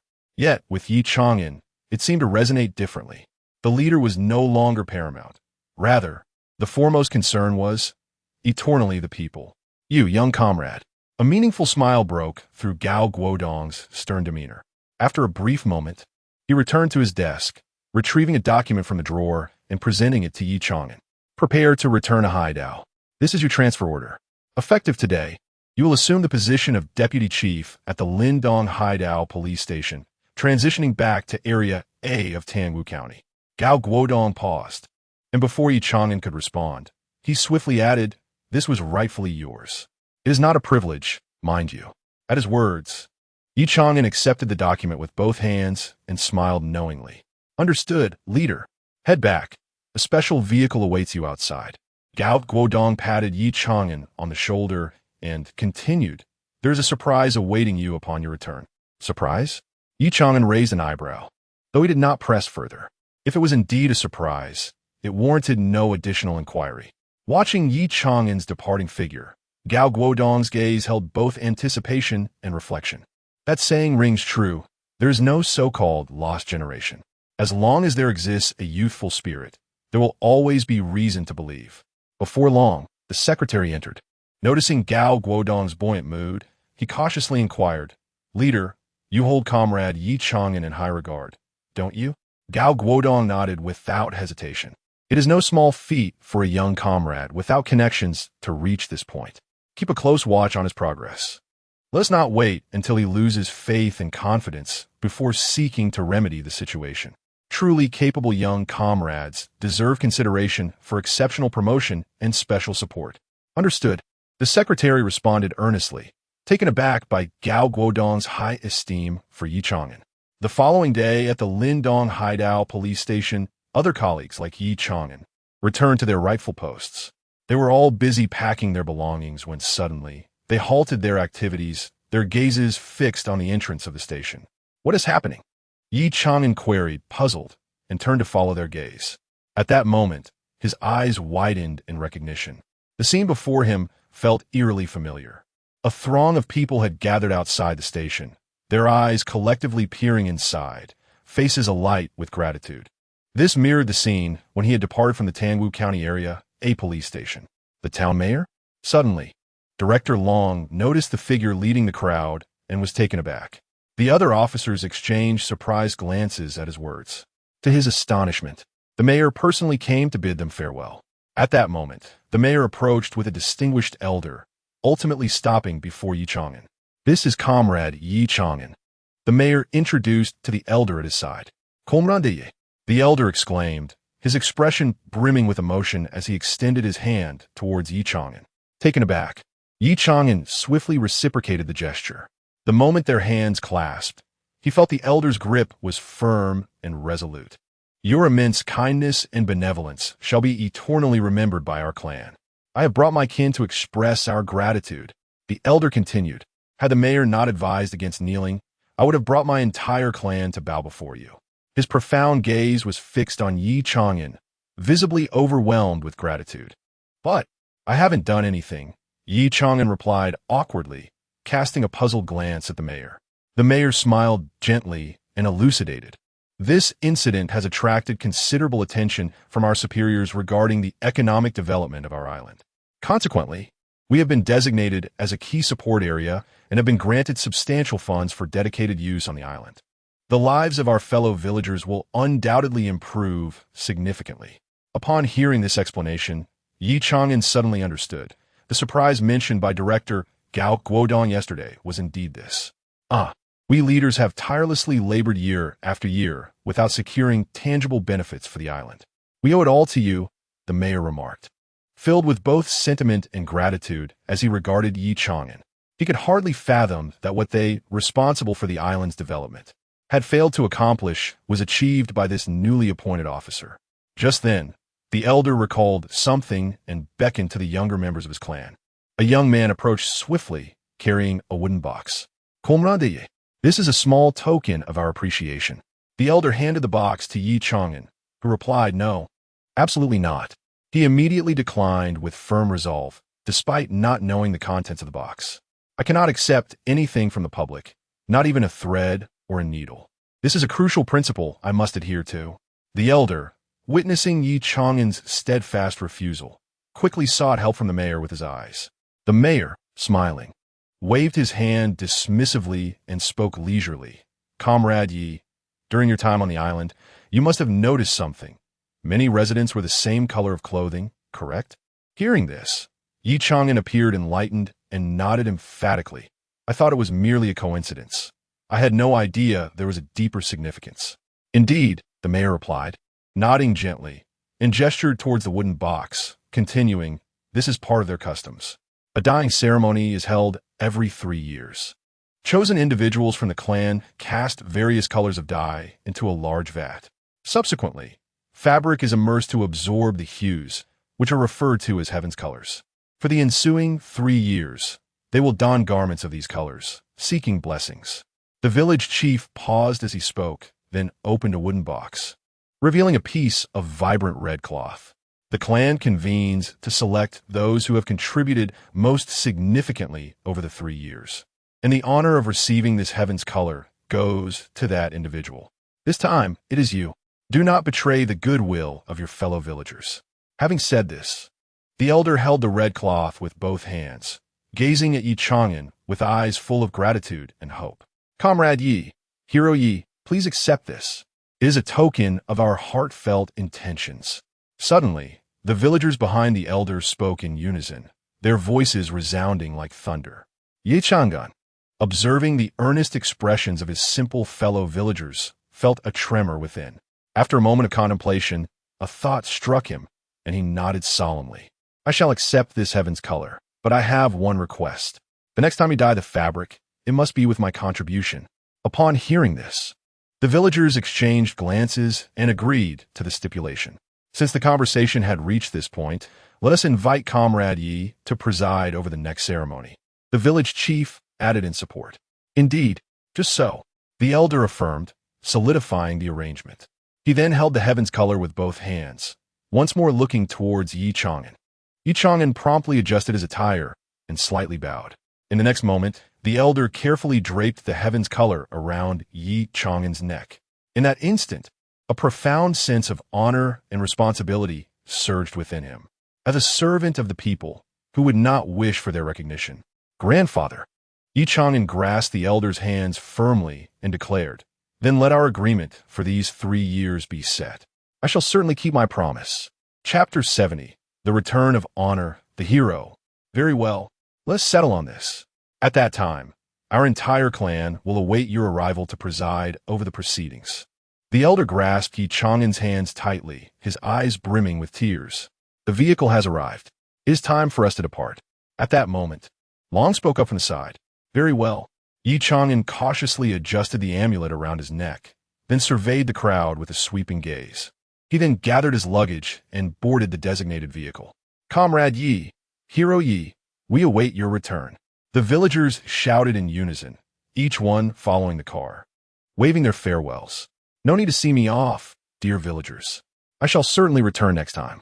Ye Chang'an leaned against the car window, vigorously waving his hand. Observing the pairs of affectionate eyes, his heart brimmed with emotion. The earnest labors must not be let down. Before long, while on the vehicle, Ye Chang'an received a phone call. May I ask if this is Comrade Ye Chang'an? Yes. Is there something I can assist you with? I'm a staff member from the Provincial Public Security Bureau. Your application has been approved, and the plaque of honor can be sent to the orphanage. Please transfer to Jiangnan County, as the responsible personnel are already awaiting you there. Upon hearing this notification, Ye Chang'an's eyes lit up. Very well. Thank you for your assistance. After expressing his gratitude, Ye Chang'an hung up the phone. He turned to the driver and called out loudly, Driver, I need to change the destination to Jiangnan County. Please. Certainly. No problem, the driver replied. Meanwhile, in a restaurant opposite the Ye District Police Station in Tangwu County, several men sat by the window, their gazes constantly fixed on the entrance of the police station. Logically speaking, at this hour, Lin Donghai should have departed and arrived by now. Indeed, why have we not seen him? The two men spoke anxiously. What is there to fret about? Let us wait patiently, a slightly older man remarked calmly. After all, Ye Chang'an has also been selected for the talent personnel list.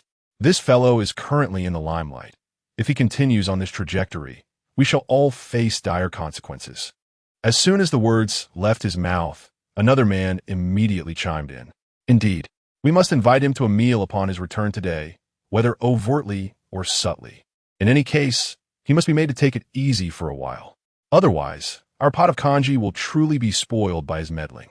Just as the men were exchanging opinions, one of them suddenly turned off his phone screen, a look of astonishment crossing his face. It appears that Ye Chang'an is making a detour to Jiangnan County. We likely will not be able to meet him today. Upon hearing this, the others exchanged glances, perplexed. Why the sudden trip to Jiangnan County? How can we arrange the dinner now? The group furrowed their brows, visibly agitated. What is there to fear? He will return in just a few days. The banquet can merely be postponed for a short while. Do you truly fear that he might accomplish something significant in these few days? The elder among them spoke dismissively. Upon hearing this, the others finally felt reassured. Indeed, it is merely a few days' delay, which is inconsequential. Can he really achieve anything remarkable in such a short span? Do they think earning merit is as simple as sipping congee? The group exchanged knowing smiles, unconvinced. In Jiangnan County, the air was filled with the crackling sound of firecrackers. The entire road was strewn with them. As they were ignited, the smoke transformed into a festive atmosphere. At the forefront of the procession, Two officers in uniform held aloft a grand plaque adorned with crimson floral arrangements. Inscribed upon it in bold golden characters were the words, "Home of the First Class Meritorious." Following closely behind the plaque was Ye Chang'an, who had just alighted from his vehicle.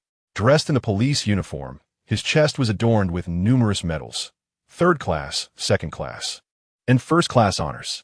Additionally, he sported a ceremonial sash that proclaimed him a first-class meritorious individual. The flashes of media devices illuminated Ye Chang'an, who radiated a sense of vigor, charm, and resoluteness. Behind him, two individuals held high a banner congratulating comrade Ye Chang'an for earning first-class merit.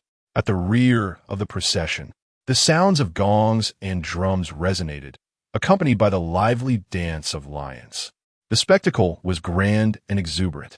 People naturally gravitated towards the festivities, especially when it was associated with the valiant sons of the people, their enthusiasm palpable. This was a moment of personal first-class merit for a town or county. It was a tremendous honor. Whose child is this? I hadn't heard of it before. Indeed, neither had I. To achieve first-class merit at such a young age is remarkable. Come, let us follow and discover which family this fortunate child belongs to. The commotion and spectacle instantly attracted a multitude of onlookers and sparked lively discussions. All passers-by shared the same curiosity, causing the procession to grow ever larger. However, as they continued, the surroundings began to appear increasingly desolate. People could not help but feel perplexed. Why are we heading this way? There seem to be very few households in this direction. Indeed, in such a remote area, it appears everyone has long since moved away. But wait. Isn't there an orphanage over there? An orphanage?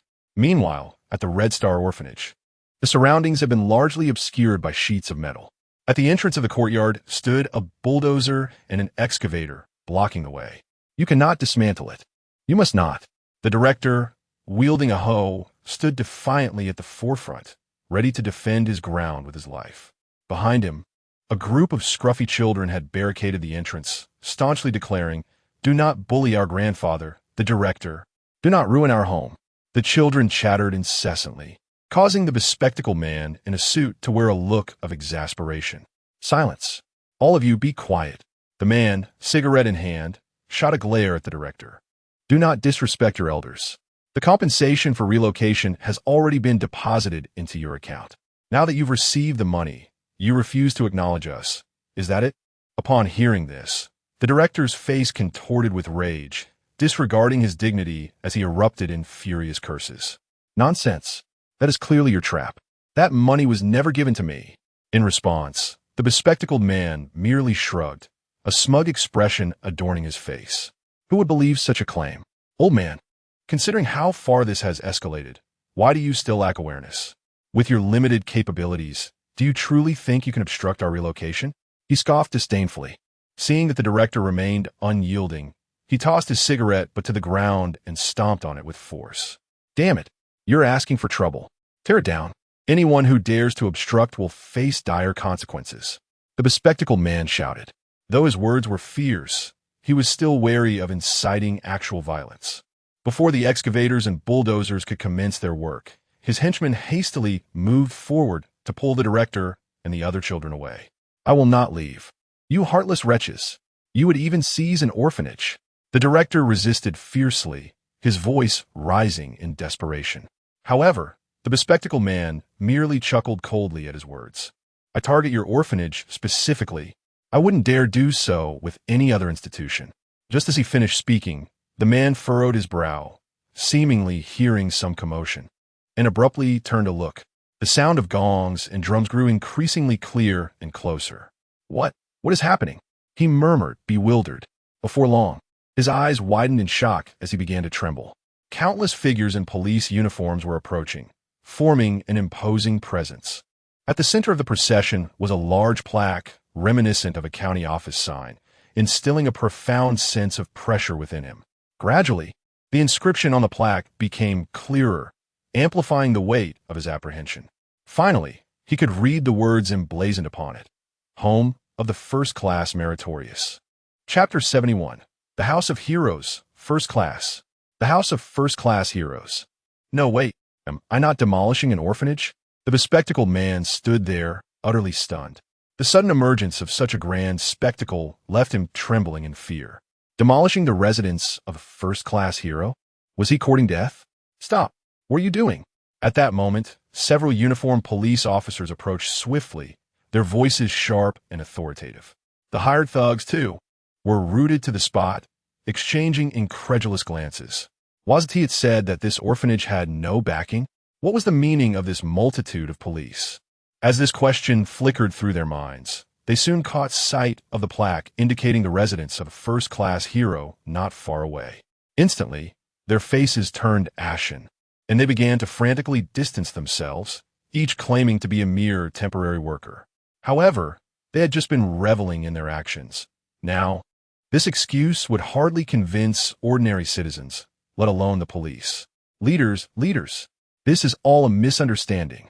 The bespectacled man hurried forward, forcing a smile as he added, "Let us downplay this situation, turn a major issue into a minor one. With so many media present, it wouldn't look good if this spread. We can negotiate privately about the rest." In the past, he had often maneuvered matters this way. He believed he could do the same now, perhaps framing it as if they were renovating the home of a first-class hero. This way, there would be no negative press, and they might even garner praise. However, the bespectacled man miscalculated the gravity of the current situation. This was the residence of a first-class hero, a sanctuary for a national hero, and it must not be subjected to even the slightest damage, especially not of such a grave nature. Negotiate privately? Do you think this is a business transaction? Scoundrel! The lead officer's expression was icy, his demeanor one of barely contained fury. Had it not been for the need to uphold military discipline, he would have certainly dealt the bespectacled man a severe blow. With barely contained rage, he shouted, "Arrest them all!" Click, click, in a matter of moments. All involved were handcuffed, crouching on the ground with their hands on their heads, trembling with fear. Heaven has eyes. The principal, who had just been pulled aside by the thugs, now saw the police intervening and was filled with gratitude. He attempted to approach, only to realize he had injured his leg during his earlier resistance. Nevertheless, he gritted his teeth against the pain and limped forward. "Officer, thank you. Thank goodness you passed by. Otherwise, these bandits would have truly demolished my orphanage." Observing the principal's tearful gratitude, the lead officer gently shook his head, his tone calm. "Sir, you should be thanking the first-class hero who emerged from your orphanage." Upon hearing the words, the dean's expression momentarily froze, and he quickly began to wave his hands in protest. "Officer, there must be some mistake. How could this be?" He gestured toward a figure striding towards them. The leading officer stepped aside, pointing to a figure approaching in the distance. Following the direction of the gesture, the dean beheld a silhouette hastening towards him. Simultaneously, a large plaque came into view, though the inscription upon it was rather indistinct, and his presbyopic eyes struggled to discern the details. "Dean, are you all right?" The figure in the middle, Ye Chang'an, had just realized something was amiss and hurried over. Upon seeing the dean in such disarray, his face filled with concern. "A little one?" The dean stuttered, his countenance transforming into one of sheer delight. It was then that he noticed the police uniform adorning Ye Chang'an, embellished with resplendent medals upon his chest, as well as a ceremonial sash proclaiming him a first-class hero. Could it be that what the officer had just mentioned was indeed true? The dean's gnarled hands cautiously reached out to touch the medals adorning Ye Chang'an's chest, his expression a mixture of disbelief and immense pride. Just then, a fleeting glance caught the blurred plaque, which had now been raised before him, the words becoming clear. "Home of the first-class hero." These 6 golden characters brought forth a flood of tears from his eyes. Their Red Star Orphanage had produced a hero policeman, a hero who had been honored with first-class accolades. How splendid! The dean choked back his emotions, trembling with excitement. He then gently caressed Ye Chang'an's face, gazing upon the youthful visage before him, filled with nostalgia and pride. "Little one, you have truly excelled. You are the pride of our Red Star Orphanage." As he spoke, he wiped away his tears and turned to call the other children in the orphanage. "Quickly, come over. Come see your brother Chang'an. He is now a great hero."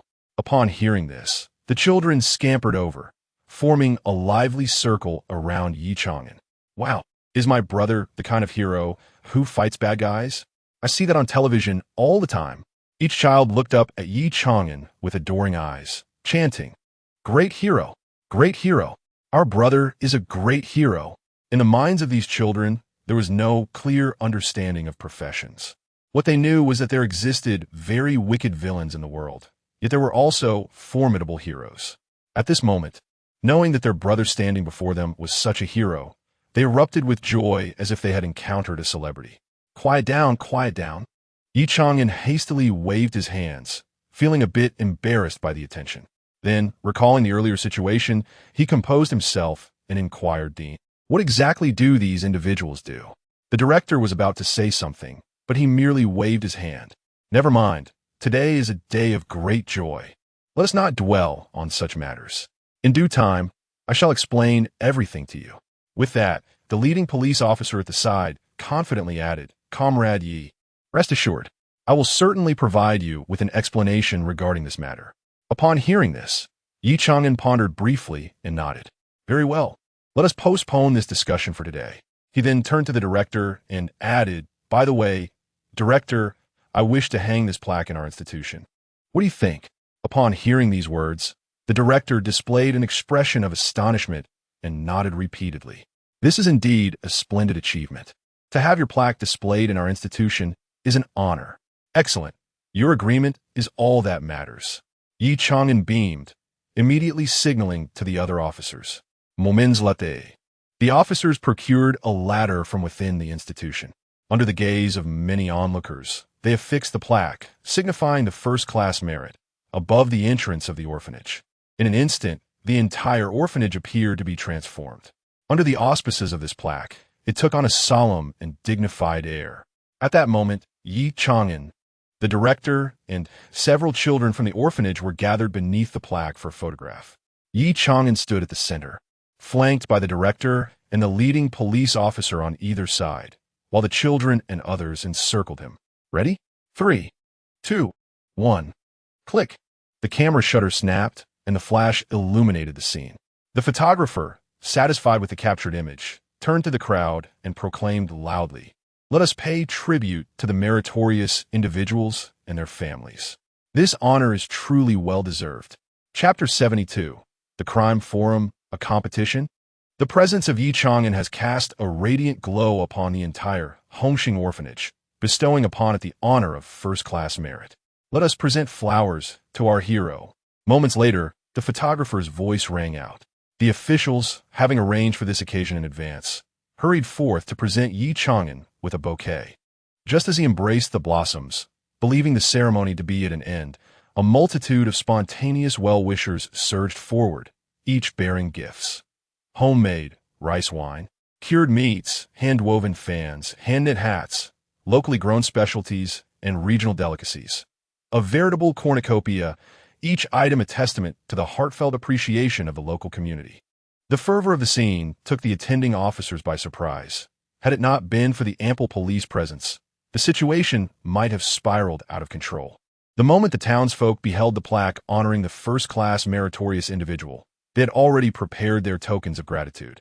"Thank you," Ye Chang'an began to express his gratitude. But before he could finish, a piece of cake was thrust into his mouth. "Hero brother, try the white cake my grandmother made," exclaimed a girl of about 15 or 16, her face alight with joy. Ye Chang'an was forcibly fed, and the sweetness of the cake was matched only by the sweetness in his heart. Meanwhile, the director of the orphanage and the children surrounding him were similarly inundated with gifts. Regardless of the time or circumstance, the humble folk always exhibited such warmth and generosity towards their heroes and their families. This immense honor illuminated not merely the Hongxing orphanage, but also the entire town and county. The appearance of this plaque painted every face with a glow of pride. Unsure how to introduce their hometown in the future, it was utterly simple. The home of a first-class meritorious hero. As the saying goes, when one joins the military, the entire family is honored. In this moment, one person's achievement brings glory to the entire county. After a considerable time, the atmosphere gradually calmed. All eyes turned towards the group of individuals handcuffed and crouching on the ground. Who said heroes bleed and weep? The populace would not let this go unpunished. If it were years ago, this group would have faced dire consequences. Who could argue otherwise? Had it been in previous years, they would have been taken to the ancestral hall for retribution. Noticing the seething anger in the crowd, the bespectacled man and his thugs exchanged fearful glances. They realized they had truly kicked a hornet's nest. "Boss, what should we do now? Didn't you investigate that this orphanage had no background?" The thugs complained, their faces reflecting frustration and regret as they looked at the bespectacled man. He hesitated, his expression one of defeat, pondering the many orphans who had emerged from the Hongxing orphanage. How could he possess such remarkable abilities to conduct a comprehensive investigation into the circumstances of all the orphans? Furthermore, many of these orphans were adopted at a young age, often with scant memories of their past. Even if they grow up to achieve success, they are unlikely to recall their origins, and their adoptive parents would certainly strive to conceal such matters. I recall hearing from the old dang that a few months ago, one individual who left the broken courtyard became an auxiliary police officer. Wait, an auxiliary police officer? Could he be the same one who just began his service a few months ago? As these thoughts crossed their minds, the group fell momentarily silent, their expressions akin to those who have encountered a ghost. Just months ago, he was merely an auxiliary officer. Now, not only has he been promoted, but he has also received a first-class merit award. Such developments were beyond their wildest imaginations. Everyone, please remain calm. We will thoroughly investigate this matter and provide our hero with an explanation, as well as clarity for all. The leading officer stepped forward, striving to maintain order, fearful that this agitated crowd might resort to violence against those who had incurred their wrath. Until the investigation is completed, we must adhere to protocol. Everyone, let us trust the police. At that moment, Ye Chang'an also stepped forward, offering words of encouragement. Seeing Ye Chang'an take the initiative, the crowd quietly nodded in agreement. Before long, police vehicles arrived, and all individuals involved were escorted away. Comrade Ye Chang'an, if you are not in a hurry to return to Tangwu County, you may collaborate with our bureau on this case, said the officer who disembarked from the police car, a member of the Ye County Police Force. Very well. I shall join you shortly, Ye Chang'an replied with a nod. The reason he hesitated to leave immediately was that he had uncovered another situation, one that he deemed inappropriate to disclose at this moment, both internally and externally. Moreover, he needed to further verify the authenticity of this development. Soon after the civilians and police departed, the orphanage returned to its former quietude. "Director, it has been quite a while since my last visit. Would you kindly show me around?" Ye Chang'an said with a smile. "Of course, let's go. You were the most mischievous child, and you caused a ruckus in every corner of the orphanage," the director reminisced with nostalgia, leading Ye Chang'an through the premises. Along the way, the director elaborated on the circumstances surrounding the demolition. The Hongxing orphanage was initially not included in the demolition zone. Those bespectacled individuals claimed it was an arbitrarily designated area for temporary relocation, hence the need to dismantle the orphanage. However, the compensation offered did not meet the standards for demolition payments, resulting in the events of today. As Ye Chang'an absorbed this information, a clear understanding began to take shape in his mind. This demolition team harbored ulterior motives. Why, you may ask? It was because the last time he completed a system task, the reward he received was grave sensing and expertise in appraising treasures. The moment he returned to the orphanage, he sensed the faint presence of an ancient tomb concealed beneath it. However, the sensation was rather nebulous, perhaps due to the tomb's deep entombment. Yet, after a considerable exploration, he became unequivocally convinced of his hypothesis. Approximately 50 meters below the orphanage lay an ancient tomb. At that moment, upon hearing the director mention the impending demolition, he swiftly connected the two pieces of information. Those individuals were undoubtedly using the facade of demolition to clandestinely pilfer antiques and cultural relics. Having confirmed this unsettling situation, Ye Chang'an hastily bid farewell to the director and hailed a cab, making his way to the Public Security Bureau of Jiangnan County. Simultaneously, in the office of the Provincial Public Security Department, the director received a new list. The secretary hurried into the office, presenting a document. This was an internal cooperation list generated by national statistics, distributed to various provinces for the targeted apprehension of certain criminals. Gao Guodong remarked as he scrutinized the document, his expression darkening with indignation. The individuals highlighted in red were utterly audacious. Take, for instance, one in Yinlin, who frequently impersonated official personnel to commit heinous crimes, an act of extreme malice that was a direct provocation to our police force. With that, Gao Guodong slammed the document onto the table. Distribute this to all cities, counties, and districts, especially these highlighted suspects. Whoever apprehends them will be duly rewarded. Meanwhile, en route to Jiangnan County, Ye Chang'an suddenly perceived something amiss. He opened the system interface to discover that the criminal forum was currently hosting a 1v1 challenge competition for criminals. The penalty for defeat was that the forum would provide the victor with the complete information of the loser. The competition's scope encompassed various crimes. Complete information? If I were to win against someone, obtaining all their details would make capturing them a trivial task. With this thought, Ye Chang'an felt an intense intrigue towards the competition. Concurrently, a post emerged atop the forum's competition hot list, detailing a criminal endeavor, tomb raiding, codenamed Warrior. What significance does competing over the amount of treasures raided hold? It is far too mundane. Who dares to challenge me in masquerading as official personnel to conduct excavation work in ancient tombs? Chapter 73. Contest of Strength Madness. Every criminal that appears on this forum possesses formidable capabilities. Once one can obtain the entirety of another's personal information, it is akin to seizing their Achilles heel, compelling them to assist unconditionally or to pay exorbitant hush fees. Such demands are trivial. However, it is precisely for this reason that the criminals within the forum approach these contests with great caution.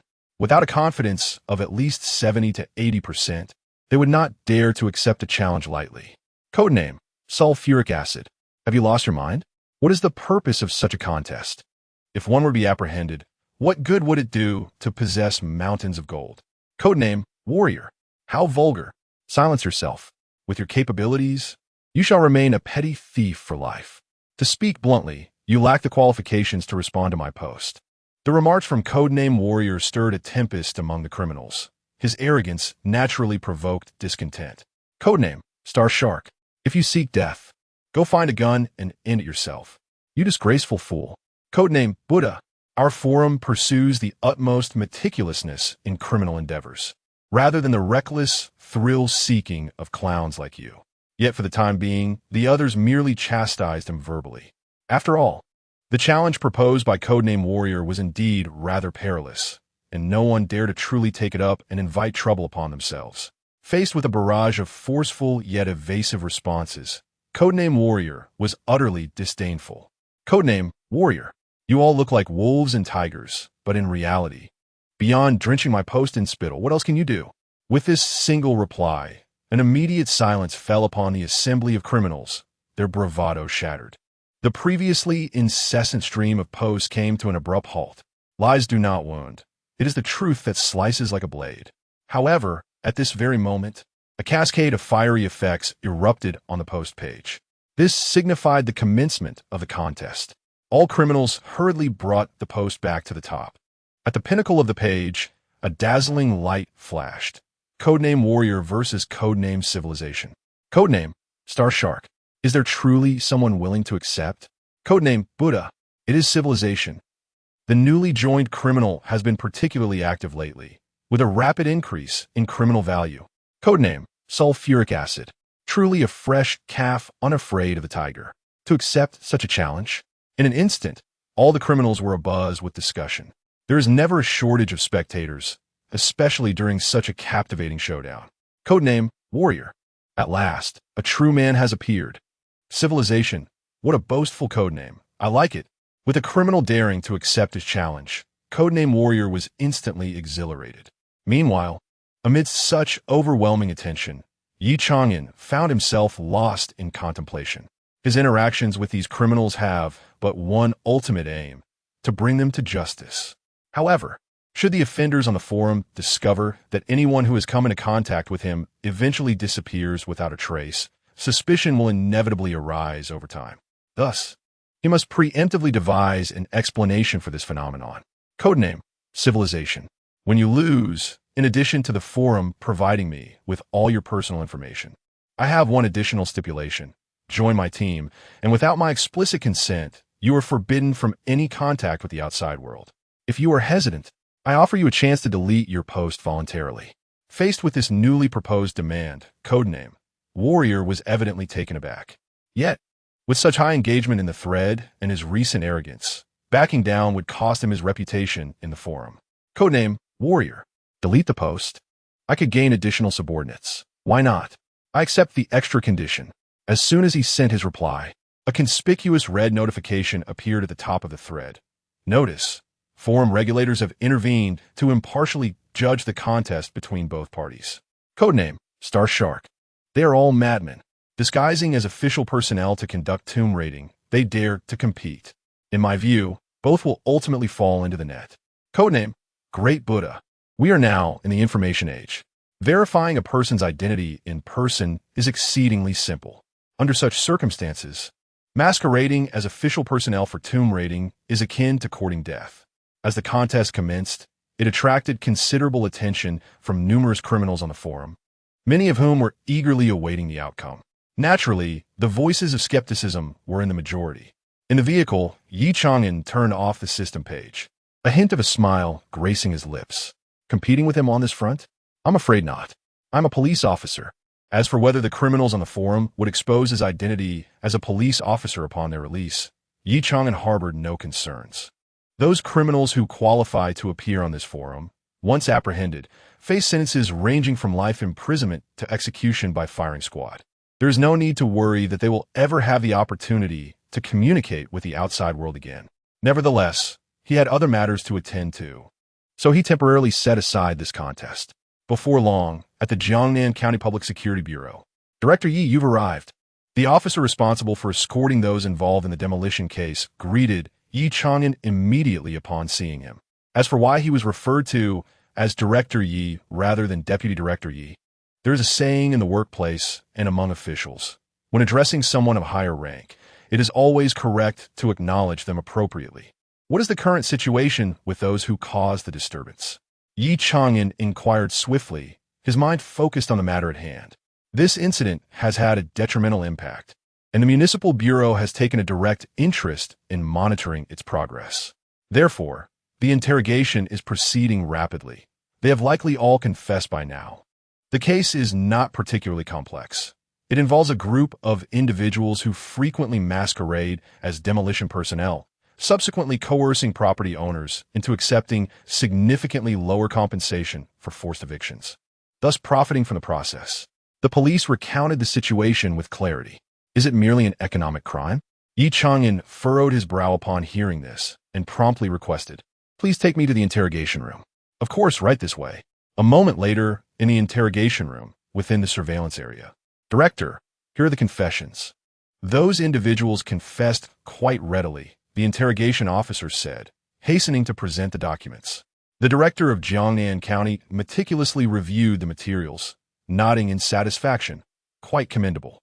This time, it served as a testament to the efficiency and capability of his subordinates before the leaders at the Municipal Bureau. Subsequently, the director organized the documents and directed his gaze towards the camera for the video conference. "Leaders, the investigation has been thoroughly conducted.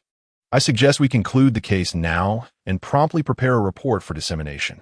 As soon as he finished speaking, the Municipal Bureau leaders on the other end of the video conference began to respond, commending the progress made, agreeing to proceed with the conclusion. However, before the word conclusion could be fully articulated, a voice suddenly resonated from outside the door, interrupting the leader's discourse. "Wait a moment. There are doubts surrounding this case." Chapter 74. Re-examining the criminal progress. A sudden voice emerged, causing the director of the Chang'an County Public Security Bureau and the city leaders to furrow their brows. The external media and netizens were closely monitoring this matter, and it was on the verge of being conclusively defined. Naturally, they were somewhat displeased to be interrupted at this critical juncture. However, upon seeing the visitor's appearance, the expressions of the county police chief and the city leaders softened considerably. "Deputy Chief Ye, What did you mean by that statement? The county police chief, displaying patience, inquired earnestly. He had familiarized himself with Ye Chang'an, who, since joining the force, had achieved numerous accomplishments and undoubtedly possessed unique insights into the case. I grew up in the Red Star Orphanage. I'm intimately familiar with that area. The reason the director chose to establish the orphanage there was due to the low land prices. The underlying cause of these low prices was the remoteness of the location. Typically, such secluded areas are designated for factory investments or suburban villas. However, that particular land was once a mass burial site, rendering it virtually worthless for residential development. This led to the land being acquired at a low price for the orphanage's establishment. Now, with both the mass burial site and the orphanage present, the land has been further stigmatized with an unlucky label, significantly diminishing its value. Yet, curiously, the suspect has chosen the orphanage as the site for forced demolition.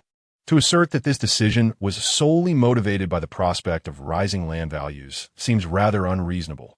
Listening intently to Ye Chang'an's articulate explanation, the county police chief and the city leaders nodded thoughtfully. These details, while they might have considered them in ordinary circumstances, were overshadowed by the severity of the current incident, which had a profoundly negative social impact. Pressure for various sectors demanded a swift resolution. When urgency clouds judgment, oversights are inevitable. Indeed, your observations raise valid doubts. It is fortunate that we did not hastily conclude the case, the county police chief remarked, visibly relieved. Meanwhile, the city leader remained expressionless, hesitating to speak. A meritorious officer returning home to find his residence forcibly demolished by criminals, especially with so many media present, would create an exceedingly adverse situation. Given the opportunity to close the case, he was eager to provide the public with a response. After all, some cases linger indefinitely without breakthroughs, leading to increasing pressure. Of course, these are merely conjectures on my part. I request the opportunity to conduct the interrogation personally. If no new developments arise, we shall conclude the case immediately. Ye Chang'an discerned the city leader's concerns and spoke assertively. After a moment of contemplation, the city leader replied in a deep tone, "Very well. I shall grant you one chance to interrogate." He then reiterated, "Remember, only once." Understood. Ye Chang'an initially agreed, but then shifted the conversation, stating, however, "I must first thoroughly examine the complete interrogation records." "No problem. Whatever you need to know, I shall cooperate," responded the county police chief readily. Before long, Ye Chang'an had reviewed all the relevant information. The individual responsible for the demolition, a bespectacled man named Wu Dawei, was particularly known for engaging in violent activities. The true mastermind behind the scenes was identified as Zheng Wei. He had intended to flee, but the police acted swiftly and apprehended him in his office. The confessions regarding economic crimes that had just been recorded were indeed his admissions. Simultaneously, Ye Chang'an requested the video footage from the arrest process. After meticulously reviewing everything, his deductions became unequivocally clear. These individuals were undoubtedly using the guise of demolition to engage in tomb raiding activities. In the police station's interrogation room, Ye Chang'an entered.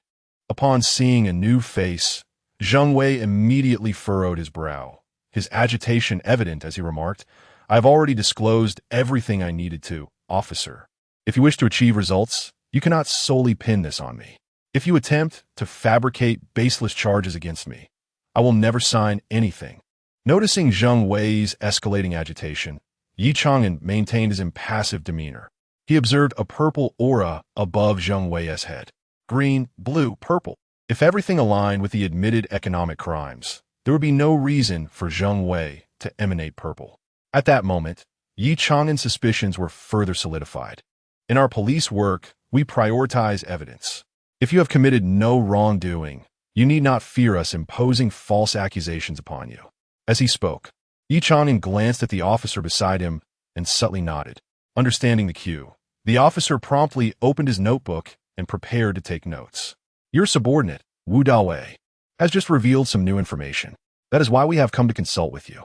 Otherwise, this case would have been resolved long ago. The uproar outside is quite significant. We are more anxious than you are," Ye Chang'an asserted earnestly. Upon hearing this, Zheng Wei adopted an expression of feigned innocence and vigorously shook his head. Wu Dawei revealed something that must pertain to other misdeeds he committed. I truly know nothing about it. The notion of coercion left Zheng Wei scoffing internally. Such tactics, he believed, could never ensnare him. You are unaware? Ye Chang'an replied, a smile playing on his lips as he continued. I will now begin to recount Wu Dawei's words. It would be prudent for you to interrupt me sooner rather than later.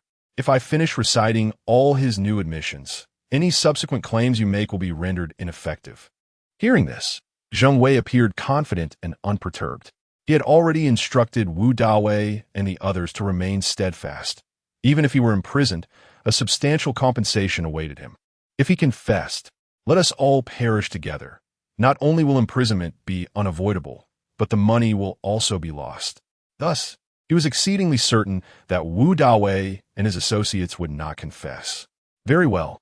Then, I must trouble you, dear police officer, to elaborate. I'm quite curious to hear what other misdeeds that scoundrel Wu Dawei has committed. Observing that Zheng Wei remained obstinately defiant, Ye Chang'an could only press on. According to Wu Dawei's confession, while you ostensibly engage in low-price coercion for demolition, you are, in fact, involved in tomb raiding activities. The mere mention of tomb raiding sent a jolt through Zheng Wei's heart. However, his composure remained intact as he feigned calmness. Tomb raiding? That assertion is rather intriguing, Zheng Wei remarked, smiling to mask the myriad of subtle expressions flitting across his face. The recent forcible demolition of the Hongxing orphanage was also aimed at plundering the ancient tomb beneath it. Moreover, he claimed that this tomb was considerably deeper than usual. Ye Chang'an paused as the details of Zheng Wei's office, captured by the police's recording device during his arrest, resurfaced in his mind. The system had granted him the acumen of an appraisal expert. Consequently, through his observations of Zheng Wei's office, he had uncovered some seemingly insignificant trinkets that were, in truth, invaluable artifacts. Such treasures would be difficult to discern without expertise.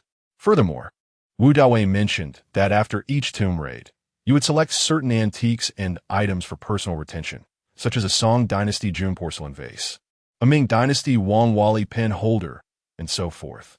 Before Ye Chang'an could finish his sentence, Zheng Wei was already drenched in sweat.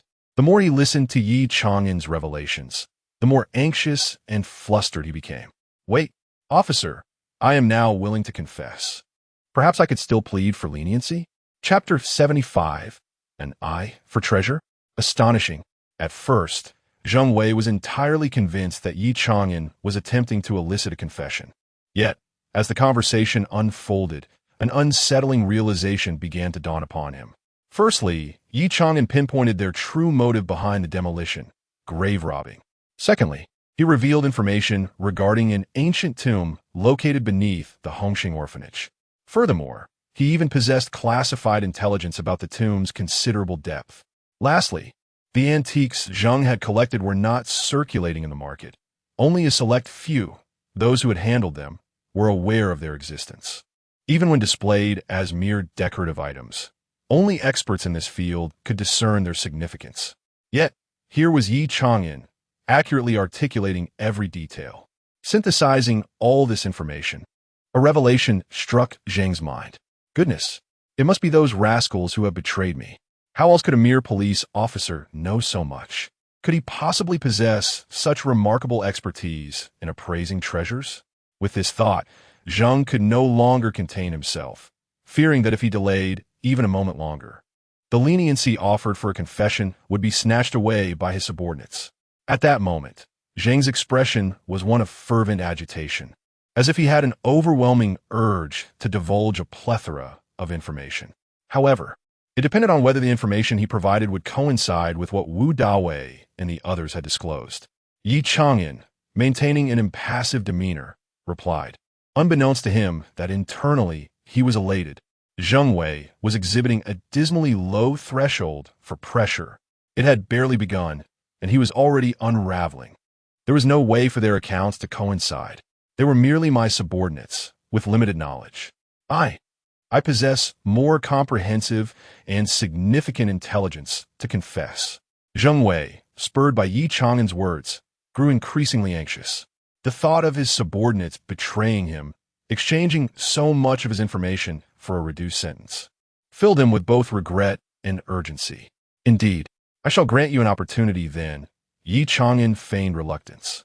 Thank you, comrade police. Zheng Wei felt a wave of relief wash over him, eagerly preparing to confess.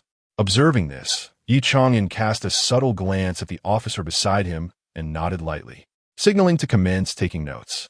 Understood. The recorder nodded seriously. Had it not been for professional training, one might have burst into laughter at this moment, for he was acutely aware that Wu Dawei had not disclosed any information whatsoever. What was unfolding now was entirely a ruse devised by Ye Chang'an to extract a confession from Zheng Wei. Simultaneously, the recorder gazed at Ye Chang'an, filled with admiration.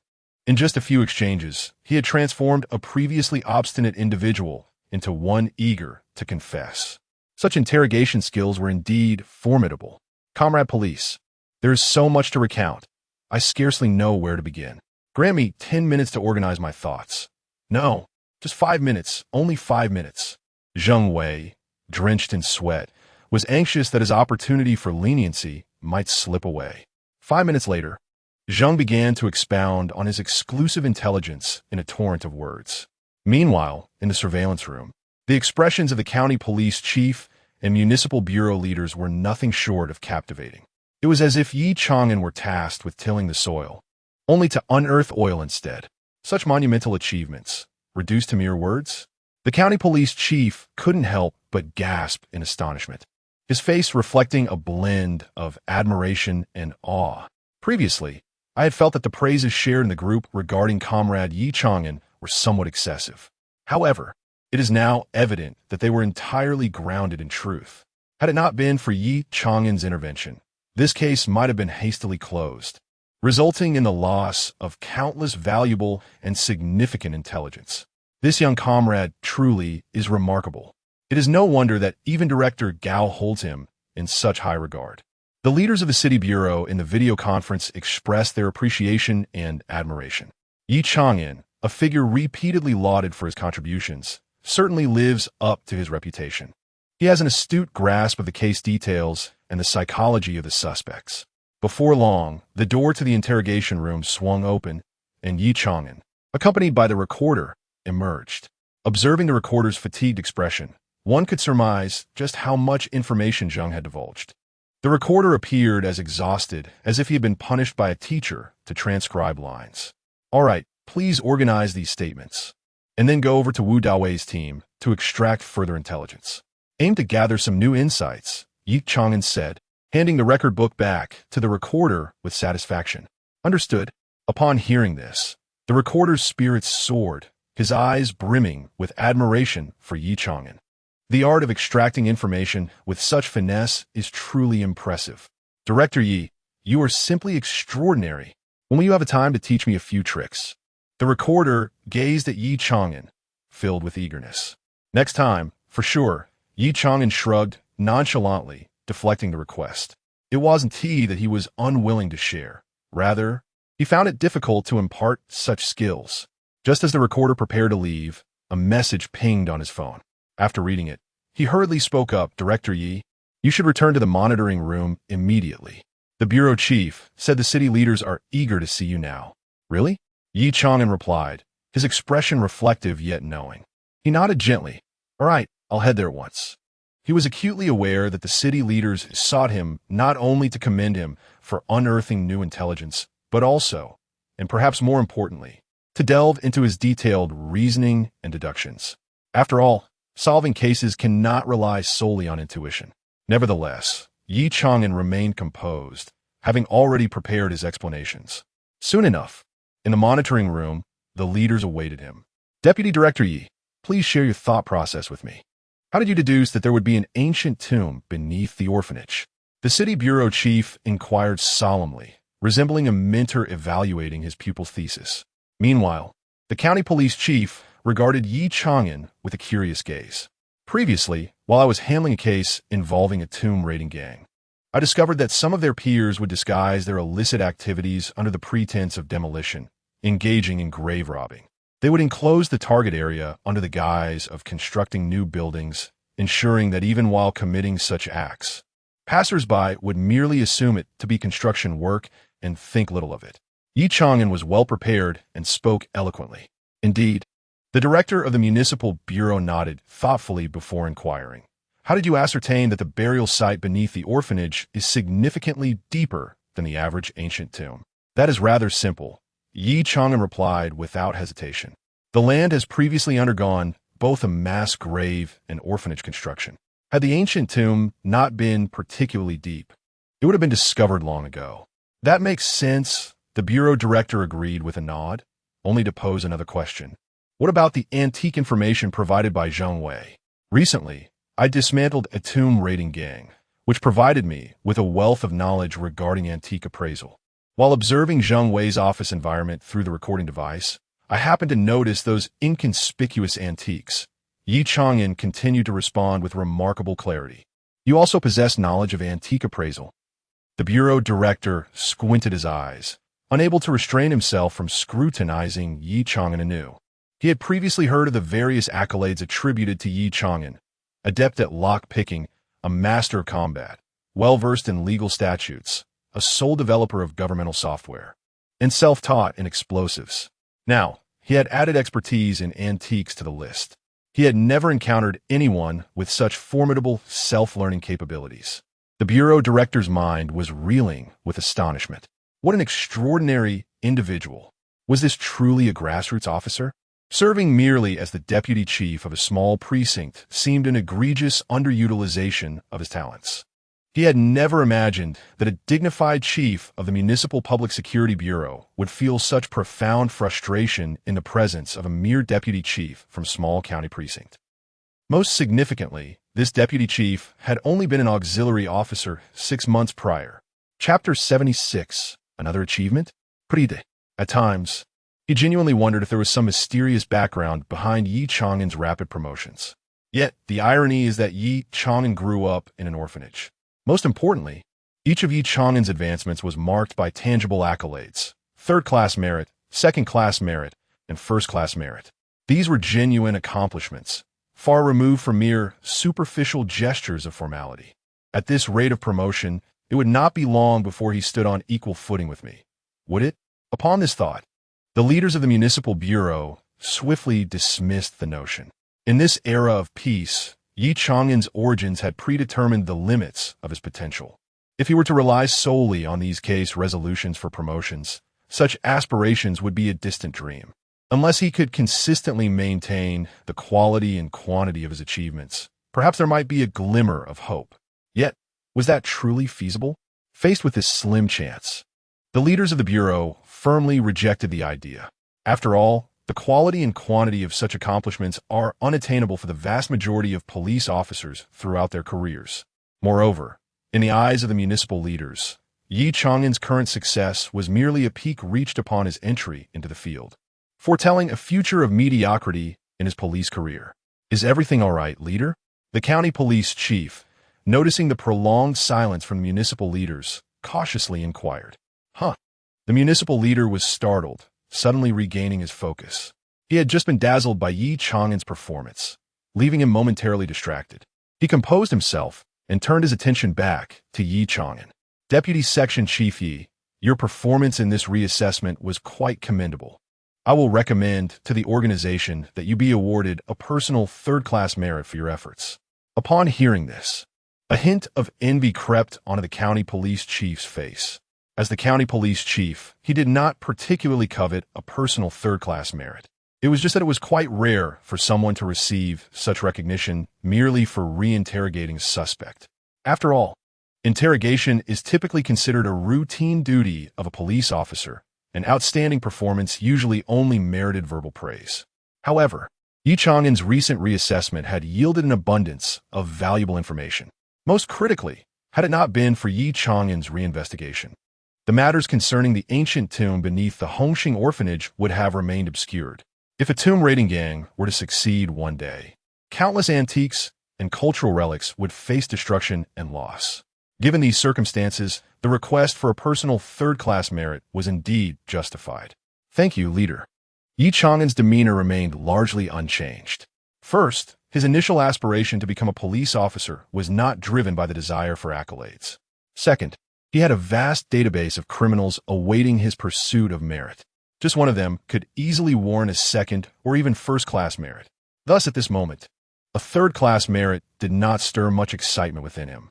Just moments ago, an audacious individual attempted to challenge him in tomb raiding, but it will not be long before he is brought to justice. As for the ancient tomb beneath the Hongxing orphanage, I will arrange for your local Cultural Relics Bureau to take charge of the matter. It is imperative that we provide reasonable compensation and proper relocation for the affected parties. The municipal leadership declared with righteous authority. Upon hearing this, the county police chief immediately responded, "No problem. I will notify the Cultural Relics Bureau." After a brief pause, he turned to Ye Chang'an and added, "Deputy Director Ye, I must trouble you to return to the orphanage once more to clarify the situation with the director there. You grew up in that establishment, so your presence would be more fitting." Naturally, Ye Chang'an readily agreed to the county police chief's request. The demolition of buildings related to cultural relics protection not only entitles one to compensation in line with market estimates, but also provides an additional sum.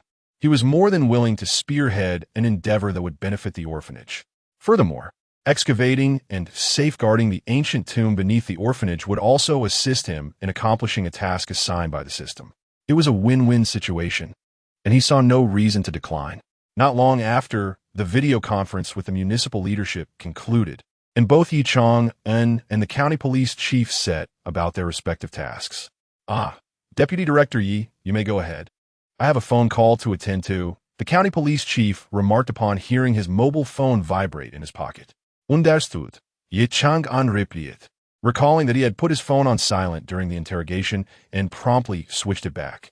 Meanwhile, at the Ye District Police Station in Tangwu County, the news of the orphanage where Ye Chang'an had grown up nearly being forcibly demolished had sparked concern among the officers. However, they had been unable to reach him, causing widespread anxiety. Just then, the county police chief arrived for an inspection. Officer Zhao quickly requested the chief to call the police chief of Jiangnan County to inquire about the situation. "What? You say Comrade Ye Chang'an is unable to return for the time being? What has happened?" The chief furrowed his brow in immediate concern.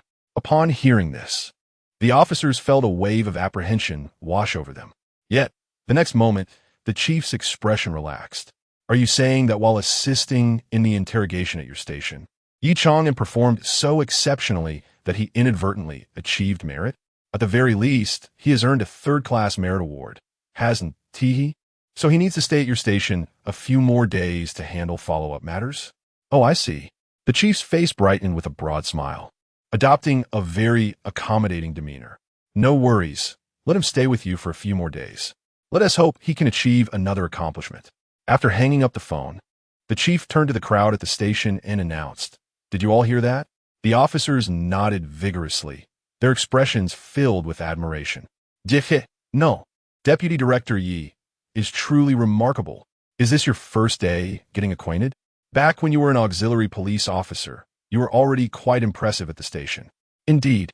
This time, I merely returned to my hometown to handle matters regarding a first-class merit.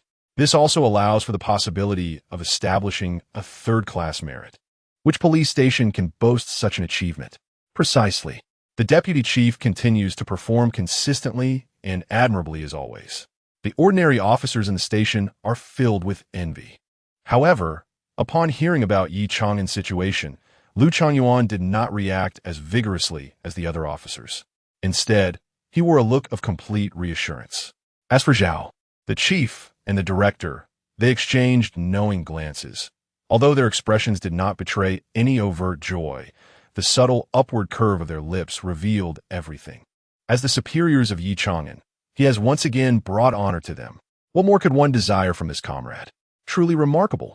He has brought great pride to the entire Tangwu County Police System. Chapter 77. System Task Accomplished. Jiangnan County. Red Star Orphanage. Upon returning, Ye Chang'an discovered an array of vehicles parked outside the orphanage.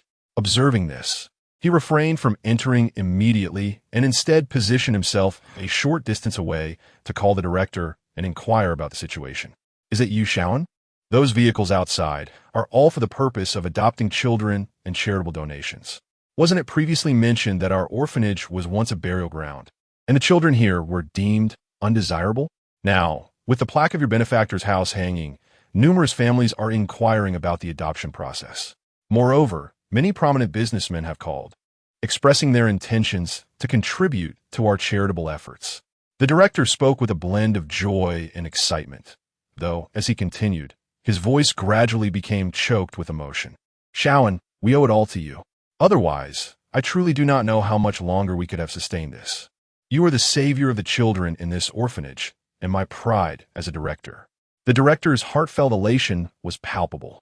The orphanage had been his lifelong pursuit and ideal. Just when it seemed on the verge of collapse, Ye Chang'an had pulled it back from the brink. How could the director not be moved? How could he not feel gratitude? Director, this is all part of my duty, Ye Chang'an reassured the director over the phone, still delaying his entry into the orphanage until the vehicles outside had gradually departed. Only then did he step out of his car and into the orphanage.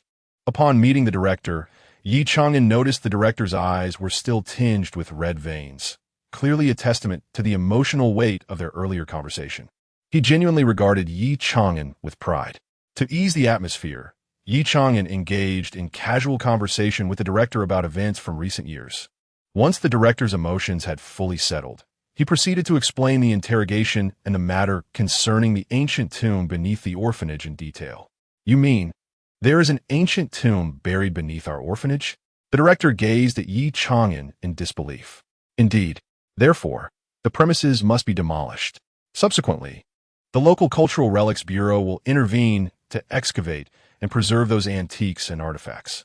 Ye Chang'an spoke slowly, keenly observing the director's subtle expressions. After all, the orphanage was the culmination of the director's life's work, and the prospect of demolition and relocation was concerning.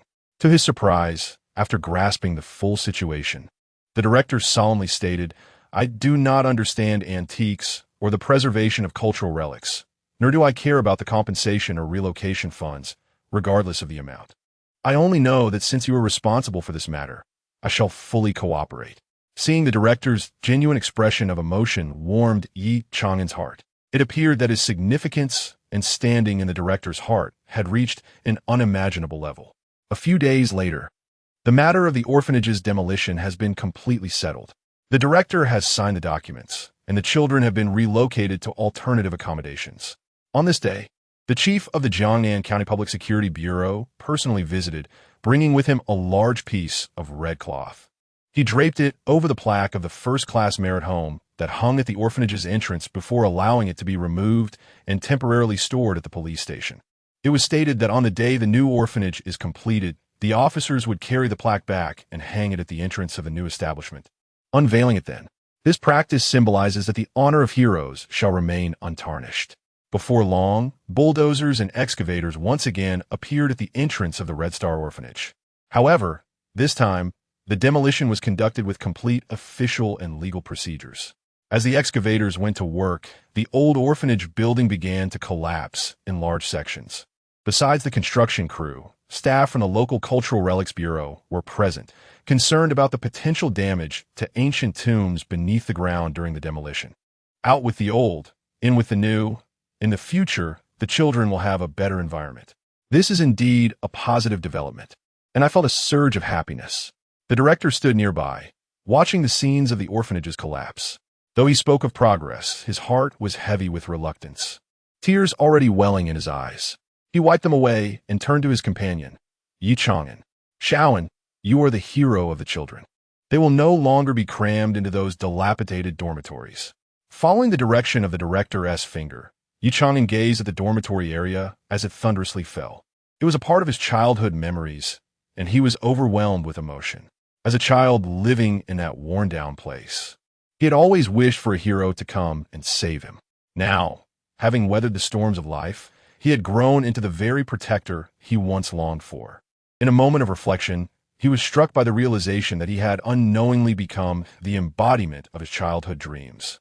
Suddenly, a staff member from the Cultural Relics Bureau approached him, politely inquiring, "You must be Comrade Ye Chang'an, the Deputy Director of the Public Security Bureau in District A of Tangwu County?" Yes, Ye Chang'an nodded gently, his brow furrowed in curiosity. Is there something I can assist you with? It is as such. I have just received notice that you may participate in the excavation work of the ancient tomb. The cultural relics officer stated with gravity. Are you referring to security work? Ye Chang'an asked, momentarily taken aback. He had submitted an application a few days prior to partake in the excavation work to fulfill a system task. Although he was part of the public security system and not an employee of the Cultural Relics Bureau, it was understood that some police presence would be required during the excavation. Thus, this news was not unexpected. No, this is not about security. It involves direct participation in the excavation process. The leadership believes that you should take the lead in this endeavor. Moreover, given your position as deputy director, your involvement in security duties would be inappropriate. Furthermore, considering your keen interest and expertise in artifact appraisal, we can involve you in the preliminary excavation work. However, this is strictly limited to the initial stages, the personnel from the Cultural Relics Bureau patiently explained. Upon hearing this, Ye Chang'an responded without hesitation, affirming, understood. I assure you I will not overstep my bounds. At this moment, he silently rejoiced, unexpectedly pleased that the developments were progressing even more smoothly than anticipated. He had previously harbored concerns that merely being responsible for the security of the ancient tomb would not suffice for the system to recognize his completion of the task. After all, as someone from the police force, it seemed rather inappropriate to apply for a position in the excavation of ancient tombs. A forceful application could easily be misconstrued as arrogance. Now, however, even if his role was limited to the initial excavation, it would undoubtedly meet the system's task requirements. Very well. This is your work permit, the Cultural Relics Bureau personnel said, handing him an identification badge. After receiving it, Ye Chang'an promptly donned it around his neck. With this, he would have the freedom to enter and exit the tomb area at will. Chapter 78. Exceptional Merit 2? A few days later, the ruins left by the orphanage's demolition were thoroughly cleared. The local Cultural Relics Bureau intervened and officially commenced the excavation of the ancient tomb. Days passed, and the excavation proceeded with fervor. Ye Chang'an, now a participant in the endeavor, found immense joy in the experience, which was undeniably novel. Moreover, although the system had bestowed upon him the ability of an appraisal expert, his knowledge and experience transcended mere appraisal. His expertise in the realm of antiques and archaeological excavation was indeed top-notch. Look at that person. Is he truly a police officer? His techniques are remarkably adept. One man from the Cultural Relics Bureau whispered to his colleague. Indeed, he appears more professional than I do. If he weren't a police officer, I would have reported him immediately. He certainly exhibits the characteristics of a seasoned tomb raider. His colleague nodded in agreement. A mixture of admiration and embarrassment painted across his face. The surrounding staff also sensed this discrepancy, exchanging glances filled with both respect and self-consciousness. Despite being a county-level Cultural Relics Bureau, who among them was not a high achiever, yet here they were, outshone by a police officer who had ventured into the field only recently. Discovery. At this moment, Ye Chang'an exclaimed, causing the other personnel from the Cultural Relics Bureau to pause and quickly gather around him. What happened? Faced with their anxious and curious gazes, Ye Chang'an revealed an artifact he had unearthed, a bamboo slip. He pointed to the inscribed content, particularly highlighting key terms such as burial accompaniment and joint burial. He then boldly conjectured, it seems that what we have excavated is merely a burial pit for accompaniments. At his words, an uproar ensued. What? If this entire area is merely a burial pit, how vast must the ancient tomb be?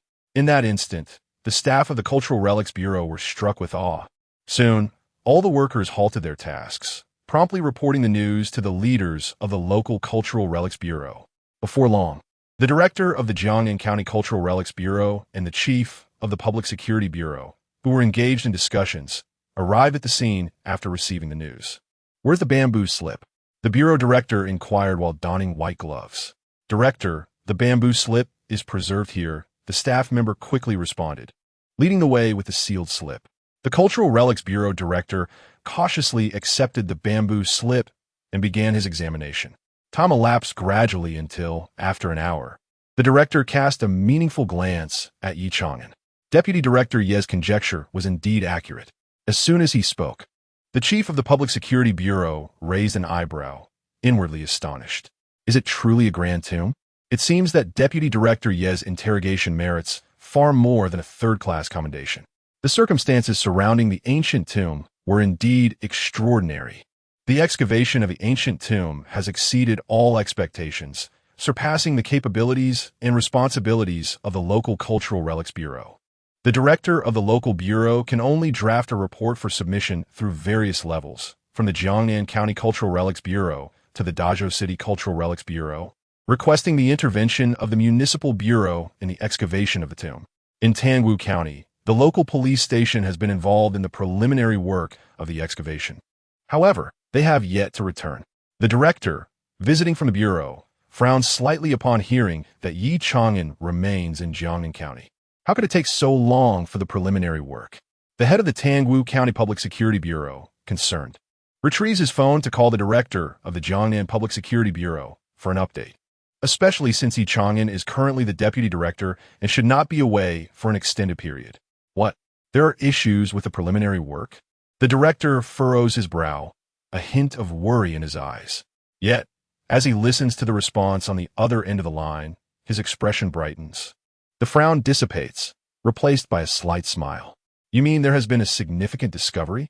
Is it true that the previously mentioned third-class merit will be upgraded to a second-class merit?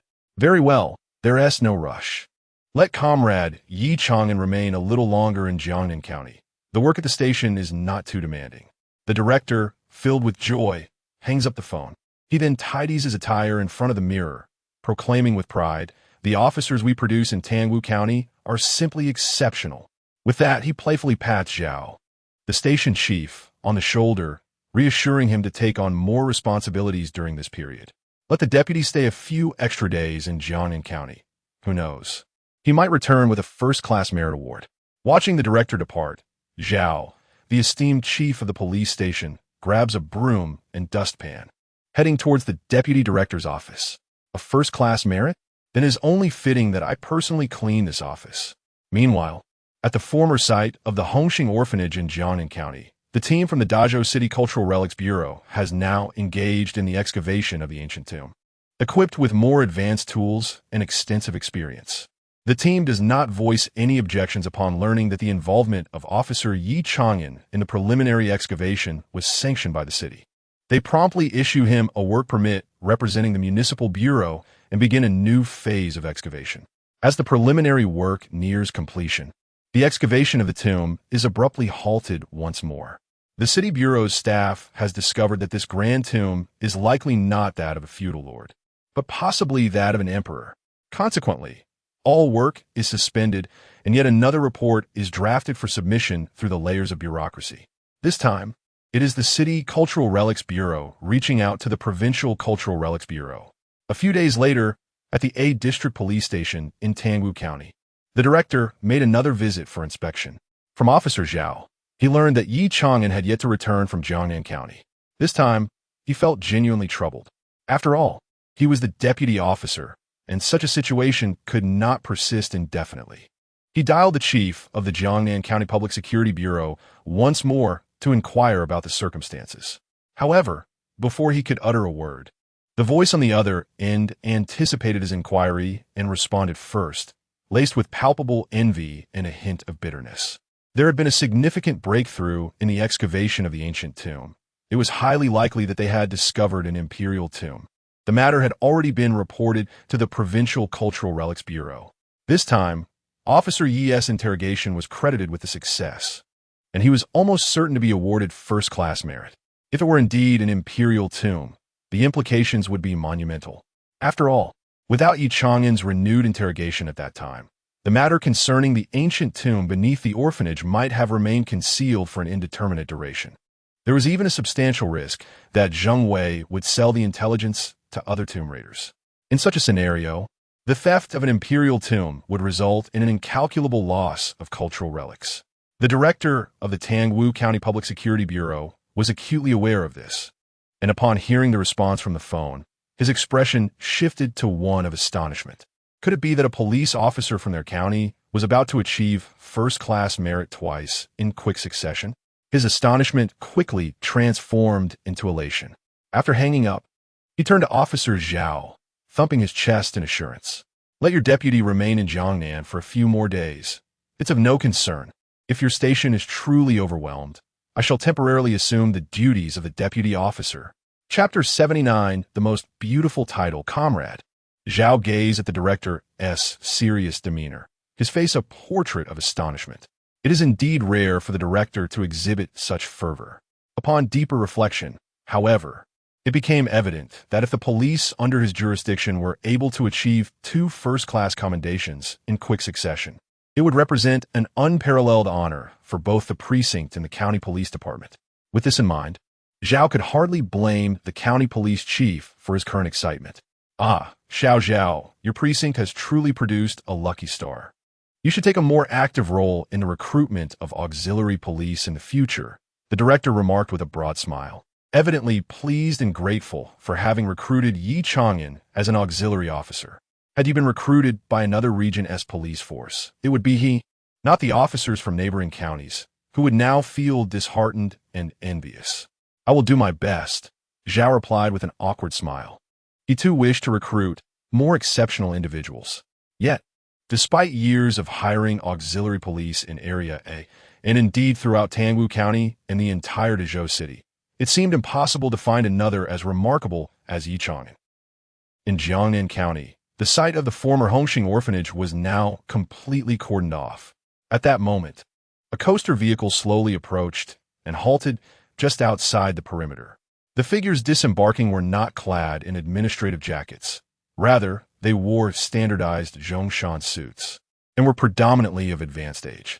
Leading the group was an elderly gentleman with graying hair and a weathered visage, exuding an air of profound knowledge. Old Cheng, after your long journey, wouldn't it be wise to rest for a few days before commencing work? The local county cultural relics bureau chief inquired, hurrying forward with a smile. Cheng, the director of the provincial cultural relics bureau, although not as high-ranking as the provincial bureau chief, was recognized for his expertise in management. Thus, he was regarded as the foremost authority in antique and cultural relic studies within the provincial bureau. Moreover, Cheng was a luminary in the field of treasure appraisal and cultural relic preservation across the nation. It was only due to the emperor's tomb that someone of his stature, especially at his age, had made the long journey. No rest for me. Old Cheng gently waved his hand. Understood. We shall commence work immediately. The County Cultural Relics Bureau Chief promptly responded, ready to act without a moment's hesitation. However, just as he was about to issue further instructions, Old Cheng interjected, since it may be an emperor's tomb, we must not rush the proceedings. The County Cultural Relics Bureau Chief paused, momentarily perplexed by Cheng's words. Yet, in that instant, he noticed an intriguing expression on Cheng's face. And with a glint of curiosity in his deep-set eyes, he inquired, where is Comrade Ye Chang'an? At this, the County Cultural Relics Bureau Chief felt a jolt within. He had never anticipated such a question. The esteemed Mr. Cheng, a figure of great renown, traveled from afar. Yet his first inquiry was about the whereabouts of a mere grassroots police officer. It is worth noting that even the position of County Cultural Relics Bureau Director, which he holds at the rank of a regular official, barely leaves an impression on Mr. Cheng. Yet, this Ye Chang'an, a mere grassroots officer with a deputy rank, not even part of the same hierarchy as Mr. Cheng, seemed to have made quite an impression, piquing Mr. Cheng's interest. What extraordinary charm does Ye Chang'an possess? The County Cultural Relics Bureau Director marveled inwardly. Quickly regaining his composure, he responded, due to the temporary lockdown of the scene. Comrade Ye Chang'an is currently resting at the temporary staff quarters. I will notify him to come over shortly. Just as the director reached for his phone, Mr. Cheng gently waved his hand, halting his action. With a benevolent smile gracing his face, Mr. Cheng shook his head slightly, saying, we are not his direct superiors. It would be inappropriate for us to issue commands. After a brief pause, he turned to his assistant beside him and instructed, ensure that we have everything. We're going to pay a visit now. The County Cultural Relics Bureau Director, unable to maintain his composure, was taken aback. How could Ye Chang'an, of all people, warrant a personal visit from Mr. Cheng, a luminary in the cultural relics field? Although he longed to voice his thoughts, he hesitated, daunted by Mr. Cheng's earnest demeanor. Just as Mr. Cheng was about to turn away, he paused and addressed the county director. "This does not fall within your purview. You need not accompany us. Attend to your own matters." With that, Mr. Cheng turned and departed. As he watched the convoy of Mr. Cheng fade into the distance, the County Cultural Relics Bureau director swallowed hard, his heart restless. This was Mr. Cheng, after all. Countless talents in the cultural relic sector would leap at the chance for a personal visit. The fact that Mr. Cheng was now personally visiting a grassroots officer was astounding. Moreover, none of those accompanying Mr. Cheng displayed any signs of dissent. It is noteworthy that the elderly gentleman flanking Mr. Cheng, while not as esteemed, held significant sway within the realm of city and county cultural relics. Yet, they were all willing to accompany Mr. Cheng to visit a junior officer. If this were to become public knowledge, it could very well stir a considerable uproar within the cultural relics community. Meanwhile, at the temporary staff quarters, room 101. Knock, knock. Who is it? Ye Chang'an pondered, considering he hadn't ordered any takeout. Yet he quickly approached the door. Upon opening it, he was greeted by unfamiliar faces, and a hint of confusion crossed his countenance. "May I ask who you are looking for? I believe you may have the wrong address." In response, Mr. Cheng smiled kindly and spoke leisurely. "Comrade Ye Chang'an, I hope you do not mind our unexpected visit. We are from the Provincial Cultural Relics Bureau." Ye Chang'an's eyes flickered with surprise, but he quickly set aside his curiosity. He could not allow representatives from the Provincial Bureau to stand outside conversing with him. "Please, come in. Please take a seat. I shall prepare a pot of tea," Ye Chang'an said, hastening his movements. "My dear comrade, it is of no consequence," Cheng Lao replied with a warm smile, his gaze unwaveringly fixed on Ye Chang'an, revealing not only profound interest but perhaps even a hint of gratitude. Moments latte. Once the tea was brewed, everyone took their seats around Ye Chang'an. Upon learning of their identities, Ye Chang'an felt a measure of astonishment. Logically speaking, the modest display of his expertise in appraising treasures or his skills in excavating ancient tombs should never have warranted a personal visit from Cheng Lao, a luminary in the realm of cultural relics at both provincial and national levels. Furthermore, it became evident that those accompanying Cheng Lao were no ordinary individuals either. Indeed, after savoring a sip of tea, Cheng Lao articulated the purpose of their visit. "We old fellows lack the prowess to be on the front lines, nor do we possess the acumen for reform. Throughout our lives, we have merely assisted the nation in the restoration and preservation of various artifacts, be they jars, copper, iron, or paintings. Each time we hear of incidents related to tomb raiding, it tugs at our hearts and robs us of sleep. You are aware that our country harbors an abundance of cultural relics that have been both damaged and lost to foreign lands. Recently, you dismantled a tomb raiding gang and recovered numerous significant artifacts, and that gang has divulged invaluable information pertinent to our work. Moreover, during this period, you have extracted intelligence regarding the imperial tomb from the suspects. Had you not done so, the ramifications of the imperial tomb being looted would be unimaginable. These two achievements alone contribute to our nation's cultural heritage on par with our own efforts. We have come to express our gratitude." Cheng Lao's words conveyed an unmistakable sincerity, allowing one to discern that these individuals harbored a pure and unwavering passion for cultural relics. "Senior, what you speak of is merely my duty. Given that it is an obligation, there is no talk of gratitude," Ye Chang'an responded earnestly, his eyes glimmering with sincerity. Should he entertain ulterior motives? His current capabilities would render him far from a cage bird within the system. Upon concluding his statement, Cheng Lao and his companions exchanged meaningful glances. Subsequently, an assistant stepped forward and placed a wooden box on the table. As the box opened, it revealed a stack of yellow-bound notebooks. A glance at the covers indicated that the writings were handwritten rather than printed. "I have heard that you possess an interest in treasure appraisal. There are 8 volumes in total, each authored by a different individual. These are handwritten reflections from each of us, and we present them to you now." Upon hearing this, Ye Chang'an's expression reflected astonishment. His valuation did not stem from the worth of these handwritten notes. After all, the system had endowed him with the capabilities of a treasure appraisal expert. and he believed his skills rivaled those of anyone present. However, the sentiment embodied in these handwritten notes was of immeasurable significance, akin to that of a mountain's weight. If this were a tale of martial arts, these are indeed the exclusive secrets of the martial arts masters. At times, one would rather sever the lineage than easily reveal such treasures. In the realm of antiquities, it would be no exaggeration to claim they are worth their weight in gold. Yet, astonishingly, they have all been bestowed upon him. This act demonstrates the profound and sincere gratitude that Elder Chung and his companions hold for him. Esteemed elders, this gift is far too precious. I truly. After a moment of silence, Ye Chang'an began to speak. However, before he could finish his words of refusal, Elder Chung interjected with a wave of his hand. His deep-set gaze remained fixed on Ye Chang'an, brimming with sincerity. I implore you to accept this, Ye Chang'an. He paused momentarily, then, with heartfelt emotion, pronounced the final two words, Comrade. Chapter 80. The Master of Antiquities, Astonishing. At this moment, the words Ye Chang'an intended to decline became lodged in his throat, refusing to emerge. Comrade. These two syllables resonated profoundly. They conveyed heartfelt sincerity.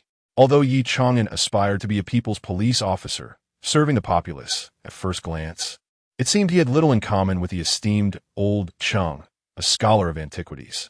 However, if one were to broaden the perspective, considering the greater picture, both Ye Chang'an and Old Chung, along with the other venerable figures from the Antiquities Bureau present, ultimately shared the same noble goal, to contribute to the betterment of this nation.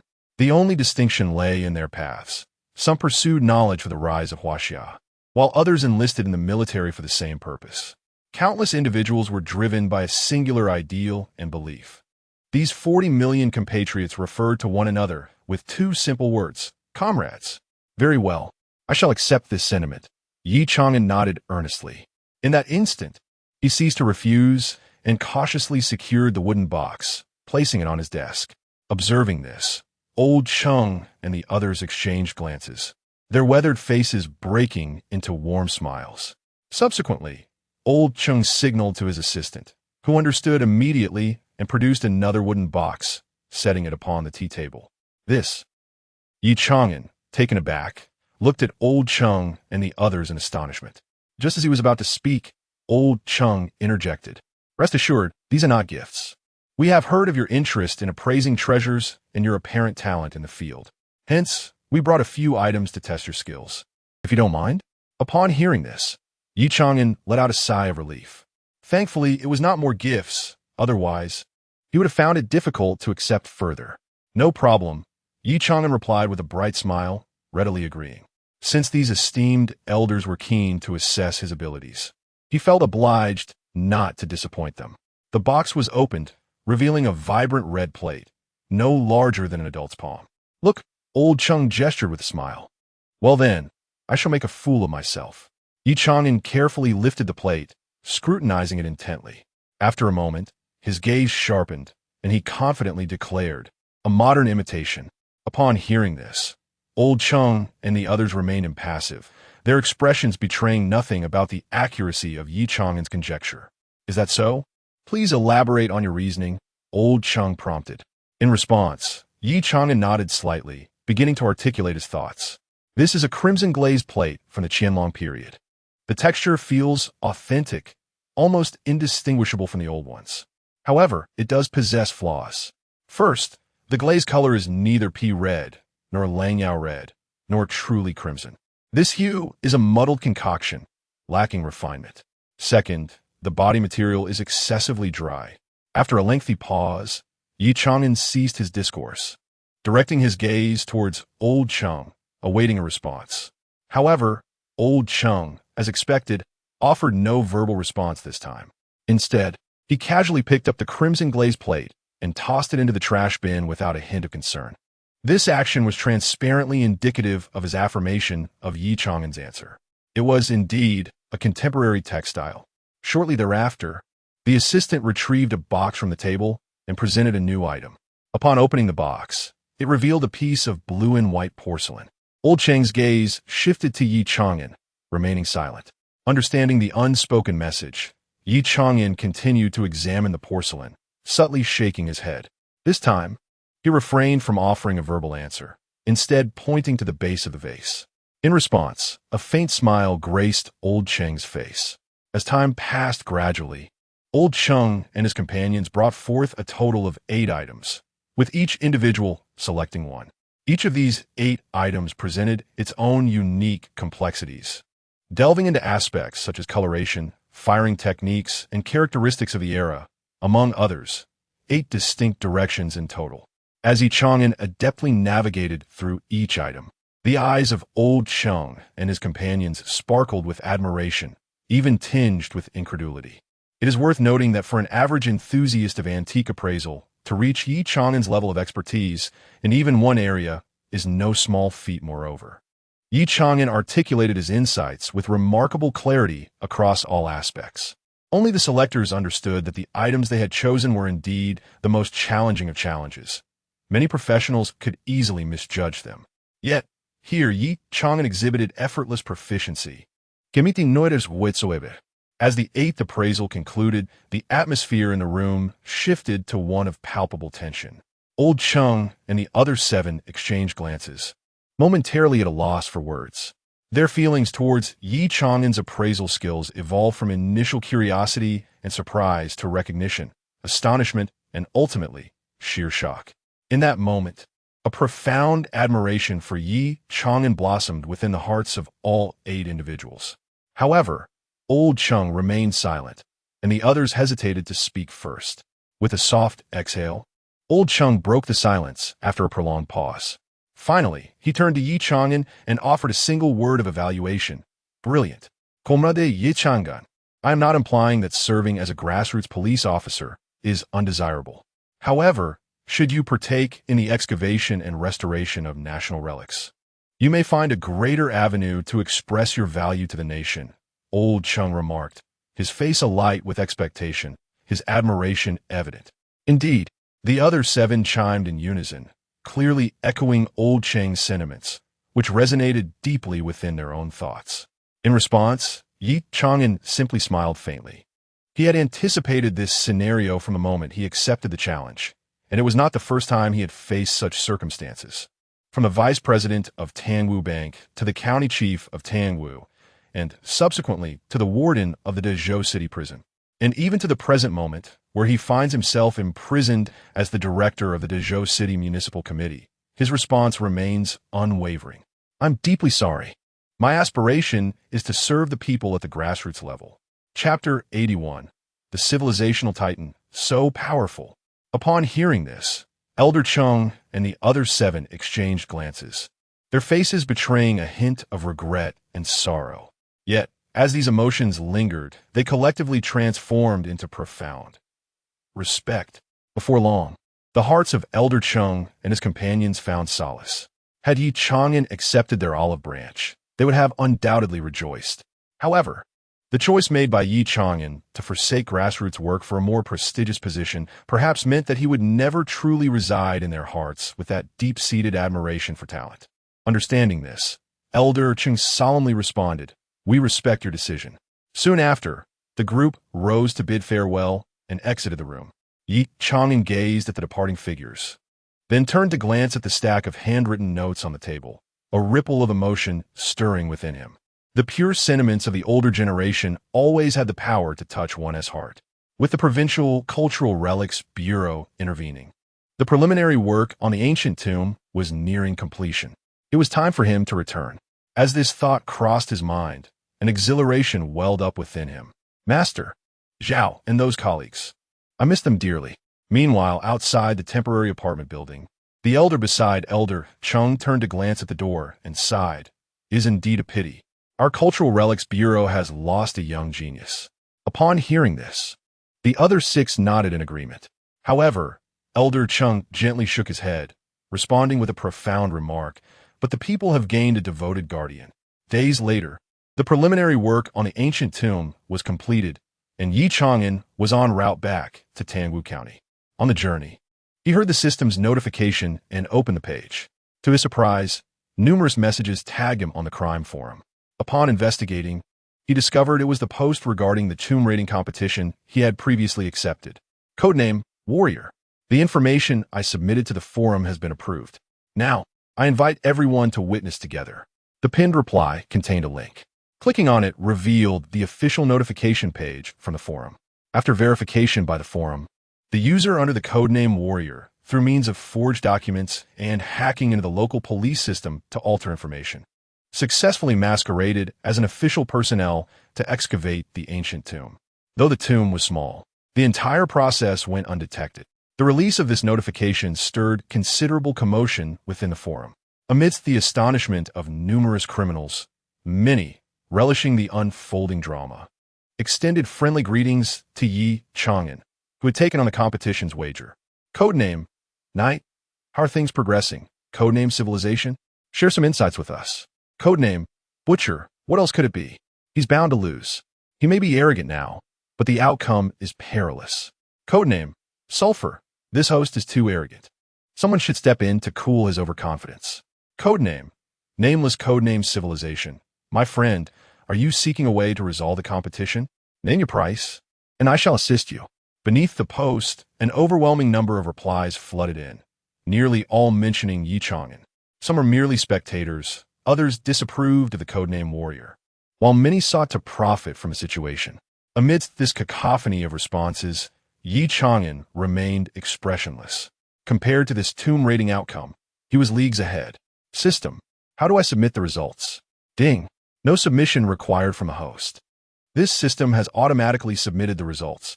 Hearing the system's reply, Ye Chang'an felt a wave of relief wash over him. Simultaneously, a sarcastic message was prominently pinned. Codename Warrior. Don't rush him, everyone. If he loses later, he might blame it on your pressure, claiming it led to his mistake. However, just as the codename Warrior's message was pinned, the competition's status abruptly shifted from ongoing to concluded. The evaluation result was glaringly evident. Codename Civilization versus Codename Warrior. Civilization wins. Codename Warrior. I lost? How was that possible? Codename Star Shark. Incredible. That guy actually won? No wonder he dared to accept the challenge. Codename Sulfur. This is delightful. The host was so arrogant, and now he's become a fool. Faced with the scorn and mockery from a multitude of offenders, the codename Warrior became furious, frantically responding in retaliation. His counterarguments merely claimed the judgment was erroneous. Yet, he had only replied halfway when a comment surged to the forefront, receiving countless likes. This comment, naturally, came from codename Civilization. Its content was simple, devoid of any superfluous words, consisting solely of a link to an official notification page. Upon verification by the forum, the user of codename Civilization successfully deceived official personnel by impersonating law enforcement, brazenly excavating an ancient tomb. Local police dispatched officers to assist in maintaining security. Staff from the official Cultural Relics Bureau personally aided in the excavation work. During this time, codename Civilization's identity not only raised no suspicions among officials, but even garnered the favor of the Cultural Relics Bureau leadership. Thus, codename Civilization was determined to have won this competition. In the face of the forum's official notification, no user dared to question it, for everyone understood the formidable power behind this forum. Every criminal's information and actions could be meticulously investigated. Codename Sulfur. This civilization is incredibly powerful, isn't it? Codename Butcher. My apologies, esteemed one. I retract my earlier words. Codename Nameless. This person truly possesses remarkable skills, if given the chance. I must collaborate with him at least once. If such a collaboration occurs, I shall never worry about sustenance for the rest of my life. A single stone can stir up 1,000 waves. Ye Chang'an's codename, although languishing outside the top few thousand on the forum leaderboard, has now garnered significant attention following the results of this recent contest.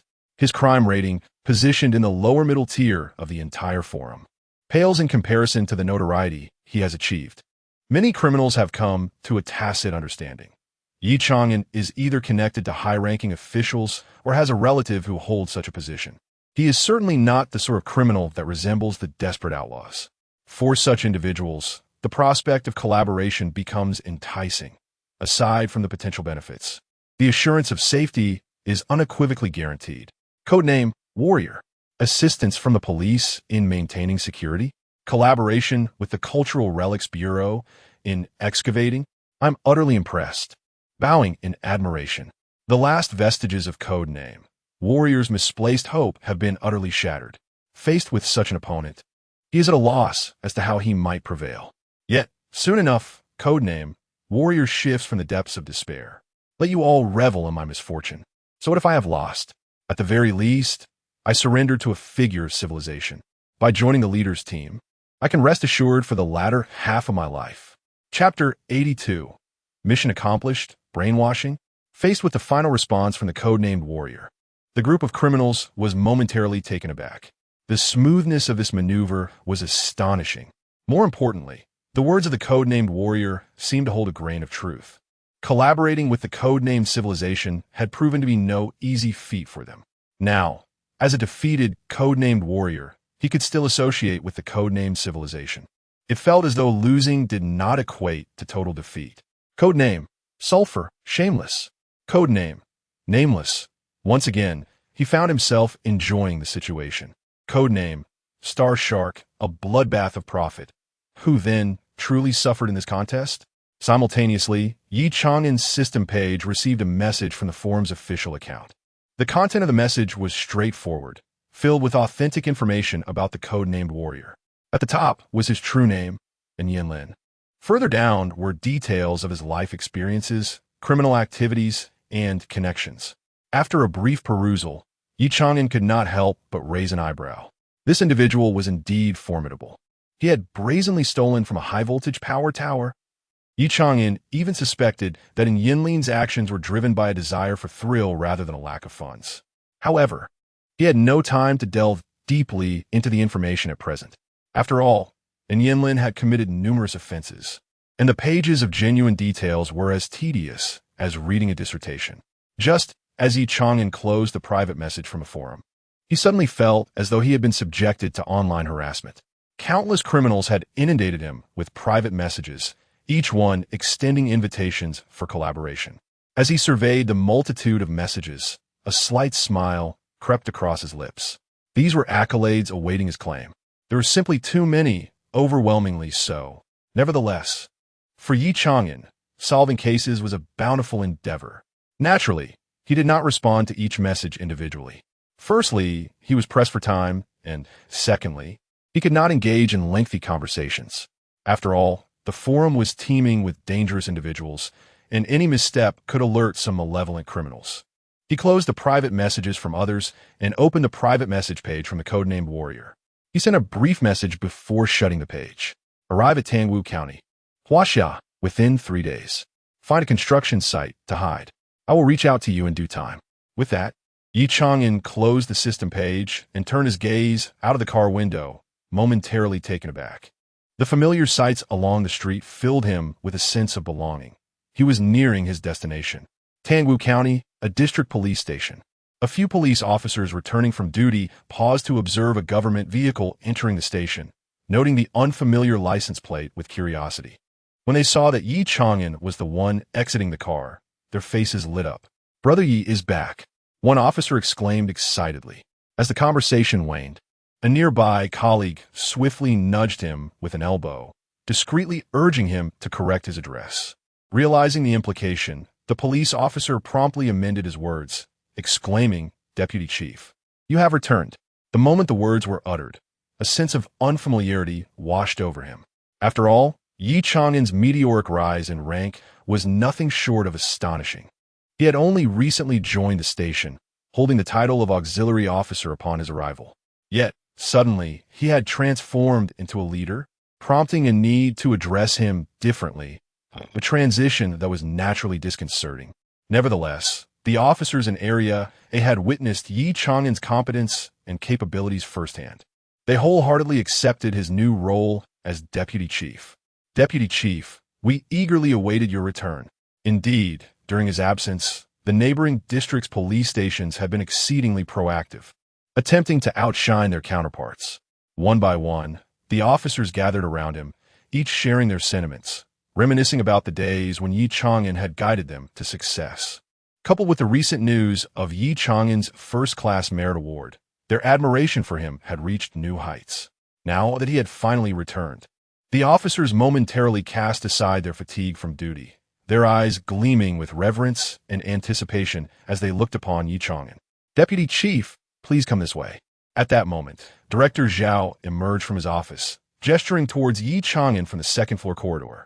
Noticing this, Ye Chang'an subtly signaled to his colleagues before swiftly ascending the stairs.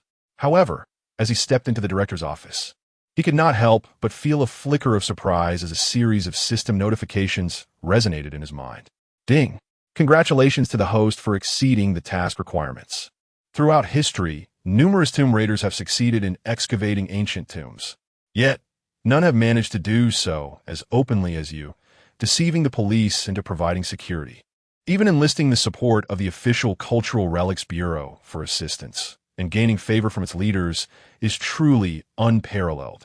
Your style of tomb raiding is unique. Rating, SSS, reward, critical hit. Unique indeed. Let's call it the strawberry pie. Ye Chang'an shuruk. Don't ask why. Just know that the inside of strawberry pie is red. The host has uncovered an imperial tomb. Once sold, it is bound to yield substantial profits. A lone criminal will ultimately struggle to achieve greatness. The host must assemble a team. The team members must be chosen with care. Otherwise, a careless mistake could jeopardize the entire group. Only by reshaping the worldview of the team members can safety be ensured. Ding! Super reward distribution in progress. Persuasion skills, critical hit brainwashing technique. In an instant, Ye Chang'an's mind was flooded with a profound adage. Listen to the applause. All the techniques and experiences for brainwashing targets coalesced within him. At that moment, he felt an unmistakable clarity.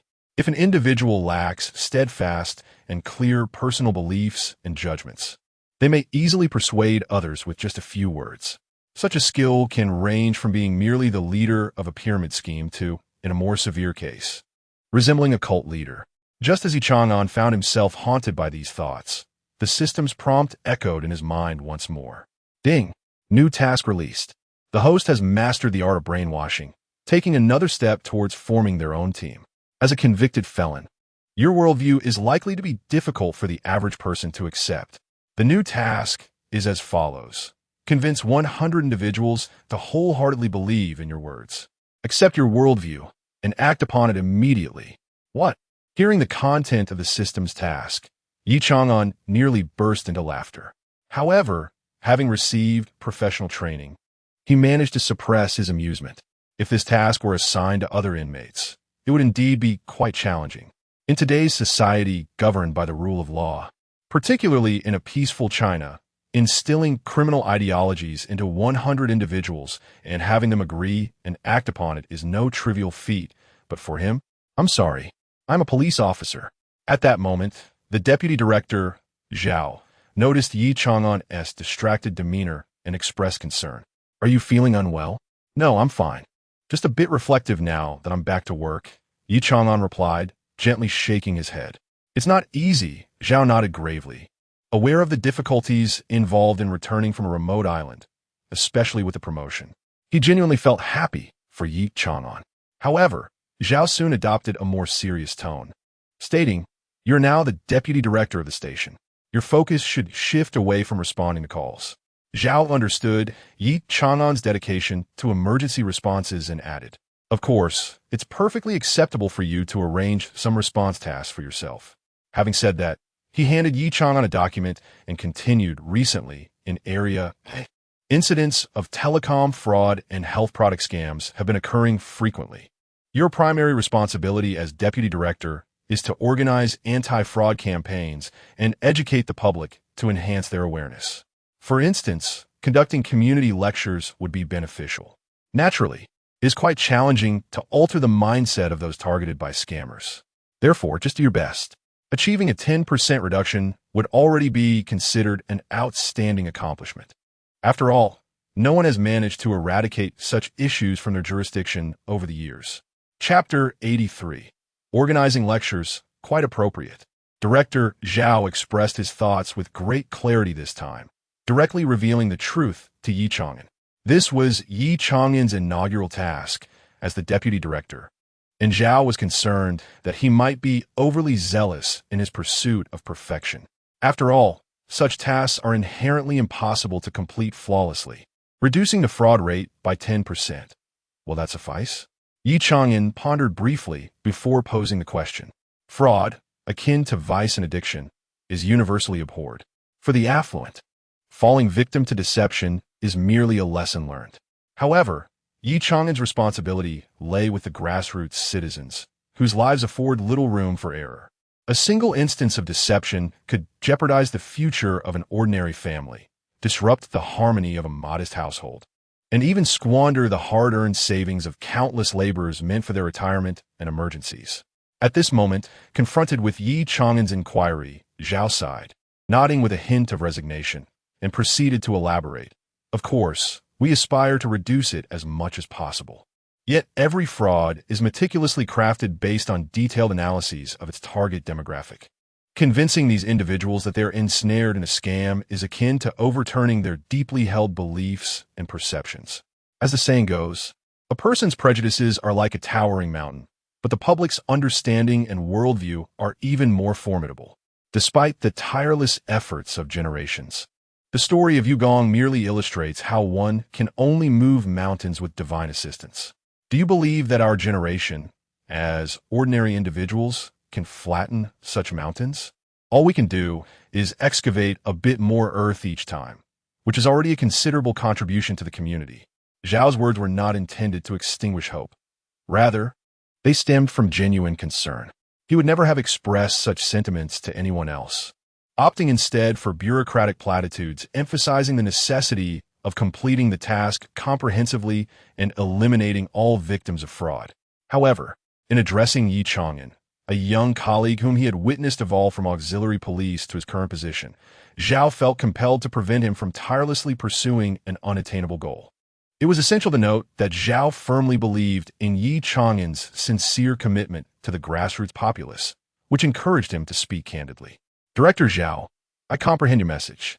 Ye Chang'an replieto, no ding empatically. Upon hearing this, Zhao internally exhaled with relief. Yet, the next moment, Ye Chang'an unexpectedly added, however, given the current development of our nation, ordinary people, with the help of technology, can indeed level mountains in a generation. As soon as he finished speaking, Zhao's lips twitched in exasperation. It was merely a metaphor, he thought. Just as he was about to respond, he could only watch as Ye Chang'an departed. This fellow claimed to have understood nothing at all. In a fit of frustration, Zhao placed his hands on his hips, feeling utterly vexed. As he gradually calmed down, a myriad of complex emotions flooded his gaze. If the youth no longer held onto their convictions, would the world not appear utterly predictable? With this thought, Zhao ceased to ponder further and turned to sit back in his office chair. Suddenly, he froze, his expression shifting. On the desk lay a very familiar wooden box, which had appeared there unbeknownst to him. He approached swiftly and opened the box, revealing his personal second-class merit medal inside. This medal had been temporarily entrusted to Ye Chang'an when he was reassigned to Lindonghai Island as a means to encourage him. Now that Ye Chang'an had successfully returned, the medal rightfully belonged to him once more. Old friend, we meet again, Zhao mused, his eyes fixed intently on the medal. He felt a wave of nostalgia wash over him, acknowledging that he knew it would eventually be returned, though he had not anticipated it would be so soon.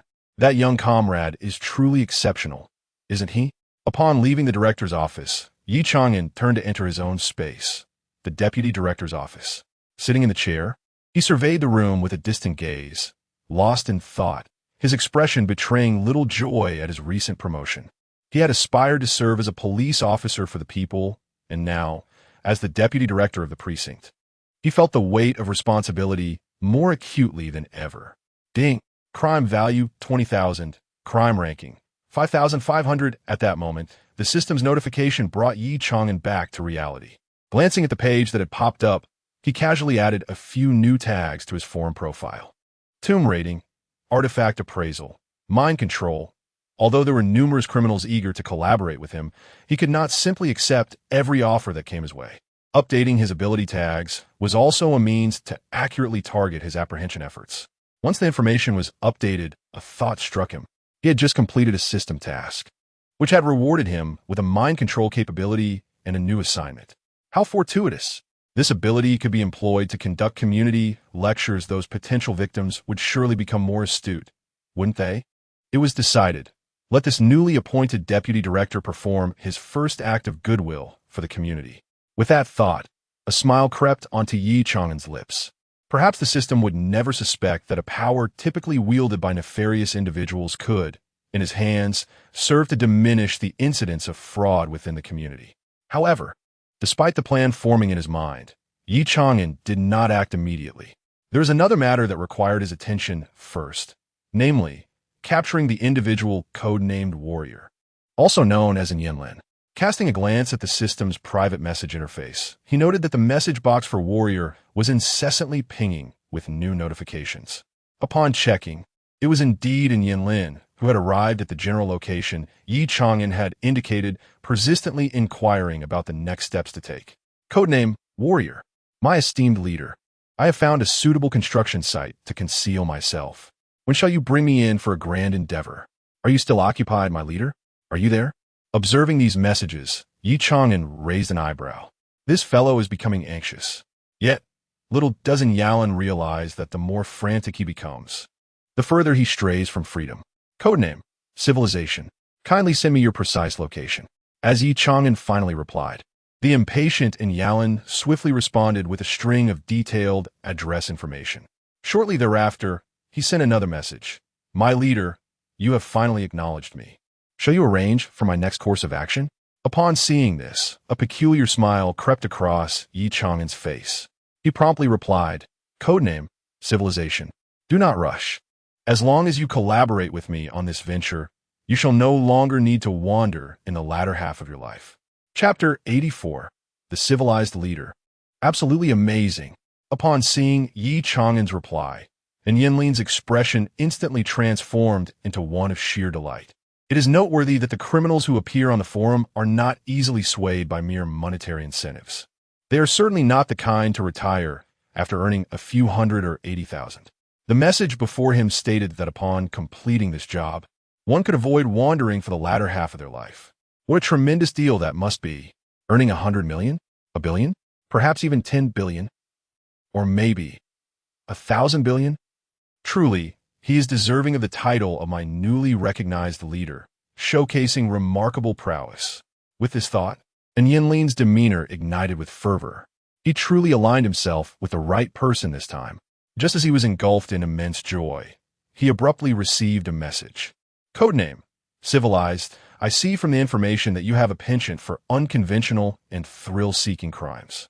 Codename, Warrior. It is not merely about seeking thrills. My principle is that the most dangerous places are often the safest. Codename, Civilized. Interesting. However, I must conduct an assessment to ascertain your capabilities.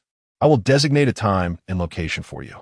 Disguise yourself as a traffic police officer, and I shall evaluate your skills. Codename, Warrior. Not a problem. Boss, I shall heed your instructions. Codename, Civilized. Once you complete this assessment, I will prepare a special gift for you. Codename, Warrior. Understood. I shall not disappoint you. I eagerly await your gift. Observing Yanlin's eager response, Ye Chang'an closed the system page. From the information he gathered, he learned that Yanlin was involved in a small gang for their criminal endeavors. Noticing he only had one pair of handcuffs, he shrugged. It seemed he would need to visit the logistics department to procure additional gifts. Before long, Ye Chang'an had devised a specific time and location, which he sent to Yanlin. Just then, there was a knock at the office door. Come in. Ye Chang'an lifted his gaze and spoke. Creak. The door swung open, revealing an older figure entering the room. Upon seeing the visitor, Ye Chang'an's eyes brightened, and he immediately rose from his chair. Master, I was just about to seek you out upon my return to the station. However, I was unexpectedly called by Director Zhao and momentarily forgot. As he spoke, a hint of apology crossed Ye Chang'an's face. Lu Changyuan chuckled and shook his head in understanding. After all, his disciple was no longer an ordinary police officer, but the deputy director of the precinct. With numerous responsibilities, being busy was entirely natural. Let me see if you've lost weight. Lu Changyuan scrutinized Ye Chang'an for a moment before clicking his tongue in disapproval. Hearing this, Ye Chang'an appeared puzzled. Master, is there something amiss? I haven't lost weight. In fact, I've gained a bit. You've wasted my Chinese cigarettes. Just looking at you, you don't seem like someone who would drown their sorrows, Lu Changyuan jested. Dang it, Master, are you in such a hurry to find me? Surely, you don't intend to reclaim that Zhonghua cigarette, do you? Ye Chang'an quipped, a smirk playing on his lips. Nonsense.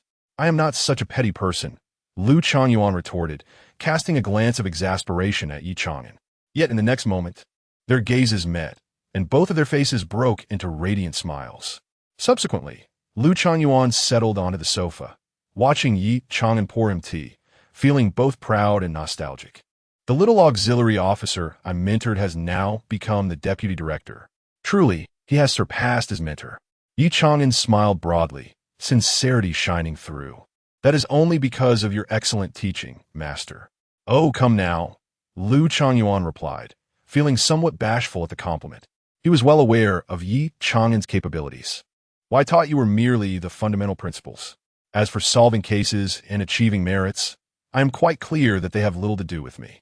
Lu Changyuan waved his hand dismissively, speaking candidly. Upon hearing this, Ye Chang'an set down the teapot, straightened his expression, and responded earnestly.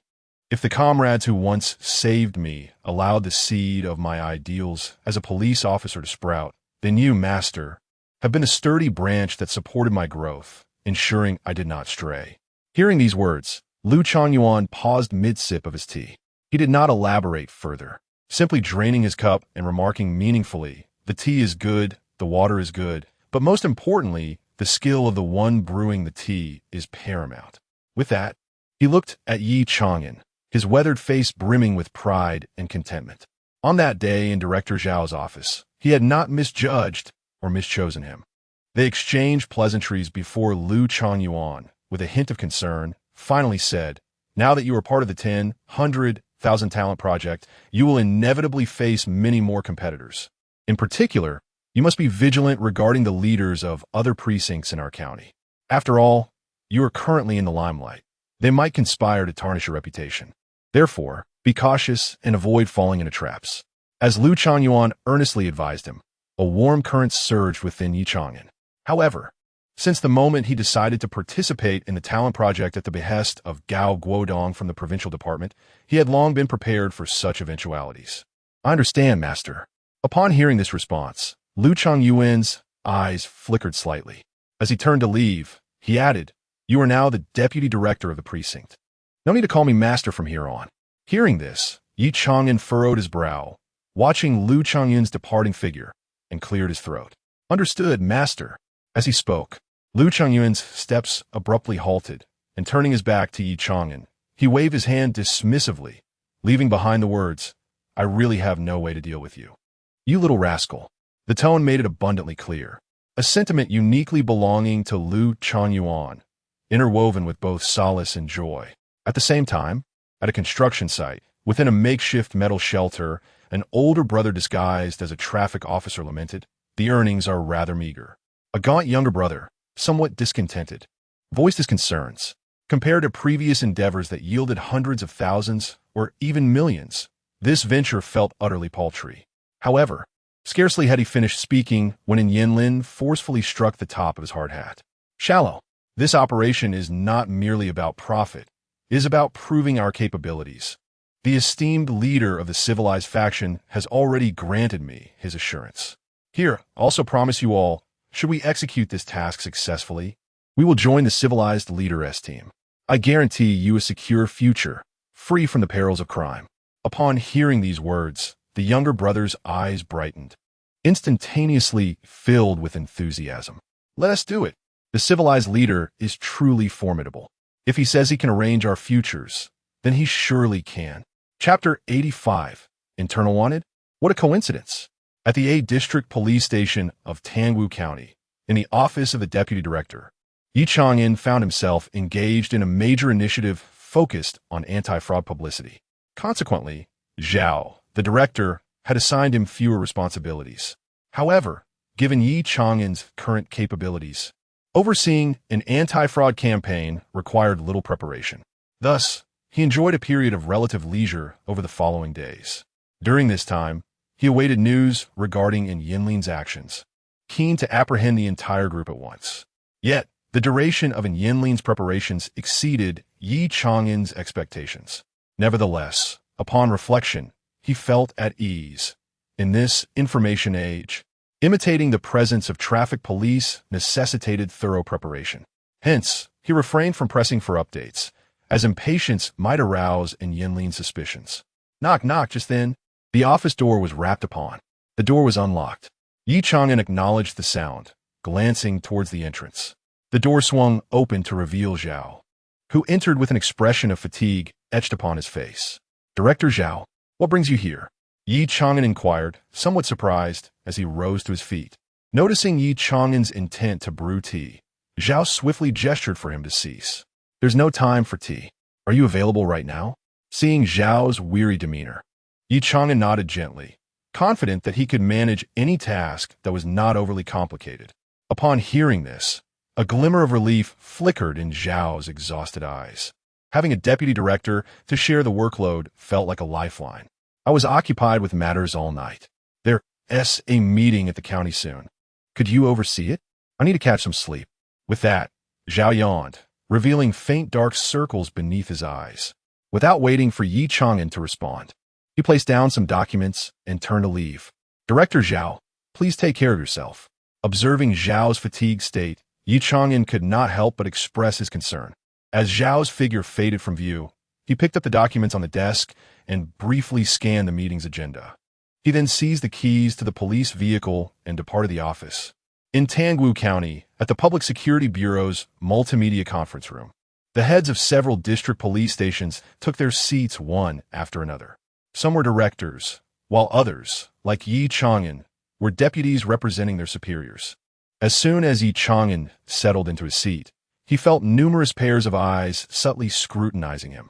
While it might have been normal for him to attract attention due to his numerous accomplishments or rapid promotions, he sensed that the gazes were not fueled by mere curiosity. Rather, it seemed that the intent behind them was less than benign. In response, Ye Chang'an maintained a composed demeanor as he discreetly surveyed the gathering. This glance illuminated his eyes with a spark of insight, for he discerned that among the other district police station heads and deputies present, surprisingly, there were a few individuals whose halos were not white, which served as evidence that these directors or deputy directors had perhaps engaged in illicit activities by abusing their positions. "Everyone has arrived, right? The meeting may commence." At that moment, a deep voice resonated. Subsequently, a figure descended into the main seat, where an identity card was placed on the table. It belonged to Director Wu Changxi of the County Public Security Bureau. Director Wu turned his phone face down on the table, and amidst his serious demeanor, a hint of amusement glimmered in his eyes. "A few days ago, I attended a meeting in the city where numerous county directors were publicly criticized. Yet, our Tangwu County received abundant praise, even being recognized as a quarterly outstanding pioneer in public security. This time in the city, I finally experienced a moment of pride." As he spoke, a look of pride and joy illuminated Director Wu's face. And the reason for this? He paused, directing his gaze towards Ye Chang'an. "It is, of course, our comrade Ye Chang'an, whose recent exemplary performance has earned him multiple commendations. He is a paragon and a source of pride for our entire Tangwu County Public Security." Director Wu's words were filled with unwavering affirmation and appreciation. Applause erupted in the conference room. After a moment, Director Wu waved his hand, and the clapping ceased abruptly. He then proceeded to discuss various public safety issues and citizen satisfaction, with content that bore little difference from previous meetings. Consequently, the attending directors and deputy directors merely took brief notes of the proceedings. It was not until the meeting was drawing to a close that Director Wu distributed a document to each individual present. The seal on the document bore a single line, "Internal Public Security Document." Upon opening it, everyone discovered that it contained personal information about certain individuals. "Recently, we have entered a tumultuous period. In light of our county's commendable performance, the city has assigned us a new task. The individuals listed in the document require our internal collaboration for investigation. although termed as collaboration, is essentially equivalent to a manhunt. Most of these suspects are implicated in multiple serious offenses and exhibit high levels of alertness. Publicly announcing a manhunt would easily alert them, hence the need for an internal public security investigation to discreetly pursue them. While the directors and deputy directors perused the documents, Director Wu continued to elaborate. The individuals highlighted in red are the primary targets of our investigation. The city has made it clear that any significant breakthroughs in this case could directly influence promotions. Upon hearing this, the directors and deputy directors exchanged glances.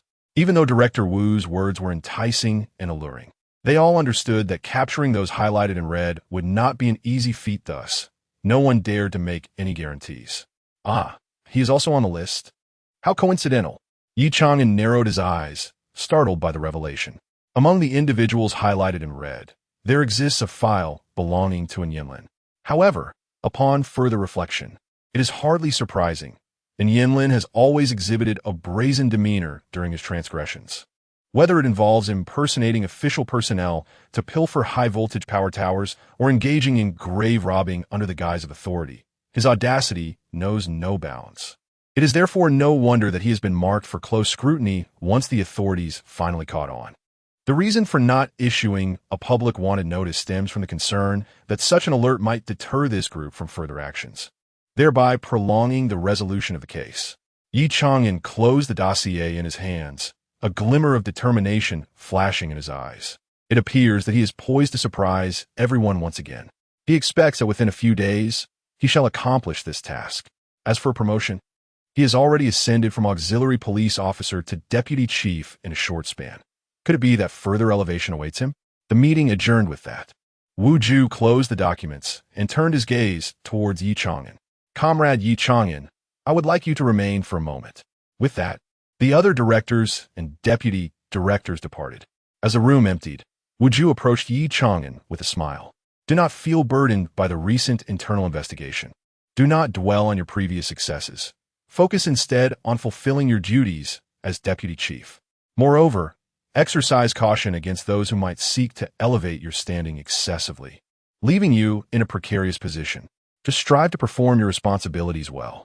After all, I understand that the individuals on the internal investigation list, especially those highlighted, are not easily apprehended. Wu Ju gently patted Ye Chang'an on the shoulder, speaking sincerely, much like Zhao. His gaze was filled with recognition and admiration. The current national policy encourages the youth in leadership roles. The path for you in public security is indeed promising. Chapter 86. Where do we come from? The grassroots. Upon hearing the words, Ye Chang'an nodded earnestly, indicating his understanding. Bureau Chief Wu was among the earliest to appreciate him, valuing his potential. It was Wu who initially facilitated the development of the county's government affairs app, providing Ye Chang'an with an opportunity to showcase his capabilities. Thus, Ye Chang'an harbored a favorable impression of Wu. Understanding is sufficient, Wu remarked with a gentle nod, observing Ye Chang'an's composed demeanor, which only deepened his admiration. Shortly thereafter, Ye Chang'an departed the conference room and arrived at the parking lot of the County Police Bureau.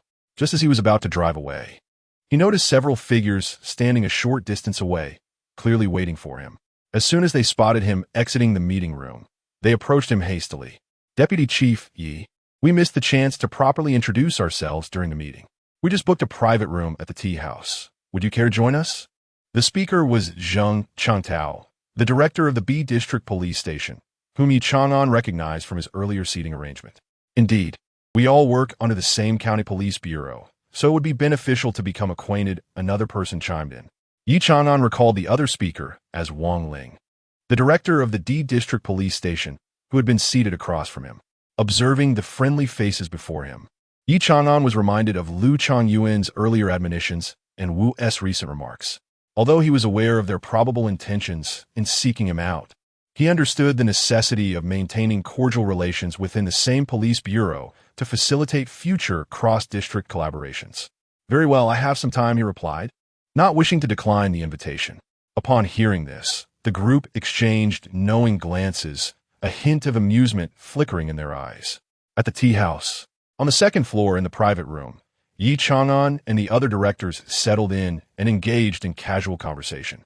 As they chatted, their manner of addressing Ye Chang'an gradually became much more familiar, creating a warm and harmonious atmosphere within the room.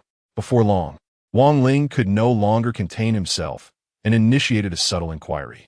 "Brother Yi, I consider you one of our own, which is why I wish to speak candidly. Those of us in positions like ours, when issues or cases arise in our jurisdictions, how should we address them? Naturally, we must seek resolutions, correct?" He paused to gauge Ye Chang'an's reaction, noting that there was no sign of disapproval on his face. With a quiet smile, he continued, "However, the manner of resolution is quite significant. If you resolve issues too swiftly, it may appear that they lack complexity, consequently diminishing your accolades. Conversely, if you resolve too many, it reflects poorly on your jurisdiction's management, and later, should you resolve fewer issues, you may be perceived as ineffective. Thus, despite your recent accolades and successes, continuing down this path will undoubtedly narrow our prospects," Wang Ling remarked, his face adorned with an expression of concern for Ye Chang'an. Upon hearing this, Ye Chang'an exhibited no notable signs of dissent or confrontation. The director of the B District Police Station, Ye Chang'an, his eyes glinting with understanding, immediately echoed Wang's sentiment, affirming his words. As he poured tea for Ye Chang'an, he continued, "My dear brother Yi, in the realm of politics, what is of utmost importance? Ascension, of course. We are aware that you have participated in various talent programs. To be successfully selected requires method and finesse. Our actions must be steady, and we should aim for gradual progress. As long as we maintain control, we shall not experience decline. The means to achieve this are quite simple. We exchange resources and support one another. If one day a colleague is burdened with heavy responsibilities, we step in to assist. Conversely, should one of us receive a promotion or gain a new patron, we advocate for each other and share the latest insights and policies." With a smile, Ye Chang'an placed a fresh cup of tea before Ye Chang'an. Gazing at the tea, Ye Chang'an's eyes narrowed slightly. Rather than merely a beverage, it felt akin to a blood pact. For drinking, it would signify mutual profit henceforth. Noticing Ye Chang'an's prolonged silence, the others exchanged furtive glances, communicating silently amongst themselves. Then, Wang Ling chuckled lightly, adopting an air of inevitability. "Brother Yi, there is a saying, 'You are within me, and I am within you.' We look after one another, collectively striving for a promising future." As soon as he finished speaking, Ye Chang'an resolutely poured the tea back into the tray and inverted the cup upon it. This action instantly darkened the expressions of those present. "Brother Yi, what does this mean?" Wang Ling inquired, visibly displeased. Ye Chang'an offered no response, instead retorting, "If you are within me, and I am within you, then where do the grassroots people stand?" At this utterance, Wang Ling and Ye Chang'an furrowed their brows, regarding Ye Chang'an with a peculiar look, as though he had transformed into an alien creature before their eyes. "Brother Yi, are you suggesting that tea can intoxicate you?" "Such words serve no purpose," Ye Chang'an remarked with a half-smile, attempting to ease the tension. However, Wang Ling abruptly stood, casting a disdainful glance at Ye Chang'an, adopting a tone of reprimand. "Have you just become the deputy director and forgotten the days spent on the ground? We have moved beyond that phase of one-on-one dealings at the grassroots level. Our positions have elevated, and if our gaze remains fixated on the grassroots, we are destined for stagnation." In that moment, Ye Chang'an remained silent, offering no reply. Instead, he rose and walked toward the exit. "Where are you going?" Upon witnessing the scene, Wang Ling immediately shouted loudly. At the sound of his voice, Ye Chang'an paused in his stride. In that fleeting moment of turning his head, his piercing gaze fell upon Wang Ling. "I am a person who has emerged from the masses. Where do you suggest I go?" Chapter 87. The Near Miss of Merit? What a pity. Wang Ling was left speechless, helplessly watching Ye Chang'an's figure gradually fade from view. After a considerable pause, he abruptly flicked his hand, adopting an indignant demeanor. "What nonsense is this? We, as several directors, took the initiative to invite him, a deputy director, to join us, yet he dares to reprimand us? Truly ungrateful." Observing the furious Wang Ling, Ye Chang'an leisurely rose to his feet. His gaze followed the direction in which Ye Chang'an had vanished, and he spoke in a calm tone. It's not difficult to understand, after all. Not long ago, Director Gao personally awarded him a commendation.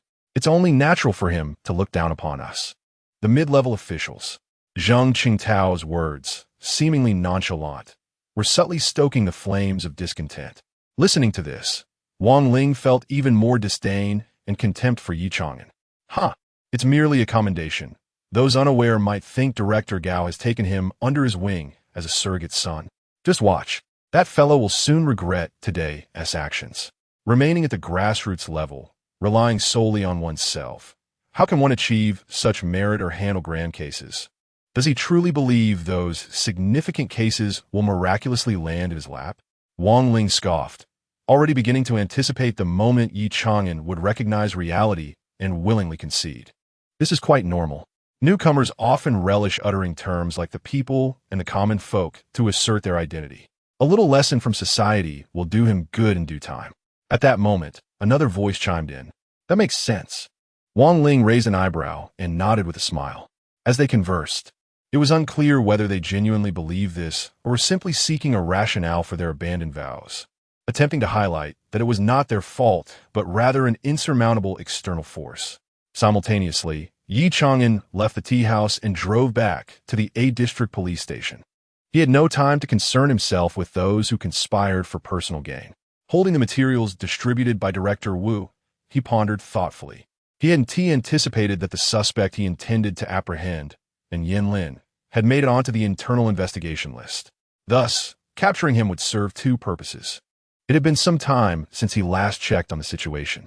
Ye Chang'an murmured to himself, promptly opening the system interface. However, before he could even speak, the private chat page from the codenamed Warrior had already sent a message. Codename Warrior. Boss, as per your instructions, I've made the necessary preparations. We will take action tomorrow morning. Upon seeing this, Ye Chang'an raised an eyebrow and began to inquire in an evaluative tone. Codename Civilization. Please provide an overview of your preparations. Codename Warrior. Understood. We have specific divisions of labor on our end. Firstly, one is tasked with investigating the on-duty circumstances of the traffic police, thereby allowing for a strategic temporal shift. Secondly, there is a responsibility to explore the interpersonal dynamics within the traffic police force, as well as the routes frequently traversed during their commutes. Thirdly, two intersecting areas will be selected. Should relevant personnel be encountered, one shall assume a fabricated identity as an officer from another jurisdiction. Fourthly, there are individuals specifically designated for costume and prop creation. Fifthly, personnel are assigned to monitor and survey the designated areas. In response to Yin Lin's series of explanations, Ye Chang'an raised an eyebrow, intrigued by the unfolding details.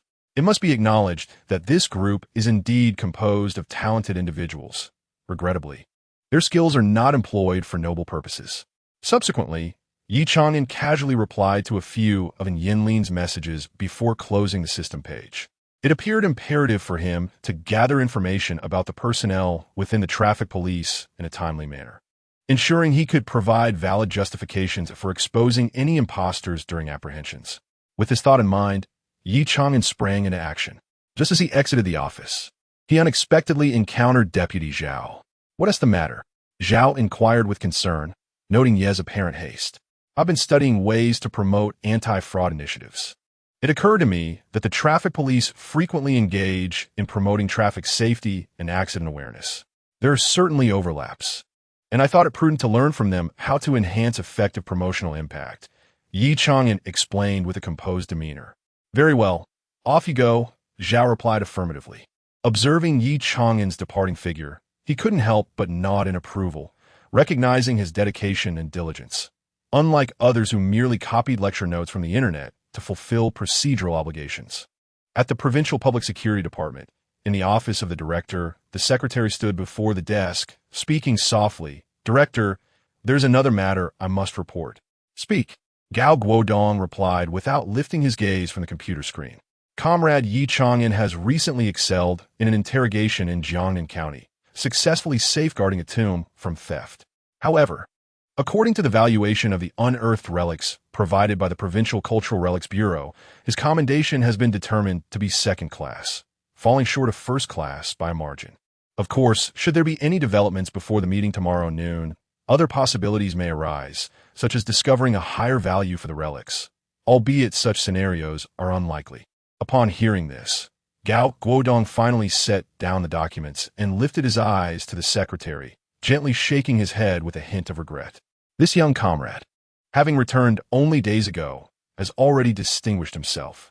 It is indeed a pity that he narrowly missed achieving consecutive first-class commendations, which would have provided excellent publicity.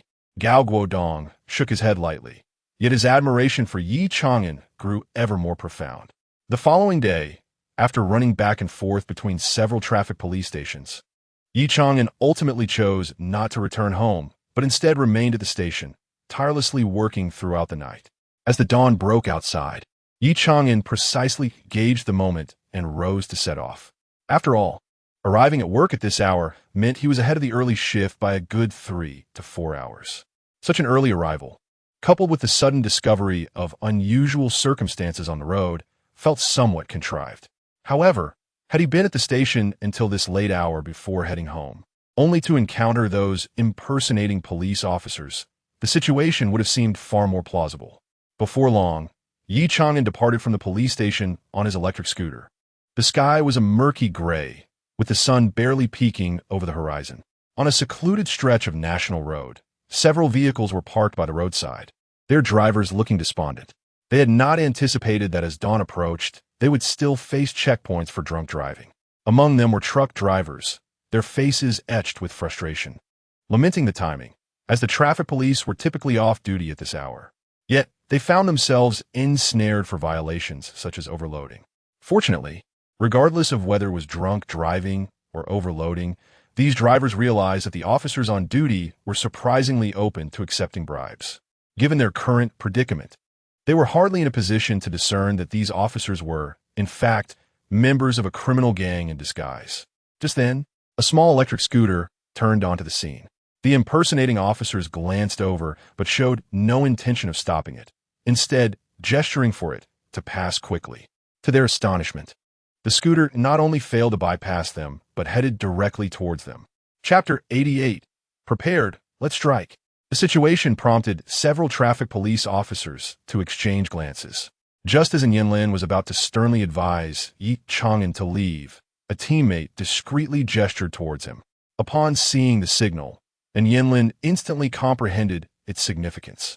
This individual was likely acquainted with a member of the 8th District Traffic Police Team and was indeed a police officer.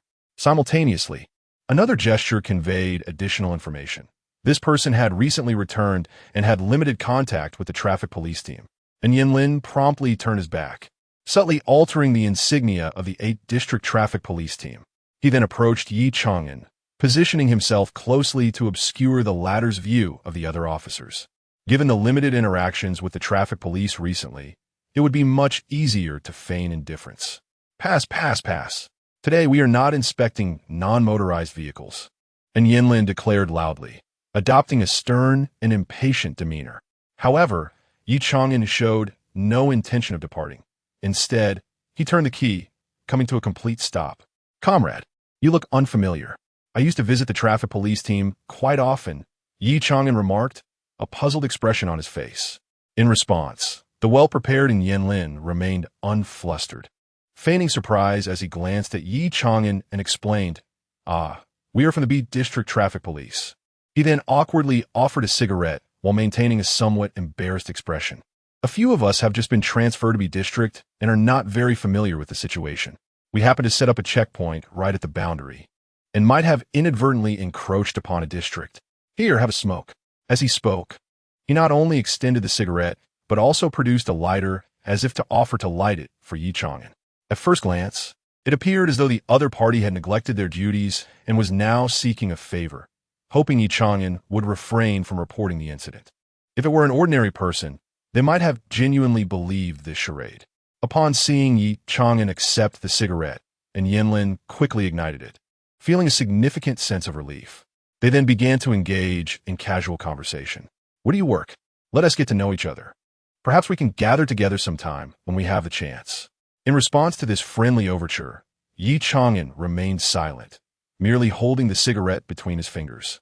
He took a moment to scrutinize Yanlin before continuing. So, you're newly transferred to be district. No wonder you seem so unfamiliar. Ye Chang'an nodded with a smile, inwardly astonished. This group not only exhibited thorough preparation before their actions, but they also handled unexpected situations with remarkable ease and a touch of human warmth. Had he not been informed in advance, he might have been easily deceived. Moreover, the more professional they appeared, the less willing Ye Chang'an was to let them off the hook. If they were allowed to continue their unlawful activities, who knew what further troubles might arise? By the way, since you just arrived, is old Lu your assigned captain? Ye Chang'an casually inquired, seamlessly shifting the conversation, and Yanjun's eyes flickered as his mind raced, swiftly capturing information regarding the traffic police team in Zone B. He identified the captain mentioned by Ye Chang'an through key terms associated with old Lu. One of the captains of the Zone B traffic police team was Ye Chang'an. He then exhaled a puff of smoke, gently shaking his head. That's not the case. We haven't been assigned to Captain Lu. We're with Captain Wu. His words and demeanor were remarkably natural, even more so, seasoned. Such a response momentarily caught Ye Chang'an off guard. He had not anticipated that this group retained such a firm grasp of the relevant personnel's information. Since he could not find a breakthrough through personnel, he resolved to explore other avenues. Is that so? Ye Chang'an nodded thoughtfully, then continued. I only know old Lu from your Zone B. If you're from his team, I could certainly speak a few good words on your behalf. I'm quite familiar with him. As the conversation progressed amicably, and Yanjun gradually relaxed his vigilance. Based on his experience, discussions that veered towards this tone often indicated that boasting was imminent. However, I'm quite similar to you. I recently transferred back to the A District Police Station. It's been a while since I visited the Zone B traffic police team, and I somewhat miss it, Ye Chang'an remarked, gesturing dismissively. At these words, and Yanjun's eyes shifted. This remark aligned with the intelligence provided by his team. You just transferred back. How fortuitous. At that moment, he felt his apprehensions regarding Ye Chang'an dissipate entirely. Seeing the opportunity ripe for engagement, Ye Chang'an initiated a casual conversation, reminiscing about his impressions of the Zone B traffic police team, particularly focusing on the arrangements and decor within. He understood that while these individuals might be well-informed, they had not truly lived within the confines of the Zone B traffic police team, and thus might not be acutely aware of the specifics regarding its decor and layout. In response to Ye Chang'an's inquiries, and Yanjun found himself somewhat challenged. However, considering that Ye Chang'an was merely reflecting on his impressions of the Zone B traffic police team, and Yanjun responded with a few casual remarks, not overly meticulous. After all, it has been quite some time. The layout of the traffic police team must have changed. What he was unaware of was that Ye Chang'an had visited the Zone B traffic police team the previous night and was thoroughly acquainted with its current state. Before long, Ye Chang'an waved his hand, turned the key in his electric bike, and prepared to depart. You all carry on. I'll take my leave. All right, take care. And Yanjun nodded earnestly, fully lowering his guard. However, just as Ye Chang'an had ridden a few meters away, he suddenly accelerated towards the other traffic police officers. In an instant, those officers exchanged glances, their expressions tinged with caution. They intentionally shifted their bodies, moving the insignia representing Zone A out of Ye Chang'an's line of sight. Yet, it was merely a fleeting moment. Ye Chang'an discerned that the badge numbers of the traffic police signified the A District Squad, whereas in Yinlin's number represented the B District Squad. This discrepancy was glaringly evident. Alas, what's the matter? And Yinlin's expression darkened instantly. While shouting to capture Ye Chang'an's attention, he hastened forward. Ye Chang'an, unfazed, retrieved several bottles of water from the trunk, distributing them to the other officers while remarking, I have heard that the county's traffic police team is currently understaffed. You have all been working hard. Upon hearing this, the others discreetly exhaled in relief, fearing that Ye Chang'an had uncovered something. It's the least I could do, and Yinlin replied, smiling as he hurriedly accepted the bottles from Ye Chang'an. Thank you. I owe you a drink next time. However, he suddenly found himself on the receiving end of a punch from Ye Chang'an. Bang! And Yinlin collapsed to the ground, feeling dazed. What are you doing? He managed to ask, suppressing his impulse. Yet, as soon as the words left his lips, he froze. For he noticed that Ye Chang'an's gaze had completely transformed. The piercing intensity of that look sent a chill down his spine. It was a gaze that unveiled the truth. I forgot to mention something to you. Last night, I visited the B District Traffic Police Station. Your previous statements were riddled with inconsistencies. As Ye Chang'an spoke, he launched another series of attacks. The remaining imposters posing as traffic officers were utterly unable to resist and fell one by one. What? Last night, one of them, tasked with investigating interpersonal relations, was left utterly dumbfounded. The slightest oversight had brought about their downfall. He never anticipated that someone who had visited the B District Traffic Police Station just the night before would come across them now. Was this not a sign of impending doom for them? Chapter 89: Reevaluation and Contributions. Moreover, you're all on duty together. Some are from Team A, while others belong to Team B. Why not establish a Team C? Ye Chang'an's unwavering gaze fixed upon them as he spoke with a nonchalant tone. Upon hearing this, the criminals instantly erupted in indignation. Damn it, let's fight back. The others shook their heads and collectively charged at Ye Chang'an. However, given Ye Chang'an's remarkable skills, as long as they refrained from drawing their firearms, their numbers mattered little. With a few swift punches and kicks, he swiftly incapacitated them. What just happened? Whoa, someone's attacking the traffic police. Could it be that they were caught driving under the influence and resorted to violence? In an instant, several drivers hastily pulled out their phones to capture the scene. Yet, more of them were eager to flee, as they had just been awaiting their own traffic citations. Now was the perfect moment to make their escape. Of course, a few others, while making their getaway, also dialed emergency services. Stop, stop, stop. I concede. Don't hit me anymore. The battered criminals frantically waved their hands. They had never anticipated that a group assaulting Ye Chang'an could result in such a disastrous outcome. Is this guy a police officer? More like a special forces soldier. The criminals silently lamented their plight, tears unshed. Meanwhile, police cars sped towards the scene and came to a halt. Additionally, a private vehicle pulled up from which Zhao, the station chief, emerged. Having been abruptly awakened from his slumber by the night shift officers reporting an assault on the traffic police, he rushed to the scene to oversee the situation. However, upon alighting from his car, he was momentarily taken aback. Deputy Chief, not only Zhao, but the other officers also stood frozen in place, exchanging bewildered glances. Finally, you have arrived. Lend a hand and cuff them all. Ye Chang'an waved his hand dismissively, speaking calmly. Zhao quickly approached, intent on inquiring about the situation, only to see Ye Chang'an point to the two figures on the ground nearby. Following the direction of his hand, Zhao noticed that the insignias on the uniforms of the two traffic officers were different. In an instant, realization dawned upon him. Impersonating traffic police? Ye Chang'an Yonit, nodding with an expression of fatigue. Good grief. How audacious of you, impersonating traffic officers to extort money in this day and age. Zhao rolled his eyes, exasperated. Take them all back to the station. He gestured, issuing the command. Upon hearing this, the other officers promptly sprang into action. Throughout the journey, Zhao naturally took the opportunity to question Ye Chang'an about the events and details. Yesterday, during a meeting at the county, the materials provided by Bureau Chief Wu highlighted certain individuals who enjoy impersonating official personnel for criminal activities. I had already begun to pay attention to this matter. Ye Chang'an began, setting the stage for his narrative before continuing seamlessly. I visited the traffic police station yesterday. Having just returned home, I discovered traffic police on duty and felt compelled to greet them. Logically, those working at this hour are typically on the night shift. However, I had visited Area B the previous night and had not encountered these individuals at all. Moreover, I did not recognize any names on the personnel announcement board on the wall. I casually inquired with the traffic police, asking if they often faced a shortage of staff. They mentioned that some new officers had been transferred in 2 weeks prior.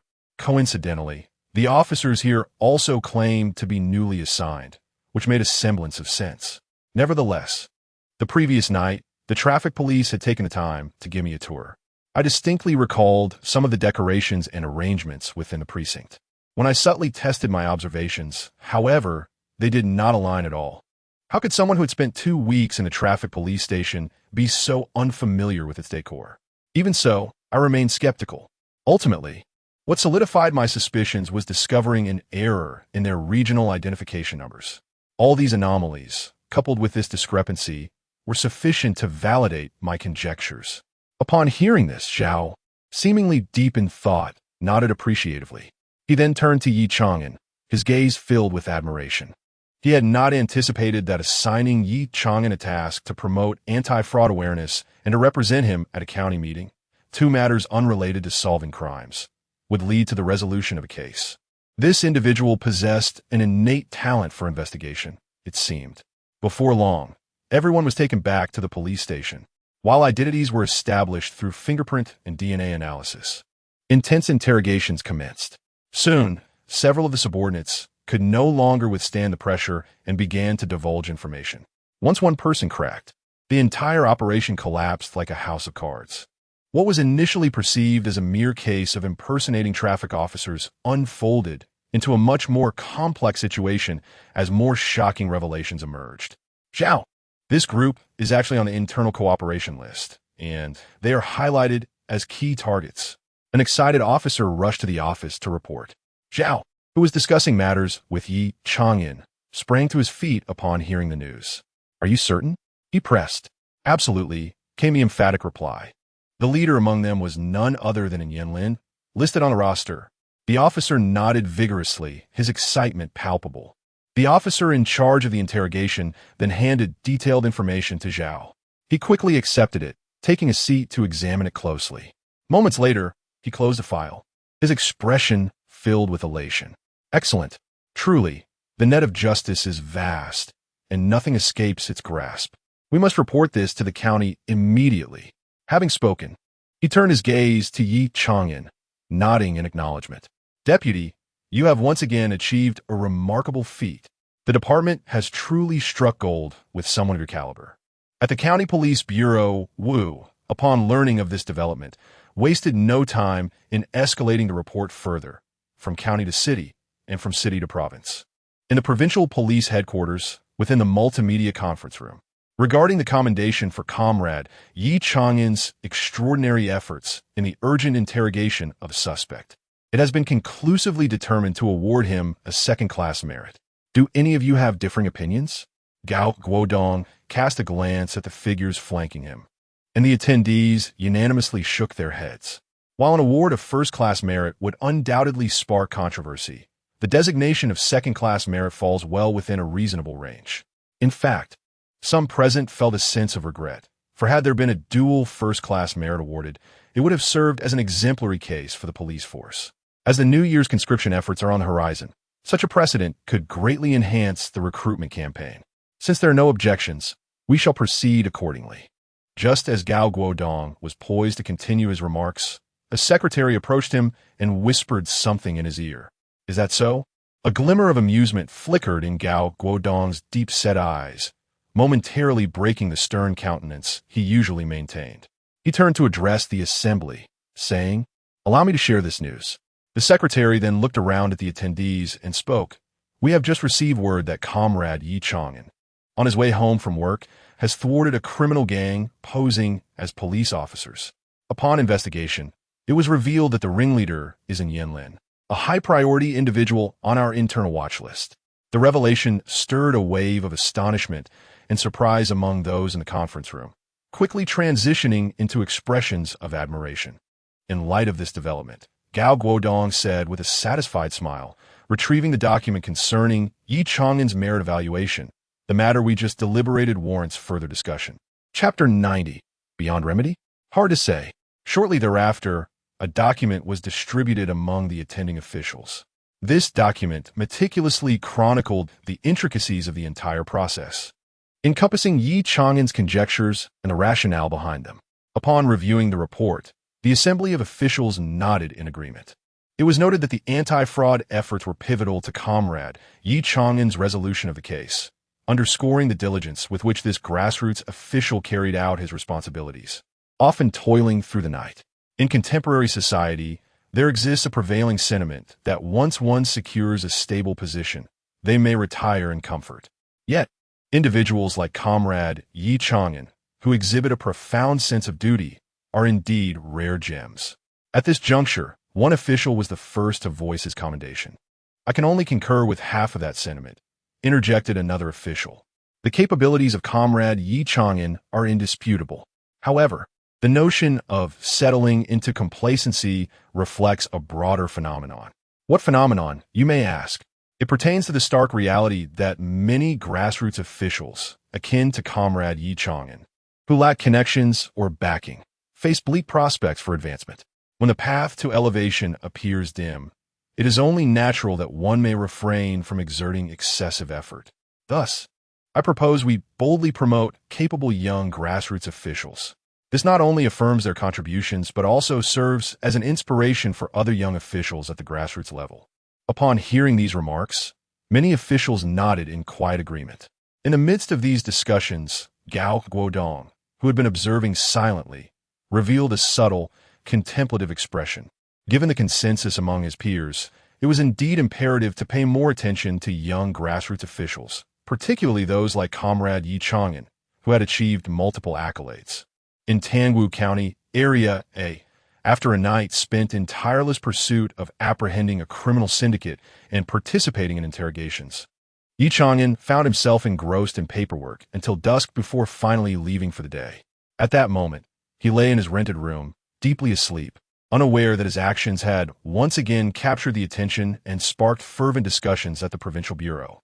The following day, at the A District Police Station, upon Ye Chang'an's arrival, he was greeted by a cacophony emanating from the hall.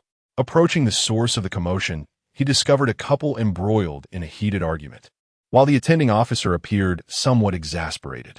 At that moment, the officer, spotting Ye Chang'an, regarded him as a beacon of hope and promptly extended greetings. Perceiving the officer's beseeching gaze, Ye Chang'an stepped forward. However, before he could inquire about the situation, the couple resumed their quarrel. "That's a lie. They are a legitimate financial company. Without internal channels, you wouldn't even qualify to invest," the middle-aged woman exclaimed, arms akimbo and visibly irate. All right. If they're indeed a legitimate company, why not withdraw your funds and reinvest them later without any loss?" the middle-aged man implored, striving to maintain his composure.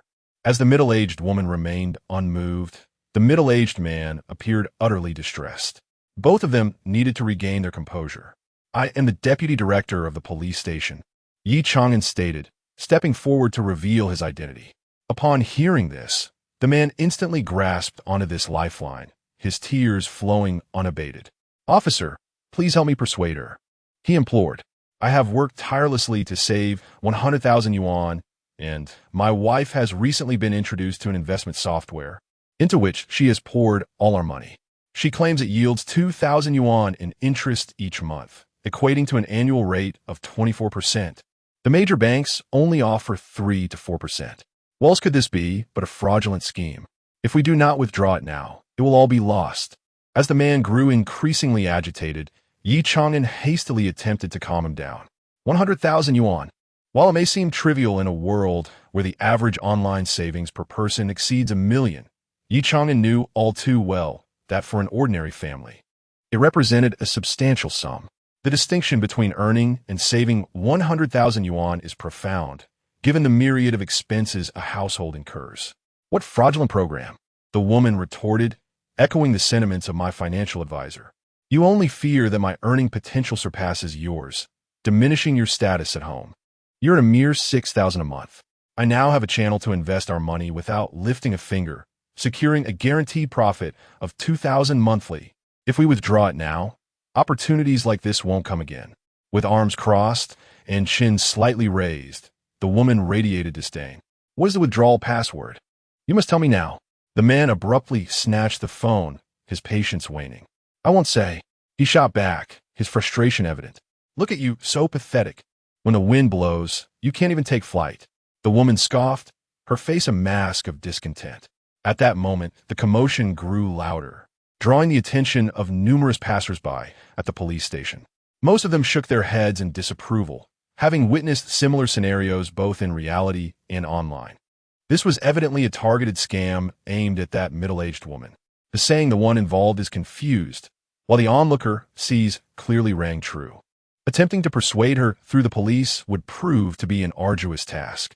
The gathered crowd looked at the woman, their thoughts converging on a singular phrase, beyond salvation. Meanwhile, in an industrial park abroad, a man lounged with his legs crossed, gleefully fixated on his computer screen. Very good, he mused. Once I transfer this sum, I will have completed another portion of my performance targets. Just then, a young man beside him, sporting a bruised face, interjected, "Don't celebrate too soon. The person might wake up soon." The man at the computer dismissed this notion with a scoff. "Those who are waking up will never be deceived. You endured the electric baton. You can't stand to see me thrive. Just practice more." At the same time, within the precinct's lobby, Ye Chang'an gestured for the officers to disperse the gathered crowd. He then assigned one of the officers to soothe the distressed middle-aged man. Once these tasks were accomplished, he turned his attention to the middle-aged woman. "Madam, please compose yourself. As for whether this is a fraudulent application, I am willing to discuss it with you." Ye Chang'an escorted the woman to the mediation room. In a relatively tranquil environment, he commenced his persuasion. Initially, the woman remained with her arms crossed, turning her face away, refusing to meet Ye Chang'an's gaze. Clearly, she harbored a deep distrust towards his position as the deputy chief, perceiving him as yet another obstacle to her financial aspirations. In response, Ye Chang'an maintained a demeanor of complete ease, showing no signs of pressure in the face of such a challenging situation. "Let me test the efficacy of my persuasion skills," he mused internally, a glint of determination flashing in his eyes. In that instant, various scenarios unfolded before him, allowing for an astute analysis of the woman's thought process. 10 minutes later, back in the precinct's lobby, the middle-aged man sat slumped in a chair, utterly drained, as if all vitality had been siphoned from him. Resembling a mere shell of a person, he had saved up 100,000 yuan, with dreams of striving for a brighter future for his family. However, faced with this predicament and witnessing his wife's obstinate demeanor, he realized with a sinking heart that this 100,000 yuan was likely lost. Sighing at that moment, Zhao, who had just begun his shift, learned of the situation and couldn't help but exhale deeply. He glanced towards the mediation room, shaking his head gently. Such occurrences were far too familiar to him. It was nearly impossible to persuade individuals in these scenarios. At that moment, Zhao could only silently pray